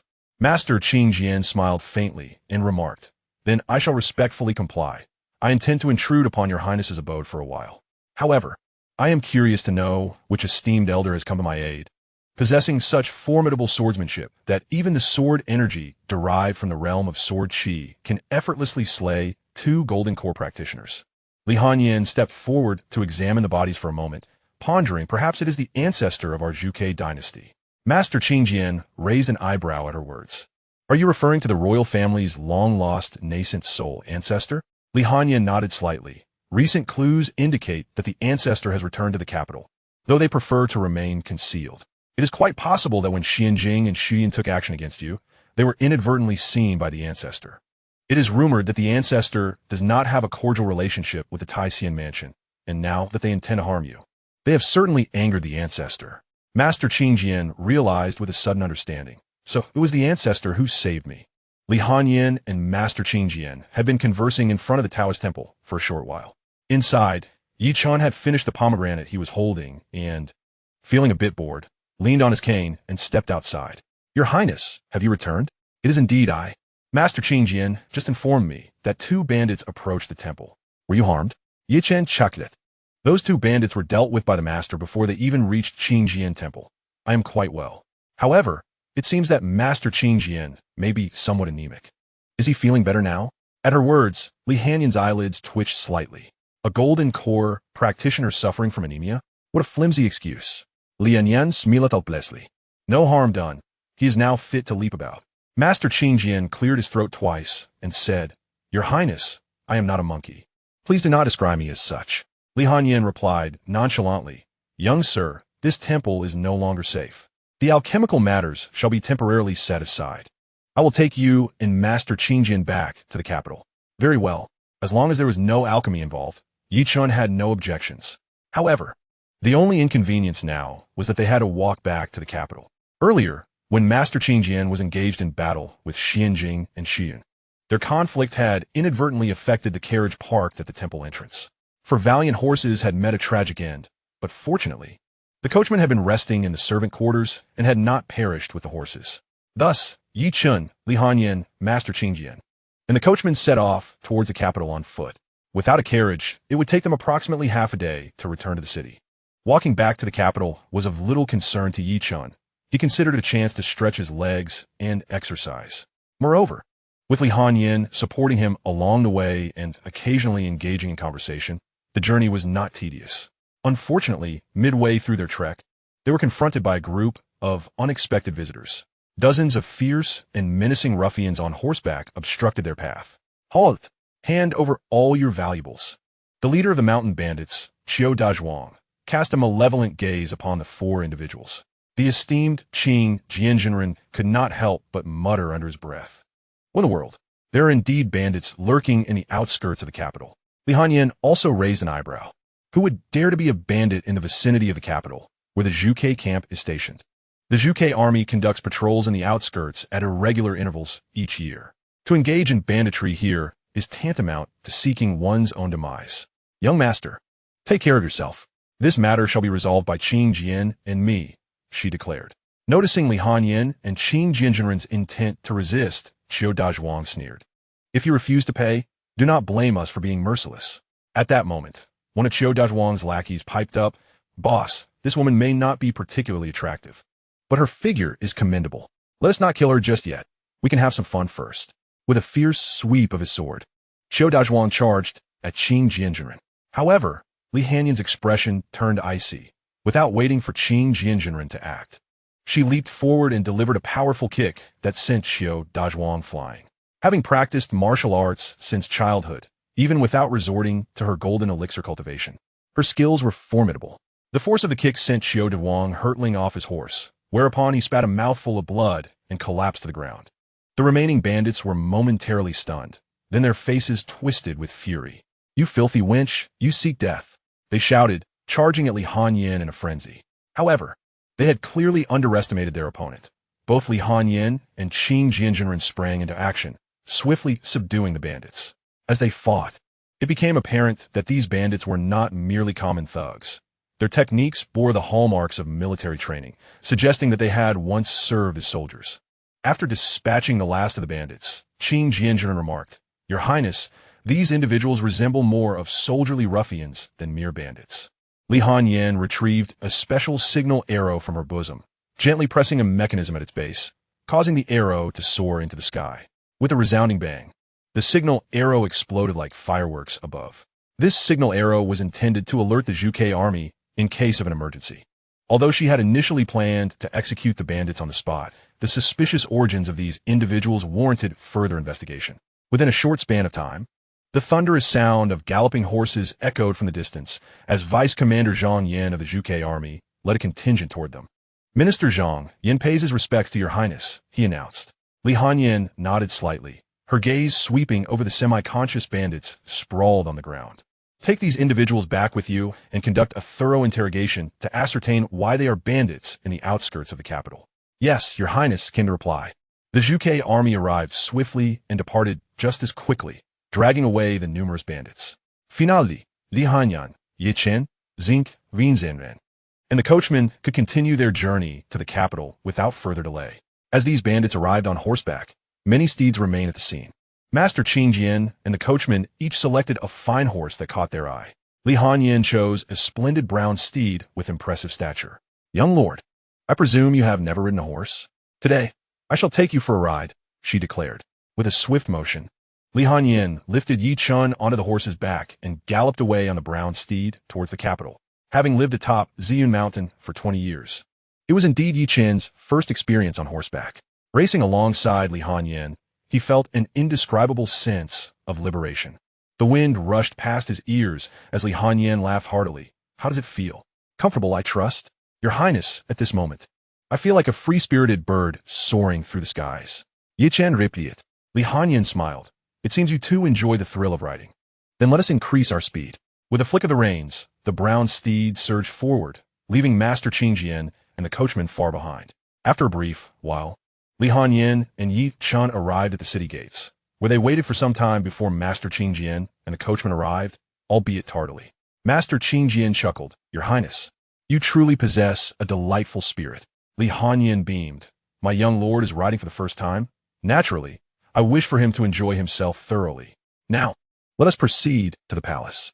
In the outskirts of the capital, at the Taishan mansion, the demise of Xianxia Daoist and Shuyun Daoist extinguished the life lamps within the estate.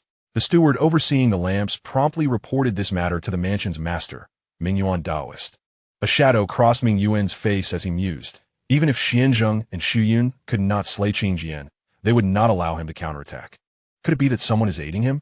The elder enforcer of Taishan Mansion, Jishan Daoist, interjected, "If that is indeed the case, master, the royal family may already have caught wind of our schemes." Mingyuan Daoist replied, "In that event, let us make our way to the capital. Those who defy my orders have been largely dealt with. We shall rise up, and the remaining miscreants will not dare to support the royal family." Jishan Daoist nodded in agreement. "You speak wisely, master. Those aged individuals pose little threat. And our only adversaries now are the antiquated members of the royal family and the demon suppression division." Mingyuan Daoist chuckled. "I have now broken through to the nascent soul stage. The antiquated members of the royal family and the demon suppression division are no match for me. One day, this dynasty shall fall into my hands." Jishan commanded the cultivators of the mansion. "We shall soon enter the capital." In the imperial palace, within the Yangxin Hall, Li Hanyan accompanied Master Qing Jian to meet Li Mu. After they explained their purpose, Li Mu sighed heavily. "We have ultimately reached this juncture. Hanyan, prepare yourself. It is time to cleanse the Taishan mansion." In his youth, Li Mu had spent a considerable time cultivating at the Taishan manor, and owing to the kindness he received there, he was reluctant to take action against it unless absolutely necessary. Within the Yangxin Hall, Li Hanyan, the Qingtan real person, and Li Mu were engaged in discussions of great importance, while Yi Chun awaited outside, accompanied by palace maids. Though Yi Chun held the title of Prince Consort, it was not appropriate for him to be present in the Yangxin Hall at that moment, and Li Hanyan was also keen to spare him from hearing troubling matters. While waiting outside, Yi Chun was not one to stand idly. He followed the palace maids into the courtyard outside the Yangxin Hall. Taking a seat at a stone table, he suddenly raised an eyebrow, his spiritual sense extending eastward. There, within the eastern palace, he beheld the crown prince, Li Ming. At that moment, Li Ming was practicing the Nine Yang rising sun technique, achieving notable progress in just a few days, now a fully realized Qi refinement practitioner. Li Ming was not particularly gifted in cultivation. In fact, one could argue he lacked any innate talent. His rapid advancement to a fully realized practitioner came at a considerable cost. As the crown prince of the Zhuge dynasty, he was supposed to be shielded by the dragon Qi, impervious to all. Yet, under Yi Chen's discerning gaze, the dragon Qi surrounding Li Ming had significantly diminished. Yi Chen couldn't help but muse. Could this prince be practicing some malevolent arts? Wait, that aura feels so familiar. It is indeed him. He survived my sword strike, which is rather intriguing. Although the Elder of Nine Yang was concealed within a jade pendant close to Li Ming, such a pendant is not a magical artifact, and Yi Chen's formidable spiritual sense could easily penetrate it. However, even with this knowledge, Yi Chen had no intention of intervening. He held no affection for Li Ming, and there lingered a vague sense of malevolence. He was not one to repay kindness with enmity. Moreover, the Elder of Nine Yang was merely a remnant soul, incapable of stirring any significant turmoil. It would suffice to leave such matters to the Demon Suppression Division. He cannot be expected to handle every affair as a sword immortal. After the passage of half a stick of incense, Li Hanyan and the Qingtan real person emerged from the Yangxin Hall. Li Hanyan escorted Yi Chen back to Ziyun residence, and before parting, she remarked, "The palace has been quite busy lately. I may not have the time to attend to you. Please remain within Ziyun residence and refrain from venturing out. The capital is rather unstable these days." Yi Chen nodded in acknowledgement. "Understood, Your Highness." As he watched Li Hanyan's carriage gradually depart, he couldn't help but reflect. A storm is brewing. Yet, this was of no concern to him. He would retreat into seclusion for a few days. Time passed slowly, and 3 days slipped by in the blink of an eye. During this period, beneath the surface of the capital, tensions surged as cultivators from Xianxia Manor stealthily entered the city, engaging in covert confrontations with the Demon Suppression Division and the royal practitioners. The rift between Xianxia Manor and the royal family had become irreparable. Nonetheless, this was of little consequence to Yi Chen, who had secluded himself within Ziyun residence for 3 days. Upon emerging, it was time for dinner, and Yi Chen summoned Lu Lei to head directly to Wanhua Tower. As their carriage smoothly traversed the Bluestone Alley, Su Hongxi, who had lain in ambush for 4 days and nights, felt a flicker of excitement. Chapter 49, The Haunting Ancestor. Su Hongxi had been lying in ambush in Xianxia Alley for an extended period, yet the carriage from Ziyun residence had yet to pass. He began to suspect that the intelligence he had gathered was false. Fortunately, having once served as an assassin in his youth, he had honed his patience to perfection. After 4 days and 3 nights of waiting, his perseverance was finally rewarded when he spotted the carriage from Ziyun residence approaching. The driver was none other than Lu Lei, a servant of Ziyun residence, and it was undoubtedly Yi Chen within the carriage. A faint trace of murderous intent emanated from Su Hongxi. While Yi Chen inside the carriage sighed softly, remarking to himself that he had previously sensed a conflict with this route, marking it as the 3rd occurrence. He mused whether this assassin could be Yi Lingyun's father, for their resemblance was striking, at least 70 to 80% alike. Although Su Hongxi wore a human skin mask, it was not a magical artifact, and it could not obscure Yi Chen's divine sense. On the very first day, he entered the general's residence. He had discerned that Yi Lingyun was not the child of Xianxia, and he had not anticipated encountering his biological father today. Positioned against the wall, Su Hongxi was poised to strike, waiting for the carriage to draw nearer for a decisive blow against Yi Chen. Meanwhile, Yi Chen was also prepared to act. In that very moment, an unexpected turn of events unfolded. Boom! A figure descended from the heavens, crashing down before the carriage like a meteor. Lu Lei reacted swiftly, grasping the reins just in time to prevent the horses from being startled into chaos. As the dust settled, Li Hanyan stood triumphantly, having trampled a golden core elder from the Xianxia mansion, leaving a significant mark upon the road of Xianxia Alley. At that moment, Li Hanyan did not wear a human skin mask, but appeared in the guise of Mu Ziyun, the master of the Wanhua Tower. Her presence in Xianxia Alley was purely coincidental, as the Xianxia mansion had been engaged in covert conflicts with the Demon Suppression Department and the royal cultivators in recent days. Aside from being the master of Wanhua Tower, Mu Ziyun held an additional identity as a royal patron. In the past few days, she had been secretly battling the cultivators of the Xianxia mansion under the guise of her royal patronage. The unfortunate golden core elder beneath her feet was merely the latest casualty of her encounters. With the Taishan mansion's elder dispatched, Li Hanyan's gaze turned toward the carriage from Ziyun residence. Lu Lei, slightly anxious, spoke up, "You are Mu Ziyun, the master of Wanhua Tower." Li Hanyan furrowed her brows slightly. "Are you headed to Wanhua Tower?" Yi Chen in the carriage replied, coolly, "Indeed." Li Hanyan felt a flicker of displeasure within her heart. How dare this young man dismiss her words? It had been said that unrest loomed over the capital these days, yet he still dared to venture out. In the shadows of Xianxia Alley, Su Hongxi, who had been preparing to strike, silently retreated, concealing his aura even deeper. Though he was a martial arts master, his strength was akin to that of a Golden Core novice, and he was no match for the perfected Golden Core Li Hanyan. It would be unwise to attempt an assassination in her presence, and he resolved to await another opportunity. Li Hanyan, her expression souring, declared in that case, "Allow me to accompany you." As Li Hanyan was about to ascend the carriage, an elderly Taoist with graying hair appeared before her. Li Hanyan's expression shifted subtly, and she hastily turned to face the old man, gravely stating, "Ming Yuan." The Taoist's gaze, laden with complexity, met hers. "Our bond as master and disciple has ultimately led us to become adversaries." Li Hanyan retorted with a cold snort. "Were it not for your ambition towards imperial power, we would not have arrived at this juncture." Ming Yuan replied, "Child, you are the most exceptional disciple I have ever encountered. Would you not consider returning to my fold? When I ascend to my rightful position, your status shall remain unassailable." Li Hanyan scornfully dismissed him.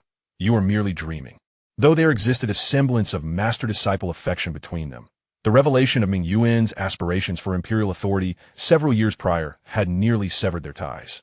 With a gentle sigh, Ming Yuan cautioned, "Child, do not blame me for lacking mercy." The aura of the nascent soul began to emanate from him, his magical energy swirling to manifest a terrifying spectacle. Li Hanyan scoffed, "The capital is not a playground for your Taishan sect. Do not presume that your ascension to the nascent soul stage grants you unchecked freedom." While the odds were not in her favor against a nascent soul practitioner, Li Hanyan possessed a trump card against Ming Yuan. She practiced the Eternal Phoenix Sutra and had gained the acknowledgement of the Phoenix Great Formation upon achieving full Golden Core cultivation. Within the capital, invoking the Phoenix Great Formation would render even a nascent soul cultivator ineffectual against her. However, just as she prepared to summon the formation, Yi Chen took action first. Having already surmised Mu Ziyun's identity, Yi Chen would not permit her to be bullied by this ancient nascent soul practitioner. A trace of magical energy manifested invisibly within him, and in an instant, a realm of sword energy enveloped the Xianxia Alley. Within this realm, dozens of terrifying sword energies surged forth. The sword energy realm, Ming Yuan's pupils constricted, and he quickly cast a defensive spell. Yi Chen's cultivation level far surpassed that of Ming Yuan. Even the feeblest manifestation of his sword energy could rival a strike from a divine transformation stage cultivator. Despite exerting his utmost effort, Ming Yuan could not withstand the onslaught of Yi Chen's sword energy. Dozens of sword energies pierced through Ming Yuan's form, causing him to stagger backward until he transformed into nothing more than a straw dummy. On the carriage, Lu Lei exclaimed in astonishment, "This seems to be a technique only available to nascent soul practitioners, the substitute death technique." Li Hanyan's expression hardened. "He is attempting to force me to reveal my hidden cards." Having spent some time as master and disciple, Ming Yuan was well acquainted with Li Hanyan's cultivation methods, for the Eternal Phoenix Sutra originated from the Taishan sect. He was uncertain whether Li Hanyan could awaken the Phoenix Great Formation, dormant for centuries within the capital. Thus, he had set a trap using a Golden Core Elder as bait, preparing to test whether Li Hanyan could indeed activate the formation. As he understood, the Phoenix Great Formation in the capital was subject to restrictions, capable of being activated only once every decade, despite its formidable power. Thus, in this trial, if Li Hanyan can activate the Vermilion Bird Array, he would exchange the array using the death substitution technique. Should Li Hanyan fail to invoke the array, tonight would mark the day of his demise. The schemes of Taoist Ming Yuan were exceedingly meticulous, yet regrettably, he did not foresee the presence of Yi Chen. With but a slight exertion, Yi Chen triggered his death substitution technique. Had he not prepared in advance, he would likely have perished in the Xianxia Alley. As the sword energy gradually dissipated, Li Hanyan bowed respectfully into the air, expressing gratitude to the ancestor for intervening. Yi Chen, upon hearing this, was momentarily perplexed. Who is this ancestor? When did he become Mu Ziyun's ancestor? At merely 20 years of age, he was hardly old. What a ridiculous notion of an ancestor. Chapter 50. Is that cheap father of yours wearing a green hat? Taoist Ming Yuan feigned death using the substitution technique and departed, while Li Hanyan boarded the carriage of Ziyun residents. Su Hongxi narrowly escaped disaster due to a delayed response. However, Yi Chan's decision not to kill him did not imply that he would allow him to go unscathed. He mused that if Su Hongxi were to appear before Yi Xian, he could only imagine the expression on Yi Xian's face. An opportunity should arise for them to meet. Such a scene would undoubtedly be splendid. After all, Yi Xian, whose strength was inferior to that of Yi Lingyun's biological father, would presumably not be killed on the spot.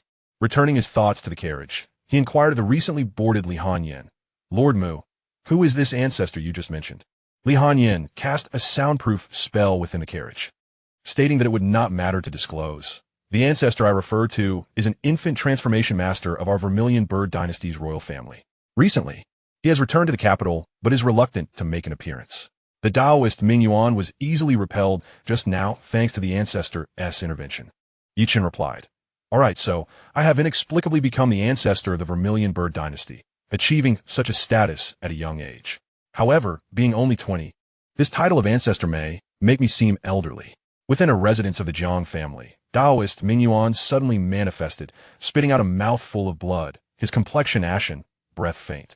Although the foundation of the Tai Xian Fu had been partially employed to set up the substitution technique, which mitigated the fatal injury, it did not render him entirely unscathed. Taoist Jishan promptly supported the severely injured Ming Yuan. "Master, how are you?" Taoist Ming Yuan, with a pale face and weakened voice, responded, "I miscalculated. There are indeed experts in the capital." Taoist Jishan retorted, "The royal family has not produced an infant transformation expert in hundreds of years. How could there possibly be experts in the capital? Do you not recall the royal ancestor who became an infant transformation master 500 years ago?" Taoist Jishan was momentarily taken aback. That royal ancestor has long since vanished from the capital. Taoist Ming Yuan, clutching his chest and gasping, remarked, "It is rumored that this ancestor is exceptionally skilled in the sword arts, a sword cultivator.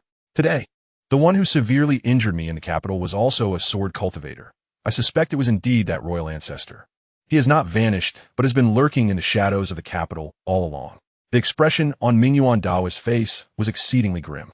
Jishan Daoist's countenance shifted slightly. "If the lord of the mansion truly feels this way, our Tai Xian manor is in grave peril." Ming Yuan Daoist settled onto the bed and, after a moment of silence, spoke. "In that case, let us employ the strategy of driving away wolves and swallowing tigers. Jishan, convey a message to Xianyin Daoist that our Tai Xian manor is willing to collaborate with them. Upon the success of our endeavor, we shall share 50% of the Imperial Dragon's aura with them." Jishan Daoist replied, "Lord, Xianyin Daoist is cunning and treacherous. He is not to be trusted. Only Xianyin Daoist possesses the potential to rival the royal ancestor. Do you have a better solution?" Faced with Ming Yuan Daoist's inquiry, Jishan Daoist fell into silence. Although they had meticulously planned everything at Tai Xian Manor, with success within their grasp, the sudden emergence of an ancestor who had long been absent was disconcerting. Even more troubling was the fact that this ancestor seemed to have encountered fortuitous circumstances, having already progressed beyond the initial stage of the nascent soul, possibly reaching the late stage or even perfection of the nascent soul. Jishan Daoist replied, "Yes, my lord, I will contact the Xianyin sect promptly." Ming Yuan Daoist added, "Additionally, gather some information regarding the Long Princess's husband. I have heard that Li Hanyan dotes on her spouse. For now, we cannot contend with Li Hanyan directly, so we shall focus on those around her." Jishan Daoist nodded. "Understood. I will instruct the subordinates to handle it." The carriage from Ziyun residence arrived at the entrance of Wanhua Tower. Before disembarking, Li Hanyan leaned close to Yi Chen's ear and softly whispered, "Wait a moment. I will come to fetch you." Once Yi Chen and Lu Lei entered the private room, Yi Chen spoke, "Lu Lei, you may return now. Come to fetch me again tomorrow at dawn." Lu Lei replied, "Elder, do you not require my company?" Yi Chen retorted, "Do you wish to be ensnared by the soft fragrance powder once more?" "Very well, Elder, I shall take my leave," Lu Lei conceded. The mention of the soft fragrance powder caused Lu Lei to exit the private room without further ado, while it ensured a deep slumber that night. It left him lethargic the following day, with even his magical energy feeling slightly sluggish, a most unpleasant experience. Approximately a stick of incense later, with Lu Lei gone, Li Hanyan refrained from using the soft fragrance powder in the private room. She entered the room openly. Upon her arrival, the scent of blood had vanished, replaced by a delicate fragrance that wafted to Yi Chen's nostrils, and her long hair was slightly damp. In the brief span of incense, she must have bathed and burned incense. Young master, ye had indeed grown wise, having sent away the young cultivator from Ziyun residence beforehand. Yi Chen remarked, I have yet to dine. Had he been here today, my meal would have been thwarted. Li Hanyin smiled, enchanting, her face devoid of the human skin mask, making her radiance captivating. Rest assured, today I will ensure you are thoroughly fed. Come, follow me to the 9th floor. On the 9th floor of Wanhua Tower, within Li Hanyin's chamber, she had prepared an exquisite feast of fine wines and delicacies for Yi Chen. Crab meat, lion's head, dompa pork, 8 treasure rabbit cubes, braised chila noodles, sweet and sour lotus root, and whole green cauliflower, 6 exquisite dishes in total. As Yi Chen savored the delights offered by Li Hanyin, he remarked, I have heard that cultivators from Ziyun Mansion have recently entered the capital. Are you truly so leisurely, serving the royal family? Lianyan Raplia. Did someone from Ziyun residence inform you? Yi Chen nodded. Li Hanyin fed Yi Chen a piece of dompa pork and continued, Indeed, I've been quite busy lately. Otherwise, you wouldn't have encountered the owner of this establishment in Chingstone Alley. However, after today's confrontation with that old Taoist who was severely injured by the ancestor, Ziyun Mansion will likely refrain from appearing in the capital again, allowing me some respite. Yi Chen inquired in the carriage. I believe I heard that old Taoist is your master? Li Hanyin shrugged. I suppose I am somewhat of a royal myself, having spent time cultivating in Ziyun Mansion, and indeed, I share a minor-student bond with him. However, due to differing stances, we have now parted ways. Understood. After finishing dinner, Li Hanyin and Yi Chen discussed various tales from Ziyun Mansion before Li Hanyin nestled beside Yi Chen for the night. Upon waking the following morning, Li Hanyin was invigorated, her fatigue having dissipated. While enjoying breakfast, Yi Chen suddenly spoke up. If Master Mu, you and your Wanhua Tower wish to investigate someone, it shouldn't be particularly difficult, correct? Li Hanyin replied. That would depend on who is being investigated. Yi Chen pondered. Shopkeeper Tian mentioned that he sensed a martial arts master lurking outside Ziyun residence these days. He caught a glimpse of the master's appearance, which bore a striking resemblance to Yi Lingyun. Intrigued, Li Hanyin responded, Is that so? Could it be that your old man has been cuckolded? Chapter 51. Qing Jianzhen checks into Ziyun residence. In the capital, at the Jiang residence. Ever since the rift between Ziyun Mansion and the royal family, Jiang Ziheng had been confined within the Jiang residence by the imperial guards. Given Jiang Ziheng's esteemed reputation in the capital, Li Mu had refrained from taking any rash actions against him. For days, Jiang Ziheng had not stepped outside, tending to flowers, engaging with birds, and playing the zither, appearing quite content. At that moment, while he was caring for his plants, a surge of magical energy erupted outside, causing the imperial guards surrounding the Jiang residence to fall one by one. Taoist Jishan appeared before Jiang Ziheng, who frowned slightly. Elder Jishan, what are you doing? Is this not inviting the emperor to act against me prematurely? Jiang Ziheng was well respected and maintained close relations with several high-ranking officials in the court. Considering the emperor's temperament, Ziyun Mansion had not intended to act against Jiang Ziheng immediately. They had merely sought his assistance in providing hidden locations for their disciples to conceal themselves. Elder Jishan sighed. Plans have changed. Your master has been injured. Jiang Ziheng's expression shifted. But my master is a nascent soul cultivator. Who in the capital could harm him? With a somber tone, Elder Jishan responded, It is the long-absent royal ancestor. He has returned. Jiang Ziheng remarked, Elder Yishan. Your presence here surely indicates you have a matter to discuss. The Taoist master Jishan nodded slightly and said, I require you to confront the princess's consort, Yi Chen, in order to restrain her. I have investigated Yi Chen's background. Although he is the legitimate eldest son of the general's residence, his relationship with them is far from cordial. However, he shares a certain camaraderie with Tian Mingjie of Ziyun residence. Have you not always harbored affections for the princess? My mentor has decreed that should you successfully capture Yi Chen alive, upon ascending to the throne, he shall bestow the princess upon you. Taoist Jishan was merely painting a grand picture, deliberately omitting any mention of the prior conspiracy he had concocted with Ming Yuan to eliminate Li Hanyin. Upon hearing this, Jiang Ziheng's eyes gleamed with excitement. Even if Taoist Jishan did not broach the subject, he had already been devising a plot to kill Yi Chen. Now, he merely needed to alter his plan to take him alive. Once the dust settled, he could still proceed with his original intent. Very well. I shall not fail my master's trust. Taoist Jishan nodded in satisfaction. The Demon Suppression Division and the Royal Cultivators are soon to arrive. I shall take my leave and divert their attention for you. With that, he transformed into a wisp of black smoke and vanished. Jiang Ziheng slowly made his way to the study within the Jiang residence. There lay a secret passage leading to the outskirts, and he intended to use it to evade the gaze of the Imperial Guard. As he traversed the passage, Jiang Ziheng began to scheme on how to apprehend Yi Chen. Although he had previously dispatched Yi Lingyun to enlist Su Hongxi for an assassination, days had passed without any sign of action from Su Hongxi. It seemed unlikely that Yi Chen would be eliminated anytime soon. Now, he needed to thwart Su Hongxi's intentions, ensuring he did not succeed in killing Yi Chen.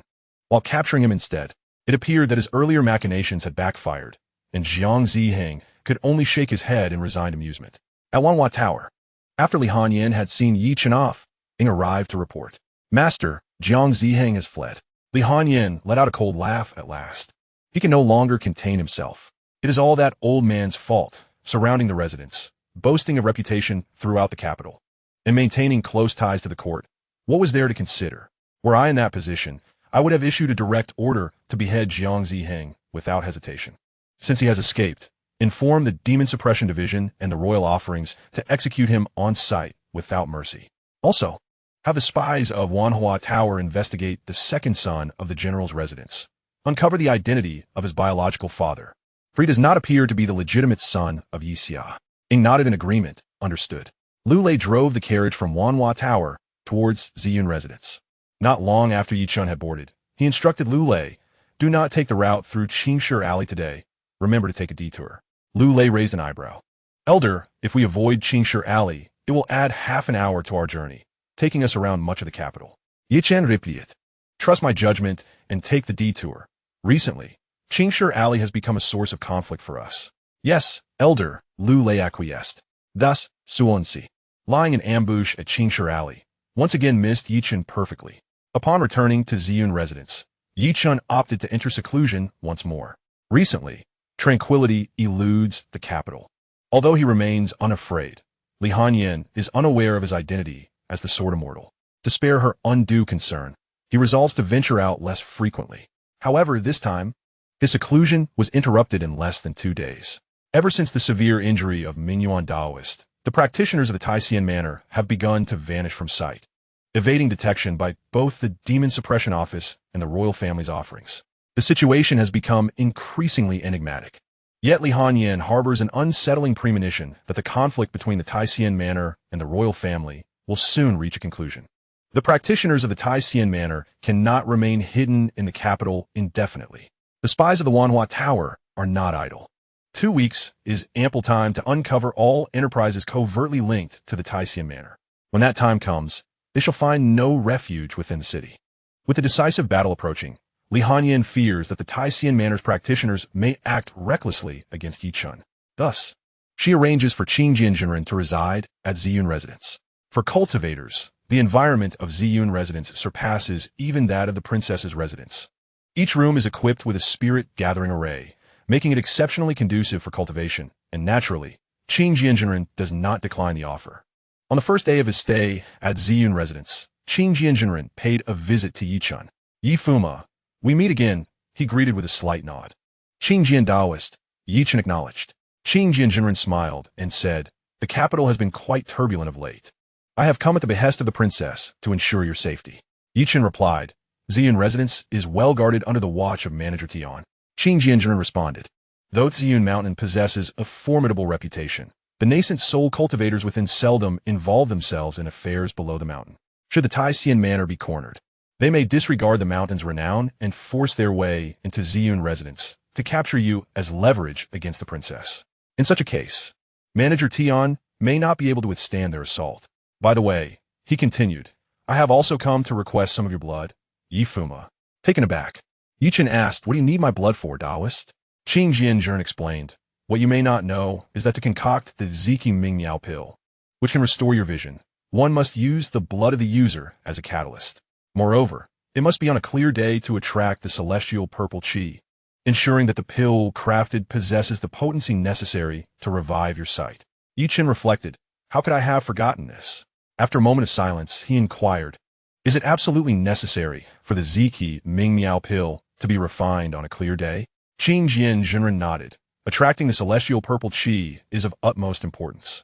Without it, while the pill may still be formed, its efficacy will be significantly diminished, insufficient to restore the sight of someone like you, who has a congenital ailment. With those words, Yi Chen formulated a plan in his mind. Chapter 52. The wedding approaches. Jiang Ziheng seeks alliance with Su Hongxi. Is the blood required immediately, Taoist? Qing Jianzhen replied, please wait a moment, Yi Fuma, allow me to prepare. I will return to collect your blood after utilizing the alchemy room at Ziyun residence. With that, Qing Jianzhen hurriedly departed from room number 1. Leaning on his cane, Yi Chen approached the window, extending his consciousness outward. It seems the day is destined to be anything but clear. The weather in the capital is notoriously fickle. The once pristine sky, devoid of clouds, swiftly transforms into a tapestry of heavy rain. The radiant sun vanishes without a trace, and a gentle drizzle begins to descend from the heavens. Inside the hall of Ziyun residence, the esteemed Qing Jianzhen, having just borrowed the alchemical chamber, is startled by the sound of raindrops hitting the ground. Momentarily taken aback, he hastens to the entrance of Ziyun residence, gazing at the ominous clouds with a hint of astonishment. How could the weather change so abruptly? Just moments ago, the sky was clear and bright. Tian Mingzhe ambles over to Qing Jianzhen's side, expressing with an unhurried tone, it seems, Taoist Qing Jian, that your concoction of a Ziki Ming Mudan may have to be postponed. With a sigh, Qing Jianzhen concedes, very well, it appears today is not propitious. Within the palace and the National Master's residence, Tianyin Daoren gazes at the persistent rain outside, a faint smile gracing his lips to summon wind and rain. To alter the very essence of the world, how capricious the celestial beings can be. This rain is likely to continue for some time. The paper umbrellas hoarded by Xiao Hanyan last year should find market now. Just as Tian Yin Daoren reflects on Li Hanyan, she arrives at the National Master's residence. Xiao Hanyan, what brings you to the National Master's residence today? Let's be clear. I shan't assist you in locating the whereabouts of the Tai Xianfu cultivators. Li Hanyan takes a seat upon a grand chair, responding nonchalantly, fear not. My visit today is not concerning the Tai Xianfu. Those rascals do not warrant your precious lifespan. They cannot evade capture for long. I have come to inquire if the date of my marriage requires alteration, though the Tai Xianfu cultivators remain unresolved, with the wedding date fast approaching. Li Hanyan contemplates whether a postponement is in order. She has already discussed this matter with Li Mu, who advised her to consult the National Master. Tian Yin Daoren, with a cheerful demeanor, assures her there is no need for change. I have calculated that date to be exceedingly auspicious. Li Hanyan casts a skeptical glance at Tian Yin Daoren. Are you certain you are not deceiving me? The rascals of Tai Xianfu have yet to be dealt with. While I do wish to marry swiftly, can you guarantee no unforeseen events will arise? Tian Yin Daoren reassures her, rest easy, Xiao Hanyan. This propitious date has been determined through my cultivation. It cannot be mistaken. On your wedding day, regardless of any contingencies, everything will resolve itself seamlessly. You have also mentioned that Prince Yi is a reincarnation of an immortal. Such a being possesses formidable luck and will undoubtedly safeguard you. Upon hearing this, Li Hanyan's lips twitch slightly. Why must the rumor of an immortal's reincarnation circulate? You know all too well that you are merely a charlatan. What if you are indeed correct? With a light laugh, Tian Yin Daoren responds, what if you happen to be right as well? I could equally claim to be the reincarnation of the vermilion bird. Since you have employed your cultivation for this calculation, I shall place my trust in you this once. With our wedding day drawing near, preparations must commence. As the incessant rain falls, the once bustling stone alley becomes eerily quiet, with few passers-by.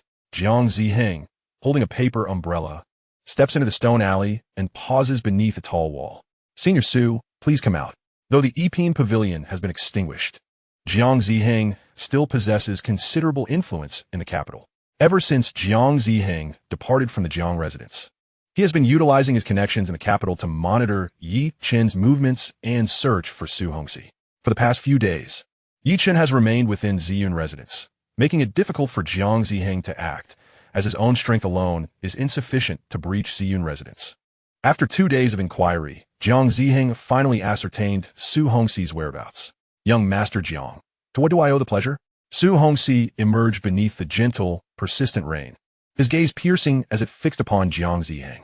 Having met Jiang Ziheng several times in his youth, Su Hongxi recalled the latter's previous attempts to invite him to assume the position of the head of the Yiping Pavilion, an offer that had been quite alluring, yet ultimately declined by Su Hongxi. Senior Su, I implore you to temporarily forego your assassination of Yi Chen. Su Hongxi's brow furrowed slightly before he retorted coldly. I intend to eliminate Yi Chen, not to be subtly incited by the second son of the general's manor. Initially, I indeed wished for Yi Chen's demise, but circumstances have shifted, and I require him to remain alive for the time being. Su Hongxi's voice turned frigid. What if I insist on killing him? Jiang Ziheng replied. Senior Su, I am somewhat aware of your situation. You must have noticed the friction between the Taishan mansion and the imperial family. If you spare Yi Chen's life for now and assist me in capturing him, I will beseech my master to bestow upon you the title of second-rank general of cavalry on the day of his ascension. The reason your woman abandoned you is precisely because your status kept you in the shadows, unable to provide her with a life of luxury. Once my master ascends, you shall be a general of cavalry, and even if the events of 20 years ago resurface, the ancient martial Su family would not dare to act against you with the imperial family as your backing. Su Hongxi's expression shifted at these words. You know the events from 20 years ago? Jiang Ziheng responded. I have conducted a modest inquiry, but I assure you, no one else will be privy to this information. What say you, Senior Su? Su Hongxi's countenance shifted through various emotions before he finally relented after a moment of contemplation. Gritting his teeth, very well, I shall agree to your terms. However, once this is accomplished, I hope you will honor your promise. Jiang Ziheng smiled and said, Rest assured, Senior Su, a word once spoken is binding. Currently, Yi Chen remains within Ziyun residence, and I alone cannot extract him. I shall require your assistance tonight. Su Hongxi's expression hardened. You intend to force your way into Ziyun residence? Its backing is Ziyun Mountain. Jiang Ziheng replied. The Yuanine cultivators of Ziyun Mountain do not easily descend from their heights. Kidnapping a single individual from Ziyun residence will not provoke them to enmity. At most, we will offend Ziyun residence itself. While it may be challenging for you alone to seize someone from Ziyun residence, with your help and my influence in the capital, I possess a 90% certainty of abducting Yi Chen and retreating unscathed. The moonlight waned, and the night sky of the capital was drenched in a continuous drizzle. On such a rainy night, Jiang Ziheng, accompanied by a group of martial artists, appeared on the adjacent street next to Ziyun residence alongside Su Hongxi. Chapter 53. Return to the general's mansion. The sound of raindrops concealed their footsteps as Jiang Ziheng and his companions gradually approached Ziyun residence. Alas! No matter how cautiously they treaded, the moment they set foot inside, Tian Mingzhi, utilizing the formation within Ziyun residence, detected their presence. Tian Mingzhi emerged in the hall, seated at the center of the grand formation, and bellowed, Who dares to trespass into Ziyun residence? Jiang Ziheng sighed lightly, stating, Indeed, Ziyun residence is not so easily infiltrated. Senior Su, please hold Tian Mingzhi at bay while I capture Yi Chen. Su Hongxi nodded faintly, and then suddenly made his move. The true energy of martial arts erupted within him as he leaped into the formation of Ziyun residence to engage Tian Mingzhi. Though Tian Mingzhi possessed only half-step golden core cultivation, he could contend with martial arts masters due to the formation's power. However, the others could not afford to be concerned with such nuances. Once Su Hongxi detained Tian Mingzhi, Jiang Ziheng led the group of martial artists around him towards the esteemed room one upstairs. At that moment, Lu Lei and other qi refining practitioners from Ziyun residence appeared to obstruct their path. Though Jiang Ziheng had lost the formidable might of the Yiping Pavilion, he still brought numerous internal energy martial artists with him today. His subordinates were sufficiently capable of holding off the qi refining practitioners within Ziyun residence, even gaining a slight advantage due to their numbers. Meanwhile, he himself pressed on without hesitation, charging straight towards room 1. Upon breaking through the door, he found Qin Jianzhenren already standing behind it.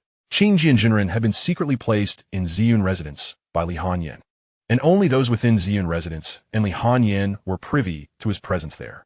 Thus, during this attempt to capture Yi Chen, Jiang Ziheng had not accounted for Qin Jianzhenren at all. The power of the golden core erupted, and with a single strike, Qin Jianzhenren severely injured Jiang Ziheng. Master Qin Jian, Jiang Ziheng exclaimed, his expression one of shock, as if he had seen a ghost. Qin Jianzhenren replied coolly, Is this not Jiang Shiji? To dare to invade Ziyun residence at night.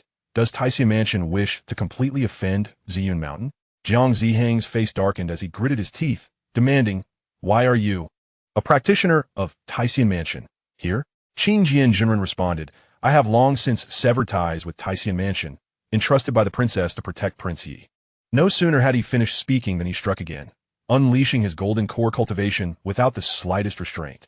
Jiang Ziheng, gritting his teeth, executed the Taishan blood-burning technique, delivering a palm strike that, empowered by the immense recoil, propelled him out of Ziyun residence despite the pain in his hand. Seeing this, Qin Jianjunren raised an eyebrow. What remarkable determination! Quite resolute. The Taishan blood-burning technique is a method that burns one's essence blood to temporarily enhance strength, inflicting significant harm upon oneself. Aware that, with his half-step golden core cultivation, he was no match for a true golden core practitioner, Jiang Ziheng did not hesitate to use the Taishan blood-burning technique to secure an opportunity for escape. Meanwhile, below, Su Hongxi noticed Jiang Ziheng's retreat, his expression shifting slightly. Tian Mingjie, when combined with the formation of Ziyun residence, necessitated his utmost effort to confront. Should another golden core cultivator appear, the likelihood of his demise today would be significantly heightened. Thus, he decisively repelled Tian Mingjie and withdrew from Ziyun residence. Unfortunately, the warriors accompanying Jiang Ziheng were left to face dire consequences. Among them, the strongest possessed only perfected internal energy, rendering them utterly powerless against Tian Mingjie. Before long, they all perished at his hands. Throughout this turmoil, Yichun remained seated in an armchair within the room, an observer in silence. It was quite astonishing that Yi Lingyun's father would ally with Jiang Ziheng. However, these two were far too audacious. After a few days of their wedding, I shall take measures against them. Speaking of which, with the wedding imminent, it is perhaps time for me to seek Xianxia to sign the severance document. On a rainy night, Jiang Ziheng executed the technique of air travel, hastily escaping to one of his hidden residences. With a cough, blood spewed forth. His complexion pale as a ghost. Already grievously injured by Qin Jianjunren's strike, he had further exacerbated his condition by employing the Taishan blood ignition technique. Cursed! Cursed! That ungrateful old Taoist of Qin Jian. The Taishan pavilion had expended such vast resources to cultivate him into a golden core cultivator, only for him to turn against the very establishment that nurtured him. My master was indeed correct. These thankless wretches deserve their fate. Jiang Ziheng's pallid face bore a shadowy gaze, the image of the once gentle and graceful young gentleman now irrevocably lost. The following morning, under the accompaniment of Lu Lei and Qin Jianjunren, Yi Chen returned to the general's residence in a horse-drawn carriage. Xianxia fixit asitan guze upon Yi Chen, exclaiming, "Why have you returned, ungrateful son?" Yi Chen calmly produced the severance document, stating, "I am to wed the eldest princess shortly. You must sign this." Aunt Hu slowly emerged from within the house, feigning benevolence as she said, "Chen, you are still the lord's child. Blood is thicker than water. How can you sign this severance document?" Yi Chen retorted coldly, "I have no need for a father such as him. Enragit, Xianxia shouted, unfilial son. Do not think that your elevation to the status of the princess means I will not discipline you." He raised his hand, preparing to strike Yi Chen. At that moment, Lu Lei, who had been following Yi Chen, swiftly seized Yi Xia's right arm, declaring, "General Yi, our young master is now the prince consort. He is not someone you can strike at will." Yi Lingyun angrily rebuked, "My father is speaking with my elder brother. What right does a mere servant have to interrupt?" She stepped forward to confront Lu Lei. However, a person lacking even internal energy like Yi Lingyun stood no chance against Lu Lei, who swiftly knocked her to the ground. "Dare you harm my son?" Though Yi Lingyun was now without heirs, the world possessed myriad miraculous elixirs, making the condition of being heirless not entirely insurmountable. Yi Lingyun remained the most cherished offspring of Xianxia. The sight of Yi Lingyun being struck ignited a furious blaze within Xianxia. Ignoring his internal injuries, he summoned his martial energy to engage Lu Lei in combat. Although Lu Lei was merely a small-time cultivator at the perfected qi refinement stage, he had often found himself powerless in the face of peril in Qingshu Alley. However, his prowess could rival that of a martial artist at the pinnacle of inner strength. Presently, Yixia's body bore numerous hidden injuries, rendering him devoid of the innate strength characteristic of a martial artist. He could only engage in a back-and-forth struggle with Lu Lei. Nevertheless, Xianxia was, after all, seasoned in experience. The moment Lu Lei exhibited even the slightest vulnerability, he seized the opportunity. With a single palm strike to Lu Lei's chest, he sent him staggering back several steps. A trickle of blood escaping the corner of Lu Lei's mouth.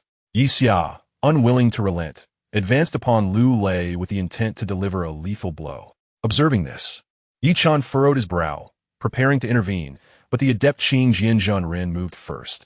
Even a typical practitioner at the early stage of innate cultivation would appear as mere ants before a golden core cultivator. Xianxia, having already fallen from grace, was even more insignificant.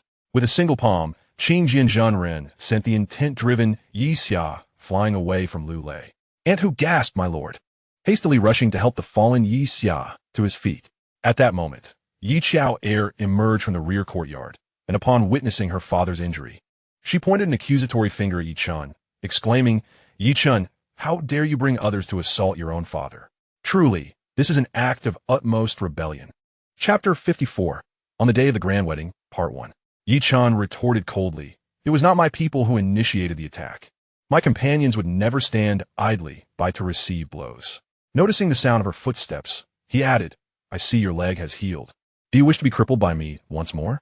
A flicker of fear crossed Yi Chao heir's heart as she took a few steps back, her gaze filled with resentment towards Yichun. "Enough. Bring me a pen. I shall sign this severance document." Xianxia, having been assisted to his feet by Aunt Hu, wore a countenance as dark as ink. Shortly after, a servant from the general's residence procured a brush. Xianxia inscribed his name upon the severance document. Yichun collected the document and remarked nonchalantly, "In a few days, I shall hold my wedding, and at that time, I will present you with a grand gift, signifying the complete severance of our paternal bond. Xianxia sput bigone. From this day forth, I, Xianxia, shall no longer acknowledge such a rebellious son." Chen, his expression unchanged, stated, "I hope that when the time comes, you will take pleasure in this grand gift." With those words, Yichun departed alongside Lu Lei and Qing Jianzhenren. As they left, Yi Chao heir, seething with indignation, exclaimed, "Father, are we to allow that wretched child Yichun to leave unscathed?" Xianxia, clutching his wounds, sighed, "That rebellious child is accompanied by a formidable Taoist. He is not an adversary our general's residence can contend with. It appears today's severance was anticipated by that ungrateful son."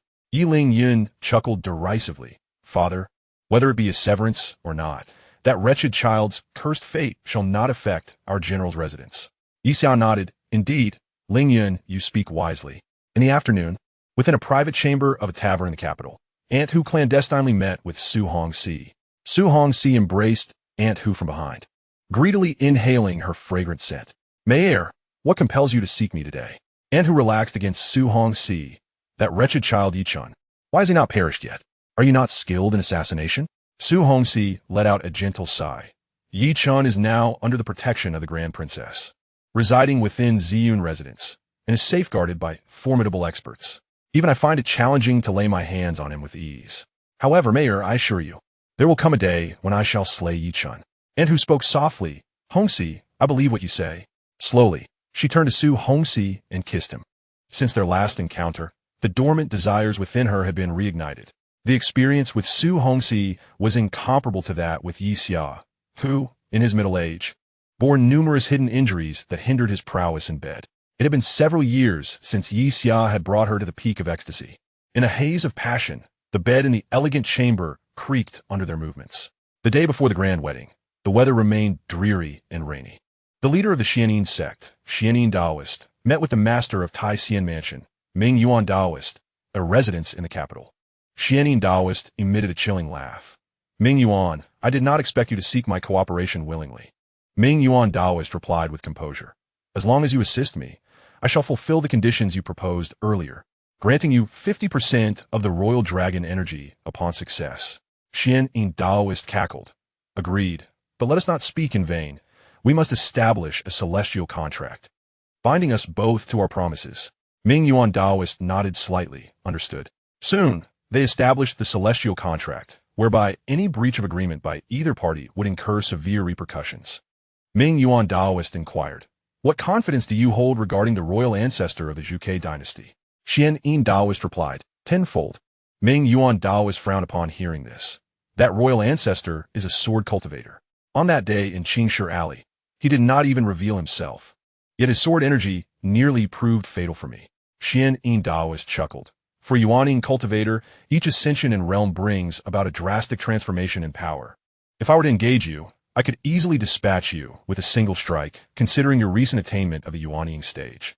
Rest assured, as long as he remains a Yuanian cultivator, I possess absolute certainty of victory. But what strategies do you have in mind for countering the Zhuke formation? The young golden core offering from the royal family has already achieved perfection in his golden core, and he cultivates the Zhuke undying scripture, significantly increasing the chances of activating the Zhuke formation. Very few were privy to the secret of Li Hanyan being Mu Ziyun's confidant within the entire Taishan mansion. Only Ming Yuan Daoist, Jishan Daoist, and the already departed Qing Jianzhenren were aware. Xianin Daoist, unaware that the grand princess of the royal family was indeed the royal offering Mu Ziyun, did not elaborate on this point. Instead, he calmly stated, "Do not worry.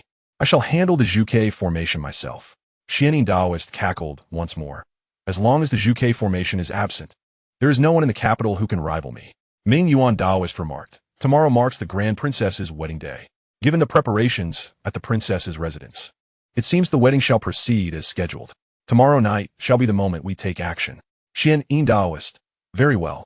As long as the royal ancestor takes action tomorrow, I shall certainly lend you my assistance." At the hour of the dog, 2 quarters passed.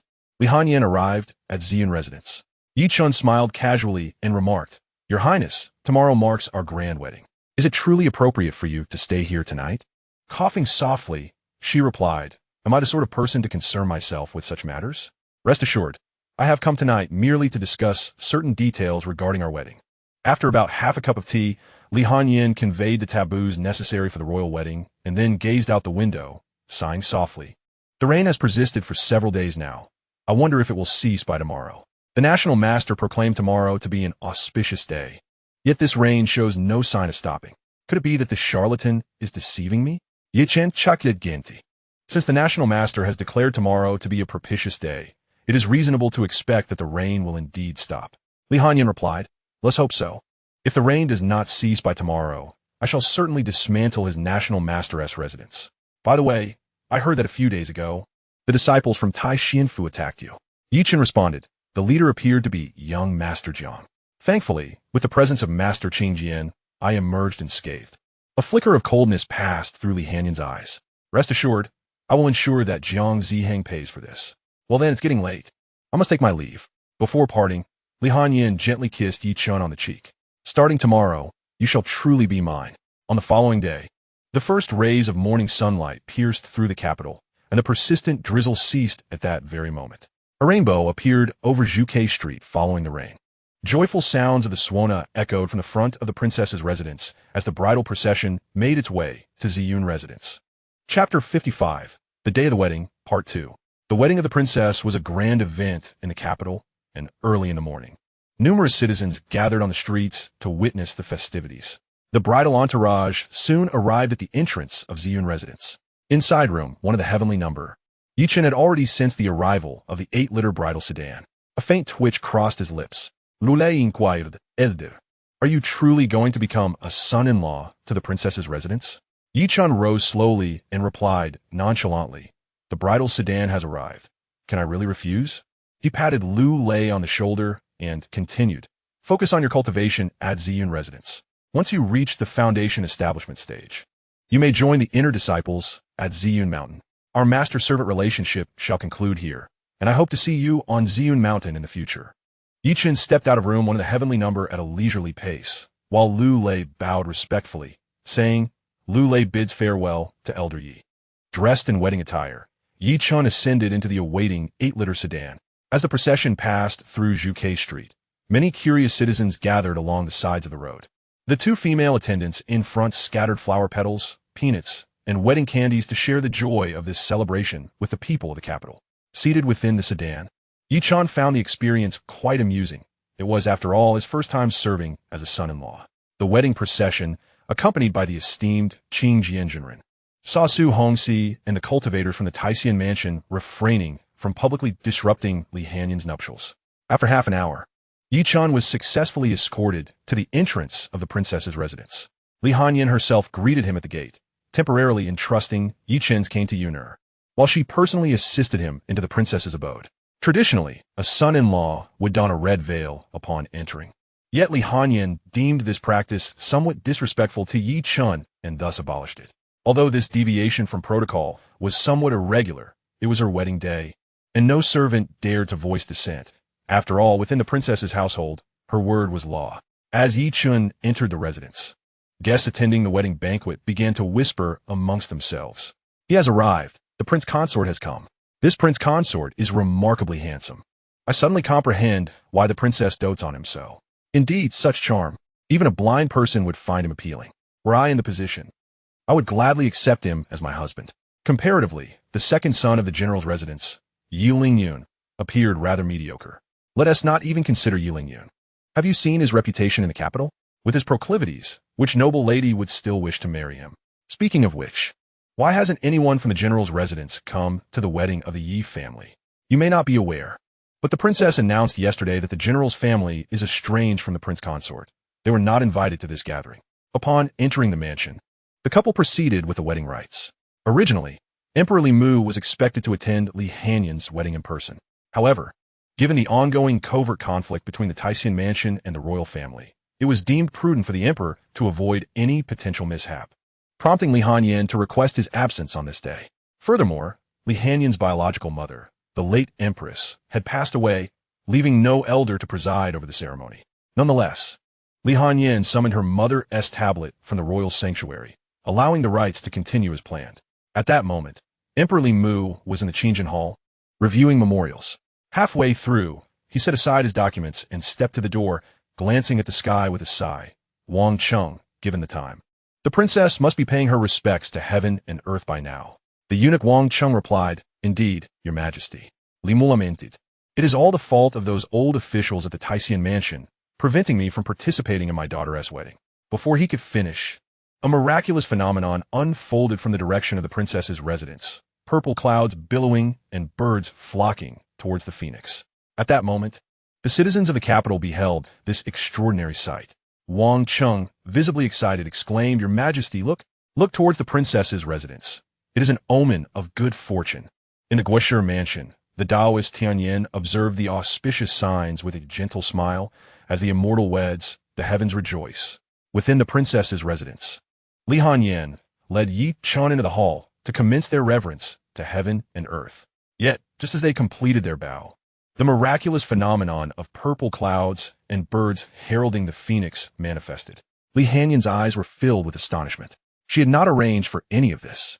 However, as the auspicious purple aura descended and the spectacle of 100 birds paying homage to the phoenix became increasingly extravagant, gradually enveloping the entire capital, she sensed that something was amiss. Could such a phenomenon truly be conjured by mere ordinary cultivators? Was it possible that the national master was personally intervening? The guests at today's wedding banquet were all nobles and dignitaries, and upon witnessing the celestial display, they could not help but exclaim in awe. The purple aura descends. The 100 birds pay homage to the phoenix. Could it be that Prince Yi is indeed a reincarnated celestial being? Heaven bless our Zhuke dynasty. Truly, this match is destined by the heavens, a perfect union. At this moment, the atmosphere in the princess's residence was filled with celebration, and many guests offered their blessings. Meanwhile, in a hidden mansion within the capital, Jiang Ziheng gazed at the sky full of auspicious signs, his pale fingers gripping a nearby pillar tightly, leaving a deep imprint. His expression darkened as he fixed his gaze on the celestial phenomenon. How could it be? How could a blind man like him be wed to his highness, attracting such a spectacle? I refuse to accept this. Tonight, I shall surely kill that blind fool. The daytime wedding banquet proceeded smoothly, and when the guests departed in the evening, Yi Chun and Li Hanyan were left to enjoy their private time together. Inside the room, Li Hanyan chuckled softly, "Young lord, the night is long. Tonight, we must engage in a thorough exchange in bed. Be a good boy and wait for me while I take a bath." Just then, a guard hurriedly approached the door. "Your Highness, urgent news from the Zhuke army. A nameless army of 50,000 has appeared on the outskirts of the capital, led by the master of the Taishan mansion, Ming Yuan." Upon hearing this, Li Hanyan's expression changed dramatically. "How dare they? Young lord, our wedding night must be postponed. I have urgent matters to attend to." Before she could finish her sentence, she rushed out in haste. Yi Chen could only shake his head in helplessness. These people truly do not know what is good for them. Why must they choose the day of my wedding? On the outskirts of the capital, Zhang Yin led an army of 100,000 Zhuge troops to confront the 50,000 soldiers of the Taishan mansion. Yet neither side made the first move. Zhang Yin was wary of the Yuaning-level Taoist Ming Yuan, while Ming Yuan was also a bit apprehensive of the elite Zhuge army. Just as tensions escalated, Li Hanyin flew through the air at great speed to Zhang Yan's side. She glared at Taoist Ming Yuan. Ming Yuan, do you truly have the audacity to incite rebellion among the people? Chapter 56. A sword enters the azure void. Leaving no trace for miles in response to Li Hanyin's accusation, Taoist Ming Yuan remained unfazed, replying calmly, "History is written by the victors. If I succeed, they shall not be rebels, but founding heroes." Li Hanyin's face turned icy. "Ming Yuan, you deserve to die 1,000 deaths. Zhuge army, follow my command." "Wait." Taoist Ming Yuan interrupted. "I am aware that your Zhuge army possesses formations. I do not wish to engage in battle. Let us stand here in a standoff, and neither shall depart." Upon hearing these words, Li Hanyin's expression shifted slightly. "Your intention is to delay me." Ming Yuan Taoist replied, "That is somewhat accurate. However, this is a calculated strategy on my part. The 50,000 troops I command are indeed no match for the Zhuge army. Yet should we engage, my prowess could inflict considerable losses upon them." His tone was pointed as he added, "Surely, your highness would not wish for the Zhuge army to suffer such devastating casualties." Li Hanyin scoffed, "To inflict such losses upon the Zhuge army, you, a mere nascent soul cultivator, would likely perish here as well. Though a nascent soul cultivator possesses the strength to shift mountains and alter rivers, my 100,000 Zhuge troops are no pushovers. Once our formations coalesce under my and Zhang Yan's leadership, even you would meet a bitter end." She continued, "Ming Yuan, my Zhuge army is not composed of cowards. You seek to usurp the throne. How could I possibly refrain from battle?" Ming Yuan Taoist's countenance darkened. "Li Hanyin, the Zhuge army is under your command. Yet the Zhuge dynasty will ultimately be inherited by princely Ming. Why are you so obstinate?"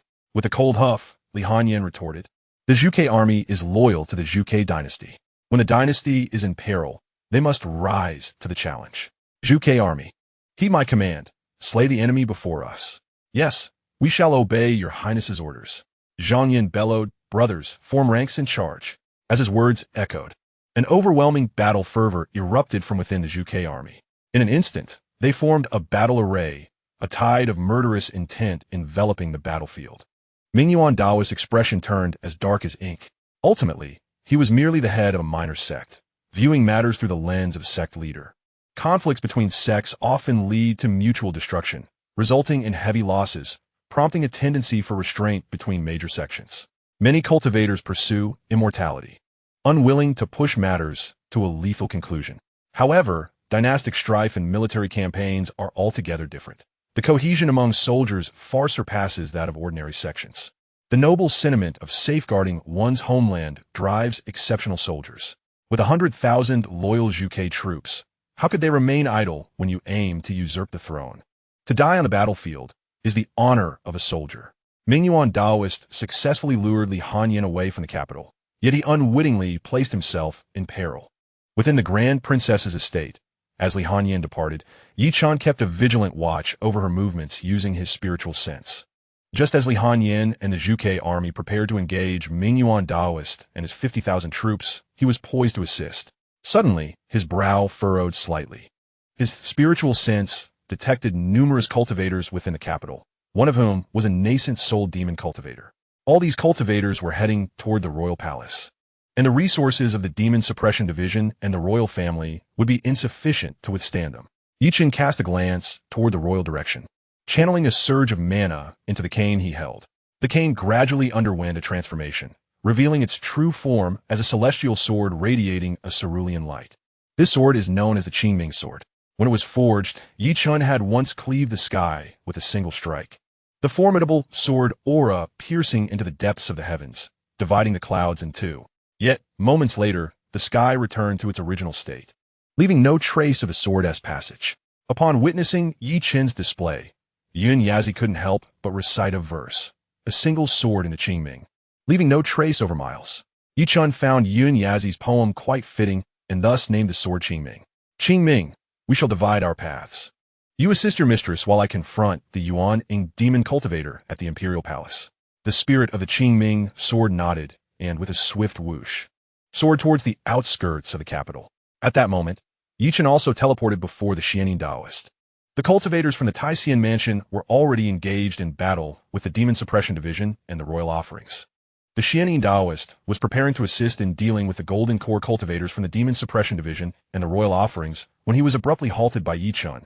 Frowning slightly, only Yuan cultivators possessed the ability to teleport. Are you the esteemed ancestor of the Zhuge dynasty? Chen replied, recently.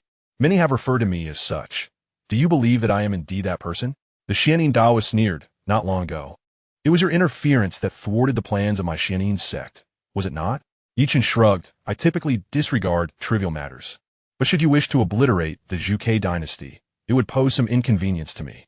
The Xianxia Taoist declared. I must possess the dragon's aura of the Zhuge dynasty. Since you, the Zhuge ancestor, wish to impede my progress, the anniversary of your demise shall fall on this day next year. As his words fell, the Xianxia Taoist unleashed his full Yuaning aura.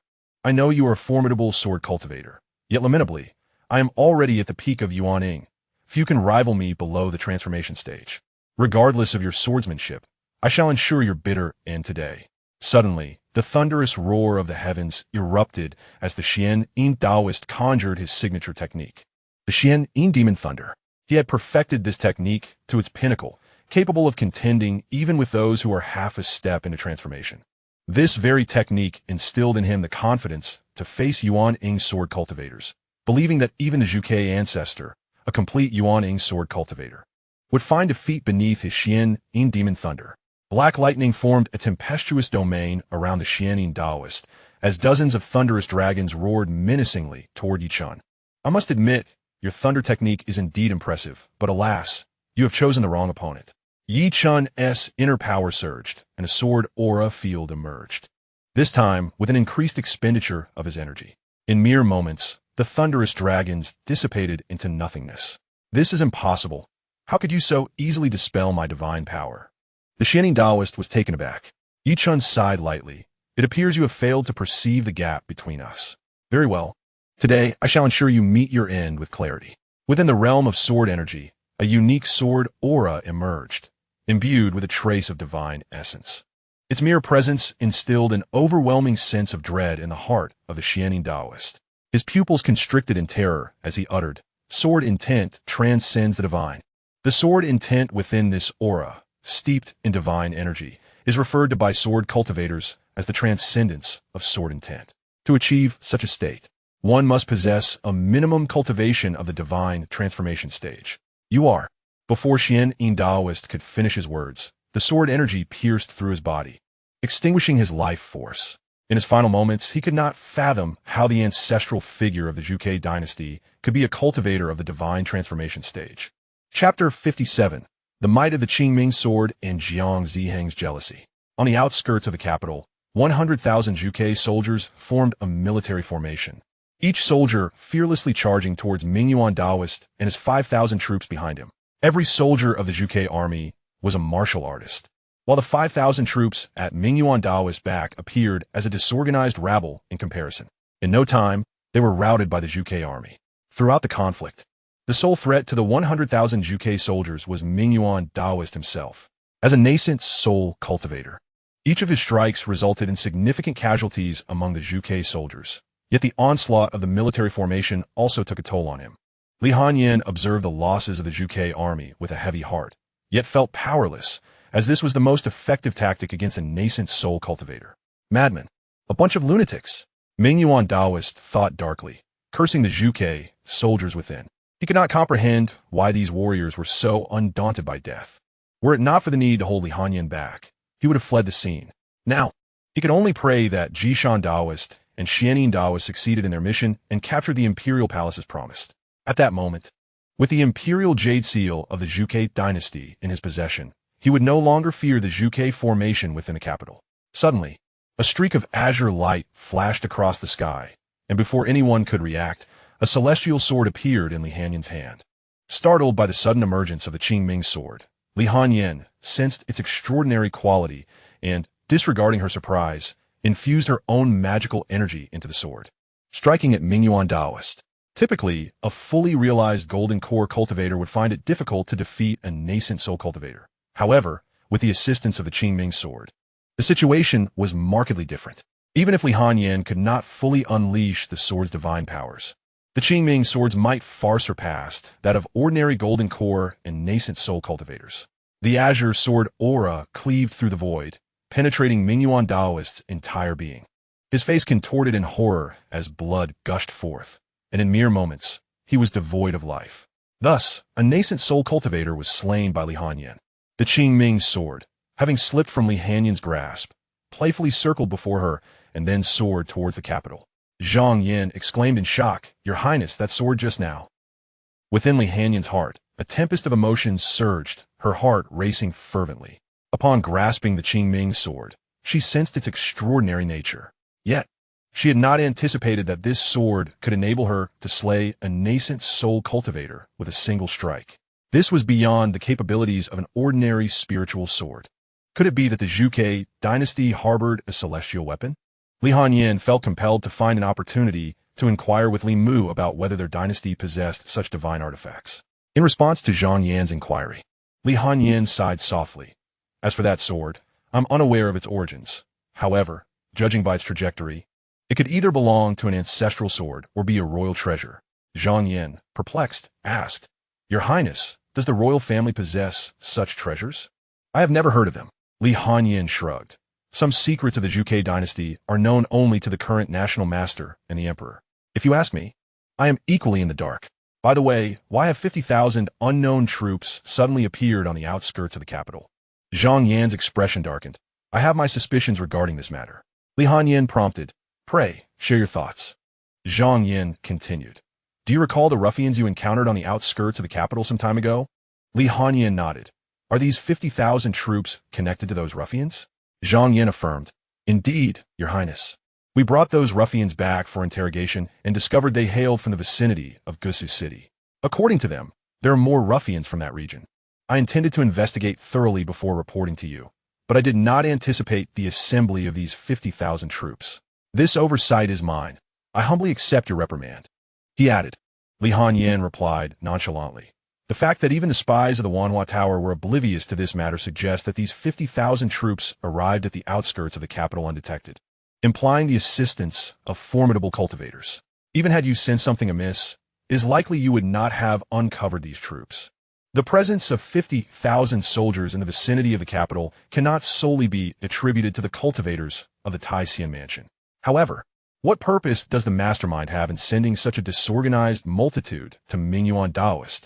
This thought stirred a flicker of doubt within Li Hanyan. Nevertheless, she decided to set this matter aside for the time being, for those unruly troops were not to be feared. Zhang Yan led 80,000 troops to encircle the 4 city gates of the capital and sent 2,000 Zhuge soldiers to accompany me into the city. Tonight, I shall apprehend all the cultivators of the Xianxia mansion.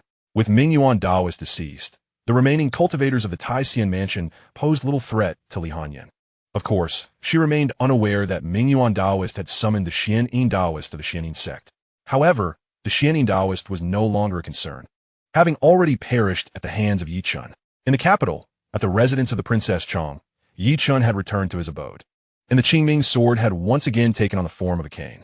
No one knew that he had just departed from the Princess Chang's residence. Not even the esteemed Qing Jianzhenren, who was currently stationed there. At the 4th watch of the night, the stars were few and far between. Under the guidance of Daoist Jishan, the practitioners of Xianxia Mansion engaged in a fierce confrontation with the enforcers of the Demon Suppression Division and the royal offerings amidst the enveloping night. After dealing with the Xianxia Daoist, Yi Chen chose to disregard the remaining practitioners of Xianxia Mansion. He held firm belief that the enforcers of the Demon Suppression Division and the royal offerings will be capable of managing these Xianxia practitioners. Being recognized as an esteemed ancestor of the royal family, he deemed that the power of this lineage was sufficient to contend with the lurking adversaries. The visible practitioners of Xianxia Mansion would be left to the capable hands of the Demon Suppression Division and the royal offerings. As an ancestor, he could not involve himself in every matter. However, Yi Chun did not intend to take further action. While Jiang Ziheng and Su Hongxi once again joined forces to confront him, although Xianxia Mansion had commenced a full-scale assault on the royal family. Daoist Jishan had yet to halt the mission to capture Yi Chun. With the outcome still uncertain, Yi Chun served as a means to restrain the princess. And it was prudent to keep this card close to his chest. Should the princess return from the outskirts of the capital, he could leverage his influence over her. Yet jealousy can cloud one's judgment. With Yi Chun's marriage to Li Hanyan, Jiang Ziheng was consumed with envy and no longer desired to capture Yi Chun alive. This night, he was intent on ending Yi Chun's life directly, though the princess's residence lacked the profound formations of Ziyun residence. It was under the personal watch of real person Qin Jian, and the infiltration by Su Hongxi and Jiang Ziheng was nonetheless detected. In the courtyard, Su Hongxi clashed with real person Qin Jian, one a martial arts master and the other a golden core practitioner, their duel marked by a fierce exchange. Seizing the opportunity, Jiang Ziheng made his way toward the princess's chambers, his heart brimming with murderous intent, determined to slay Yi Chun himself. Chapter 58. It is not sorcery. You're simply too weak. Today marked the wedding of Li Hanyan. She initially planned to rest within the residence. Yet news from the outskirts of the capital prompted her hasty departure. Thus, aside from real person Qin Jian, no other formidable experts were stationed within the princess's residence. With real person Qin Jian entangled with Su Hongxi, Jiang Ziheng proceeded unhindered into the chambers. Li Hanyan had yet to return, and Yi Chun was leisurely savoring the snacks prepared by Yuner. Jiang Ziheng pushed open the door with his sword in hand, to which Yi Chun casually remarked, "Young Master Jiang, it seems you were not invited to my wedding with the princess today." Taken aback, Jiang Ziheng retorted, "I have yet to speak. How could a blind man like you know it as I? Are you feigning blindness?" Yi Chun, absent-mindedly toying with the teacup in his hand, replied, "For a practitioner, even if one's eyes are blind, one can still use spiritual awareness, can one not?" Jiang Ziheng, astonished, inquired, "You're a practitioner?" Yi Chun responded, "Having spent 20 years on Ziyun Mountain, it is only natural to have acquired some knowledge of cultivation." Jiang Ziheng scoffed, "Indeed, I have investigated you. Your father cast you away to Ziyun Mountain as a servant disciple since childhood. However, since you possess spiritual awareness, you must be a foundation establishment practitioner. Those foundation establishment practitioners on Ziyun Mountain can automatically advance to inner disciples. No wonder you were allowed to reside in Ziyun residence before your marriage. It seems this blind man stumbled upon a stroke of luck and attained foundation establishment. Although the reason for my inability to perceive your magical prowess eludes me. Marrying His Highness is undoubtedly the gravest mistake of your life. The esteemed Princess Chong can only belong to me, even if you are a foundational cultivator. You must perish today." Jiang Ziheng's eyes glinted with coldness, his resolve to eliminate Yi Chun unwavering, with no intention of taking him alive. He was aware that the disciples of Ziyun Mountain, particularly Mingyuan Daoist, would not easily provoke him, should his master learn of Yi Chun's true identity. There was little doubt that he would spare Yi Chun's life due to the latter's status. At that juncture, it was possible that even the esteemed Princess Chong would be unattainable for him out of fear of Ziyun Mountain. Thus, regardless of the circumstances, Yi Chun must die tonight. With the power of a half-step golden core erupting, Jiang Ziheng brandished his sword, its cold light glinting as he lunged toward Yi Chun's heart.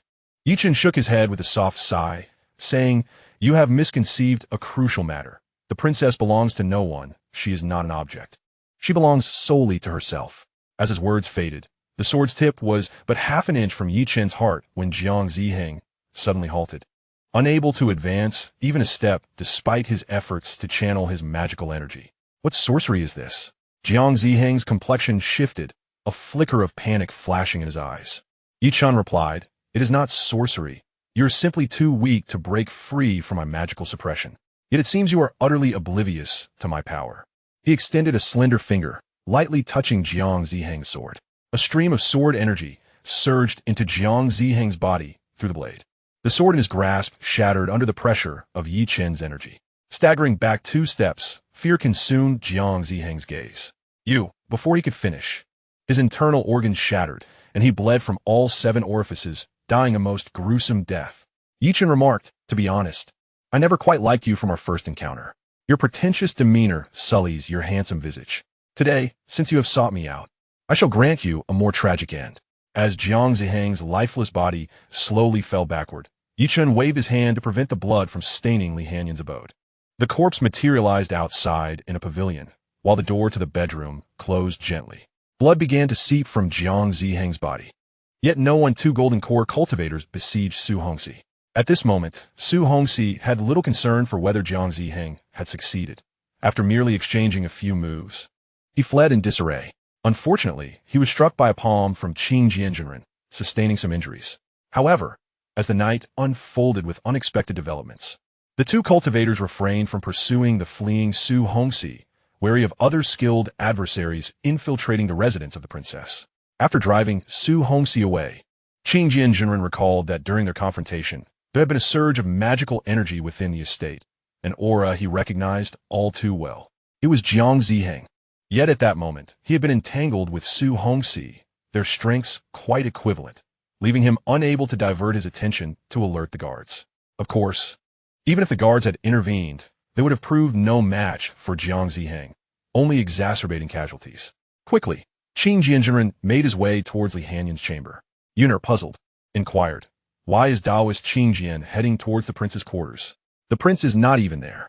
Suddenly, Yuner recalled that today was the day of Li Hanyan's grand wedding. Indeed, she had left the residence due to urgent matters, but Yi Chun had taken up residence in the princess's estate today. Yuner's expression shifted. "This is not good, Prince Yi." In haste, she followed Qing Jianjunren and Ying Yi towards Li Hanyan's chamber. Before long, they arrived outside the chamber, where they beheld Jiang Ziheng's pitiful demise from a distance. Yuner's complexion paled, her stomach churning with a wave of nausea, having been by Li Hanyan's side for so long. She had never encountered a corpse in such a ghastly state. Qing Jianjunren and Ying Yi's expressions grew grave. Ying Yi scrutinized Jiang Ziheng closely before asking Qing Jianjunren, "What is your assessment, Taoist?" Qing Jianjunren replied solemnly, "The assailant has inflicted a sword qi into Jiang Ziheng's body, shattering his internal organs. Moreover, this individual possesses extraordinary strength. I was completely unaware of his presence while engaged with Su Hongxi in the courtyard. Such prowess could only belong to one, the royal ancestor." Exchanging glances, Qing Jianjunren and Ying Yi understood each other without needing to utter the words royal ancestor. Throughout this ordeal, they had never doubted Yi Chen's presence within Li Hanyan's chamber. They sensed no trace of magical energy emanating from him.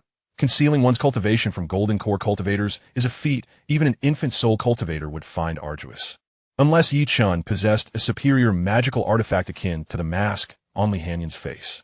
However, they deemed this possibility slim, as high-quality concealing artifacts are rare, even among infant soul cultivators. As Qing Jianjunren and others made considerable noise outside the chamber, Yi Chun, leaning on his cane, opened the door and inquired, "What has transpired? Taoist Qing Jian? It seems many have gathered here." Qing Jianjunren responded, "Prince Yi, there is no cause for alarm. A petty thief took advantage of the chaos tonight to infiltrate the estate. Prince Yi, it is late. You should rest indoors." Yi Chen nodded in acknowledgement, saying, "Very well. Taoist, you may proceed with your duties." He turned and, leaning on his cane, slowly made his way back into the house, muttering to himself, "I wonder which rogue has the audacity to intrude upon the princess's residence." As the door to the inner chamber closed once more, Ying Yi cast a final glance at Jiang Ziheng's lifeless body and remarked, "Taoist, I leave the princess's estate in your capable hands. I shall take my leave now." Indeed, the chaos predicted by Qing Jianjunren was not unfounded. Ying Yi had the responsibility of guarding the Wanhua pavilion that night and could not linger within the princess's abode for long. As Ying Yi departed, Qing Jianjunren directed the guards within the estate to remove Jiang Ziheng's corpse. To avoid disturbing Yi Chen's rest, Yuner contemplated for a moment and decided to leave 2 guards stationed at the door, while the remainder dispersed.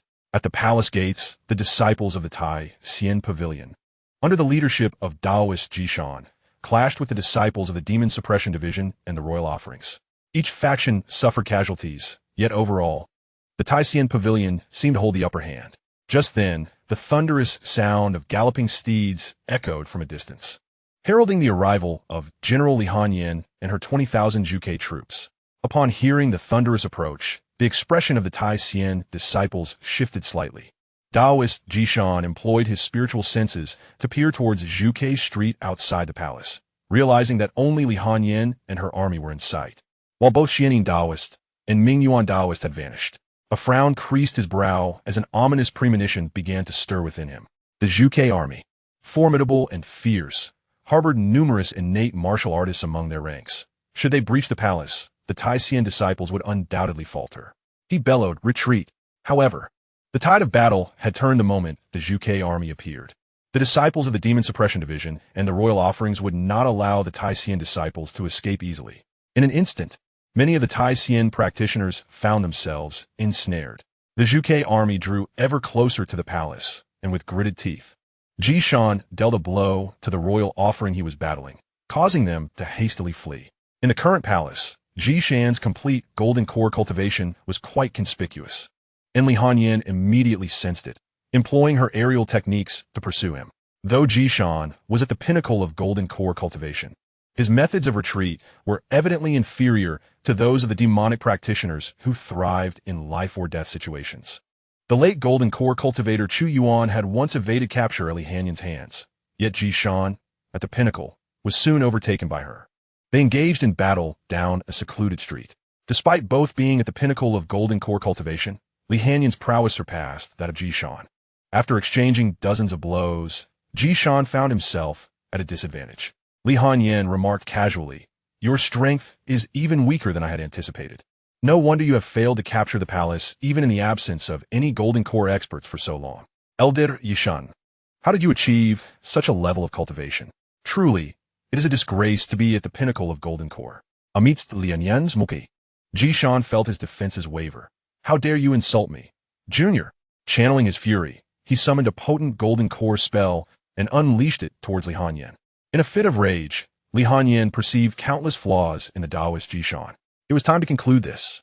The Zhuge spiritual fire ignited in Li Hanyan's hands, and with a swift motion, she unleashed the Zhuge palm towards Jishan. The cry of the Zhuge reverberated through the air, and in the next heartbeat, Jishan's gaze dulled as he collapsed slowly. The Zhuge palm had claimed Jishan's life. Li Hanyan could not help but shake her head, lamenting, "You are indeed easier to deal with than Chu Yuan of the Xianxia sect, a true disgrace for one who has attained the golden core."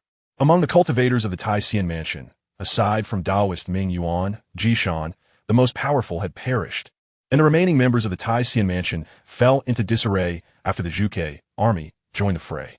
Several formidable golden core elders attempted to flee, but ultimately met their demise at the hands of the Zhuge army and the royal offerings. The Zhuge army struggled against nascent soul cultivators, yet they possessed considerable means against golden core cultivators, especially with the support of the royal palace, making their efforts considerably easier. By the hour of the rat, the cultivators of the Tai Xian mansion had nearly all perished under the siege of the Zhuge army, the Demon Suppression Division, and the royal offerings, even though a few scattered cultivators managed to escape to the outskirts of the city. They found themselves awaited by Zhang Yin and 80,000 Zhuge soldiers. Li Hanyan entrusted the cleanup to Master Sun Shan of the Demon Suppression Division, while she returned to the residence of the Grand Princess. At this moment, Yi Chun had nearly finished the snacks in the bedroom, sitting on the bed with his eyes closed in contemplation. The sound of Li Hanyan pushing open the door was immediately noticed by Yi Chun. "Your Highness, you have returned?" Li Hanyan nodded. "It is indeed I." Yi Chun inquired, "Was everything smooth?" Li Hanyan replied, "Quite smooth. The prolonged confrontation has come to an end. I shall now bathe. Would you care to join me, young lord?" Yi Chun responded, "Your Highness, I have already bathed." Li Hanyan smiled. "Then let us bathe again. I have instructed Yinner to bring in hot water." Yi Chun acquiesced. "Very well." Shortly thereafter, Yinner filled the bathtub with warm water. She then spoke, "Princess, while you were away, an assassin infiltrated the estate." Li Hanyan frowned slightly. "Was anyone injured?" Yinner replied, "No, not a single person. The assassin met a rather gruesome end." Li Hanyan chuckled nonchalantly. "Since no one was harmed, we shall discuss this matter tomorrow. For now, I wish to enjoy a moment of solitude with my husband." Yinner nodded obediently. "Then I shall take my leave, your Highness. Should you require more water, do not hesitate to call for me." Once Yunye departed, Li Hanyan shed her garments, her skin as fair as snow exposed to the air. She then removed the human mask she wore, revealing her breathtaking beauty to Yi Chen's perception. Li Hanyan was none other than Mu Ziyun. Even before seeing the visage beneath the mask, Yi Chen had begun to suspect that Li Hanyan was indeed Mu Ziyun, especially after Li Hanyan revealed her cultivation level under his perception today. He was now nearly certain that Li Hanyan and Mu Ziyun were one and the same. As the human mask was removed, a subtle smile graced Yi Chen's lips. Li Hanyan observed him still seated on the bed and remarked, "Young lord, what are you foolishly smiling about while sitting there? Come here at once. Chen replied with a calm smile. Very well, Your Highness. The bathing tub in the room was a newly replaced double tub, courtesy of Li Hanyan. As Chen leaned on his cane and approached the tub, Li Hanyan abruptly pulled him into the water. The cane fell to the floor, splashing water around. Chapter 60. The alchemical endeavors of Taoist Xianxia are yet again delayed. Your Highness, your behavior is rather unruly, Li Hanyan remarked as she embraced Chen. Their bodies entwined without the slightest distance between them. Leaning against Chen's shoulder, she softly confessed, perhaps I am a bit too impatient. Gradually, Li Hanyan unfastened the garments soaked by the warm water, gently kissing Chen. Responding to her initiative, Chen began to explore her form with his hands. The rising steam obscured their silhouettes. The following day, before the rooster's crowing hour, Li Hanyan rose from the bed, supporting her waist as she felt a dull ache throughout her body. The wild night had led to her calling out for water 7 times, leaving the room in disarray. The newly replaced double tub had suffered damage, with a large hole appearing on one side. Thankfully, her bed, being a low-grade artifact, had not succumbed to their tumultuous antics. After a brief grooming, Li Hanyan boarded a carriage heading to the imperial palace, for today was a court day. Within the imperial study, Emperor Li Mu had spent the night awake, addressing various memorials. The uproar caused by the Xianxia mansion yesterday necessitated considerable aftermath management. Li Hanyan strode directly into the imperial study and took a seat in a grand chair. Li Mu cast her a glance and said, I thought that having just married yesterday, you would not attend court today. Li Hanyan replied, how could I possibly neglect such a significant event at Xianxia mansion? Li Mu continued, do you believe there remains a necessity for the Xianxia mansion's existence? The core of the Xianxia mansion had been nearly annihilated last night. However, within its outskirts, some less skilled disciples and a couple of elders remained. Furthermore, the mansion's library housed over 2,500 years of cultivation methods collected by the Zhuge dynasty, which could not simply be discarded. Li Hanyan suggested, we should send someone to rebuild it. It is unrealistic to abandon the Xianxia mansion entirely. Do you intend to relocate everything within it to the imperial palace? Just the library alone makes that impossible.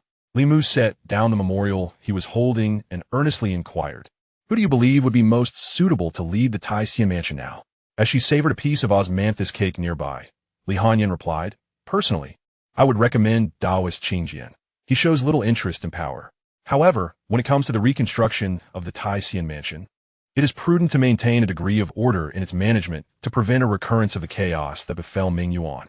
After a moment of contemplation, Li Mu suggested, what if we were to administer a secret potion to each successive lord of the Xianxia mansion to keep them in check? Li Hanyan responded with a look of incredulity. Do you think you're training palace guards? Have you lost your senses, old man? I have yet to witness you administering such potions to the palace offerings. Cultivators possess a multitude of techniques, unless you can procure high-grade secret potions. Any potion administered today could easily be rendered ineffective by the recipient by the following day. Such actions would only serve to heighten their wariness towards the royal family. Soon, the time for court assembly arrived. This session proceeded remarkably smoothly. The crown prince remained in confinement, and no one in court troubled Li Hanyan. After dismissing several officials who shared close ties with the Xianxia mansion, Li Mu exited the court. Although Li Hanyan yearned to spend time with Chen, the tumult that had erupted in the capital the previous day necessitated her attention to numerous matters awaiting her resolution at the Wanhua Tower. These included the absorption of Xianxia mansion's clandestine enterprises within the capital, investigating how the 50,000 troops had made their way to the outskirts of the capital, and uncovering the true intentions of the forces behind them, among other pressing issues. In summary, being the mistress of the Wanhua Tower, Mu Ziyun was no trivial undertaking. At the 9th floor of Wanhua Tower, as Li Hanyan entered the room, Yi appeared with a graceful flourish. Mistress, yesterday assassins infiltrated your residence. Li Hanyan nudda, recalling that Yun had mentioned this matter the previous night. Please elaborate on the details. Yi reported, after thorough investigation, I discovered that 2 assassins entered the mansion last night. One was the martial arts master, Su Hongxi, and the other was Jiang Ziheng, a true disciple of the Xianxia mansion. I suspect their target was Prince Yi. Su Hongxi was repelled by my subordinate in conjunction with the Qingtan master. But Jiang Ziheng was slain by an unknown, formidable opponent. I tentatively suspect that the assailant was a royal ancestor. Li Hanyan raised an eyebrow. The ancestor visited my residence yesterday? Yi continued, Jiang Ziheng met his demise at the hands of a powerful swordsman who inflicted sword energy into his vital organs, causing him to bleed profusely and die in agony. Li Hanyin smirked a fitting end. It seems even the ancestor found that green tea intolerable, bestowing upon him such a tragic fate. She then inquired, "And who is this martial arts master? Su Hongxi? We have not offended him, have we?" Ying Yi replied. Upon investigation, it appears he is the biological father of the second son of the general's manor, and he previously collaborated with Jiang Ziheng in an incursion into Ziyun residence. A glint of cold light flickered in Li Hanyin's eyes. "So this is the individual my young lord urged me to investigate. What further information do you have on Su Hongxi?" Ying Yi added. "It has come to my attention that Su Hongxi has frequently met with the general's lady who in a private room at a tavern over the past few days, and these meetings have been rather numerous." Li Hanyin smiled. "In that case, Ying Yi, extend an invitation to Yi Chen to visit the tower tonight, under the auspices of the mistress of Wanhua Tower." Ying Yi responded, "Understood, mistress." As the sun rose high in the sky, Yi Chen awoke naturally, free from the obligations of court attendance. Yun'er had prepared a sumptuous breakfast for him. Just as Yi Chen was enjoying his meal, Master Qingjian arrived. "Yi Duke, today's splendid weather makes it an opportune day for alchemical endeavors. I may require a few drops of your blood shortly," he said. Yi Chen's lips twitched slightly, and his hand holding the chopsticks froze. How could he have forgotten such a matter? "Master Qingjian, please proceed. I shall join you after I finish my breakfast." Yi Chen replied. Master Qingjian nodded in agreement. "Very well, I shall prepare in the meantime." Although the princess's residence lacked an alchemical chamber, this posed no challenge for Master Qingjian. He borrowed a secluded, tranquil room from Yun'er and set up a basic spirit-gathering formation. He then retrieved his alchemical furnace from his storage space. Thus, a rudimentary alchemical lab was established. However, as Master Qingjian completed his preparations, the weather in the capital turned abruptly. Clear skies morphed into dense clouds, and a gentle rain began to fall. After finishing his breakfast, Yi Chen listened to the patter of rain outside and sighed. It seems today is not a favorable day after all. Master Qingjian's alchemical venture will have to be postponed. At noon, Li Hanyin sent word that she had urgent matters to attend to in the military camp and might not return for dinner, advising Yi Chen to dine without waiting for her. Yi Chen shook his head in resignation. Being the Grand Princess is indeed a demanding role. Yun'er chimed in. "Do not hold it against him, Yi Duke. Her Highness has stated that with great power and noble status comes the responsibility to the common people of the dynasty. Thus, when she is occupied, she may be away for several days." Yi Chen smiled faintly. "It is of no consequence. I shall gradually grow accustomed to it." After lunch, Yun'er excused herself, leaving Yi Chen alone in his chamber. Suddenly, a white parrot flapped its wings and flew into the room, landing on the table. It preened its feathers and spoke at the hour of the dog tonight on the 9th floor of the Wanhua Tower. After delivering its message, the white parrot flapped its wings and flew away. Yi Chen observed the departing parrot with a thoughtful expression. A foundation stage parrot. How rare indeed. "The 9th floor of the Wanhua Tower. It appears the princess has summoned me. It seems she remains unaware that her identity has been revealed." Yi Chen chuckled to himself. "Then let us indulge in a delightful evening together." As the hour of the dog approached, Yi Chen called for Yun'er and said, "I wish to visit the Wanhua Tower for a late-night snack." Yun'er frowned slightly. "Yi Duke, our Grand Princess's residence has always been at odds with the owner of the Wanhua Tower. It would be wise for you to avoid the establishment in the future." Unfazed, Yi Chen replied, "I am merely going for a late-night meal, not to meet the owner. Good food is no crime. Moreover, the Grand Princess has consented. Otherwise, I would not have frequented the Wanhua Tower so often before our marriage." Yun'er regarded Yi Chen with suspicion. Did the princess truly give her consent? Yi Chen patted his chest and declared, "It is absolutely true. If you do not believe me, Yun'er, you may send someone to inquire at the military camp about the crown princess." Yun'er gently shook her head. "The princess is occupied with military affairs. I think it best not to disturb her. Since she has consented, I shall send someone to escort you to the Wanhua Tower. However, Prince Yi, you must promise not to provoke the owner of Wanhua Tower during your visit." Yi Chen raised his right hand and swore, "I vow that aside from Her Highness the Princess, I shall not engage with any other woman." Yun'er replied, "For now, I will trust you, but I shall report your visit to Wanhua Tower to the princess afterwards." Yi Chen, unfazed, said, "Very well, report away. Your princess has likely already been informed of my visit. After all, the crown princess Li Hanyin and the owner of Wanhua Tower Ziyun are one and the same. Though this secret appears to be unknown to Yun'er, the princess's maid. Before long, Chen arrived within Wanhua Tower. The guard who had escorted him, named Che Wunen, was an internal martial artist and one of the few skilled fighters in the crown princess's residence, personally assigned by Yun'er to ensure his safety. However, after guiding Chen into Wanhua Tower, Che Wunen directly escorted him to the 9th floor. "Prince, I shall await you here," he stated before gradually retreating. Having confirmed the existence of a traitor among Yun'er's subordinates, Chen stepped into the chamber where Li Hanyan lay languidly upon the bed, a soft laugh escaping her lips. "Are you surprised to find one of my Wanhua Tower's people within the crown princess's residence?" Chen admitted, "I am indeed a bit surprised that the guards of the crown princess will be swayed by you." A ripple of magical energy manifested as Li Hanyan's silk sash flew forth, pulling Chen into her embrace upon the bed. The alluring fragrance enveloped him, and Chen calmly inquired, "What is it that you desire from me at this late hour, owner?" Li Hanyan wrapped her arms around him, her fingertips caressing his form. "You asked me to investigate the identity of Yi Ling Yun's biological father, and I have obtained some information. His name is Su Hongxi, and he is indeed a martial arts master. For the past few days, he has been clandestinely meeting with the concubine of the general's household." Leaning closer to Chen, Li Hanyan whispered, "Would you like to expose their relationship?" Chen asked, "Do you have a way?" Li Hanyan smiled, "As long as we trace their movements. It would be quite simple for Wanhua Tower to lead Xianxia into the light. However, if Wanhua Tower is to take action, I shall require a price." Chen inquired, "What do you wish for me to do, Lady Mu?" Li Hanyan replied, "I want you to spend the night with me, not merely for sleep." Chen responded nonchalantly, "Lady Mu, does this not constitute a private meeting? Are you certain the crown princess will not seek revenge upon learning of this?"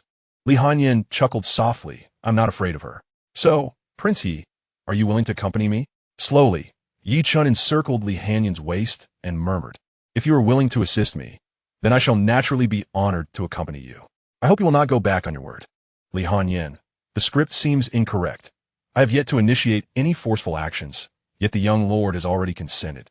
Chen's lips have found their way to Li Hanyan's flawless skin, and affection gradually begins to rise within her, causing her to temporarily cast aside her doubts. It's best to savor the moment first. A gentle breeze wafts through the room, extinguishing the candles one by one, while the silvery moonlight spills into the chamber, shedding garments in its wake. Outside, a light rain patters softly, muffling the creaking sounds of the bed. The following morning, Chen slumbered until the 4th watch of the morning. At this point, Li Hanyan was entangled around him like an octopus. As Chen stirred slightly, Li Hanyan, who lay beside him, began to awaken as well. "What time is it?" she murmured weakly. After 2 nights of relentless activity, Chen appeared as vibrant as ever, while Li Hanyan felt somewhat weary. "What time is it?" Upon reflection, he realized he was blind and could not discern the time from the daylight outside. "I'm unaware of the time. However, having spent a night at the Wanhua Tower, how shall I explain my absence upon my return?" Li Hanyan, resting on Chen's chest, playfully toyed with his hair and chuckled, "You need not worry about that. Che Wunen is one of my people. He returned to the princess's residence last night and informed the maidservant, Yun'er, that you were taken by the princess to the military camp. Chen could not help but commend, you truly have arranged everything meticulously, dear hostess." Li Hanyan responded with a light laugh, "Of course, I'm Ziyun, the hostess of Wanhua Tower. By the way, you and the princess have already indulged in intimacy, haven't you? Who would you say makes you feel more at ease when you are with them, compared to me?" Chen remained silent for a moment before replying. "That question should not fall within the purview of our agreement, and I decline to answer." Li Hanyan pouted, "Very well, if you choose not to speak. Then so be it. I shall have the servants prepare breakfast. After we dine, I will see you off." The persistent rain had continued for several days, leading to a significant sale of the paper umbrellas stored in Wanhua Tower's warehouse. Observing the extra income reflected in the Tower's accounts over these days brought Li Hanyan considerable joy. The only regret was that her busy schedule had left her with little time to spend with Chen. Within the princess's residence, Qingjin Jinren gazed out at the relentless rain, his brow furrowed in concern. "Why is it so difficult for me to concoct a batch of Ziki Mingmiao pills?" He withdrew his gaze from the sky to the imperial decree he had just received, shaking his head. It seems that the matters concerning Yi Fuma's recovery will be delayed for some time. Chapter 62. Xiao was so furious that he spat out a mouthful of blood. Regarding the appointment of the new head of the Taishan Bureau, Li Mu and several ministers had deliberated for days within the palace and ultimately decided to heed Li Hanyan's recommendation, appointing Qin Jianzhenren as the new head. The imperial decree of appointment has been issued, and the esteemed Qin Jian Daoist is to depart from the Princess Chang's residence shortly. Approaching Yi Chun, he expressed his regrets, saying, "Yi Duke, I must take up the position of lord at the Ziyun Mansion. And the Ziki Mingmu pill I previously promised to concoct for you will regrettably be delayed." Yi Chun replied with a serene smile, "There is no need for such remorse. Daoist Qin Jian, I understand that the continuous light rain in the capital has hindered your ability to prepare the Ziki Mingmu pill." With a sigh, Qin Jian Daoist remarked, "It is indeed peculiar. The capital rarely experiences rain throughout the year, yet these past few days have seen an incessant drizzle. How strange, how strange. Yi Duke, should you find the time in the future, do visit the Ziyun Mansion alongside His Highness, and I shall prepare a batch of Ziki Mingmu pill for you then." Yi Chun responded calmly, "Very well, I shall look forward to your assistance, Daoist Qin Jian." Half an hour later, Qin Jian Daoist packed his belongings and departed from the princess's residence. In the Wanhua Tower, Li Hanyan, handling affairs, felt a pang of regret upon hearing the news. The persistent rain these days was indeed a pity. It seems the young lord's eyes will have to wait even longer. By the way, Ying Yi, how is the situation at the general's residence progressing? Ying Yi replied, "Mistress, our arrangements at the general's residence have been subtly prompting Xianxia to suspect Hu Yinyang in her absence. He has grown wary of her." Li Hanyan glanced at the darkening sky, pondering, at this hour, are Su Hongxi and Hu Yinyang entangled once more? Ying Yi nodded. Reports indicate they are in a private room at the tavern. Based on previous observations, Hu Yinyang is likely to depart in about an hour. Lianyan Smilat. Since he has begun to harbor suspicions, today is the opportune moment to ensnare them. Inform Yi Chun of this as well. He must be growing anxious. Ying Yi acknowledged. Understood, mistress. As the gentle drizzle in the capital gradually ceased, the long-hidden sunlight once again illuminated the city. In the study of the general's residence, Xianxia sat in contemplation, absent-mindedly holding a jade hairpin. 2 decades have passed, and he struggled to recall the visage of Yi Chen's mother, Su Yu. He remembered her as a graceful and understanding lady, embodying the elegance of a noblewoman. How could her child possess such a contrary disposition? Indeed, as Mayer had once said, Yi Chun was born blind, a harbinger of misfortune, having not only led to Su Yu's demise, but also inflicted calamity upon their household. They should never have brought him down the mountain. A cold glint flickered in Yixia's eyes. Suddenly, a short arrow pierced the column of the study, its tip affixed to a note. Startled, Yixia refrained from examining the note immediately. Instead, he sprang up, flinging open the study door, scanning his surroundings for any signs of intrusion, yet found none. His expression darkened. The guards have not been alerted, and I sense no presence. The archer must possess strength surpassing my own. Returning to the study, Yixia retrieved the note from the arrowhead. However, upon glimpsing the information on the paper, his countenance darkened like ink, and a surge of fury welled up within him. The note boldly proclaimed, "Hu Meyer is having an affair with an outsider. Proceed to room number 1 at Qianxiang restaurant to catch her in the act." Under ordinary circumstances, had he stumbled upon such a note without reason, Yixia would have surely dismissed it. After all, how could Meyer, who loved him so dearly, betray him? Yet, in recent days, Hu Yinyang had frequently been leaving early and returning late, and the servants had begun to gossip. Yixia had previously inquired about her unusual schedule, to which Hu Yinyang had responded that she was merely socializing with a few acquaintances at the tea houses in the capital. Although a trace of doubt lingered in his heart, he chose to trust her. However, the emergence of this note rekindled his suspicions, igniting a nameless fury within him. Influenced by the servants' whispers, he began to unconsciously accept the note's claims, instinctively believing that Hu Yinyang had indeed strayed. "Bring the horses to Tianxiang restaurant, room number 1. Inside, Hu Yinyang and Su Hongxi were entangled in an ardent embrace, nearly lost in their passion. Yixia forcefully kicked open the door, interrupting their moment. "Su Hongxi, initially furious, bellowed, 'Which scoundrel dares to ruin my good fortune?' Seeking death." However, upon seeing Yixia's face, his expression shifted slightly. Yixia's gaze fixated on the couple on the bed, and in that instant, the world around him spun, the air reverberated, and a sharp pain gripped his heart. Su Hongxi, devoid of his disguise, bore a striking resemblance to Yi Lingyun at that moment. Even the dullest of minds would recognize that Yi Lingyun was not his biological child. Upon seeing Xianxia, who Yinyang hastily wrapped herself in the bedding, panic-stricken, my lord. It is not as you perceive. Allow me to explain. Who Meyer? Xianxia, consumed by rage, felt a sudden surge of blood rise in his throat, and he coughed violently. Just then, a throng of onlookers gathered at the door of room number 1. Isn't that General Yi? Why is he spitting blood? Look at the woman on the bed. That appears to be Hu Yinyang from the general's residence. It dawned on them that Hu Yinyang was engaging in an affair, explaining his distress. Wait, the man with her. Doesn't he bear a striking resemblance to the second young master of the Yi family? Indeed, I have seen the second young master. It is not merely a matter of resemblance. This man seems to be cut from the same cloth.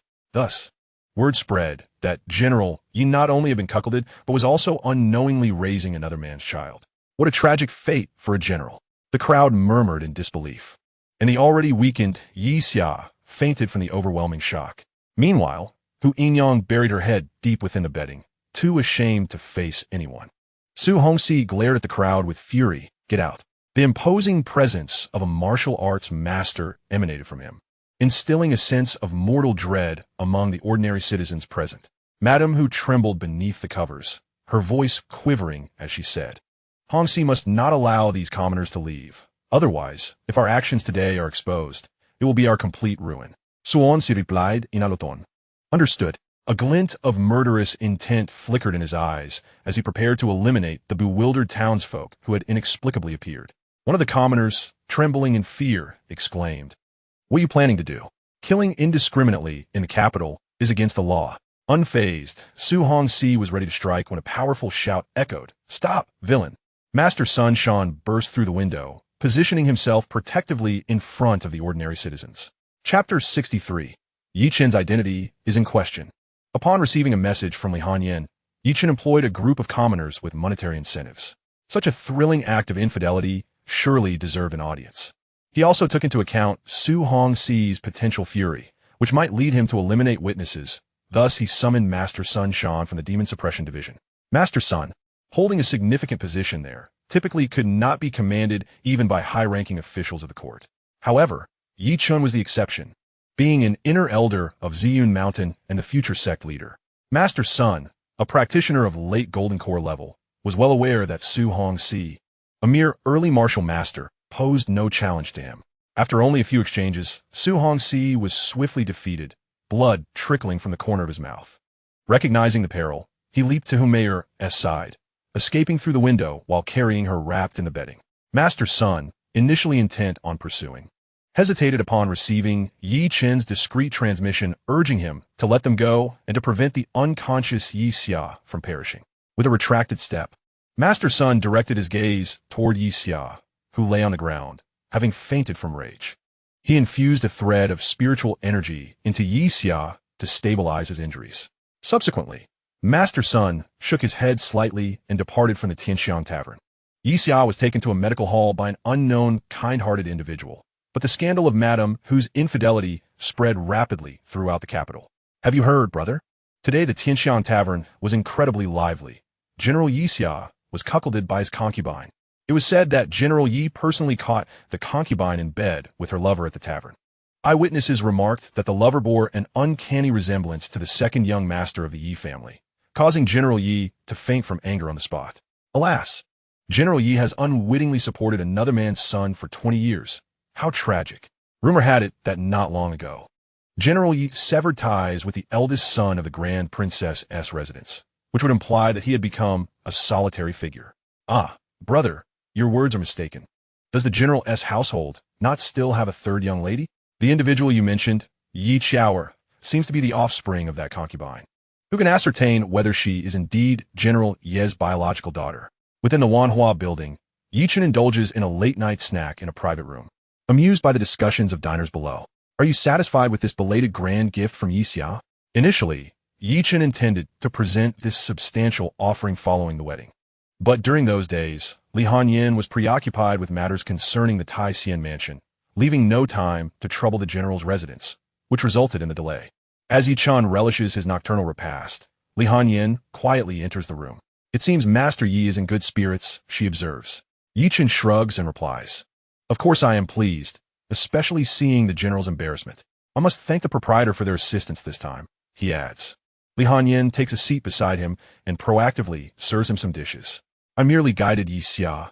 The onlookers and Master Sun Shan were not summoned by me.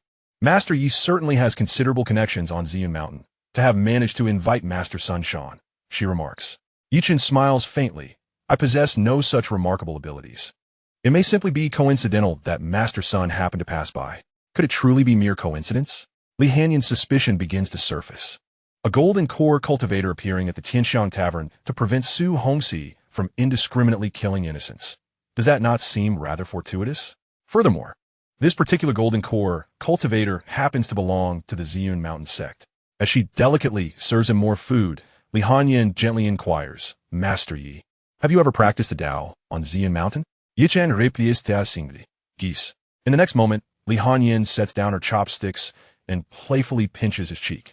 Master Yi, do speak the truth obediently, or I shall take matters into my own hands today. Chen chaklis, mistrismo. The soundproofing in this private room is not particularly effective. With a playful huff, Li Hanyin retorts, Oh, so you dare provoke me? Today, I shall ensure you receive a proper lesson. She swiftly casts a soundproof barrier, isolating the sounds from within the room. With this barrier in place, no matter how much you shout, those outside will remain oblivious. Now submit to my whims. Rapidly, Li Hanyin removes Yi Chen's garments, her appetite awakened after their brief separation. Hearty laughter escapes her lips as she revels in the moment. The dawn of the following day finds them on the 9th floor of the Wanhua building. The previous night's vigorous activities had rendered the bed in their private room in shambles, necessitating a change of venue. Li Hanyin lazily rises from Yi Chen's side, freshens up, and shares breakfast with him before seeing him off from the Wanhua building. Shortly after Yi Chen departs, a figure emerges from the shadows. The proprietor has received no information regarding Yi Fuma's affairs on Ziyun Mountain. It is as if he does not exist there at all. Li Hanyin furrowed her brows upon hearing this. How is that possible? Did he not grow up on Ziyun Mountain? Yi pondered for a moment and replied, I have sent someone to inquire among the outer sect of Ziyun Mountain, and they do not recognize a servant cultivator named Yi Chen. If Yi Chen were to overhear their conversation, he would surely chuckle, for it is no surprise that his whereabouts remain concealed from the outer sect. Shortly after being sent to Ziyun Mountain, Yi Chen's exceptional talent was discovered by Yun Yazi, who took him as a disciple. The outer sect disciples have no access to Yi Chen. Only the inner sect disciples might be aware of his existence. Even when Yi Xie ascended Ziyun Mountain, it was Yi Chen who sensed his arrival and chose to meet him in person. Yi's expression turned serious as he said, Master, there may be an issue with the identity of Duke Yi. Li Hanyin waved her hand dismissively. Stop. We must not cast suspicion without evidence. Moreover, this young lord is but an ordinary mortal. As long as he poses no threat to me, you must not lay a hand on him. Having probed Yi Chen with her divine sense multiple times the previous day, Li Hanyin was convinced that he was a mere mortal devoid of any power. After a moment of silence, she continued, However, do investigate Yi Chen's past further. Understood. Shadobe, Yingyi replied. After departing from the Wanhua Tower, Yi Chen did not immediately return to the princess's residence. Instead, he instructed the carriage driver to divert to the general's mansion. Chapter 64. The Relics of His Birth Mother. Suyu. While Yi Xia lay unconscious the previous day, Yi Lingyun was contemplating whether to hire a few professional assassins to eliminate Yi Chen. Wasn't Su Hongxi supposed to be immensely powerful? Why had there been no movement after all these days? Just as Yi Lingyun was troubled about where to find assassins. Aunt Hu hurried back to the mansion in a flurry. Yi Lingyun asked, slightly perplexed, Mother, why are you in such a panic? Aunt Hu gasped for breath and said, Quickly, Lingyun, gather your belongings. We must take the valuables and leave immediately. Yi Lingyun frowned. Mother, what on earth has happened? Why must we leave abruptly? Aunt Hu grasped Yi Lingyun's arm tightly, staring intently into his eyes. Lingyun, listen to your mother. Do not ask too many questions. There is no time to explain. We must leave swiftly, or there will be no escape for either of us. Seeing the gravity in Aunt Hu's demeanor, Yi Lingyun instinctively nodded. He then entered the room to begin packing. After a while, Aunt Hu, along with Yi Lingyun and Yi Xiao, left the general's mansion. An hour later, when Yi Xie was brought back to the general's mansion by the doctor, his bedroom appeared as if it had been ransacked. Upon seeing this scene, Yi Xie's expression darkened. Where is everyone? Where have they all gone? A servant rushed into the room. General, Aunt Hu said you were going on a long journey with her and the young master and miss, and she took all the valuable belongings from the mansion. It seems she packed in haste, which is why the room is in disarray. Hu Meyer, You wretched woman. Xianxia gritted his teeth, consumed by fury, and once again spat out a mouthful of old blood, succumbing to unconsciousness. General. When Yichun followed the carriage to Xia's chamber, he found a bedridden, appearing a decade older, with strands of white hair sprouting overnight. Upon seeing Yichun, Xia's countenance softened slightly as he remarked, "What brings you here, you ungrateful wretch?" Yichun replied with a faint smile, "I once promised to present you with a grand gift after my marriage, although it comes a bit late. Yesterday's offering was rather remarkable, wasn't it?" The bedridden Xia, trembling and flushed with anger, pointed a shaky finger at Yichun. "You knew all along that Humayur was unfaithful. Yesterday's incident was orchestrated by you." Yichun responded coldly, "Xia, I have never claimed to be a good man. You abandoned me on Ziyun Mountain for 20 years. Had you not ventured to Ziyun Mountain, the general's manor and I would have coexisted in peace, as if we were strangers. Yet you chose to heed the words of your concubine, seeking to exploit me to have her son marry into the princess's residence. Thus, you cannot blame me for settling accounts with the general's manor. How does it feel to be betrayed by the woman you trusted the most?" Xianxia, horse, lay on the bed and rasp, "Get out. Just leave." Yichun insisted, "Hand over my mother's belongings." His visit to the general's manor was not solely to mock Xianxia. He sought to reclaim the relics of his mother, Su Yu. After contacting Master Sun Shan, Yichun had privately met with him, who revealed some truths. Over 20 years ago, Master Sun Shan had clashed with Yuan Yu of the Xianxia sect and barely escaped with his life, thanks to Xianxia and the pregnant Su Yu, who had rescued him while passing through the outskirts. He had once encountered Su Yu, and her visage did not suggest a fate of early demise during childbirth. Her death might bear deeper mysteries. Moreover, Su Yu had adorned herself with a jade hairpin, inscribed delicately with the character Su. This was a symbol exclusive to the descendants of the ancient Wu Su family in Suzhou, signifying noble heritage. Master Sun Shan had recognized Su Yu's identity, leading him to leave a token with the general's manor as an act of goodwill. However, he never anticipated that during merely a few months of seclusion for healing, he would hear of Su Yu's tragic passing. Thereafter, he had paid little attention to the affairs of the general's manor. Xianxia retorted, "You, the son who caused your mother's death, will never receive her possessions from me." Yichun responded with a cold smile, "In truth, who is responsible for my mother's demise? Is it I, or this ravenous general's manor? It appears you never cared much for my mother. I wonder how she ever found favor in you." Refusing to yield, Xianxia remained obstinate, prompting Yichun to search for himself. With a sweep of his consciousness, he quickly located the jade hairpin. Leaning on his cane, he made his way to the study within the general's manor and soon discovered the jade hairpin left by Su Yu. Beside him, Che Wengan inquired in astonishment, "Young master, how did you know your mother's belongings were here?" Yichun replied nonchalantly, "I had Manager Tian from Ziyunju inquire. The items have been secured. Let us depart." Yi Xian lies bedridden, while Aunt Hu and Yi Lingyun abscond with the funds, leaving the general's residence in disarray. With no one to impede Yi Chun and Che Wunen as they take their leave with the precious hairpin. Upon returning to the princess's residence, Yi Chun entered the chamber he shared with Li Hanyan. With ample time remaining before lunch, no one would disturb him before the meal. He resolved to confront Aunt Hu and her family before the midday repast. Master Sun Shan had once proclaimed that if Su Yuro did not perish by accident, then Aunt Hu and Su Hongxi were likely involved in his mother's demise.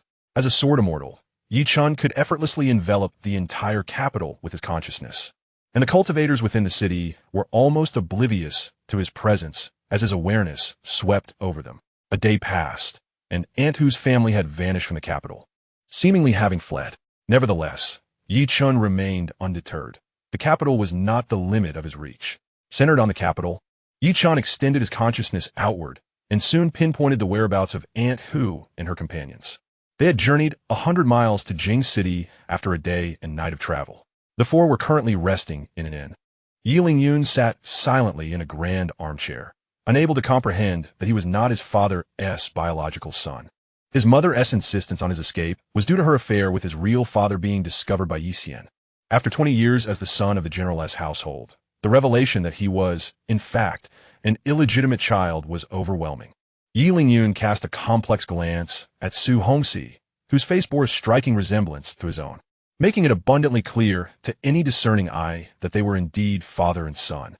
Aunt Hu was at a loss for how to explain the situation to Yi Lingyun and Yi Qiao, resulting in an eerie silence within the room. Just then, Yi Chun pushed open the door to the private chamber. The distance between the capital and Jing City was 200 miles, but as a sword immortal, Yi Chen could traverse it in mere moments. His consciousness swept over the 4 individuals in the room, and with a cheerful demeanor, he greeted them. Good morning to you all. Chapter 65. Soul-searching technique, blood for blood. Yi Chen, how dare you follow us? The animosity between Yi Xiao and Yi Chen was palpable, a deep-seated enmity that could not be overlooked. She believed that all the tribulations faced by her brother, and their mother stemmed from Yi Chen's actions. Had it not been for him, she would still be the esteemed young lady of the general's household, her brother a respected heir, and her mother the beloved concubine of their father. Yet now, everything was in ruins because of Yi Chen. Yi Xiao lashed out with her whip towards Yi Chen, but it halted just inches before him, unable to advance further. Magic, you are a cultivator, Su Hongxi remarked, his expression shifting slightly.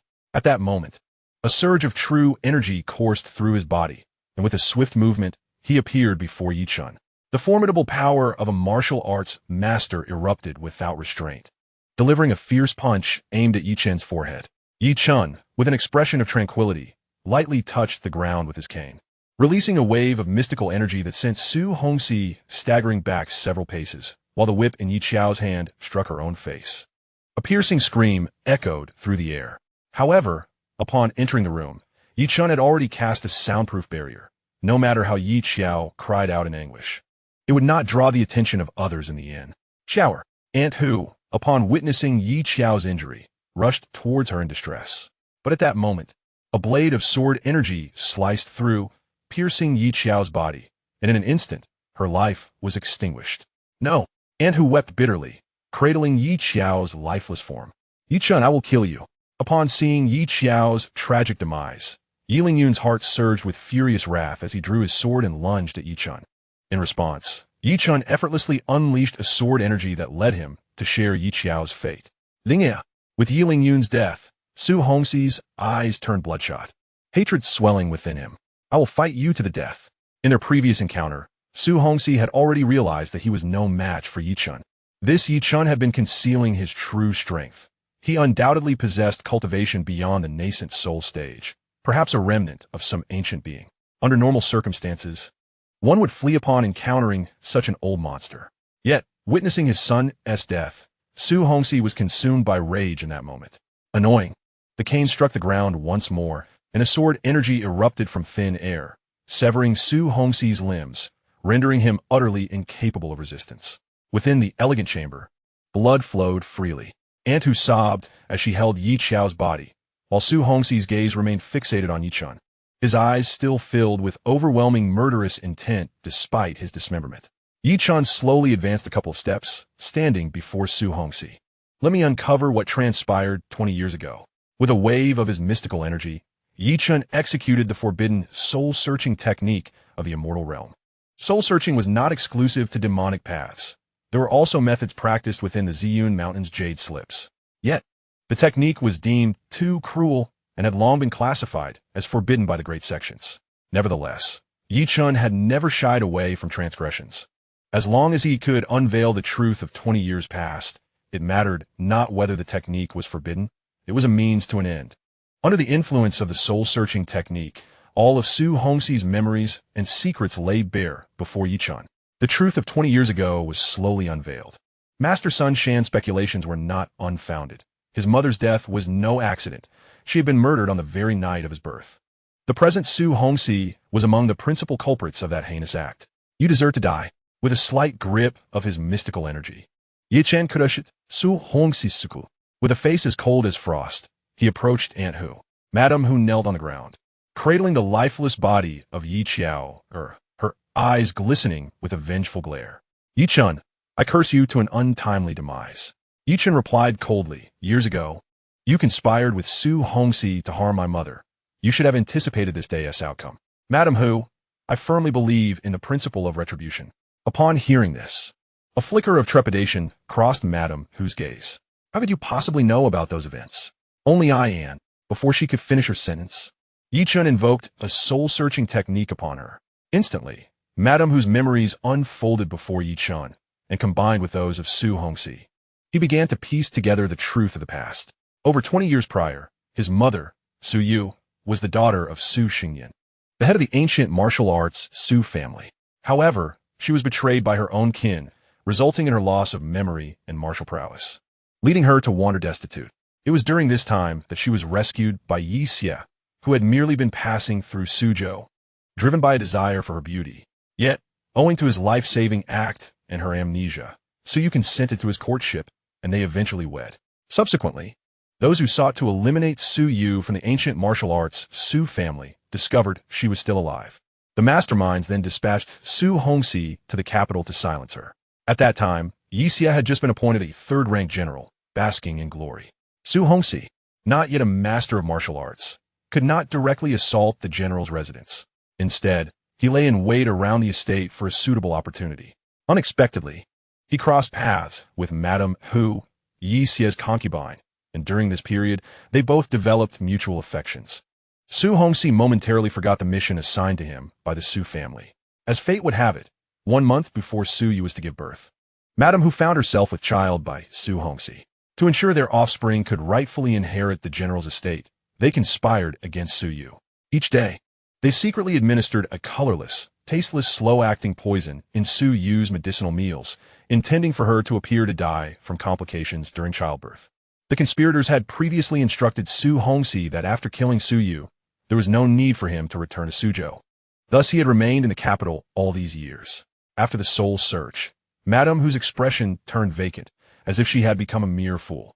Yi Chen unleashed a surge of sword energy into her body, causing her internal organs to shatter, leading to a painful and bloody demise. Moments later, Yi Chen returned to the residence of the princess. He retrieved a jade hairpin left behind by Su Yu and examined it closely. Within Su Hongxi's memories, this hairpin seemed to symbolize more than mere identity and status. It appeared to conceal a martial arts technique. However, only the direct descendants of the ancient martial arts Su family could cultivate this technique. After a moment of contemplation, Yi Chen pricked his fingertip, allowing a drop of blood to fall onto the jade pin. Instantly, it emanated a gentle azure light, revealing a martial arts technique before Yi Chen's eyes. He briefly scanned the essence of the martial arts technique, materializing from the jade pin with his consciousness. This technique is known as the Mingyue Tianiju, which harnesses the power of moonlight to refine oneself. Mastering this art can lead one to attain the pinnacle of martial mastery. This is a method of transcending through martial arts, suggesting that the ancient Su family may not be as simple as it appears. After several days away from the princess's residence, Li Hanyan returned from the military camp in the afternoon. Yuner arrived at the entrance to greet her, exclaiming, "Princess, you have finally returned. You have been away from the military camp for quite some time." Li Hanyan gently pinched Yuner's small face, sighing, "There was no choice. I had numerous matters to attend to these past few days, and I simply did not have time to return home. Were all affairs in the residence well while I was absent?" Yuner nodded her head lightly, saying, "Everything is well in the residence, except that Lord Yi has visited the Wanhua Tower several times, claiming that you had given your consent." "Princess, aren't we at odds with Mu Ziyun? How could you agree to let the Lord visit Wanhua Tower daily?" Li Hanyan was taken aback by this, then cleared her throat. "Yi Chen merely enjoys the cuisine at Wanhua Tower. It has little to do with the owner of the establishment. We must be magnanimous and not dwell on trivial matters. Now, enough talk. I shall go see Yi Chen." As Li Hanyan walked toward her chamber, Yuner's small head filled with a trace of confusion. Is this truly a matter of magnanimity? Yi Chen was practicing within the room, and upon sensing Li Hanyan's approach, he ceased his training and reclined on the bed for a brief rest. The door to the room was pushed open, and the delicate fragrance of Li Hanyan wafted in. Yi Chen pretended to awaken at the sound of the door. "Your Highness, is that you?" Li Hanyan approached the bedside, gently grasped Yi Chen's chin, and inquired, "My young lord, have you missed me during our time apart?" "Of course, I have missed you immensely, Your Highness." "Is that so? Then allow me to see just how much you have missed me." Li Hanyan leaned down and softly kissed Yi Chen. Yi Chen gradually extended his long arms, enveloping Li Hanyan in an embrace. After a tender moment, Li Hanyan suddenly asked, "I heard from Yuner that during my absence, you visited Wanhua Tower several times." Yi Chen nodded. "I enjoy their dishes." Li Hanyan inquired, "Was it solely for the cuisine?" Yi Chen retorted, "Should I have done something else?" Li Hanyan caressed Yi Chen's handsome face. "Did you not meet with the owner of Wanhua Tower?" "That woman, Mu Ziyun, has a great fondness for handsome men. Yi Chen's hands roamed over Li Hanyan's form as he smiled lightly. Does your highness wish for me to have an affair with the owner of Wanhua Tower? At this, Li Hanyan's lips twitched slightly. She had never realized before how eloquent her young lord could be. Very well, I shall not tease him further. My encounters with Mu Ziyun were compelled by me. Our relationship was forged through a subtle push and pull, not by your fault. Although they had only parted ways in the morning, Li Hanyan found herself utterly captivated by her time with Yi Chen. There was an unmistakable aura about him that enchanted her, drawing her in irresistibly.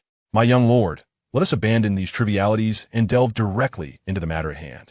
As the curtains gently descended, garments were tossed carelessly aside, and the bed creaked under their movements. When the last rays of dusk faded over the capital, Li Hanyan and Yi Chen finally emerged from their repose to partake in dinner.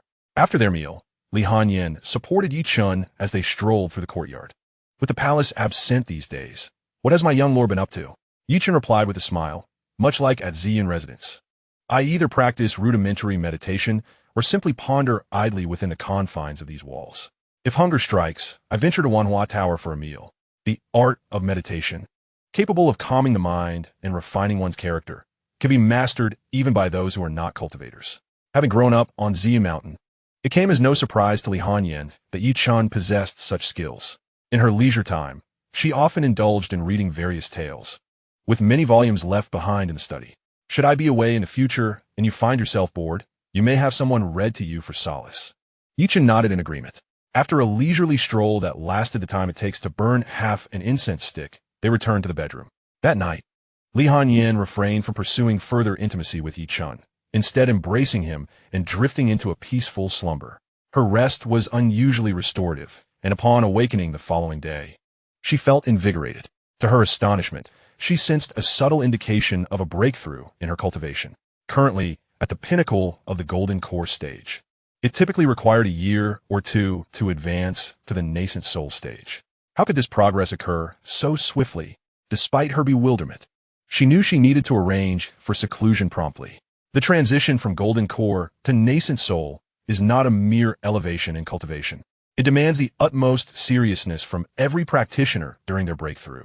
Thus, Li Hanyan had no choice but to continue using the busy affairs of the military as an excuse to depart from the residence of the princess.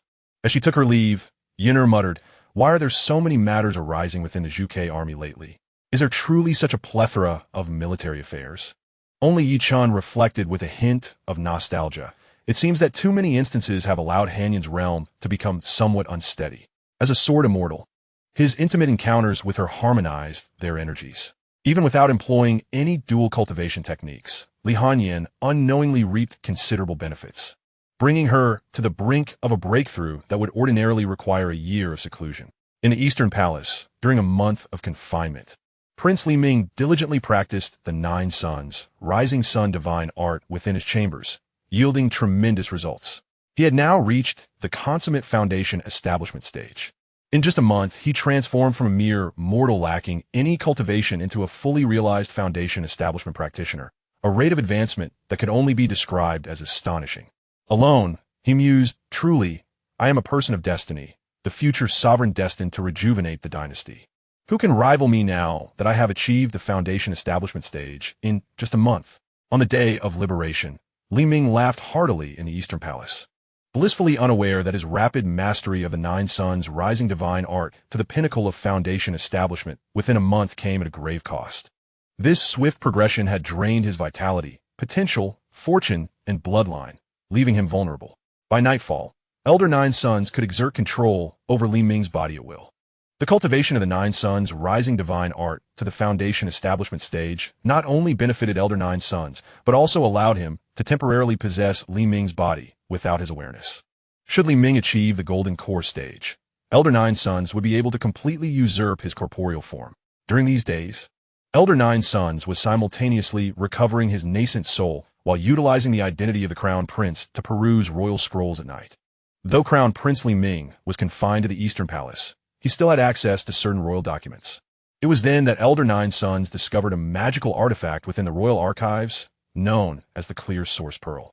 This pearl had the ability to purify water sources, occasionally emanating a formidable aura and could continuously generate crystal-clear water when infused with magical or true energy. In the capital, rain seldom fell throughout the year, making the supply of water reliant on this singular clear source pearl. The existence of the clear source pearl was not a secret to the royal family. Yet upon seeing its depiction in the scrolls and considering its capabilities, Elder Nine Sons was taken aback. It appeared to be a dusty dragon pearl. Chapter 67, a brief interlude of Elder Nine Sons. The dusty dragon pearl is rarer than ordinary dragon pearls. It has lost some of its power, but is by no means an ordinary item, often regarded as a treasure by cultivators. Elder Nine Sons had previously encountered a description of the dusty dragon pearl in ancient texts of a Xianxia sect. While its power may not rival that of a normal dragon pearl, this particular dusty dragon pearl seemed to be the perfect substitute for seizing the dragon Qi of the Zhuge dynasty. Elder Nine Sons, having remained with Crown Prince Li Ming in the Eastern Palace, was still oblivious to the news of the demise of Daoist Xianxia. Even with only a remnant soul left, he was wholly focused on procuring the dynasty's dragon Qi for Daoist Xianxia. Thus, during these days, Elder Nine Sons appeared to Li Ming in dreams as the founding emperor of the dynasty, subtly urging him to acquire the clear source pearl. Li Ming had long since come to trust the identity of the emperor in his dreams, and after his liberation, he began to secretly plot the acquisition of the clear source pearl. However, given the significance of the clear source pearl to the capital's water supply, the site where it was kept was guarded daily by a royal attendant of golden core cultivation, making it impossible for even the crown prince to take it at will. Just as Li Ming was strategizing how to retrieve the clear source pearl, an outbreak of disease suddenly struck the outskirts of the capital and surrounding cities. On the day of Li Hanyin and Yi Chen's grand wedding, Daoist Ming Yuan had confronted the Zhuge army with an army of 50,000. This contingent was subsequently defeated and scattered by the Zhuge forces.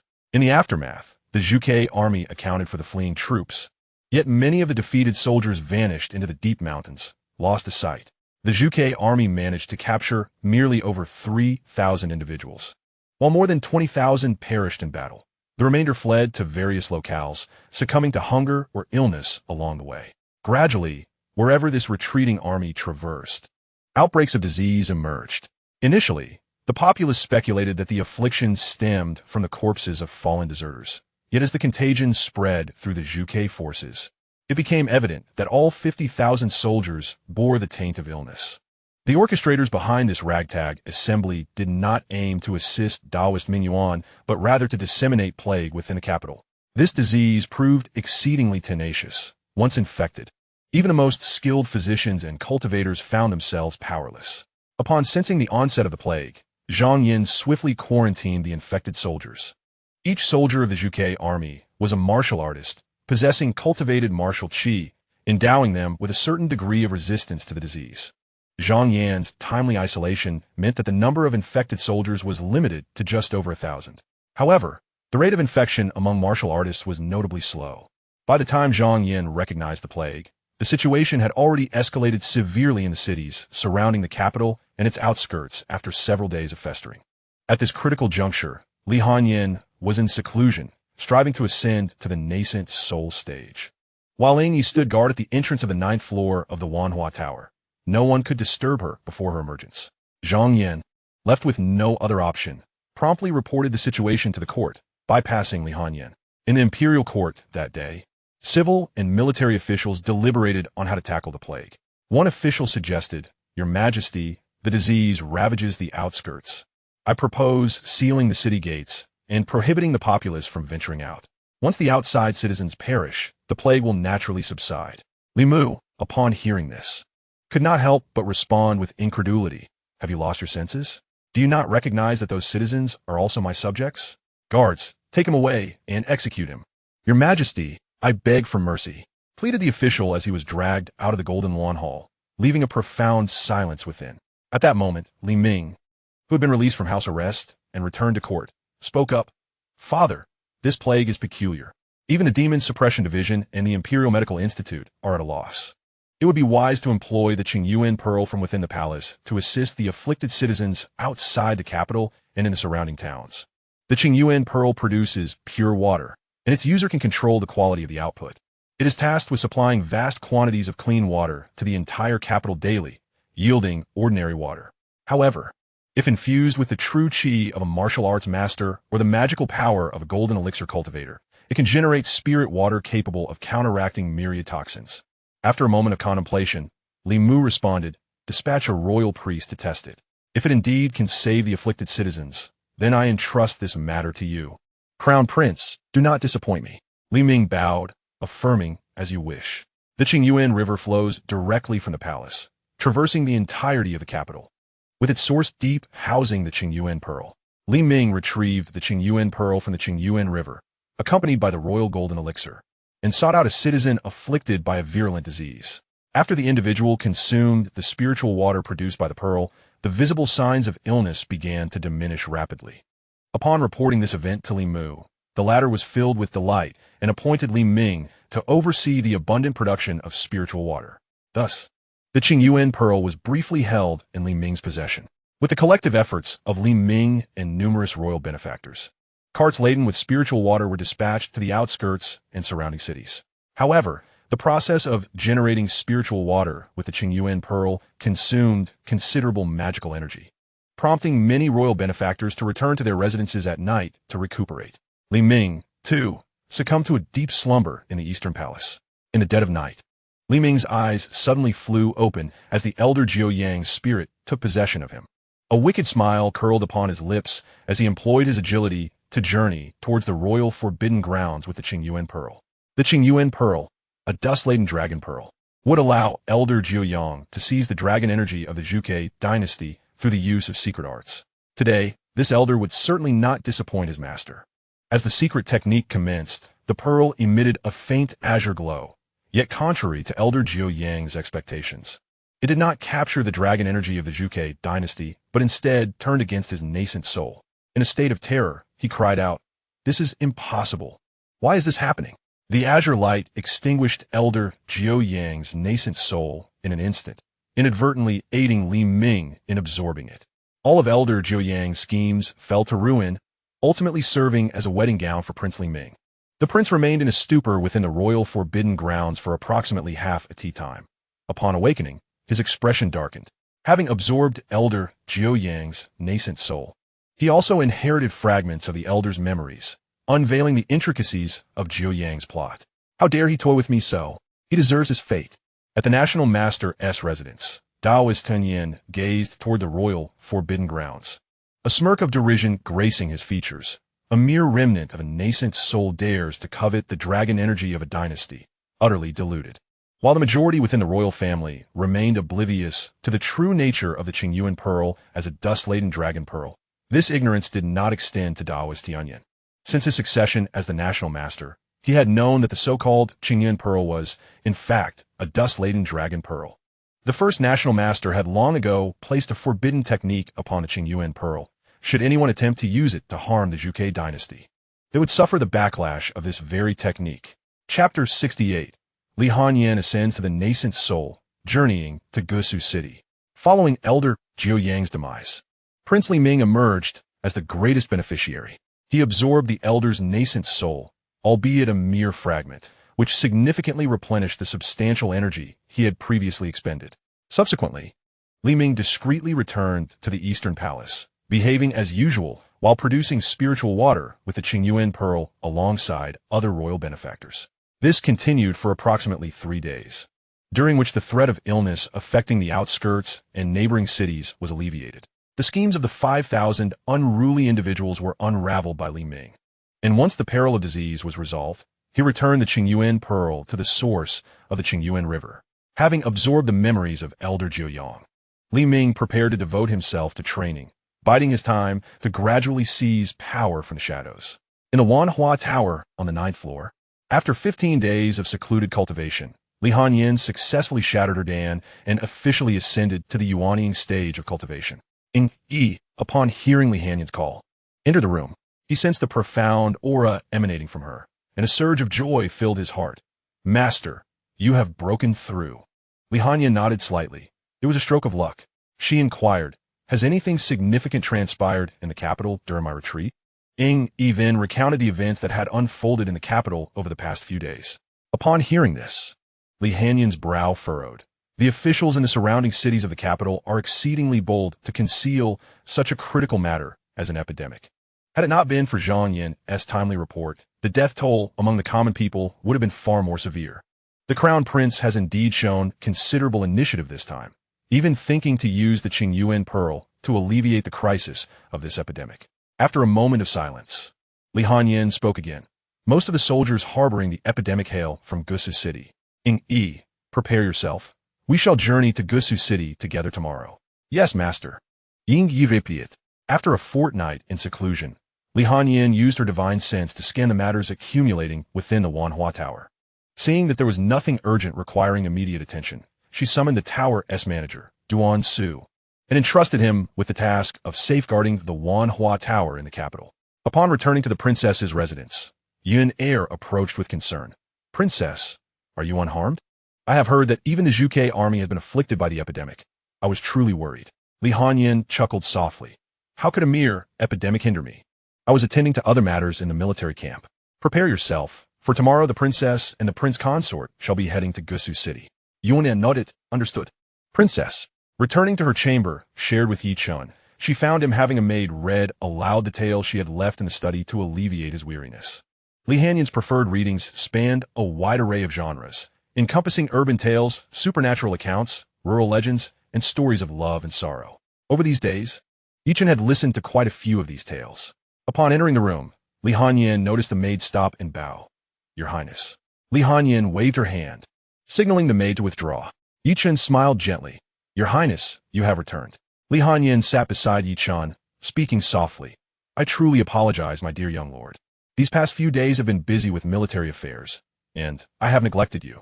In the days to come, I shall have more free time. How about we embark on a journey together tomorrow? Yi Chun inquired. Where would your Highness like to go? Li Hanyin replied. The scenery of Gusu City is quite lovely. Shall we visit Gusu City? Yi Chun smiled faintly. That sounds splendid. I too have been wishing to visit Gusu City. The ancient Marshal Su family happens to be located there, and he has some accounts to settle in Gusu City as well. The next day, at the hour of Chun, Yi Chun and Li Hanyin departed the capital in a horse-drawn carriage. This journey to Suzhou was different. Li Hanyin had chosen not to bring many guards, only accompanied in plain sight by Yun'er and Che Wunen, while he discreetly followed in the shadows. As Che Wunen drove the carriage steadily towards Suzhou, the journey was lengthy, and Li Hanyin allowed Yun'er to sit within the carriage as a lady. Inside, Yun'er had prepared an array of snacks and even a few novels for Li Hanyin and Yi Chun, ensuring that the trip would not be overly tedious. The only regret was that with Yun'er present, Li Hanyin could not engage in any overly daring activities with Yi Chun. 2 days later, they arrived at Jing City, a resting point between the capital and Suzhou. Yun'er reserved a private room for them at a local inn for the night. Li Hanyin and Yi Chun shared one room, while Yun'er and Che Wunen occupied another. Naturally, Li Hanyin and Yi Chun were given the premier room, while Yun'er and Che Wunen were assigned a more modest one. While the four were dining in the inn's hall, 2 internal energy practitioners burst into the space, one pursuing the other. The fleeing practitioner was relatively young, possessing mid-level internal energy, while the pursuer was a middle-aged man with advanced internal energy. The middle-aged man wielded a large blade as he rushed into the inn, causing the patrons to scatter in alarm. Only Li Hanyin and Yi Chun remained composed at their table. Given the disparity in their skills, there was no need for Yi to intervene. Che Wunen alone could handle both. Noticing that Li Hanyin and her companions remained undisturbed, the young practitioner, attempting to evade the middle-aged assailant, strategically lured the latter towards their table. Li Hanyin coldly commanded, Che Wunen, deal with them. Understood, Miss, Che Wunen replied, drawing his blade with sudden ferocity. His martial energy surged as he struck with his icy long knife. The sheer power of his attack caused both the young and middle-aged practitioners to change color and hastily evade. The middle-aged man, wary, glanced at Che Wunen and declared, I mean no offense. I am an enforcer from the 100 Poisons Hall in Suzhou, currently pursuing a traitor within our ranks. I humbly request your indulgence. Initially, Li Hanyin had intended to eliminate both intruders disrupting their meal, but upon learning they were from the 100 Poisons Hall, her resolve shifted. During her retreat into seclusion to cultivate her Yuan Yi had uncovered a connection between the epidemic plaguing the rabble and the 100 Poisons Hall. Ke Wenan, kill the elder and spare the young one, she commanded. As you wish, Mississippi Che Wunen again advanced, his long knife aimed at the middle-aged man. Though the latter possessed advanced internal energy, he was still outmatched by Che Wunen. Within 9 exchanges, Che Wunen severed the middle-aged man's head. The young practitioner, recognizing the formidable nature of Li Hanyan's group, had already contemplated fleeing. However, just as the thought crossed his mind, he found himself unable to move, as if ensnared by shadows. After Che Wunen dispatched the middle-aged warrior, he awkwardly smiled at Yi Chun and the others, introducing himself as Lu Gaoi, expressing his gratitude for their rescue. Chapter 69. Is Xianxia well known in the capital? Che Wunen's long blade rested against Lu Gaoi's throat. At that moment, Lu Gaoi found himself immobilized by Shadow One's controlling technique, desperately pleading, "Hero, spare my life. Let us speak properly. Your master just commanded you to leave me a thread of my miserable existence." Li Hanyan replied coolly, "Che Wunen, release him. He cannot resist. The control technique of a golden core cultivator cannot be broken by a mid-stage inner strength warrior." Che Wunen slowly sheathed his long knife, and Li Hanyan spoke again with indifference. "The steward mentioned you hail from the 100 Poisons Hall." Lu Gaoi nodded eagerly, "Yes, my lady." Although the woman before him wore a veil, obscuring her features, her exquisite attire and commanding aura indicated she was of the highest status among the four. Lu Gaoi, wishing to preserve his life, complied with Li Hanyan's inquiries. Li Hanyan questioned, "Why were you pursued?" Lu Gaoi sighed, "There is turmoil within the hall. The 100 Poisons Hall is no longer what it once was. Hall Master Wei monopolizes power with a dogmatic approach, leading many members to oppose him, hence the internal strife." Li Hanyan probed further. "So, you fled the 100 Poisons Hall due to your discontent with the Hall Master's rule?" Lu Gaoi chuckled awkwardly. "I am merely a lowly inner strength warrior, insignificant within the hall. It matters not who rules.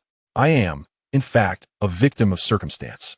Elder Zhang and 2 other Master Elders united to overthrow Hall Master Wei's rule, only to be slain by him. The day before Elder Zhang's uprising, he asked me to deliver a letter to his cousin in the capital. Li Hanyan inquired, "Who is his cousin?" Lu Gaoi responded, "Elder Zhang mentioned his cousin is named Xianxia, but he did not provide me with an address, stating that I could simply ask around the capital to locate him." Upon hearing this, Yi Chun and Li Hanyan exchanged astonished glances. Li Hanyan raised an eyebrow. "Xianxia? Indeed, one could easily inquire in the streets of the capital and find out." Lu Gaoi, bewildered, asked, "Are you also from the capital? Is Xianxia well known there?" "Certainly," came a reply. "He is the current left chancellor. Even someone like Yi Chun, who has spent less than 2 months in the capital, is aware of his identity." Yin'er interjected, "Do you not pay attention to the prominent officials in the capital?" Lu Gaoi, puzzled, replied, "What purpose does that serve? I have long resided in Gus's city, far removed from their affairs. I would rather spend my time at the brothels in Gus's city, where the maidens are both beautiful and—" Before Lu Gaoi could finish, Che Wunen once again placed his long knife against his teeth. Lu Gaoi was immediately drenched in cold sweat.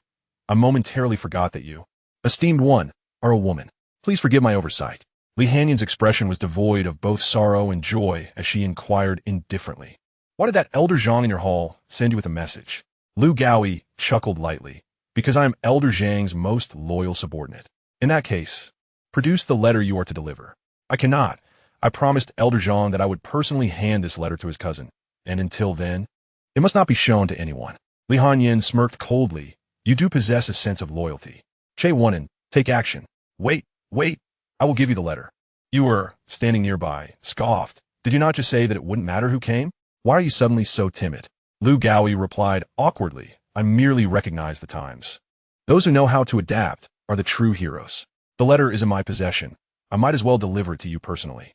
Shadow One gradually released Lu Gaoi from his restraint, and Lu Gaoi retrieved a well-sealed letter from his bosom. Just as Li Hanyan was about to take the letter, Lu Gaoi suddenly unleashed the concealed powder, white cloud mist, hidden within his garments.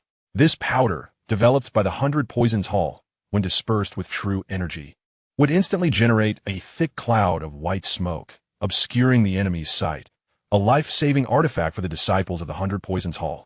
A dense, choking fog filled the inn, causing discomfort to both Yuer and Che Wunen.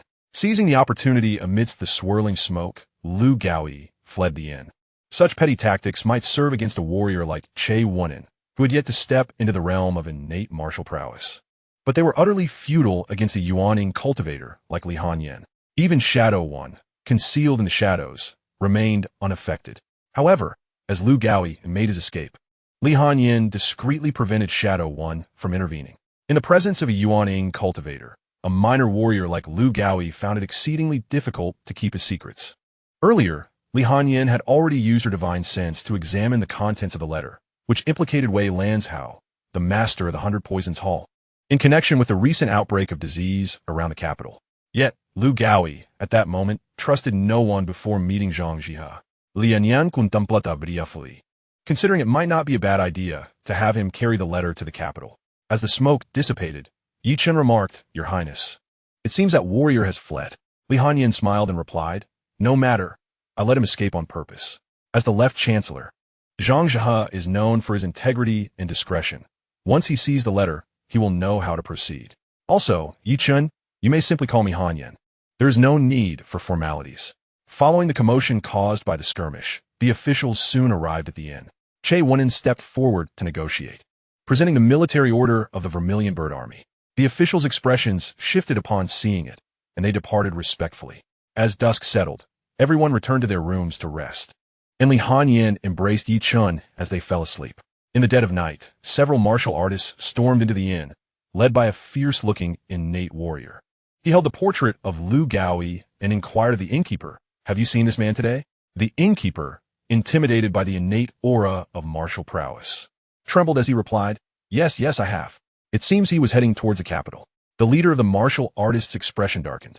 "Zhang Changkong has truly bestowed upon us a troublesome matter. We must pursue him. Lu Gaoi must not be allowed to enter the capital." Yet, before they could step out of the inn, they found their bodies beyond their control. Even the leader, a master of innate martial arts, was not spared. Under the terrified gaze of the innkeeper, these warriors began to turn upon one another, culminating in the leader's own demise by self-inflicted death. In the shadows, Yi murmured softly, "It is rare to encounter such a loyal young brother. I cannot allow you to be thwarted by this group." Chapter 70. The Provocation of the Wastrel Young Master. 2 days later, unpursued, he arrived in the capital, weary yet triumphant. Following Zhang Chengkong's instructions, he casually approached a passerby to inquire about Xianxia. It was then that he learned of Xianxia's astonishing identity. Zhang Changlau's cousin was, in fact, the current prime minister. Bearing this shocking revelation, he made his way to the prime minister's residence, where, armed with the token given to him by Zhang Chengkong, he was able to present his letter without hindrance. Upon reading the letter, Xianxia's face contorted with fury. "How dare they? How dare they?" His fists clenched tightly, knuckles whitening. Xianxia struggled to suppress his wrath and spoke in a low voice. "Is Chengkong already gone?" Lu Gaoi knelt on the ground, weeping profusely. "My Lord Prime Minister, you must avenge Elder Zhang." Elder Zhang and the 2 other elders had uncovered Wei Lanzhao's nefarious deeds and had intended to unite against him and hand him over to the authorities. However, the local officials had secretly allied with Wei Lanzhao, leading to the assassination of Elder Zhang and the other 2 elders. Xianxia's expression darkened ominously. "Do not worry. I shall personally seek justice for Chengkong. For now, rest in my residence. I shall go to the palace to meet His Majesty." Within the imperial palace, Emperor Li Mu was not surprised by Xianxia's arrival, for Li Hanyin had informed him 2 days prior. Although Li Hanyin was hundreds of miles away, the imperial family had accumulated treasures over 2,700 years, including artifacts that enabled long-distance communication. In the Qingjin Hall, Li Mu helped Xianxia to his feet. "Zhang Aiqing, have you made up your mind to personally investigate the plague?" The forces within Suzhou were intricate, and even a prime minister could find himself in peril. Xianxia's gaze was resolute. "Your Majesty, my mind is made up. I hope you will grant me this." Li Mu nodded. "Very well. After tomorrow's morning court, I shall dispatch 10,000 Juke troops to escort you. One more thing, I must not keep it from you. The Grand Princess has already secretly journeyed to Suzhou." 7 days later, Yi Chun and Li Hanyin finally arrived in Suzhou. Originally, Li Hanyin intended to discreetly approach the governor of Gusu City, seeking his clandestine assistance in investigating the epidemic. However, this plan was conceived prior to her encounter with Lu Gaoi. There was a possibility that the governor might conspire with the hidden powers behind the 100 Poisons Hall, rendering this approach less than ideal. With Lu Gaoi en route to the capital and Xianxia arriving in Gusu City with the emperor's decree to thoroughly investigate the matter, he had publicly announced his impending visit. Consequently, Li Hanyin resolved to conceal her whereabouts and collaborate with Xianxia in secret investigations. Thus, Yi Chun and Li Hanyan assumed the guise of a modest couple with some savings as they entered Gusu City. On their first day in the city, Yin'er procured a quaint 3-courtyard residence for Li Hanyan. Xianxia and the Zhuge army were still several days away from Gusu. Before their arrival, Li Hanyan instructed Ying Yi to gather information regarding the 100 Poisons Hall within the city, while she planned to enjoy a few days of leisure with Yi Chun in Gusu. After finalizing the property transfer and settling into their new abode, the group completed a brief tidying up of the courtyard, and by the time they finished, night had already fallen. Li Hanyan stretched lazily and remarked, "It's time for dinner. Yuna, let's go out for an evening meal. I've heard that the Pingjiang boat loft is a highlight of Gusu, so we shall dine there tonight." Yin'er smiled and replied, "Certainly, Mississippi." The nightlife in Gusu was just as vibrant as that in the capital. Enormous boat lofts glided gracefully along the expansive river, illuminated by brilliant lights, creating a picturesque scene. Tea houses, taverns, opera performances, and entertainment venues flourished on the boat lofts, as the citizens of Gusu transformed many leisure activities onto the water. The Pingjiang River at night was the liveliest place in all of Gusu. Li Hanyan and Yi Chun ascended a boat loft designated for dining.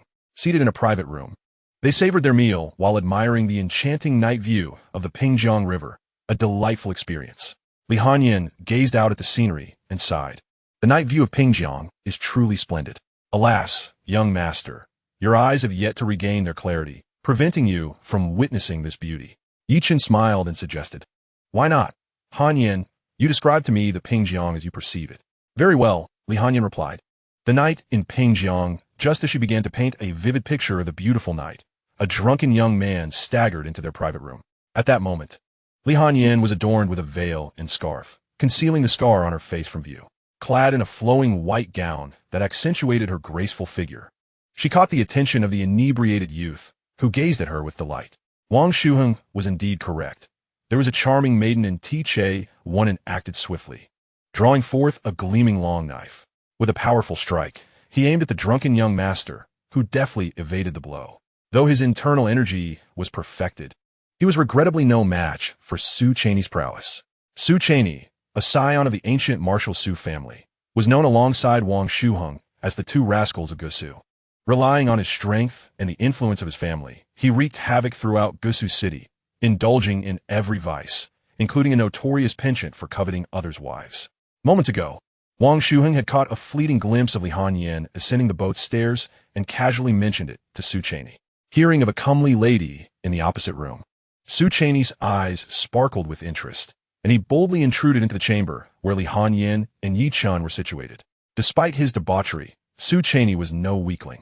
Born into the ancient martial Su family, he possessed substantial strength, being at the mid-stage of his innate cultivation.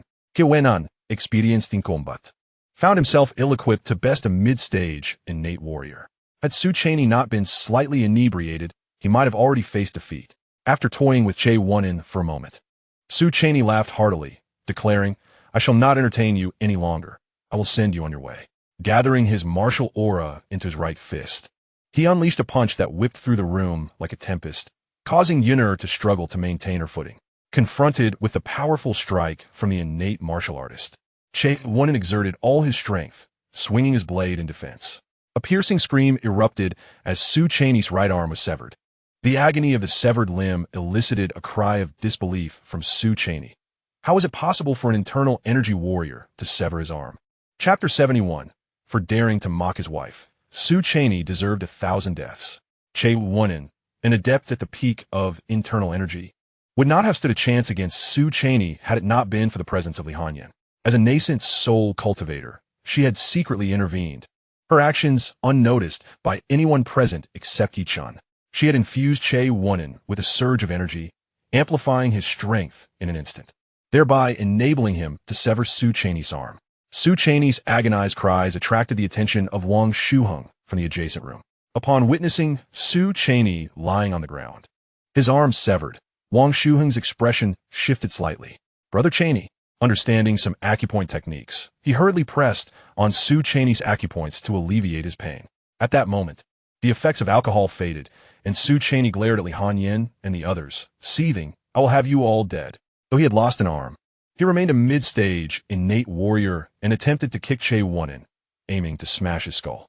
However, with Li Hanyan subtly bolstering Che Wunen, Su Cheney's continued assaults were merely self-inflicted hardship. In a flash of cold light, Che Wunen's long knife struck again, severing Su Cheney's right leg.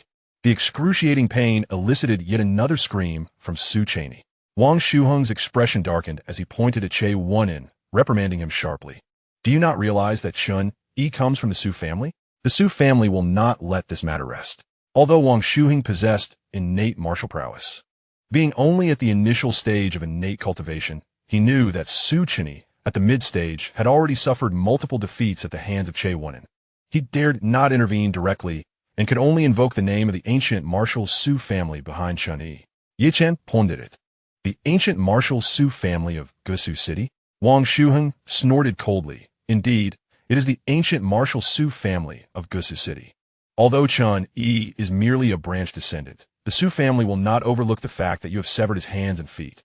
Yi Chen replied, Che Wunen, did your young lady not intend to sever his 4 limbs? Proceed. Che Wunen nodded and advanced with his blade. Fear flickered in Su Cheney's eyes as he crawled painfully toward the door of the private room. Do not come any closer. If you harm me, the Su family will not spare you. Wang brother, save me. Wang brother, save me. Despite being friends and known as the 2 rascals of Gusu, Wang Shuheng and Su Cheney were merely brothers in name.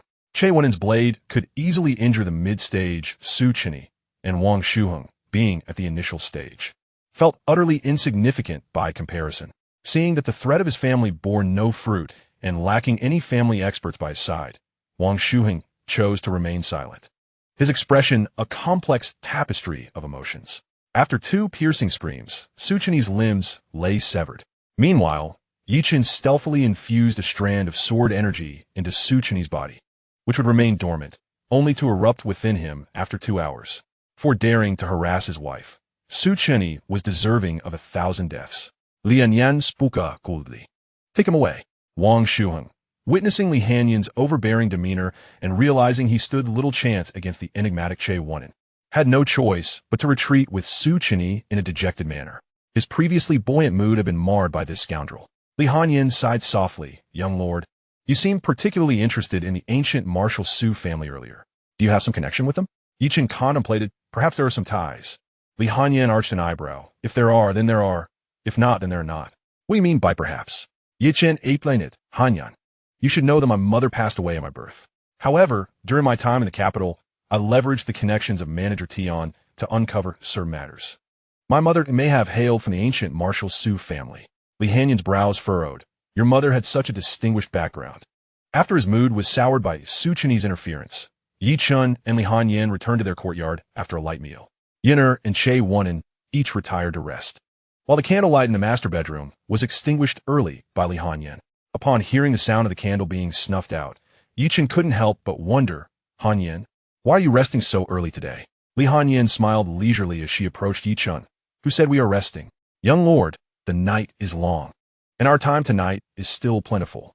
The curtains of the bed were gently drawn down as Li Hanyan and Yi Chen slowly embraced each other in a tender kiss, gradually disrobing one another. Meanwhile, at the Su residence, the gravely injured Su Cheney was being carried back. Upon seeing her son, Lu, his mother, was immediately struck with shock and fainted. His father, Su Qi, glared darkly at Wang Shuheng and demanded, who did this? Wang Shuheng replied, Uncle, those men appeared unfamiliar. They likely aren't from Gusu City. Su Qi's heart burned with fury as he clenched his fists, crimson blood seeping from his palms.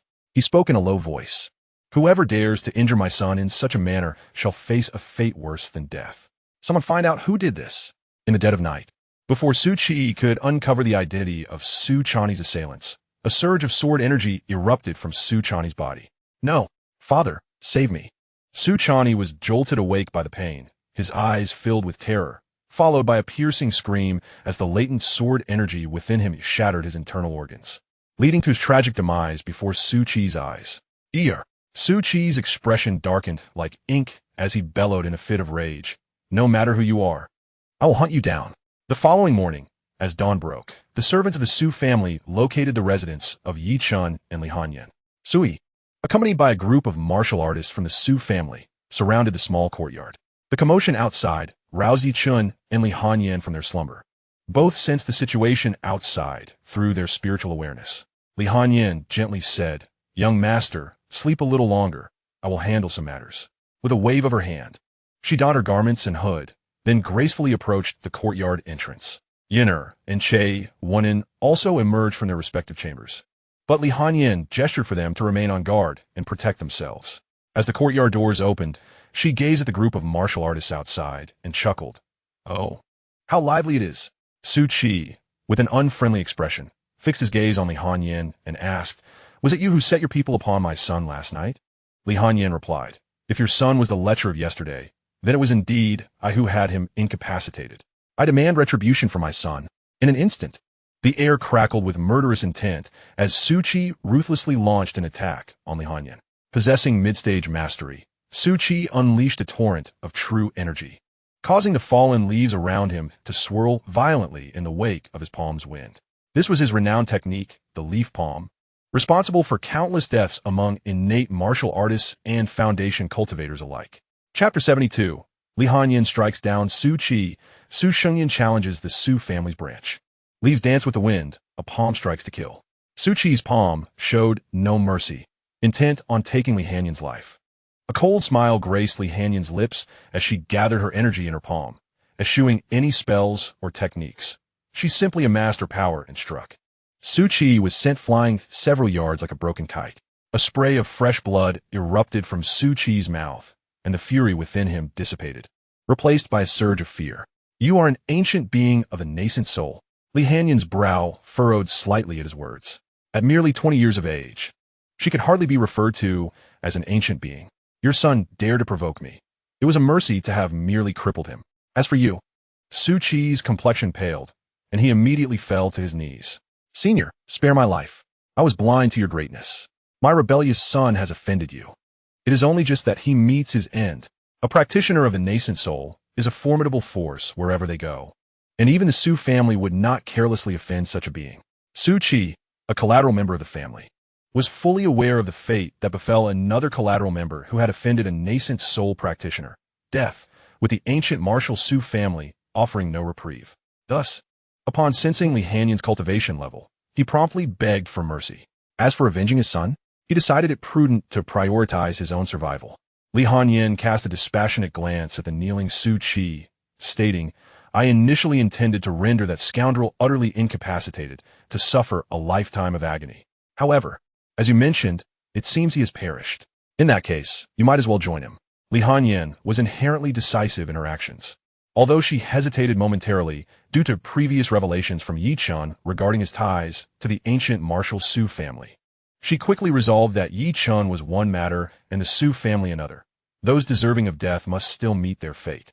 Flames of the vermilion bird ignited in Li Hanyin's palm, morphing into a diminutive phoenix that screeched and soared towards Su Qi. Realizing that Li Hanyin intended to show no mercy, Su Qi's heart sank, and he turned to flee. Yet, the martial arts master's agility could not outpace the mini phoenix forged from the vermilion bird fire. A scream pierced the air from several dozen paces away. Within mere moments, Su Qi was consumed by the flames, leaving not even a corpse behind. As for the martial artists accompanying Su Qi, they remained passive after witnessing Li Hanyin's formidable prowess. Following Su Qi's demise, they scattered in fear. Li Hanyin chose not to eradicate every last one of them. They were merely ordinary martial artists of the ancient martial Su family, and it was unnecessary to spill blood indiscriminately at her doorstep. A multitude of ordinary martial artists fled back to the Su residence, and news of Su Qi's death quickly spread among them. Concurrently, the Su family became aware that Su Qi had offended a being of the nascent soul. In the main hall of the Su residence, both the main lineage and collateral members gathered. Su Shengyan scoffed, "Your collateral branch has grown increasingly audacious, daring to provoke even a nascent soul powerhouse." Collateral member Su Mo sighed, "Why must the head of the family be so aggressive? We too did not wish to witness such absurdity from Su Qi and his family." The ancient martial Su family had existed for ages, and the blood ties between the main lineage and collateral branches had grown exceedingly tenuous. Their relationship had long been one of mere appearance, devoid of true connection. Since Su Shengyan discovered that the disappearance of his daughter over 20 years ago and the treachery against his son were inextricably linked to the collateral branches of the family, the relationship between the main lineage and the collateral branches has deteriorated further. although Su Xingyan has uncovered the connection to the collateral branch from more than 2 decades ago. He remains unaware of the specific individuals orchestrating these events. Were it not for the pressure exerted by the venerable ancestors of the Su family, he would have already entertained thoughts of annihilating the entire collateral lineage. In the absence of the perpetrator's identity, he considered that eliminating all would ensure the culprit's demise among them. Unfortunately, despite being the head of the Su family, he remains under the authority of 3 Yuan Ing ancestors who would never permit such actions. Given the longevity of these 3 Yuan Ing ancestors, both the main lineage and the collateral branches are regarded as their descendants. Su Xingyan coldly proclaimed, as the family head, "I have already instructed my people to investigate the general circumstances." This matter arose when Su Qi's son brazenly provoked a Yuan Ing cultivator aboard a ship. The status of a Yuan Ing cultivator is immensely esteemed. How could Su Qi's son dare to insult him? Even if that Yuan Ing cultivator were to dismember his son in public, his son would not die unjustly, yet he still dares to seek revenge. So, I ask you, if the Yuan Ing cultivator becomes hostile toward our Su family because of this incident, what punishment should your collateral branch face? Sumo responded, "This incident is solely the doing of Su Qi's family and has nothing to do with our entire branch." Su Xingyan retorted, "Does Su Qi not count as part of your collateral lineage?" Faced with Su Xingyan's probing, Su Mo found himself at a loss for words. Just then, an elderly sigh echoed through the hall. "We are all family. Why must we be so meticulous?" An aged man clad in a gray Taoist robe slowly entered the main hall. His visage bore the marks of age, yet his eyes sparkled with vitality, radiating a piercing gaze, and his steps were steady, with a profound internal energy. This man was Su Xiaowen, one of the Yuan Ing ancestors of the Su family. Su Xingyan scoffed, "Ancestor Xiaowen, must the mistakes of the collateral branches be borne by the main lineage?" Su Xiaowen shook his head, stating, "I have no such intention." However, antagonizing a Yuan Ing cultivator is ultimately unwise. As the family head, you should take the lead in mending relations with that Yuan Ing cultivator. As for the collateral branch, I shall take charge. How about the main lineage claiming all cultivation resources for the collateral branch for 3 months? Su Xingyan replied solemnly, 3 months is too brief. I demand a year's worth. Su Xiaowen's aged brow furrowed. A year is excessive. 6 months, at most 6 months. Very well, then 6 months it is. Su Xingyan conceded. Upon hearing this, Su Mo's expression shifted slightly. Ancestor, without 6 months' worth of cultivation resources, our younger generation in the collateral branch. Before he could finish, Su Xiaowen interrupted with a stern voice, "Silence. This matter is settled and cannot be altered." With Su Xiaowen's decree, Su Mo, no matter how reluctant, had no choice but to comply. After all, within the ancient martial Su family, the greatest power does not reside with the family head, but rather with the 3 Yuan Ing ancestors. They are the most esteemed and accomplished members of the Su family, with both the main lineage and collateral branches descending from their bloodline, holding greater prestige than even the family head. As the gathering in the main hall dispersed, Su Xingyan instructed the steward, Su Fu, to retrieve 2 treasures from the family vault, and then they set off in a carriage towards the residence of Yi Chun and Li Hanyan. As Su Fu drove the carriage, he murmured, "Family head. Those from the collateral branch once plotted against the young master and mistress. Our relationship with them has long been fraught with animosity. Why then, do you acquiesce to the request of Ancestor Xiaowen today?" Su Xingyan replied calmly, "If I do not comply, Ancestor Xiaowen would not allow the Su family to be at odds with a Yuan Ing practitioner. He would seek other means to alleviate tensions with that cultivator. It would be wiser for me to seize this opportunity to suspend the collateral branch's cultivation resources for half a year, causing them some distress. As for the enmity between Yi and you, there is no rush. In a few years, once I advance to the mid-Yuan Ing stage, I shall ensure that the collateral branch pays for their past transgressions." Chapter 73. Is Yi Chun the illegitimate son of the family head? The Su family's carriage came to a gentle halt at the entrance of a quaint courtyard. Subsequently, Su Fu politely knocked on the door, announcing, "The ancient martial Su family has come to pay a visit." At that moment, Yi Chun and Li Hanyan were arranging decor within their home, and the 4 occupants heard Su Fu's voice. Yi Chun and Li Hanyan had even used their spiritual senses to perceive the arrivals. Upon seeing Su Xingyan's countenance, Yi Chun felt a momentary disorientation. In Su Hongxi's memories, he was the head of the ancient martial Su family and the father of Su Yu. 2 decades had passed. Yet Su Xingyan's appearance had not changed in the slightest. Yichen also sensed Su Xingyan's early Yuan Ing cultivation level. Yuan a full here by slightly remarking. This so-called Su family is indeed relentless. Who in the capital would dare act so? Li Hanyin chuckled softly. Yinner, do not be vexed. Perhaps they are not here to cause trouble this time. As the door opened, the small courtyard, though modest in size, was well appointed, featuring a dedicated hall for receptions. Su Wengan led Su Xingyan and Su Fu into the hall. Upon seeing Yi Chan seated within, both Su Xingyan and Su Fu's pupils dilated in shock, freezing in place. Although Yi Chan did not bear a strong resemblance to Su Xingyan, he bore a striking resemblance to Su Xingyan's eldest son, Su Yi.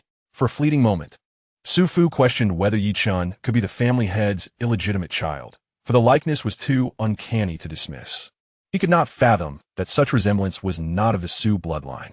Noticing the peculiar gaze exchanged between the two men, Li Hanyin expressed her displeasure, saying, "This is my husband, Yi Chan. What is the meaning of your lingering stares?" Su Shengyan ignored Li Hanali's words. His eyes fixed intently on Yi Chan as he asked in a trembling voice, "Child, who is your mother?" Upon hearing these words, Li Hanyin harbored her suspicions and chose to remain silent, patiently awaiting Yi Chen's response. Yi Chen spoke, "My mother is named Su Yu." These mere 8 characters resonated like a thunderclap in Su Xingyan's ears. "Yuer, this is Yuer's child, her grandson."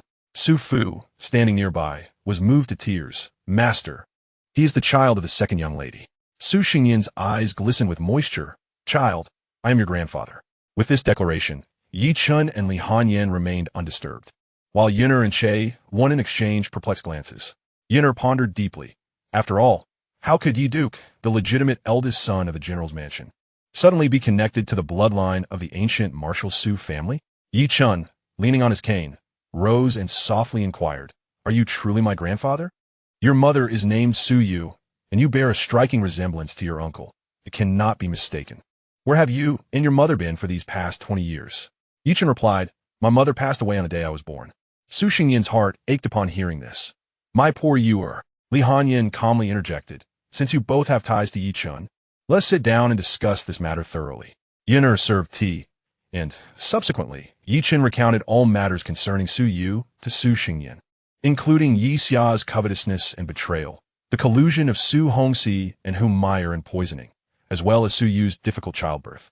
Upon hearing this, Su Xingyan was consumed by fury, shattering the teacup in his hand. What audacity they possess! As if causing my Yuer to lose her memory and power were not enough. They even sought her life. "Child, have you managed to uncover which branch instigated Su Hongxi to assassinate Yue?" Yi Chen shook his head. "I have yet to investigate this matter. Do you have any leads, grandfather?" Su Xingyan sighed. "In the past, I also discovered her disappearance was related to the collateral branches, but the specific perpetrator remains unknown to me. As for Yi Xia of the general's mansion, he truly is blind and oblivious, allowing his concubine to secretly harm Yuer, which caused your eye ailment. Were it not for the fact that you say he has already met his comeuppance, I would have personally gone to the capital to dispatch this beast. Chen, now that you have returned to Gusu, why not accompany me back to the Su family?" Upon hearing this, Li Hanyin furrowed her brows. "Master Su, Yi Chen is now my husband. He ought to reside with me." Su Xingyan's expression darkened slightly. At this moment, Li Hanyin was in her own courtyard, not wearing a veil, yet still donned a human skin mask, revealing the horrific scars on her face. With such appearance and the strength of the nascent soul stage, surely my Chunner was not coerced into marrying this nascent soul female cultivator? Just now, seeing Chunner, I almost forgot to ask how I should address you. "I am Li Hanyan." The name Li Hanyin struck a familiar chord, as if he had heard it somewhere before. A flicker of doubt crossed Su Xingyan's mind, and he then spoke. "Miss Li, may I have a moment alone with Chunner?" Li Hanyin replied, "Is there something I cannot hear?" Su Xingyan spoke with an air of calmness. "As this concerns the inheritance of the Su family's bloodline, I hope Miss Li can understand. Let me speak with my grandfather in private." Upon hearing Yi Chen's words, Li Hanyin consented to Su Xingyan's request. "Very well." Yi Chen and Su Xingyan entered the side room. After Su Xingyan closed the door, he immediately cast a soundproof barrier.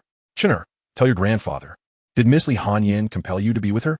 "Grandfather knew she was a nascent soul cultivator, but if you are unwilling, I shall take you away today." Yi Chen replied, "Grandfather, why do you say that?" Su Xingyan responded, "Isn't it quite evident? Most ordinary cultivators ascend to the nascent soul stage at the age of 300 or 400. That Li Hanyin must be several hundred years your senior. She could even be your ancestor. Moreover, she bears a terrifying scar on her face, which no normal man would find appealing. Yi Chen's lips twitched slightly. Grandfather. That is not the case. Hanyin and I share mutual affection. Also, she is not that old. Su Xingyin furrowed his brow in confusion. Is she a prodigy? Barely 100 years this year? But that doesn't seem right.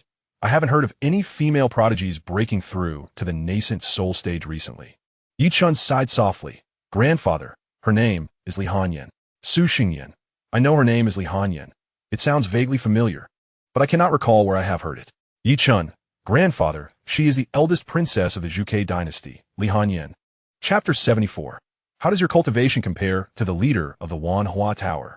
The ancient martial Su family, rooted in Suzhou, has not been particularly concerned with the development of the dynasty, instead focusing on training their descendants in martial arts, striving to enter the Dao through strength. The eldest princess of the Zhuge dynasty? No wonder her name is so familiar. Does that mean my grandson is the current imperial son-in-law?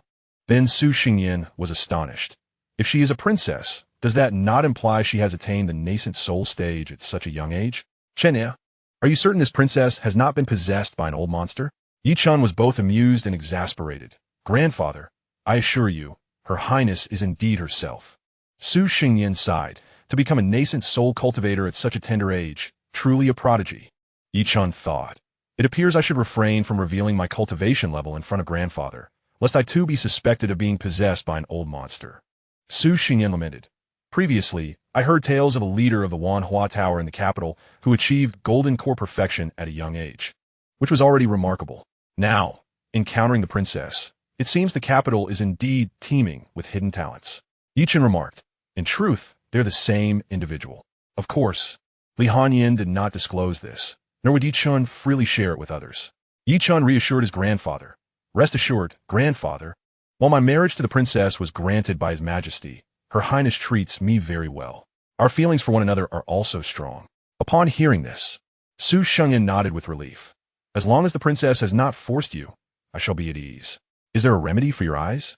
With concern, Su Xingyin gazed at Yi Chun, who had been blind for over 20 years due to poison secretly administered by Humayr and Su Hongsu. Ye Chan Simidet Genti. There is no need for you to worry about my eyes. Your Highness has already sought someone to treat me. However, due to unforeseen circumstances, my sight has yet to be restored. That is good to hear. If, in the future, the person chosen by His Highness is unable to restore your sight, come to your grandfather. I shall spare no effort or resources from the Su family to help you regain your vision. Yi Chen's lips quivered slightly. There is no need to go to such lengths. Chinner, are you truly not returning with your grandfather? Yi Chen replied nonchalantly. I find it quite pleasant to reside in this modest courtyard with His Highness. Moreover, I believe many from the collateral branches of the Su family would prefer my absence. After reflecting on her words, Su Xingyin nodded. You make a valid point. Staying beside the Grand Princess is undoubtedly safer than within the Su residence. In a few years, once I have dealt with those from the collateral branches, I will personally welcome you back into the Su family. The two conversed in the side room for about an hour before Su Xingyin lifted the soundproof barrier. He stepped out with a serious demeanor and addressed Li Hanyin. Your Highness, I entrust my grandson to your care. Li Hanyin replied calmly. Rest assured, he is indeed my husband. I shall take good care of him. Su Xingyin produced two exquisite treasures from his storage space. I was unable to attend your wedding, so let these items serve as my congratulatory gift. He left the treasures behind and departed the courtyard with Su Fu. One was a jade fan, and the other a purple pattern gourd, both of exceptional quality. Li Hanyin examined them for a moment. Your grandfather has gifted us two fine magical artifacts. Young lord, you lack cultivation. This purple pattern gourd is quite suitable for you. While I shall keep the jade fan for my own flair. Yi Chen chuckled. I shall defer to your judgment. Li Hanyin assisted Yi Chun into the bedroom and inquired. What did you and your grandfather discuss? Yi Chen replied, mainly matters concerning my mother. Of course, grandfather also mentioned you. What did he say about me? Li Hanyin asked with curiosity. Yi Chun smiled faintly. He remarked on your profound cultivation, suggesting you must be an old monster who has usurped another's body, advising me to be cautious in my association with you. Li Hanyin's expression darkened. Did your grandfather truly say that? What an audacious old man. He shall face my reckoning. Hold on. Hanyin, Yi Chun quickly embraced Li Hanyin as she attempted to leave. Those were merely expressions of his excessive concern for me. Once I clarified, he no longer harbored such suspicions. However, I was surprised to learn that you possess the cultivation of the nascent soul stage. A smile graced Li Hanyan's lips, of course. Though I seldom reveal my abilities, it does not imply I lack cultivation. You must understand, I once trained in the Taishan Pavilion. Yi Chen, how does your cultivation compare to that of the master of the Wanhua Tower? Li Hanyan fell silent for a moment, then narrowed her eyes and lifted Yi Chen's chin, saying, "Why bring her up for no reason? Yi Chen, because just now, my grandfather was surprised to learn that you are the Grand Princess, and he casually mentioned that the #1 prodigy in the capital is the master of Wanhua Tower." Li Hanyan scoffed.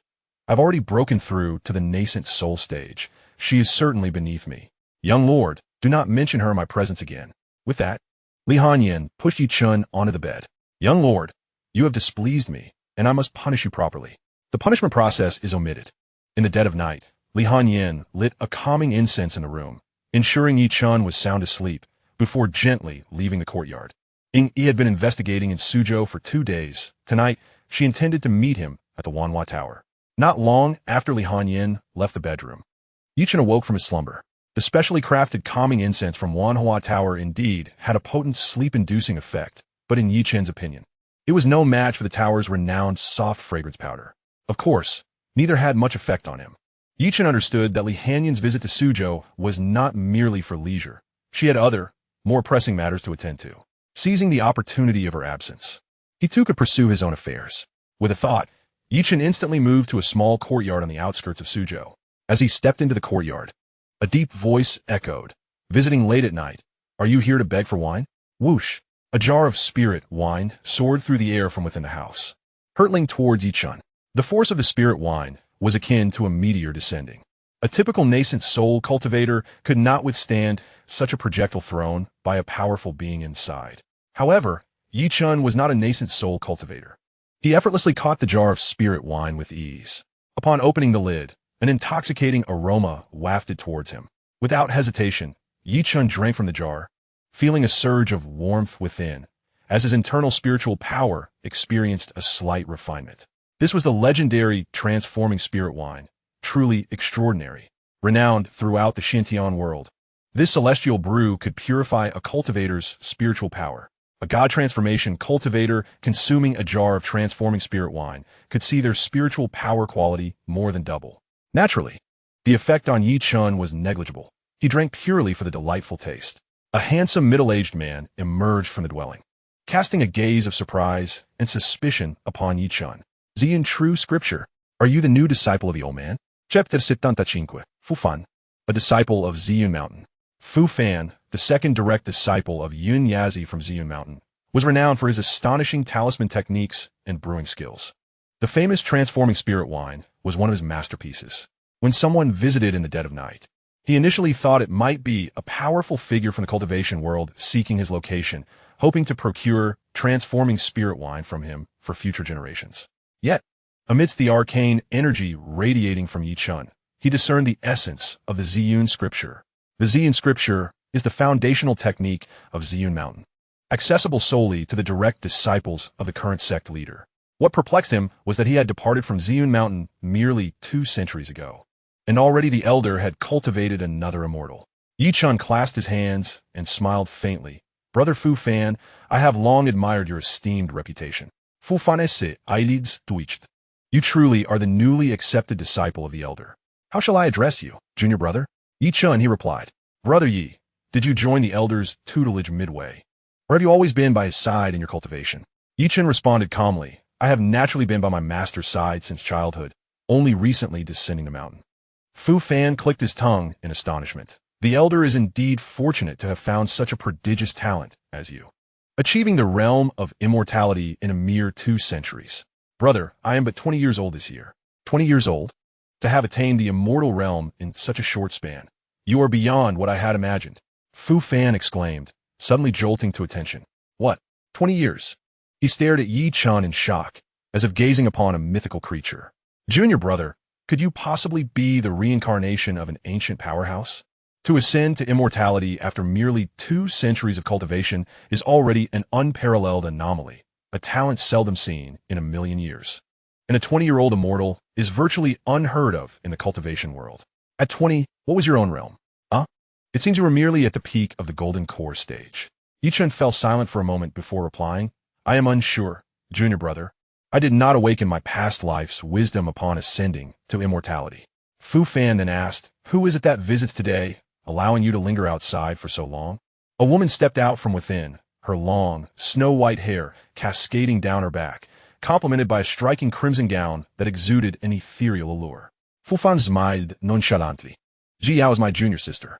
Brother Yi, since you have arrived, please come in and converse. Certainly, brother, I shall not impose. Inside, Fu Fan introduced Brother Yi. This is your sister-in-law, Ji Yao. I trust the elder has spoken ill of her in your presence since my descent. Chen chuckled softly, greetings, sister-in-law. Ji Yao elegantly nodded, greetings, little immortal lord. Fu Fan inquired curiously. The elder wished to retire from the position of sect leader 5 centuries ago. Now that you have broken through to immortality, how could he bear to let you descend the mountain? Chen sighed lightly. Originally, I intended to sever a familial bond by descending, yet unexpectedly, I have engaged in a marriage in the capital. My visit to Suzhou is to investigate matters concerning my maternal lineage, and thus, these worldly entanglements multiply. Fu Fan chuckled lightly. The mortal realm is indeed filled with complexities and distractions. Alas, the elder shall have to remain in his position for a while longer. Since fate has brought us together in Suzhou, allow me to treat you to my newly brewed, heavenly immortal wine this evening. Let's indulge and revel throughout the night. Fu Fan produced a jar of freshly brewed, heavenly immortal wine, and as he lifted the lid, a fragrant aroma wafted through the air. Chen took but a sip and was immediately effusive in his praise. The elders on Purple Cloud Mountain remarked that your brewing skills, senior brother, are unparalleled in the world. Witnessing it today indeed confirms their words. Fu Fan laughed heartily, declaring, of course, if I were to claim second place in brewing, no one would dare to claim the first. Surely those old fellows must miss my celestial wine since I departed from Purple Cloud Mountain. By the way, junior brother, have you come to Suzhou City without your sister-in-law? Chen replied. She has her own matters to attend to and may be quite busy over the next few days. When she finds some leisure, I shall bring her to visit you, senior brother. Fu Fan raised his cup to clink with Chen's, saying, very well. We shall warmly host you both at that time.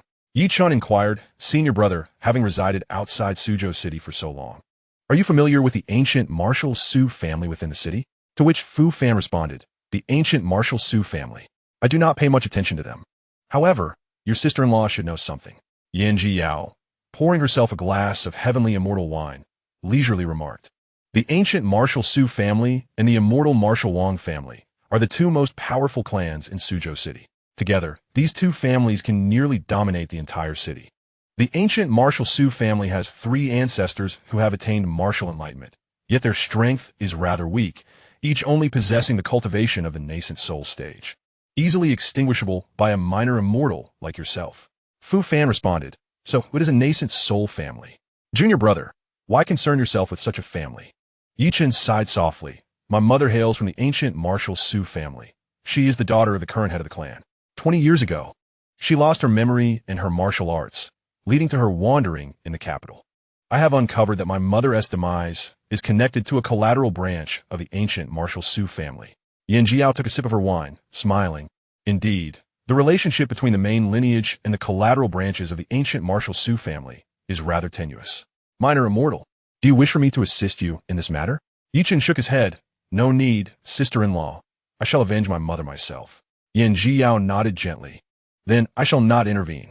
After several rounds of wine, Fu Fan smiled lightly and said, Yi junior brother, when I left Purple Cloud Mountain, you had not yet taken the old man's tutelage. How about we spar a bit? Chen, having broken through to the immortal realm, had yet to engage with any other immortals aside from Yu and Yazi, so he readily agreed. Senior brother, let us battle in the skies above. Fu Fan laughed joyfully. Excellent. Before the words had left his mouth, the two transformed into beams of light, ascending toward the heavens, with Ji Yao shaking her head and smiling helplessly. Following closely behind, prior to their engagement, Fu Fan inscribed a talisman array to isolate Suzhou City below, ensuring that their ensuing clash would not harm the ordinary citizens. Watching Fu Fan deftly draw the talisman in the air, Chen could not help but smile, combining talismans with formations. Senior brother, you possess remarkable skills. Fu Fan smiled faintly. Merely a small trick, not worth mentioning. Junior brother, it is your turn to strike. Very well. Chen did not hold back, revealing the true form of the azure mysterious sword from his cane. The Qingming sword emitted a thrilling, delicate hum, followed by an overwhelming sword intent. Chen infused his magical power into the Qingming sword, causing a realm of sword energy to suddenly manifest, generating countless divine sword energies within. Numerous azure sword energies, imbued with divine essence, sliced through the void, striking at Fu Fan. Chapter 76. To cultivate divine skills, one must first blind oneself. As Chen's senior brother and the second direct disciple of Xianxia, Fu Fan had ascended to the realm of immortality 200 years prior. Naturally, in the presence of such a formidable opponent, Chen did not merely employ a fraction of his power. Each strand of sword energy contained immense divine essence, wielding terrifying might, a realm of sword energy, a sword intent that transcends the ordinary. It seems my junior brother, who primarily cultivates the sword path, is indeed a sword immortal. Upon witnessing this, Fu Fan smiled calmly, circulating his magical power and forming a thought into a talisman. In an instant, several powerful talismans materialized, each containing a formidable offensive divine ability. Fu Fan effortlessly deflected all of the azure sword energy. With a faint smile, Fu Fan remarked, "Junior brother, the sword energy realm and transcendent sword intent are indeed powerful techniques for an ordinary sword cultivator, but for you, they are merely trifles. Unleash your true prowess. Your elder brother is not so weak. Be cautious then." Elder brother, Chen replied, swinging the Qingming sword and executing a strike. Swath technique, Qingming. The azure sword light traversed the vast expanse, cleaving the thick clouds above into two, seemingly without end. Blood gushed from Fu Fan's arm, cascading into the void. Although he immediately employed layers of defensive talismans, they proved as flimsy as paper against Chen's strike. Chen raised an eyebrow, inwardly sighing. "It seems I may have struck a bit too hard." Fu Fan smiled wryly. "The disparity is even greater than I imagined. No wonder sword cultivators who ascend to immortality are unmatched." Yan Jiao instantaneously appeared beside Fu Fan, hastily examining his injuries. "Fu Fan, I'm fine, just some superficial wounds. They will heal automatically shortly." Junior brother was holding back. Chen sheathed the Qingming sword, clasping his hands in apology. "My apologies, senior brother Fu Fan." Soon after, the sea of clouds returned to its original state, and the three returned to the small courtyard. Fu Fan inquired, Junior brother, what divine skill was that sword strike?" Chen replied, "Sword technique. Qingming, the skill I comprehended the day I forged the Qingming sword." Fu Fan sighed. "In this realm, there are likely very few capable of withstanding your Qingming sword strike." Chen humbly responded, "Senior brother overestimates me. You are well versed in the path of talismans. Had you prepared in advance, it would not have been so easy for me to defeat you." Fu Fan chuckled lightly. "That would merely mean you would need to employ a few more strikes. Moreover, this sword technique is not your strongest divine ability, is it?" Fu Fan's gaze shifted to Chen's eyes, veiled by a black scarf. When a cultivator of the great ascension stage ascends to immortality, their mortal body transforms into an immortal form, and all hidden ailments dissipate, resulting in an immaculate immortal body. Even though Chen is a congenital blind man, it is certain that this affliction will be automatically cured upon ascending to immortality. Fu Fan recalls that within the Purple Cloud Mountain lies an exceptionally formidable sword technique, known as the Celestial Eye Sword Art. This technique nurtures sword intent within one's eyes, allowing the sword to emerge as the eyes open. This extraordinary martial art was conceived by an ancient sword cultivator and can only be employed once in a lifetime. However, the longer the sword intent is cultivated within the eyes, the more terrifying its power becomes. It is said that a remarkable sword cultivator of the Great Ascension once utilized the Celestial Eye Sword Art to slay an immortal, thereby establishing its renown for vanquishing immortals with mere mortals. Junior brother you must have practiced the Celestial Eye Sword Art, am I correct? Chen repeated. Senior brother Fu Fan, you are familiar with this technique? Fu Fan chuckled lightly. "I once encountered this powerful sword art in the library of Purple Cloud Mountain. Unfortunately, to master such a divine skill, one must first blind themselves. Many cultivators on Purple Cloud Mountain have hesitated to pursue the Celestial Eye Sword Art. Yet for someone like you, who is naturally blind, it would be quite suitable. By the way, junior brother, how did you find your way here? Did the old man inform you?" Chen shook his head, "No. It was through the resonance of the cultivation method. Since we both practiced the purple cloud true scripture, I sense your presence upon arriving in Gusu City. At these words, Fu Fan's pupils slightly constricted. Your comprehension of the purple cloud true scripture has reached such depths. With a soft sigh, Fu Fan remarked, I cannot compare to you. Truly, you are a prodigy. In Gusu City, at the Wanhua Tower. The Wanhua Tower has branches in every city of the Zhuge dynasty, and Gusu City is no exception. However, the Wanhua Tower in Gusu City is nearly akin to an ordinary tavern, with few martial artists within, incomparable to the grandeur of its counterpart in the capital. In a tranquil private room, Li Hanyin met with Ying Yi. Ying Yi, have you gathered any useful information in these past few days? Ying Yi responded, Master, according to my investigations, I have uncovered the lair of the 100 Poisons Hall and clarified its history. The 100 Poisons Hall was originally established by 4 elders along with the Hall Master, Wei Lanzhao, with the intention of uniting ambitious individuals to study and resolve poisons, authoring a tome on poisons to benefit the populace. However, after years of development, the original intent of the 100 Poisons Hall has long since changed. Wei Lanzhao has eliminated the 4 elders, transforming the hall into a dictatorial regime under his command. Furthermore, I have learned that after gaining complete control of the 100 Poisons Hall, Wei Lanzhao has grown close to the head of the Xianwu Wang family, Wang Yupeng. I suspect that the silent emergence of 50,000 troops outside the capital is connected to the Xianwu Wang family. Li Hanyin narrowed her eyes slightly and remarked, to transport 50,000 troops silently to the outskirts of the capital without the Zhuge camp noticing.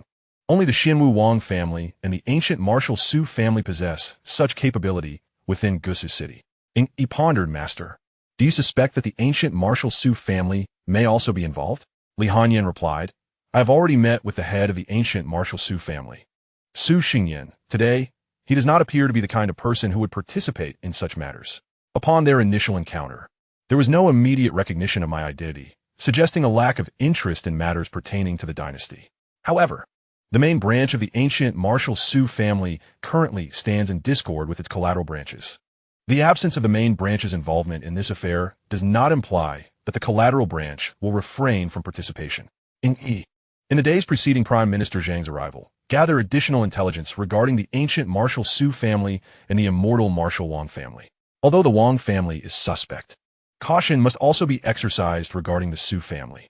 Understood, esteemed host, Ying Yi replied, placing detailed documents concerning the 100 Poisons Hall before Li Hanyin and quietly withdrawing.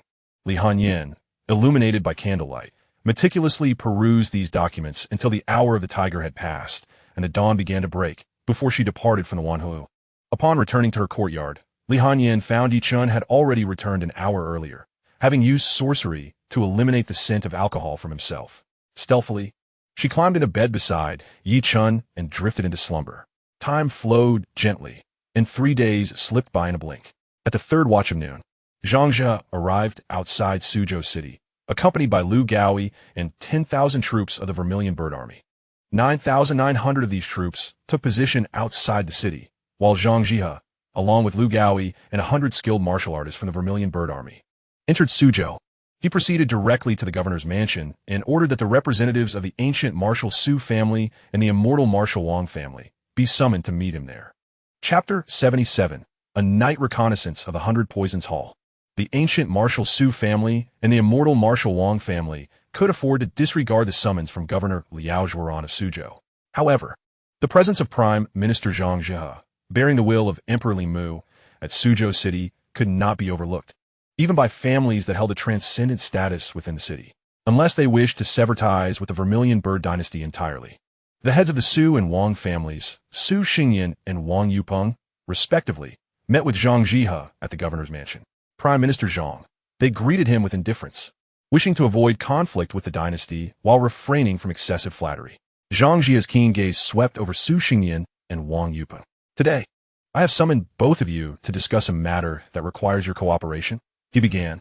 Su Xingyan replied, Prime Minister Zhang, please proceed. Zhang Zhihe continued, recently, a mysterious army of 50,000 has appeared on the outskirts of the capital, carrying a plague intended to disrupt the city. After thorough investigation, it has been determined that most of these soldiers hail from Suzhou, and their affliction is linked to the 100 Poisons Hall. I seek your assistance in uncovering the true mastermind behind this chaos. Wang Yupeng interjected, since this matter pertains to the 100 Poisons Hall. We shall simply apprehend all personnel associated with it and investigate them thoroughly. Xianxia smiled. Indeed, I would appreciate the support of both the Su family and the Wang family during the apprehension of those from the 100 Poisons Hall. With a cheerful demeanor, Wang Yupeng responded, "It is a pleasure to comply. The court holds my Wang family in high regard, and we shall not disappoint." Su Xingyan, with an air of composure, added, "The Su family will certainly lend our assistance." In the reception room of the governor's office, the three conversed for roughly half an hour before Su Xingyan and Wang Yupeng took their leave. After their departure, Lu Gaoi, who had been feigning the role of a servant, expressed his confusion. "My lord, the 10,000 Juke army we brought should have been sufficient to capture all members of the 100 Poisons Hall. Why then seek the assistance of the Wang and Su families?" Throughout the journey alongside the Juke army, Lu Gaoi had witnessed their formidable strength. Inner strength warriors were plentiful, and even some of the more powerful junior officers possessed innate martial prowess. Such a mighty force could surely eradicate the 100 Poisons Hall with ease, could it not? Xianxia replied calmly, "If all 10,000 Juke soldiers were to enter Gusu City, the leader of the 100 Poisons Hall, Wei Lanzhao, would undoubtedly abandon his organization and flee. While the Juke army is indeed formidable, they cannot detain a consummate master. However, the majority of the Juke army remains outside Gusu City, and Wei Lanzhao, confident in his own abilities, would not hasten to escape. In fact, we might even lure out their hidden puppeteers. Lu Gaoi, having traveled day and night from the capital to Gusu City, you must be weary. It would be best for you to rest." Lu Gaoi protested, "My lord, it is not yet dark, and I am not fatigued." Xianxia responded, "Once night falls, you may find that you will have no opportunity to rest." As night descended and the lanterns were lit, Xianxia chose not to retire to the accommodations arranged by Governor Liao Zhuran, but instead brought 100 Juke soldiers to reside within the governor's office. At that moment, Xianxia was perusing the archives of Gusu City in the office, while Governor Liao Zhuran stood nearby. "Lord Chancellor, although my governor's office is spacious, having 100 soldiers here feels a bit cramped. Are you certain you do not wish to move to the Wanan Pavilion?" Xianxia shook his head. "I will not go. While the Wanan Pavilion could certainly accommodate 100 soldiers, it is a massive boat on the Pingjiang River, and should we be attacked by brigands, the likelihood of casualties would be far greater than here in your governor's office." Governor Liao furrowed his brow and said, "Lord Chancellor, you are a high-ranking official of court. Who in Gusu City would dare to lay a hand on you?" Xianxia set down the scroll and replied nonchalantly, "This journey to Gusu may very well cost me my life." No sooner had Xianxia spoken than a loud explosion echoed through the governor's office, followed by the panicked screams and cries of servants and maids from outside, plunging the entire office into chaos. Xianxia calmly gazed toward the door of the study. "See, it has already begun." Governor Liao's face turned pale, and he exclaimed in anger, "They are so brazen in attempting to assassinate a court official. Do they intend to rebel?" Xianxia replied, "In the dead of night, should we perish here today, who would know which faction was responsible?" He continued, "Governor Liao, let us remain together in this study. The 100 Juke soldiers will ensure our safety." Among the Juke army that had entered Gusu City with Xianxia were over 20 innate martial artists, while the remainder were all masters of perfected inner strength, sufficient to handle most assassination attempts. Within the city of Suzhou, at the headquarters of the 100 Poisons Hall, Li Hanyan stealthily infiltrated the premises under the cover of night. Today, Xianxia took residence in the governor's mansion, with 100 troops of the Vermilion Bird entering the city and an additional 9,900 stationed outside. Both forces displaying formidable might, and the 100 Poisons Hall was undoubtedly aware of this. Li Hanyan surmised that the hall would be unable to remain idle. Thus she ventured into the 100 Poisons Hall to distract its master, Wei Lanzhao, with the shadowy figure already sent to the governor's mansion. Coupled with the 100 Vermilion Bird troops, even the most formidable warriors of the 100 Poisons Hall could not breach the governor's stronghold, provided, of course, that Wei Lanzhao did not take matters into his own hands. Wei Lanzhao, a master of the highest order, akin to a fully realized golden core cultivator, could potentially eliminate Xianxia if unrestrained by the 1,000-strong Vermilion Bird army. Upon infiltrating the 100 Poisons Hall, Li Hanyan's nascent soul perception vaguely detected the presence of a perfected master within, as long as Wei Lanzhao remained unaware of her presence. She navigated through the critical areas of the hall, seeking any clues that might indicate collaboration with outside forces. Simultaneously, not only had Li Hanyin infiltrated the hall that night, but Chen also entered shortly after her arrival. From Su Hongxi's memories, he learned that Su Hongxi and Humayr had used the 100-gu deadly grass to poison Su Yu. This poison could be calibrated to control the victim's time of demise based on the dosage. Su Hongxi and Humayr had orchestrated Su Yu's death on the very day she was to give birth using this lethal herb. The 100-gu deadly grass was not procured by Su Hongxi in the capital. Rather, it was a task assigned by the hidden forces of the ancient martial Su family, delivered alongside the mission to Su Hongxi. Moreover, the 100-gu deadly grass was not readily available for purchase in Suzhou. Only the 100 Poisons Hall had the means to produce it. Chen, accès sin Su Hongxi ses memorias, discovered that the raw materials for crafting the 100-gu deadly grass were rare and difficult to procure, and each concoction was likely recorded in the hall's pharmacological records. Chapter 78. Li Hanyin vs. Wang Yupeng. Pharmacological records are typically stored in the alchemy chamber of the 100 Poisons Hall. However, the records Chen sought were from over 20 years ago, not housed in the alchemy chamber, but rather in the abandoned library. Inside the dilapidated library of the 100 Poisons Hall, thick volumes lay in disarray, all old and seemingly worthless texts. There were ancient pharmacological records, failed alchemical formulas, and various worthless poison techniques scattered throughout. The abandoned library was shrouded in darkness, covered in dust, with books strewn across the floor. And as Chen stepped into the aged room, the floor creaked beneath him. For an ordinary person, locating the pharmacological records from that era within this library would take months at the very least. Yet, Chen possessed divine consciousness. The divine consciousness of the immortal realm is vast like smoke. On ordinary days, Chen would only utilize a fraction of this power, employing his consciousness as his own eyes, and many of its extraordinary capabilities remained untapped. However, in his quest to uncover the true murderer of Su Yu, Chen activated some of the unique abilities of his celestial consciousness. In an instant, the formidable awareness swept through the entire abandoned library, and in no time, Chen located the tome detailing the creation of the 100 Worms' deadly grass from 2 decades ago. He opened the book and began to read slowly. The 100 Worms' deadly grass is one of the world's most potent poisons, capable of afflicting even the mightiest warriors and cultivators. In the year 2680 of the Vermilion Bird, I collected a total of 108 types of deadly substances, including celestial spirit worm powder, Xianming poison grass, and illusory sea blue saliva, which I refined with fire to finally produce a dose of the 100 Worms' deadly grass. On the day the poison was completed, I sold it at the exorbitant price of 600,000 taels to Su Yin, a collateral descendant of the ancient martial Su family. Chen refrained from turning the pages further, for he had already discovered the information he sought. Su Yin of the collateral branch of the Su family. A glimmer of coldness emanated from Chen's eyes. It seemed he would have to pay a visit to his maternal grandfather soon. He stored the tome in his spatial storage and was about to depart when he sensed Li Hanyin engaged in combat with someone. The opponent was not Wei Lanzhao, the master of the 100 Poisons Hall, but rather Wang Yupeng, the head of the Xianwu Wang family. Moments earlier, Wang Yupeng had concealed his aura and quietly entered Wei Lanzhao's quarters, where the two began their discourse.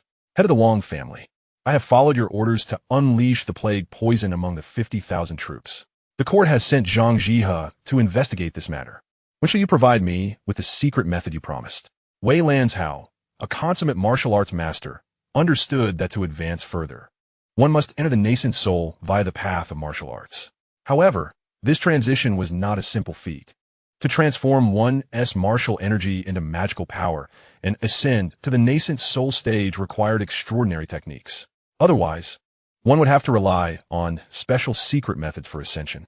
The Mingyue Tiandi technique of the ancient martial Su family represented the former, allowing breakthroughs without the aid of secret methods. In contrast, the martial arts techniques of the Xianwu Wang family were inferior to those of the Su family, with ascension relying on a unique secret method. Wei Lanzhao, coveting the Wang family's breakthrough technique, had chosen to obey Wang Yupeng. Wang Yupeng replied indifferently, Master Wei, there is no need for haste. Zhang Jihe is of little consequence. He can be eliminated with ease. Wei Lanzhao's expression darkened. I have dispatched our people to act tonight, but the Zhuge army surrounding Zhang Jihe is not to be underestimated. Those I sent may not succeed in killing him. If your subordinates are inadequate, then you must take action yourself. However, do not worry. Tonight, I have also sent one of our Wang family shadow guards. With the strength of a martial arts master, you should be able to successfully deal with Xianxia. As for the breakthrough secret method you seek, it will take a year before I can provide it to you. You should have surmised, Master Wei, that our Wang family has grand ambitions. Should you obtain the secret method and suddenly turn against us, our family cannot bear the consequences. Wei Lanzhao gritted his teeth and declared, "Very well, I shall wait another year." Suddenly, the melodic chime of bells echoed within the chamber, causing Wei Lanzhao's expression to shift with concern. This is bad. Someone has intruded into the hidden chamber. The hidden chamber of the 100 Poisons Hall concealed dozens of civilians afflicted with the dust plague. The strain of the dust plague affecting the 50,000 soldiers was merely a flawed version during the recruitment of these troops. The 100 Poisons Hall had yet to perfect their research on the toxin. In contrast, the civilians in the hidden chamber bore the impeccable strain of the dust plague, meticulously developed by the 100 Poisons Hall. This flawless version of the dust plague could remain dormant within a human body for up to a decade.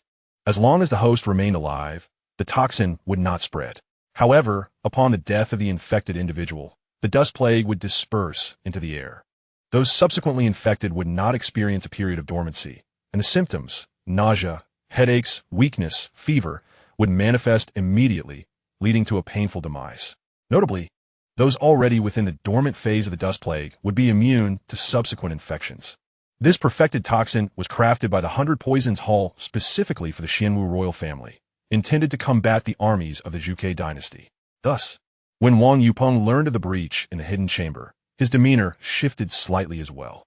Inside the chamber, Li Hanyan had just entered when she beheld dozens of slumbering civilians before her. Although her expertise did not lie in the healing arts, she could sense an ominous aura surrounding these individuals. However, before she could investigate further, Wei Lanzhao and Wang Yupeng approached her. Wei Lanzhao glared at the hooded figure. "Who are you?" Ignoring Wei Lanzhao, Li Hanyan turned her attention to Wang Yupeng.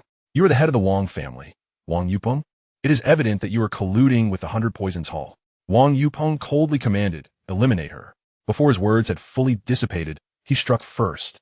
As a cultivator at the early stage of the nascent soul, his attack reduced the entire hidden chamber to ashes. The civilians perished in an instant, and the dust plague began to spread.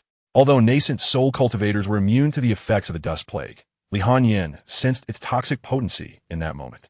With a grave tone, she remarked, "You dare use innocent lives as test subjects." Upon witnessing Li Hanyan effortlessly counter his techniques while exuding a similar nascent soul aura, Wang Yupeng's expression hardened. Why does a distinguished nascent soul cultivator intrude upon the 100 Poisons Hall at night? Li Hanyan's gaze turned icy. What are your intentions in crafting such a toxin? Neither party answered the other's inquiries, yet the intensity of their nascent soul presences escalated. In an instant, two formidable spells were unleashed from their hands. The cry of the Zhuge resounded as its ethereal form materialized behind Li Hanyan, who wielded the Zhuge palm with fierce determination. Wang Yupeng radiated a verdant celestial light, embodying an unparalleled vitality as he employed the esteemed technique of the Sanwu Wang family, the cypress-breaking void art. In Chapter 79, A Different Path of Techniques, Li Hanyan, though recently ascended to the nascent soul stage, was already the foremost prodigy of the capital, her prowess nearly on par with Wang Yupeng, who had long since established himself as a seasoned practitioner.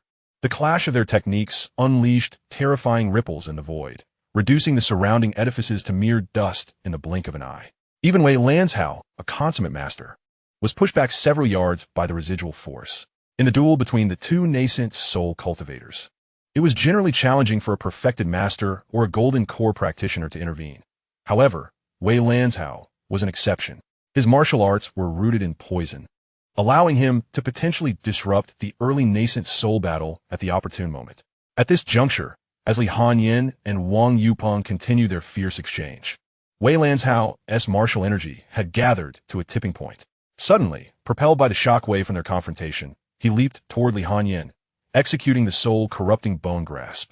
In response to Wei Lanzhao's charged strike, Li Hanyan swiftly countered with her palm, sending Wei Lanzhao careening into the ruins of the 100 Poisons Hall like a severed kite. Yet, the very next moment, her expression shifted slightly. The poison from the soul-corrupting bone grasp began to infiltrate her body, though not lethal. It would significantly impair her strength. With the venom coursing through her, Li Hanyin found herself able to summon only 70% of her usual power. Previously evenly matched against Wang Yupeng, the sudden reduction in her capabilities placed her in a precarious position, vulnerable to defeat. At this moment, Wang Yupeng intensified his assault, leaving Li Hanyin no respite. "Though I know not who you are, I advise you to preserve your life today," he declared, observing her gradual decline in combat effectiveness. Just as it seemed Li Hanyin would succumb to Wang Yupeng, a sword aura suddenly descended from the heavens. An elder, embodying the essence of a celestial being, appeared above the 100 Poisons Hall, shielding Li Hanyin from Wang Yupeng's onslaught. Wang Yupeng's countenance turned pale. "Who might you be, friend?" "This is the territory of the Samu Wang family in Gusu City. I hope you will refrain from interfering." The elder's aged voice resonated in all the world. "There is no land that is not ruled by a king, and within the borders of the Zhuge dynasty, there is nothing beyond my jurisdiction." A powerful heat radiated from the elder, exuding the aura of a perfected nascent soul. The cry of the Zhuge echoed, and a spectral image of the Zhuge, reminiscent of Li Hanyin, manifested behind him, yet its presence was far more formidable. Wang Yupeng's face went ashen. "You are the royal ancestor of the Zhuge dynasty, Li Fanxian. This cannot be. You have been missing for centuries. You dare to bully my junior? You shall perish." The elder waved his hand effortlessly, summoning a cataclysmic sword aura. The chasm between a perfected nascent soul and an early-stage nascent soul was vast. Lacking the desire to engage, Wang Yupeng turned and fled. Before the elder, Wang Yupeng clearly had no chance of escape. The sword chi of burning heaven pierced through his body in an instant, igniting the flames of the vermilion bird upon him, consuming him entirely in the blink of an eye. Wang Yupeng fell directly beneath the might of the sword chi of burning heaven. Lianyan, witnessing the elder's effortless slaying of the early-stage nascent soul Wang Yupeng, was filled with shock. Simultaneously, a sense of doubt flickered in her mind. Were the perfected nascent soul cultivators truly this formidable? Even among peers of the same realm, there was no opportunity to flee. The elder turned his gaze towards Li Hanyin, who hastily clasped her hands in respect, proclaiming, "The descendant Li Hanyin pays her respects to the ancestor of burning immortals." The elder nodded, stating, "You have been poisoned. It would be wise to return and heal first." No sooner had he spoken than he transformed into a streak of light and departed. Watching the elder vanish into the distance, Li Hanyin mused, "I never anticipated the ancestor would personally visit Gusu City. Perhaps this journey will proceed with much greater ease." At that moment, Li Hanyin's complexion suddenly flushed, her vital energy surging within her. The technique, known as the soul-corrupting bone grasp, had a name that was as sinister as its intent. Yet Wei Lanzhao had infused it with a particularly potent, alluring poison. The higher the cultivation, the greater the resistance to poison a cultivator possesses. What could be lethal to an ordinary person barely affected those of the golden core or nascent soul realms? Despite the inherent toxicity of Wei Lanzhao's martial essence, its impact on a nascent soul cultivator was limited. Thus, he took an alternative approach, blending an exceptionally powerful, alluring poison into his technique. Human beings are inherently governed by their 7 passions and 6 desires, and cultivators are no exception. Through years of research, he discovered that while alluring poison may not be fatal, it proved far more effective against high-level cultivators than lethal poisons. Although toxins can be suppressed by the magical prowess of advanced cultivators, the alluring poison he concocted targeted their desires, causing increasing discomfort the longer it was suppressed. Wei Lanzhao relied on the alluring poison within the soul-corrupting bone grasp to diminish Li Hanyin's strength by 30% in a short span. Otherwise, even his mastery of toxic arts would have only managed to reduce her power by a mere 10%. Having engaged in combat with Wang Yupeng for some time, the alluring poison within Li Hanyin surged more violently under the suppression of her magical energy. Her expression shifted. "This is bad. I must return promptly." Without hesitation, Li Hanyin expended a significant amount of magical energy to use teleportation, hastening back to the secluded courtyard in Gusu City. In the secluded courtyard, Li Fanxian had already returned to the bedroom of Yi Chun and Li Hanyin. His visage gradually transformed back to its original form, revealing Yi Chen's countenance within the room. During his time at the 100 Poisons Hall, upon discovering through his divine sense that Li Hanyin was at a disadvantage, he employed transformation and illusion techniques to assume the appearance of an ethereal elder, aiding her under the guise of a royal ancestor. Returning to his true form, he reclined back onto the bed and chuckled lightly. Since every intervention has been mistaken for that of the royal ancestor, I trust it is not excessive to adopt the royal ancestor's identity this time. Lying on the bed for scarcely 3 breaths, Li Hanyin instantly transported herself back into the room. Upon seeing Yi Chun, she relinquished the suppression of her magical powers, allowing her desires to naturally surface. She lifted the bedding and pressed her lips against Yi Chen's face, her hands gently caressing as they slowly shed her garments. As Yi Chun gradually awakened, he murmured, "Hanyin?" In that moment, Li Hanyin permitted the seductive poison within her to roam freely, igniting her passions. She placed her delicate hand against Yi Chen's lips, whispering sweetly in his ear, "Do not speak, my young lord. Quickly fulfill my desires." Meanwhile, at the governor's residence, Shadow 1 had dealt with a golden core cultivator from the Xianwu Wang family. While the 100 members of the Zhuke army successfully thwarted the invasion of the 100 Poisons Hall's warriors, the atmosphere within the governor's residence was thick with the stench of blood, corpses piled high. Lu Gaoi, gripping his large blade, pushed open the study's door, panting, "My lord, I finally understand why you insisted I rest this afternoon." Chapter 80. Miss, are you all right? Why do your hands tremble so? The intruding warriors were countless, as Wei Lanzhao had nearly dispatched all the formidable fighters of the 100 Poisons Hall. Lu Gaoi joined the fray, encountering numerous familiar martial artists. However, he showed no mercy. Despite their past camaraderie, their aspirations had diverged. Those who shared Lu Gaoi's ambitions had long perished in Wei Lanzhao's purging. After a night of fierce combat, Lu Gaoi was breathless, his martial energy nearly depleted. Xianxia chuckled lightly. "It's good that you survived." Lu Gaoi seated himself at the door, laying his long blade aside, and replied with a smile, "How could I perish before witnessing Wei Lanzhao's downfall? My lord, do not underestimate my ability to survive. When faced with overwhelming odds, I simply retreat behind the formidable Zhuke army." As the two conversed, a large white parrot flew into the study. Lu Gaoi exclaimed, "What magnificent parrot! Whose pet is this?" The parrot regarded Lu Gaoi with wise eyes before speaking directly. "Wei Lanzhao, the leader of the 100 Poisons Hall, has conspired with Wang Yupeng, the head of the Wang family. Wang Yupeng has been slain on the spot, and Wei Lanzhao, gravely injured, has since fled the 100 Poisons Hall." With that, the parrot took flight, soaring out of the governor's residence. Lu Gaoi remarked, "My lord, I feel that parrot was looking down on me." Xianxia replied coolly, "Your feeling is not unfounded. It indeed looked down upon you. That is the parrot of Her Royal Highness, the princess, possessing intelligence and wisdom." Lu Gaoi. Xianxia sighed lightly. "The situation in Suzhou is evolving faster than I anticipated. Governor Liao, tomorrow the Prime Minister will lead all the Zhuke army into the city to capture the remnants of the 100 Poisons Hall. I hope the city guards will cooperate." Liao Zhuoran clasped his hands. "I shall do my utmost to assist." The following morning, as dawn broke, Yi Chun awoke refreshed, while Li Hanyin remained soundly asleep. Last night, 2 individuals indulged in an intimate embrace for a duration of 2 hours.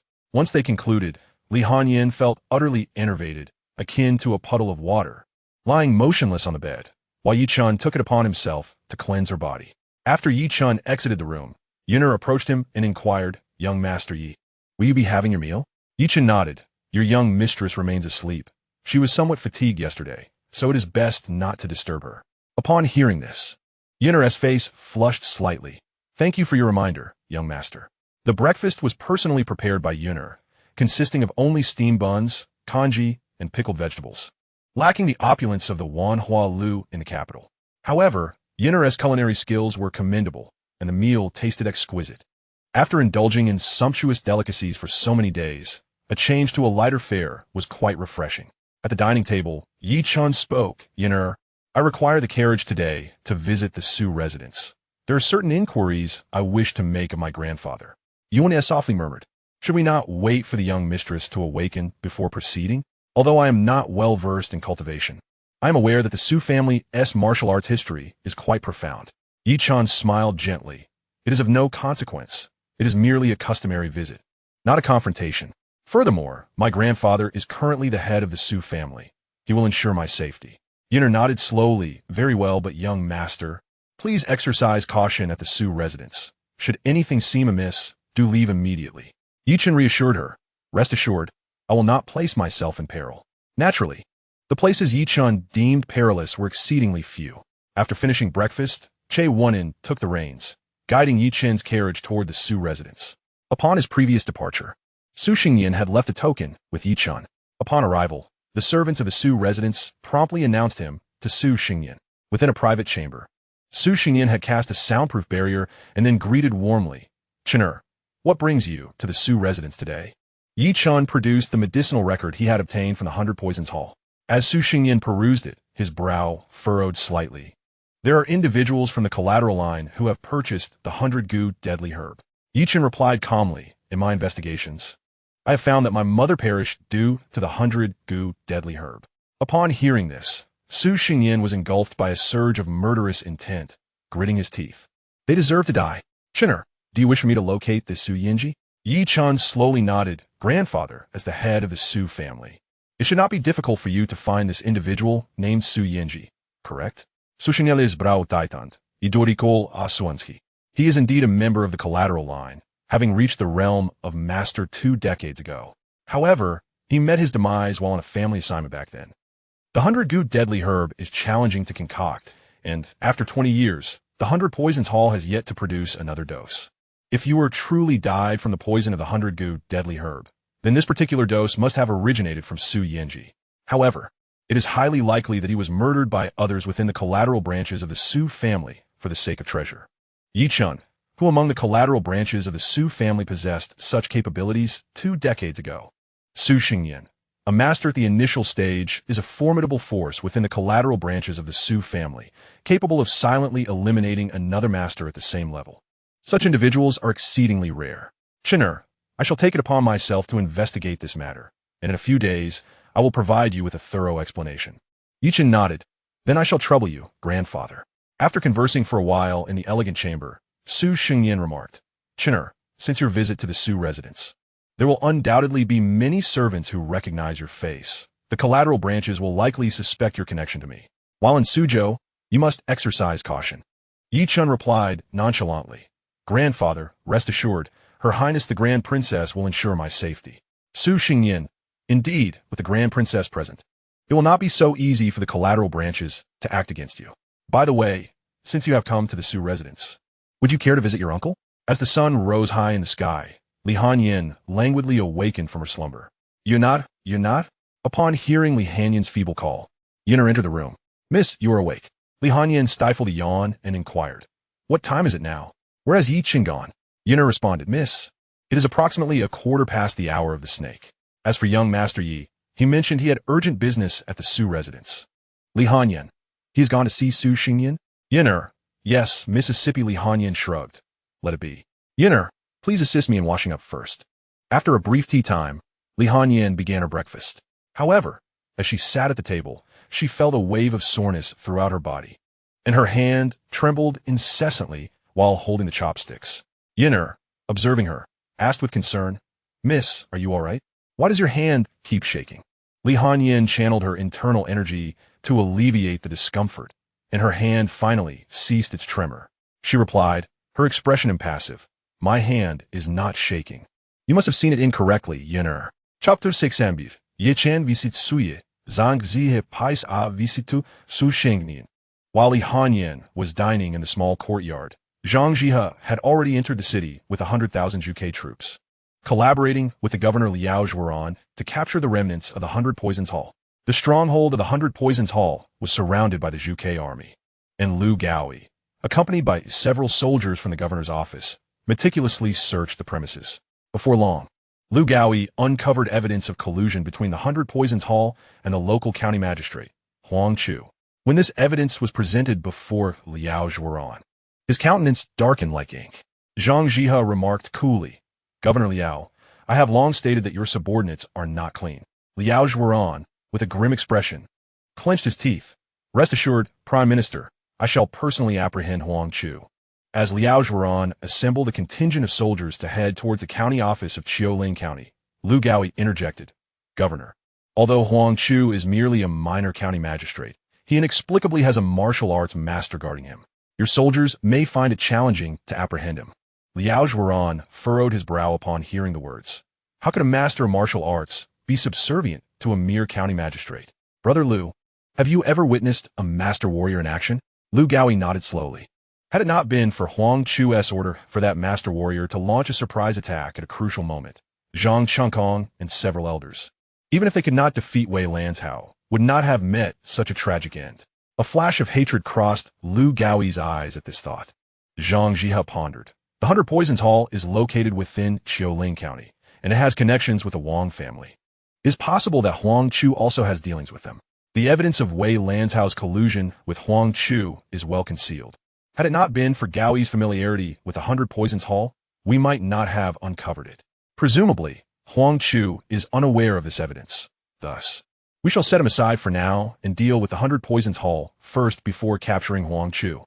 I will arrange for a few innate martial artists from the Zhuge army to monitor the county office, preventing Huang Chu from fleeing. As the prime minister, Zhang Jiehe conducted himself with composure and calmness.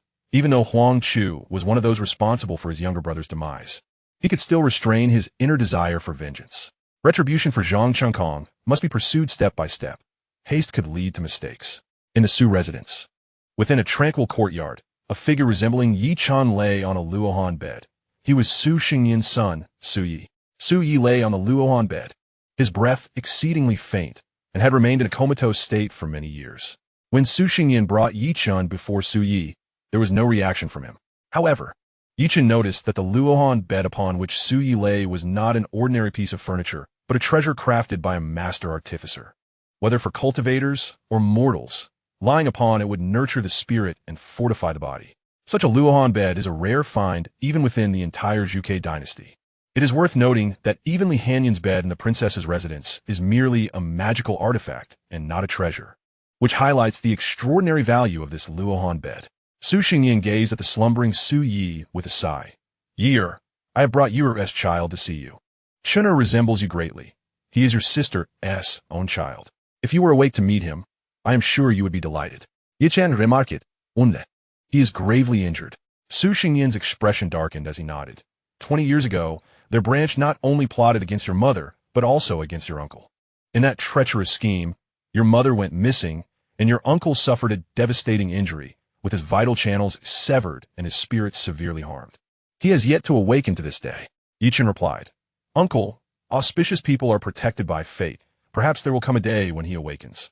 Su Xingyan offered a bittersweet smile. Then I shall take your auspicious words to heart. Su Xingyan was all too aware of Su Ye's condition. Despite the nurturing capabilities of the luohan bed, it had merely sustained Su Yi's life for the past 20 years. Awakening him would require a miraculous event. The remnants of the 100 Poisons Hall within Gusu City had been apprehended by the Zhuge army, with 90% of their members already captured. However, the master of the 100 Poisons Hall, Wei Lanzhao, has temporarily vanished within the city of Suzhou, despite the efforts of 10,000 Zhuge soldiers searching throughout the morning. No trace of him has been found. As noon approached, Zhang Jiehe arrived at the Su residence to pay his respects to Su Xingyan. At that moment, Su Xingyan had just escorted Yi Chen out of Yi Manor and had some leisure time. Thus he received Zhang Jiehe. In the reception hall, Zhang Jiehe remarked, I noticed a carriage departing at the entrance. Has the Su residence received an esteemed guest today? Su Xingyan replied with a serene smile. A distant relative has come to visit the Su residence. Prime Minister Zhang, you have come today to request the assistance of the Su family's manpower in capturing the 100 Poisons Hall? Zhang Jiehe replied, To be candid, Su family head, the situation has changed. We have nearly apprehended all members of the 100 Poisons Hall. I have come today to ask you to accompany me to the Wang family. Su Xingyan took a sip from the nearby teacup and inquired, Since the members of the 100 Poisons Hall have already been captured, what business do you have with the Wang family, Prime Minister Zhang? With a solemn demeanor, Zhang Jiehe stated, It is because the Xianwu Wang family has colluded with the 100 Poisons Hall. They have been secretly using living beings to concoct poisons. And the recent plague in the capital may very well be connected to the Wang family. Su Xingyan's expression shifted slightly. Do you possess evidence, Prime Minister Zhang?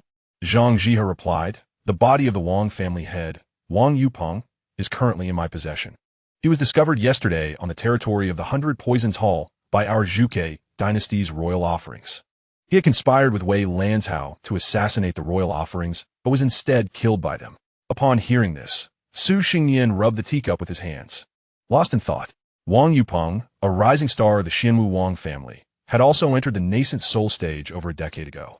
To kill a nascent soul cultivator, the royal offerings must also possess similar prowess.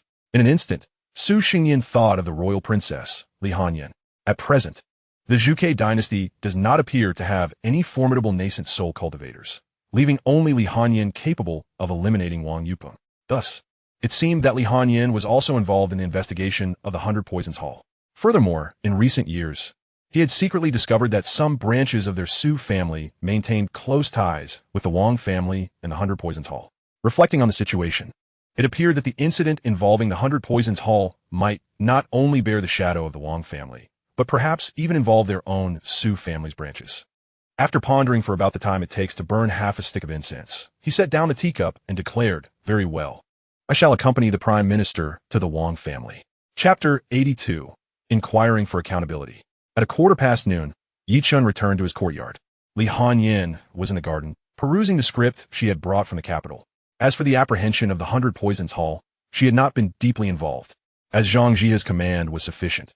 She had merely sent Ying Yi to discreetly ensure Xianxia's safety. Upon seeing Chen enter, leaning on his cane, she smiled gently and said, "You have returned." Chen nodded slightly and settled beside her, as he had some questions he wished to pose to his grandfather, which had prompted his visit to the Su residence.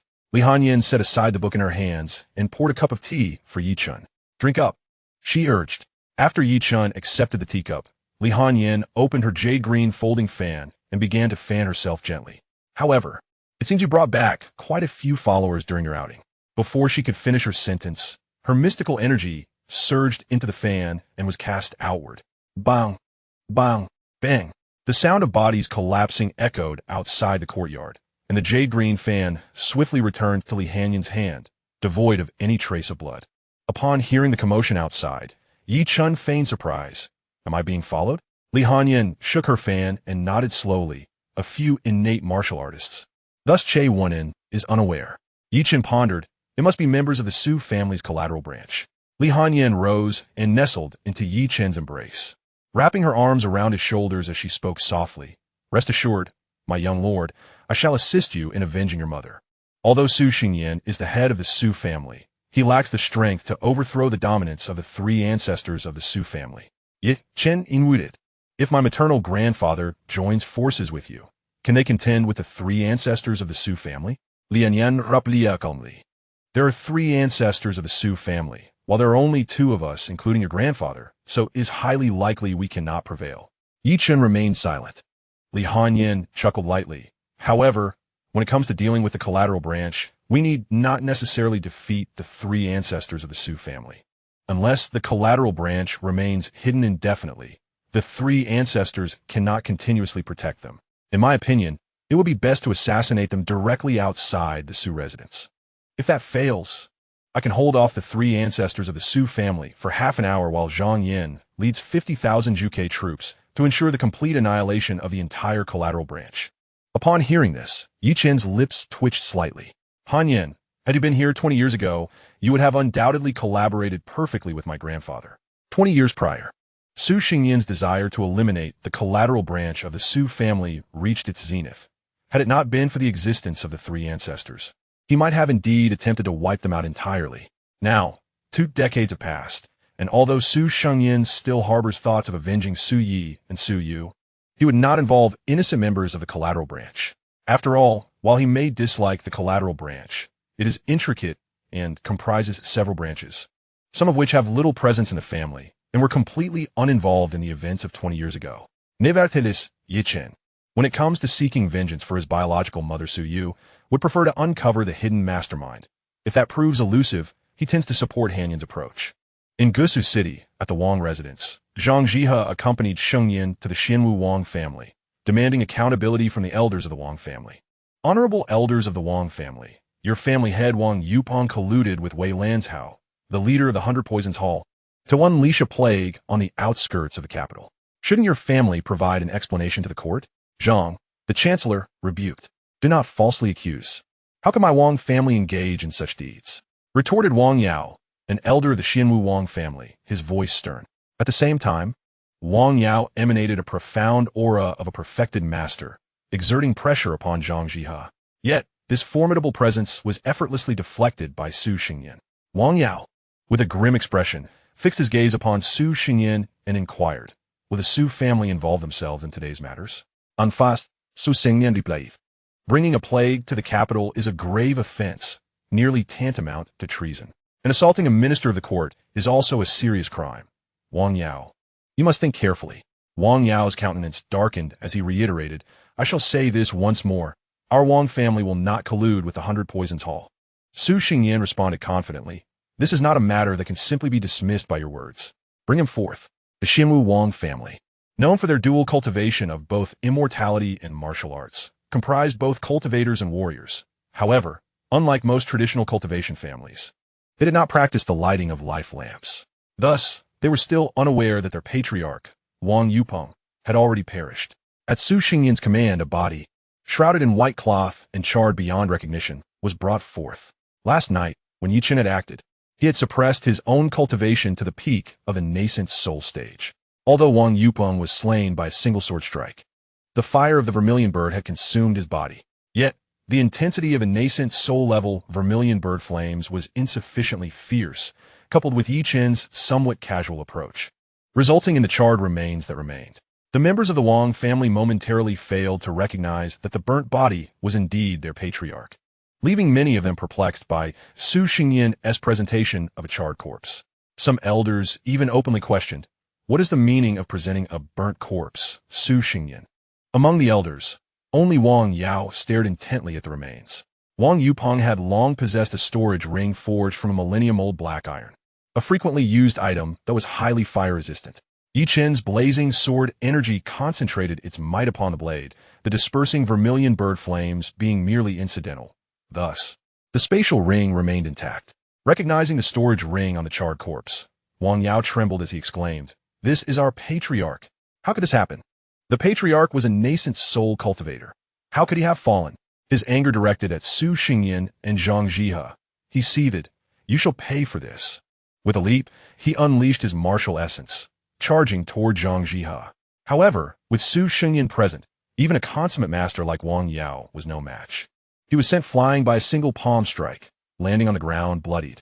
At this moment, the remaining members of the Wang family began to react, their gazes filled with animosity toward Xianxia and Su Xingyan.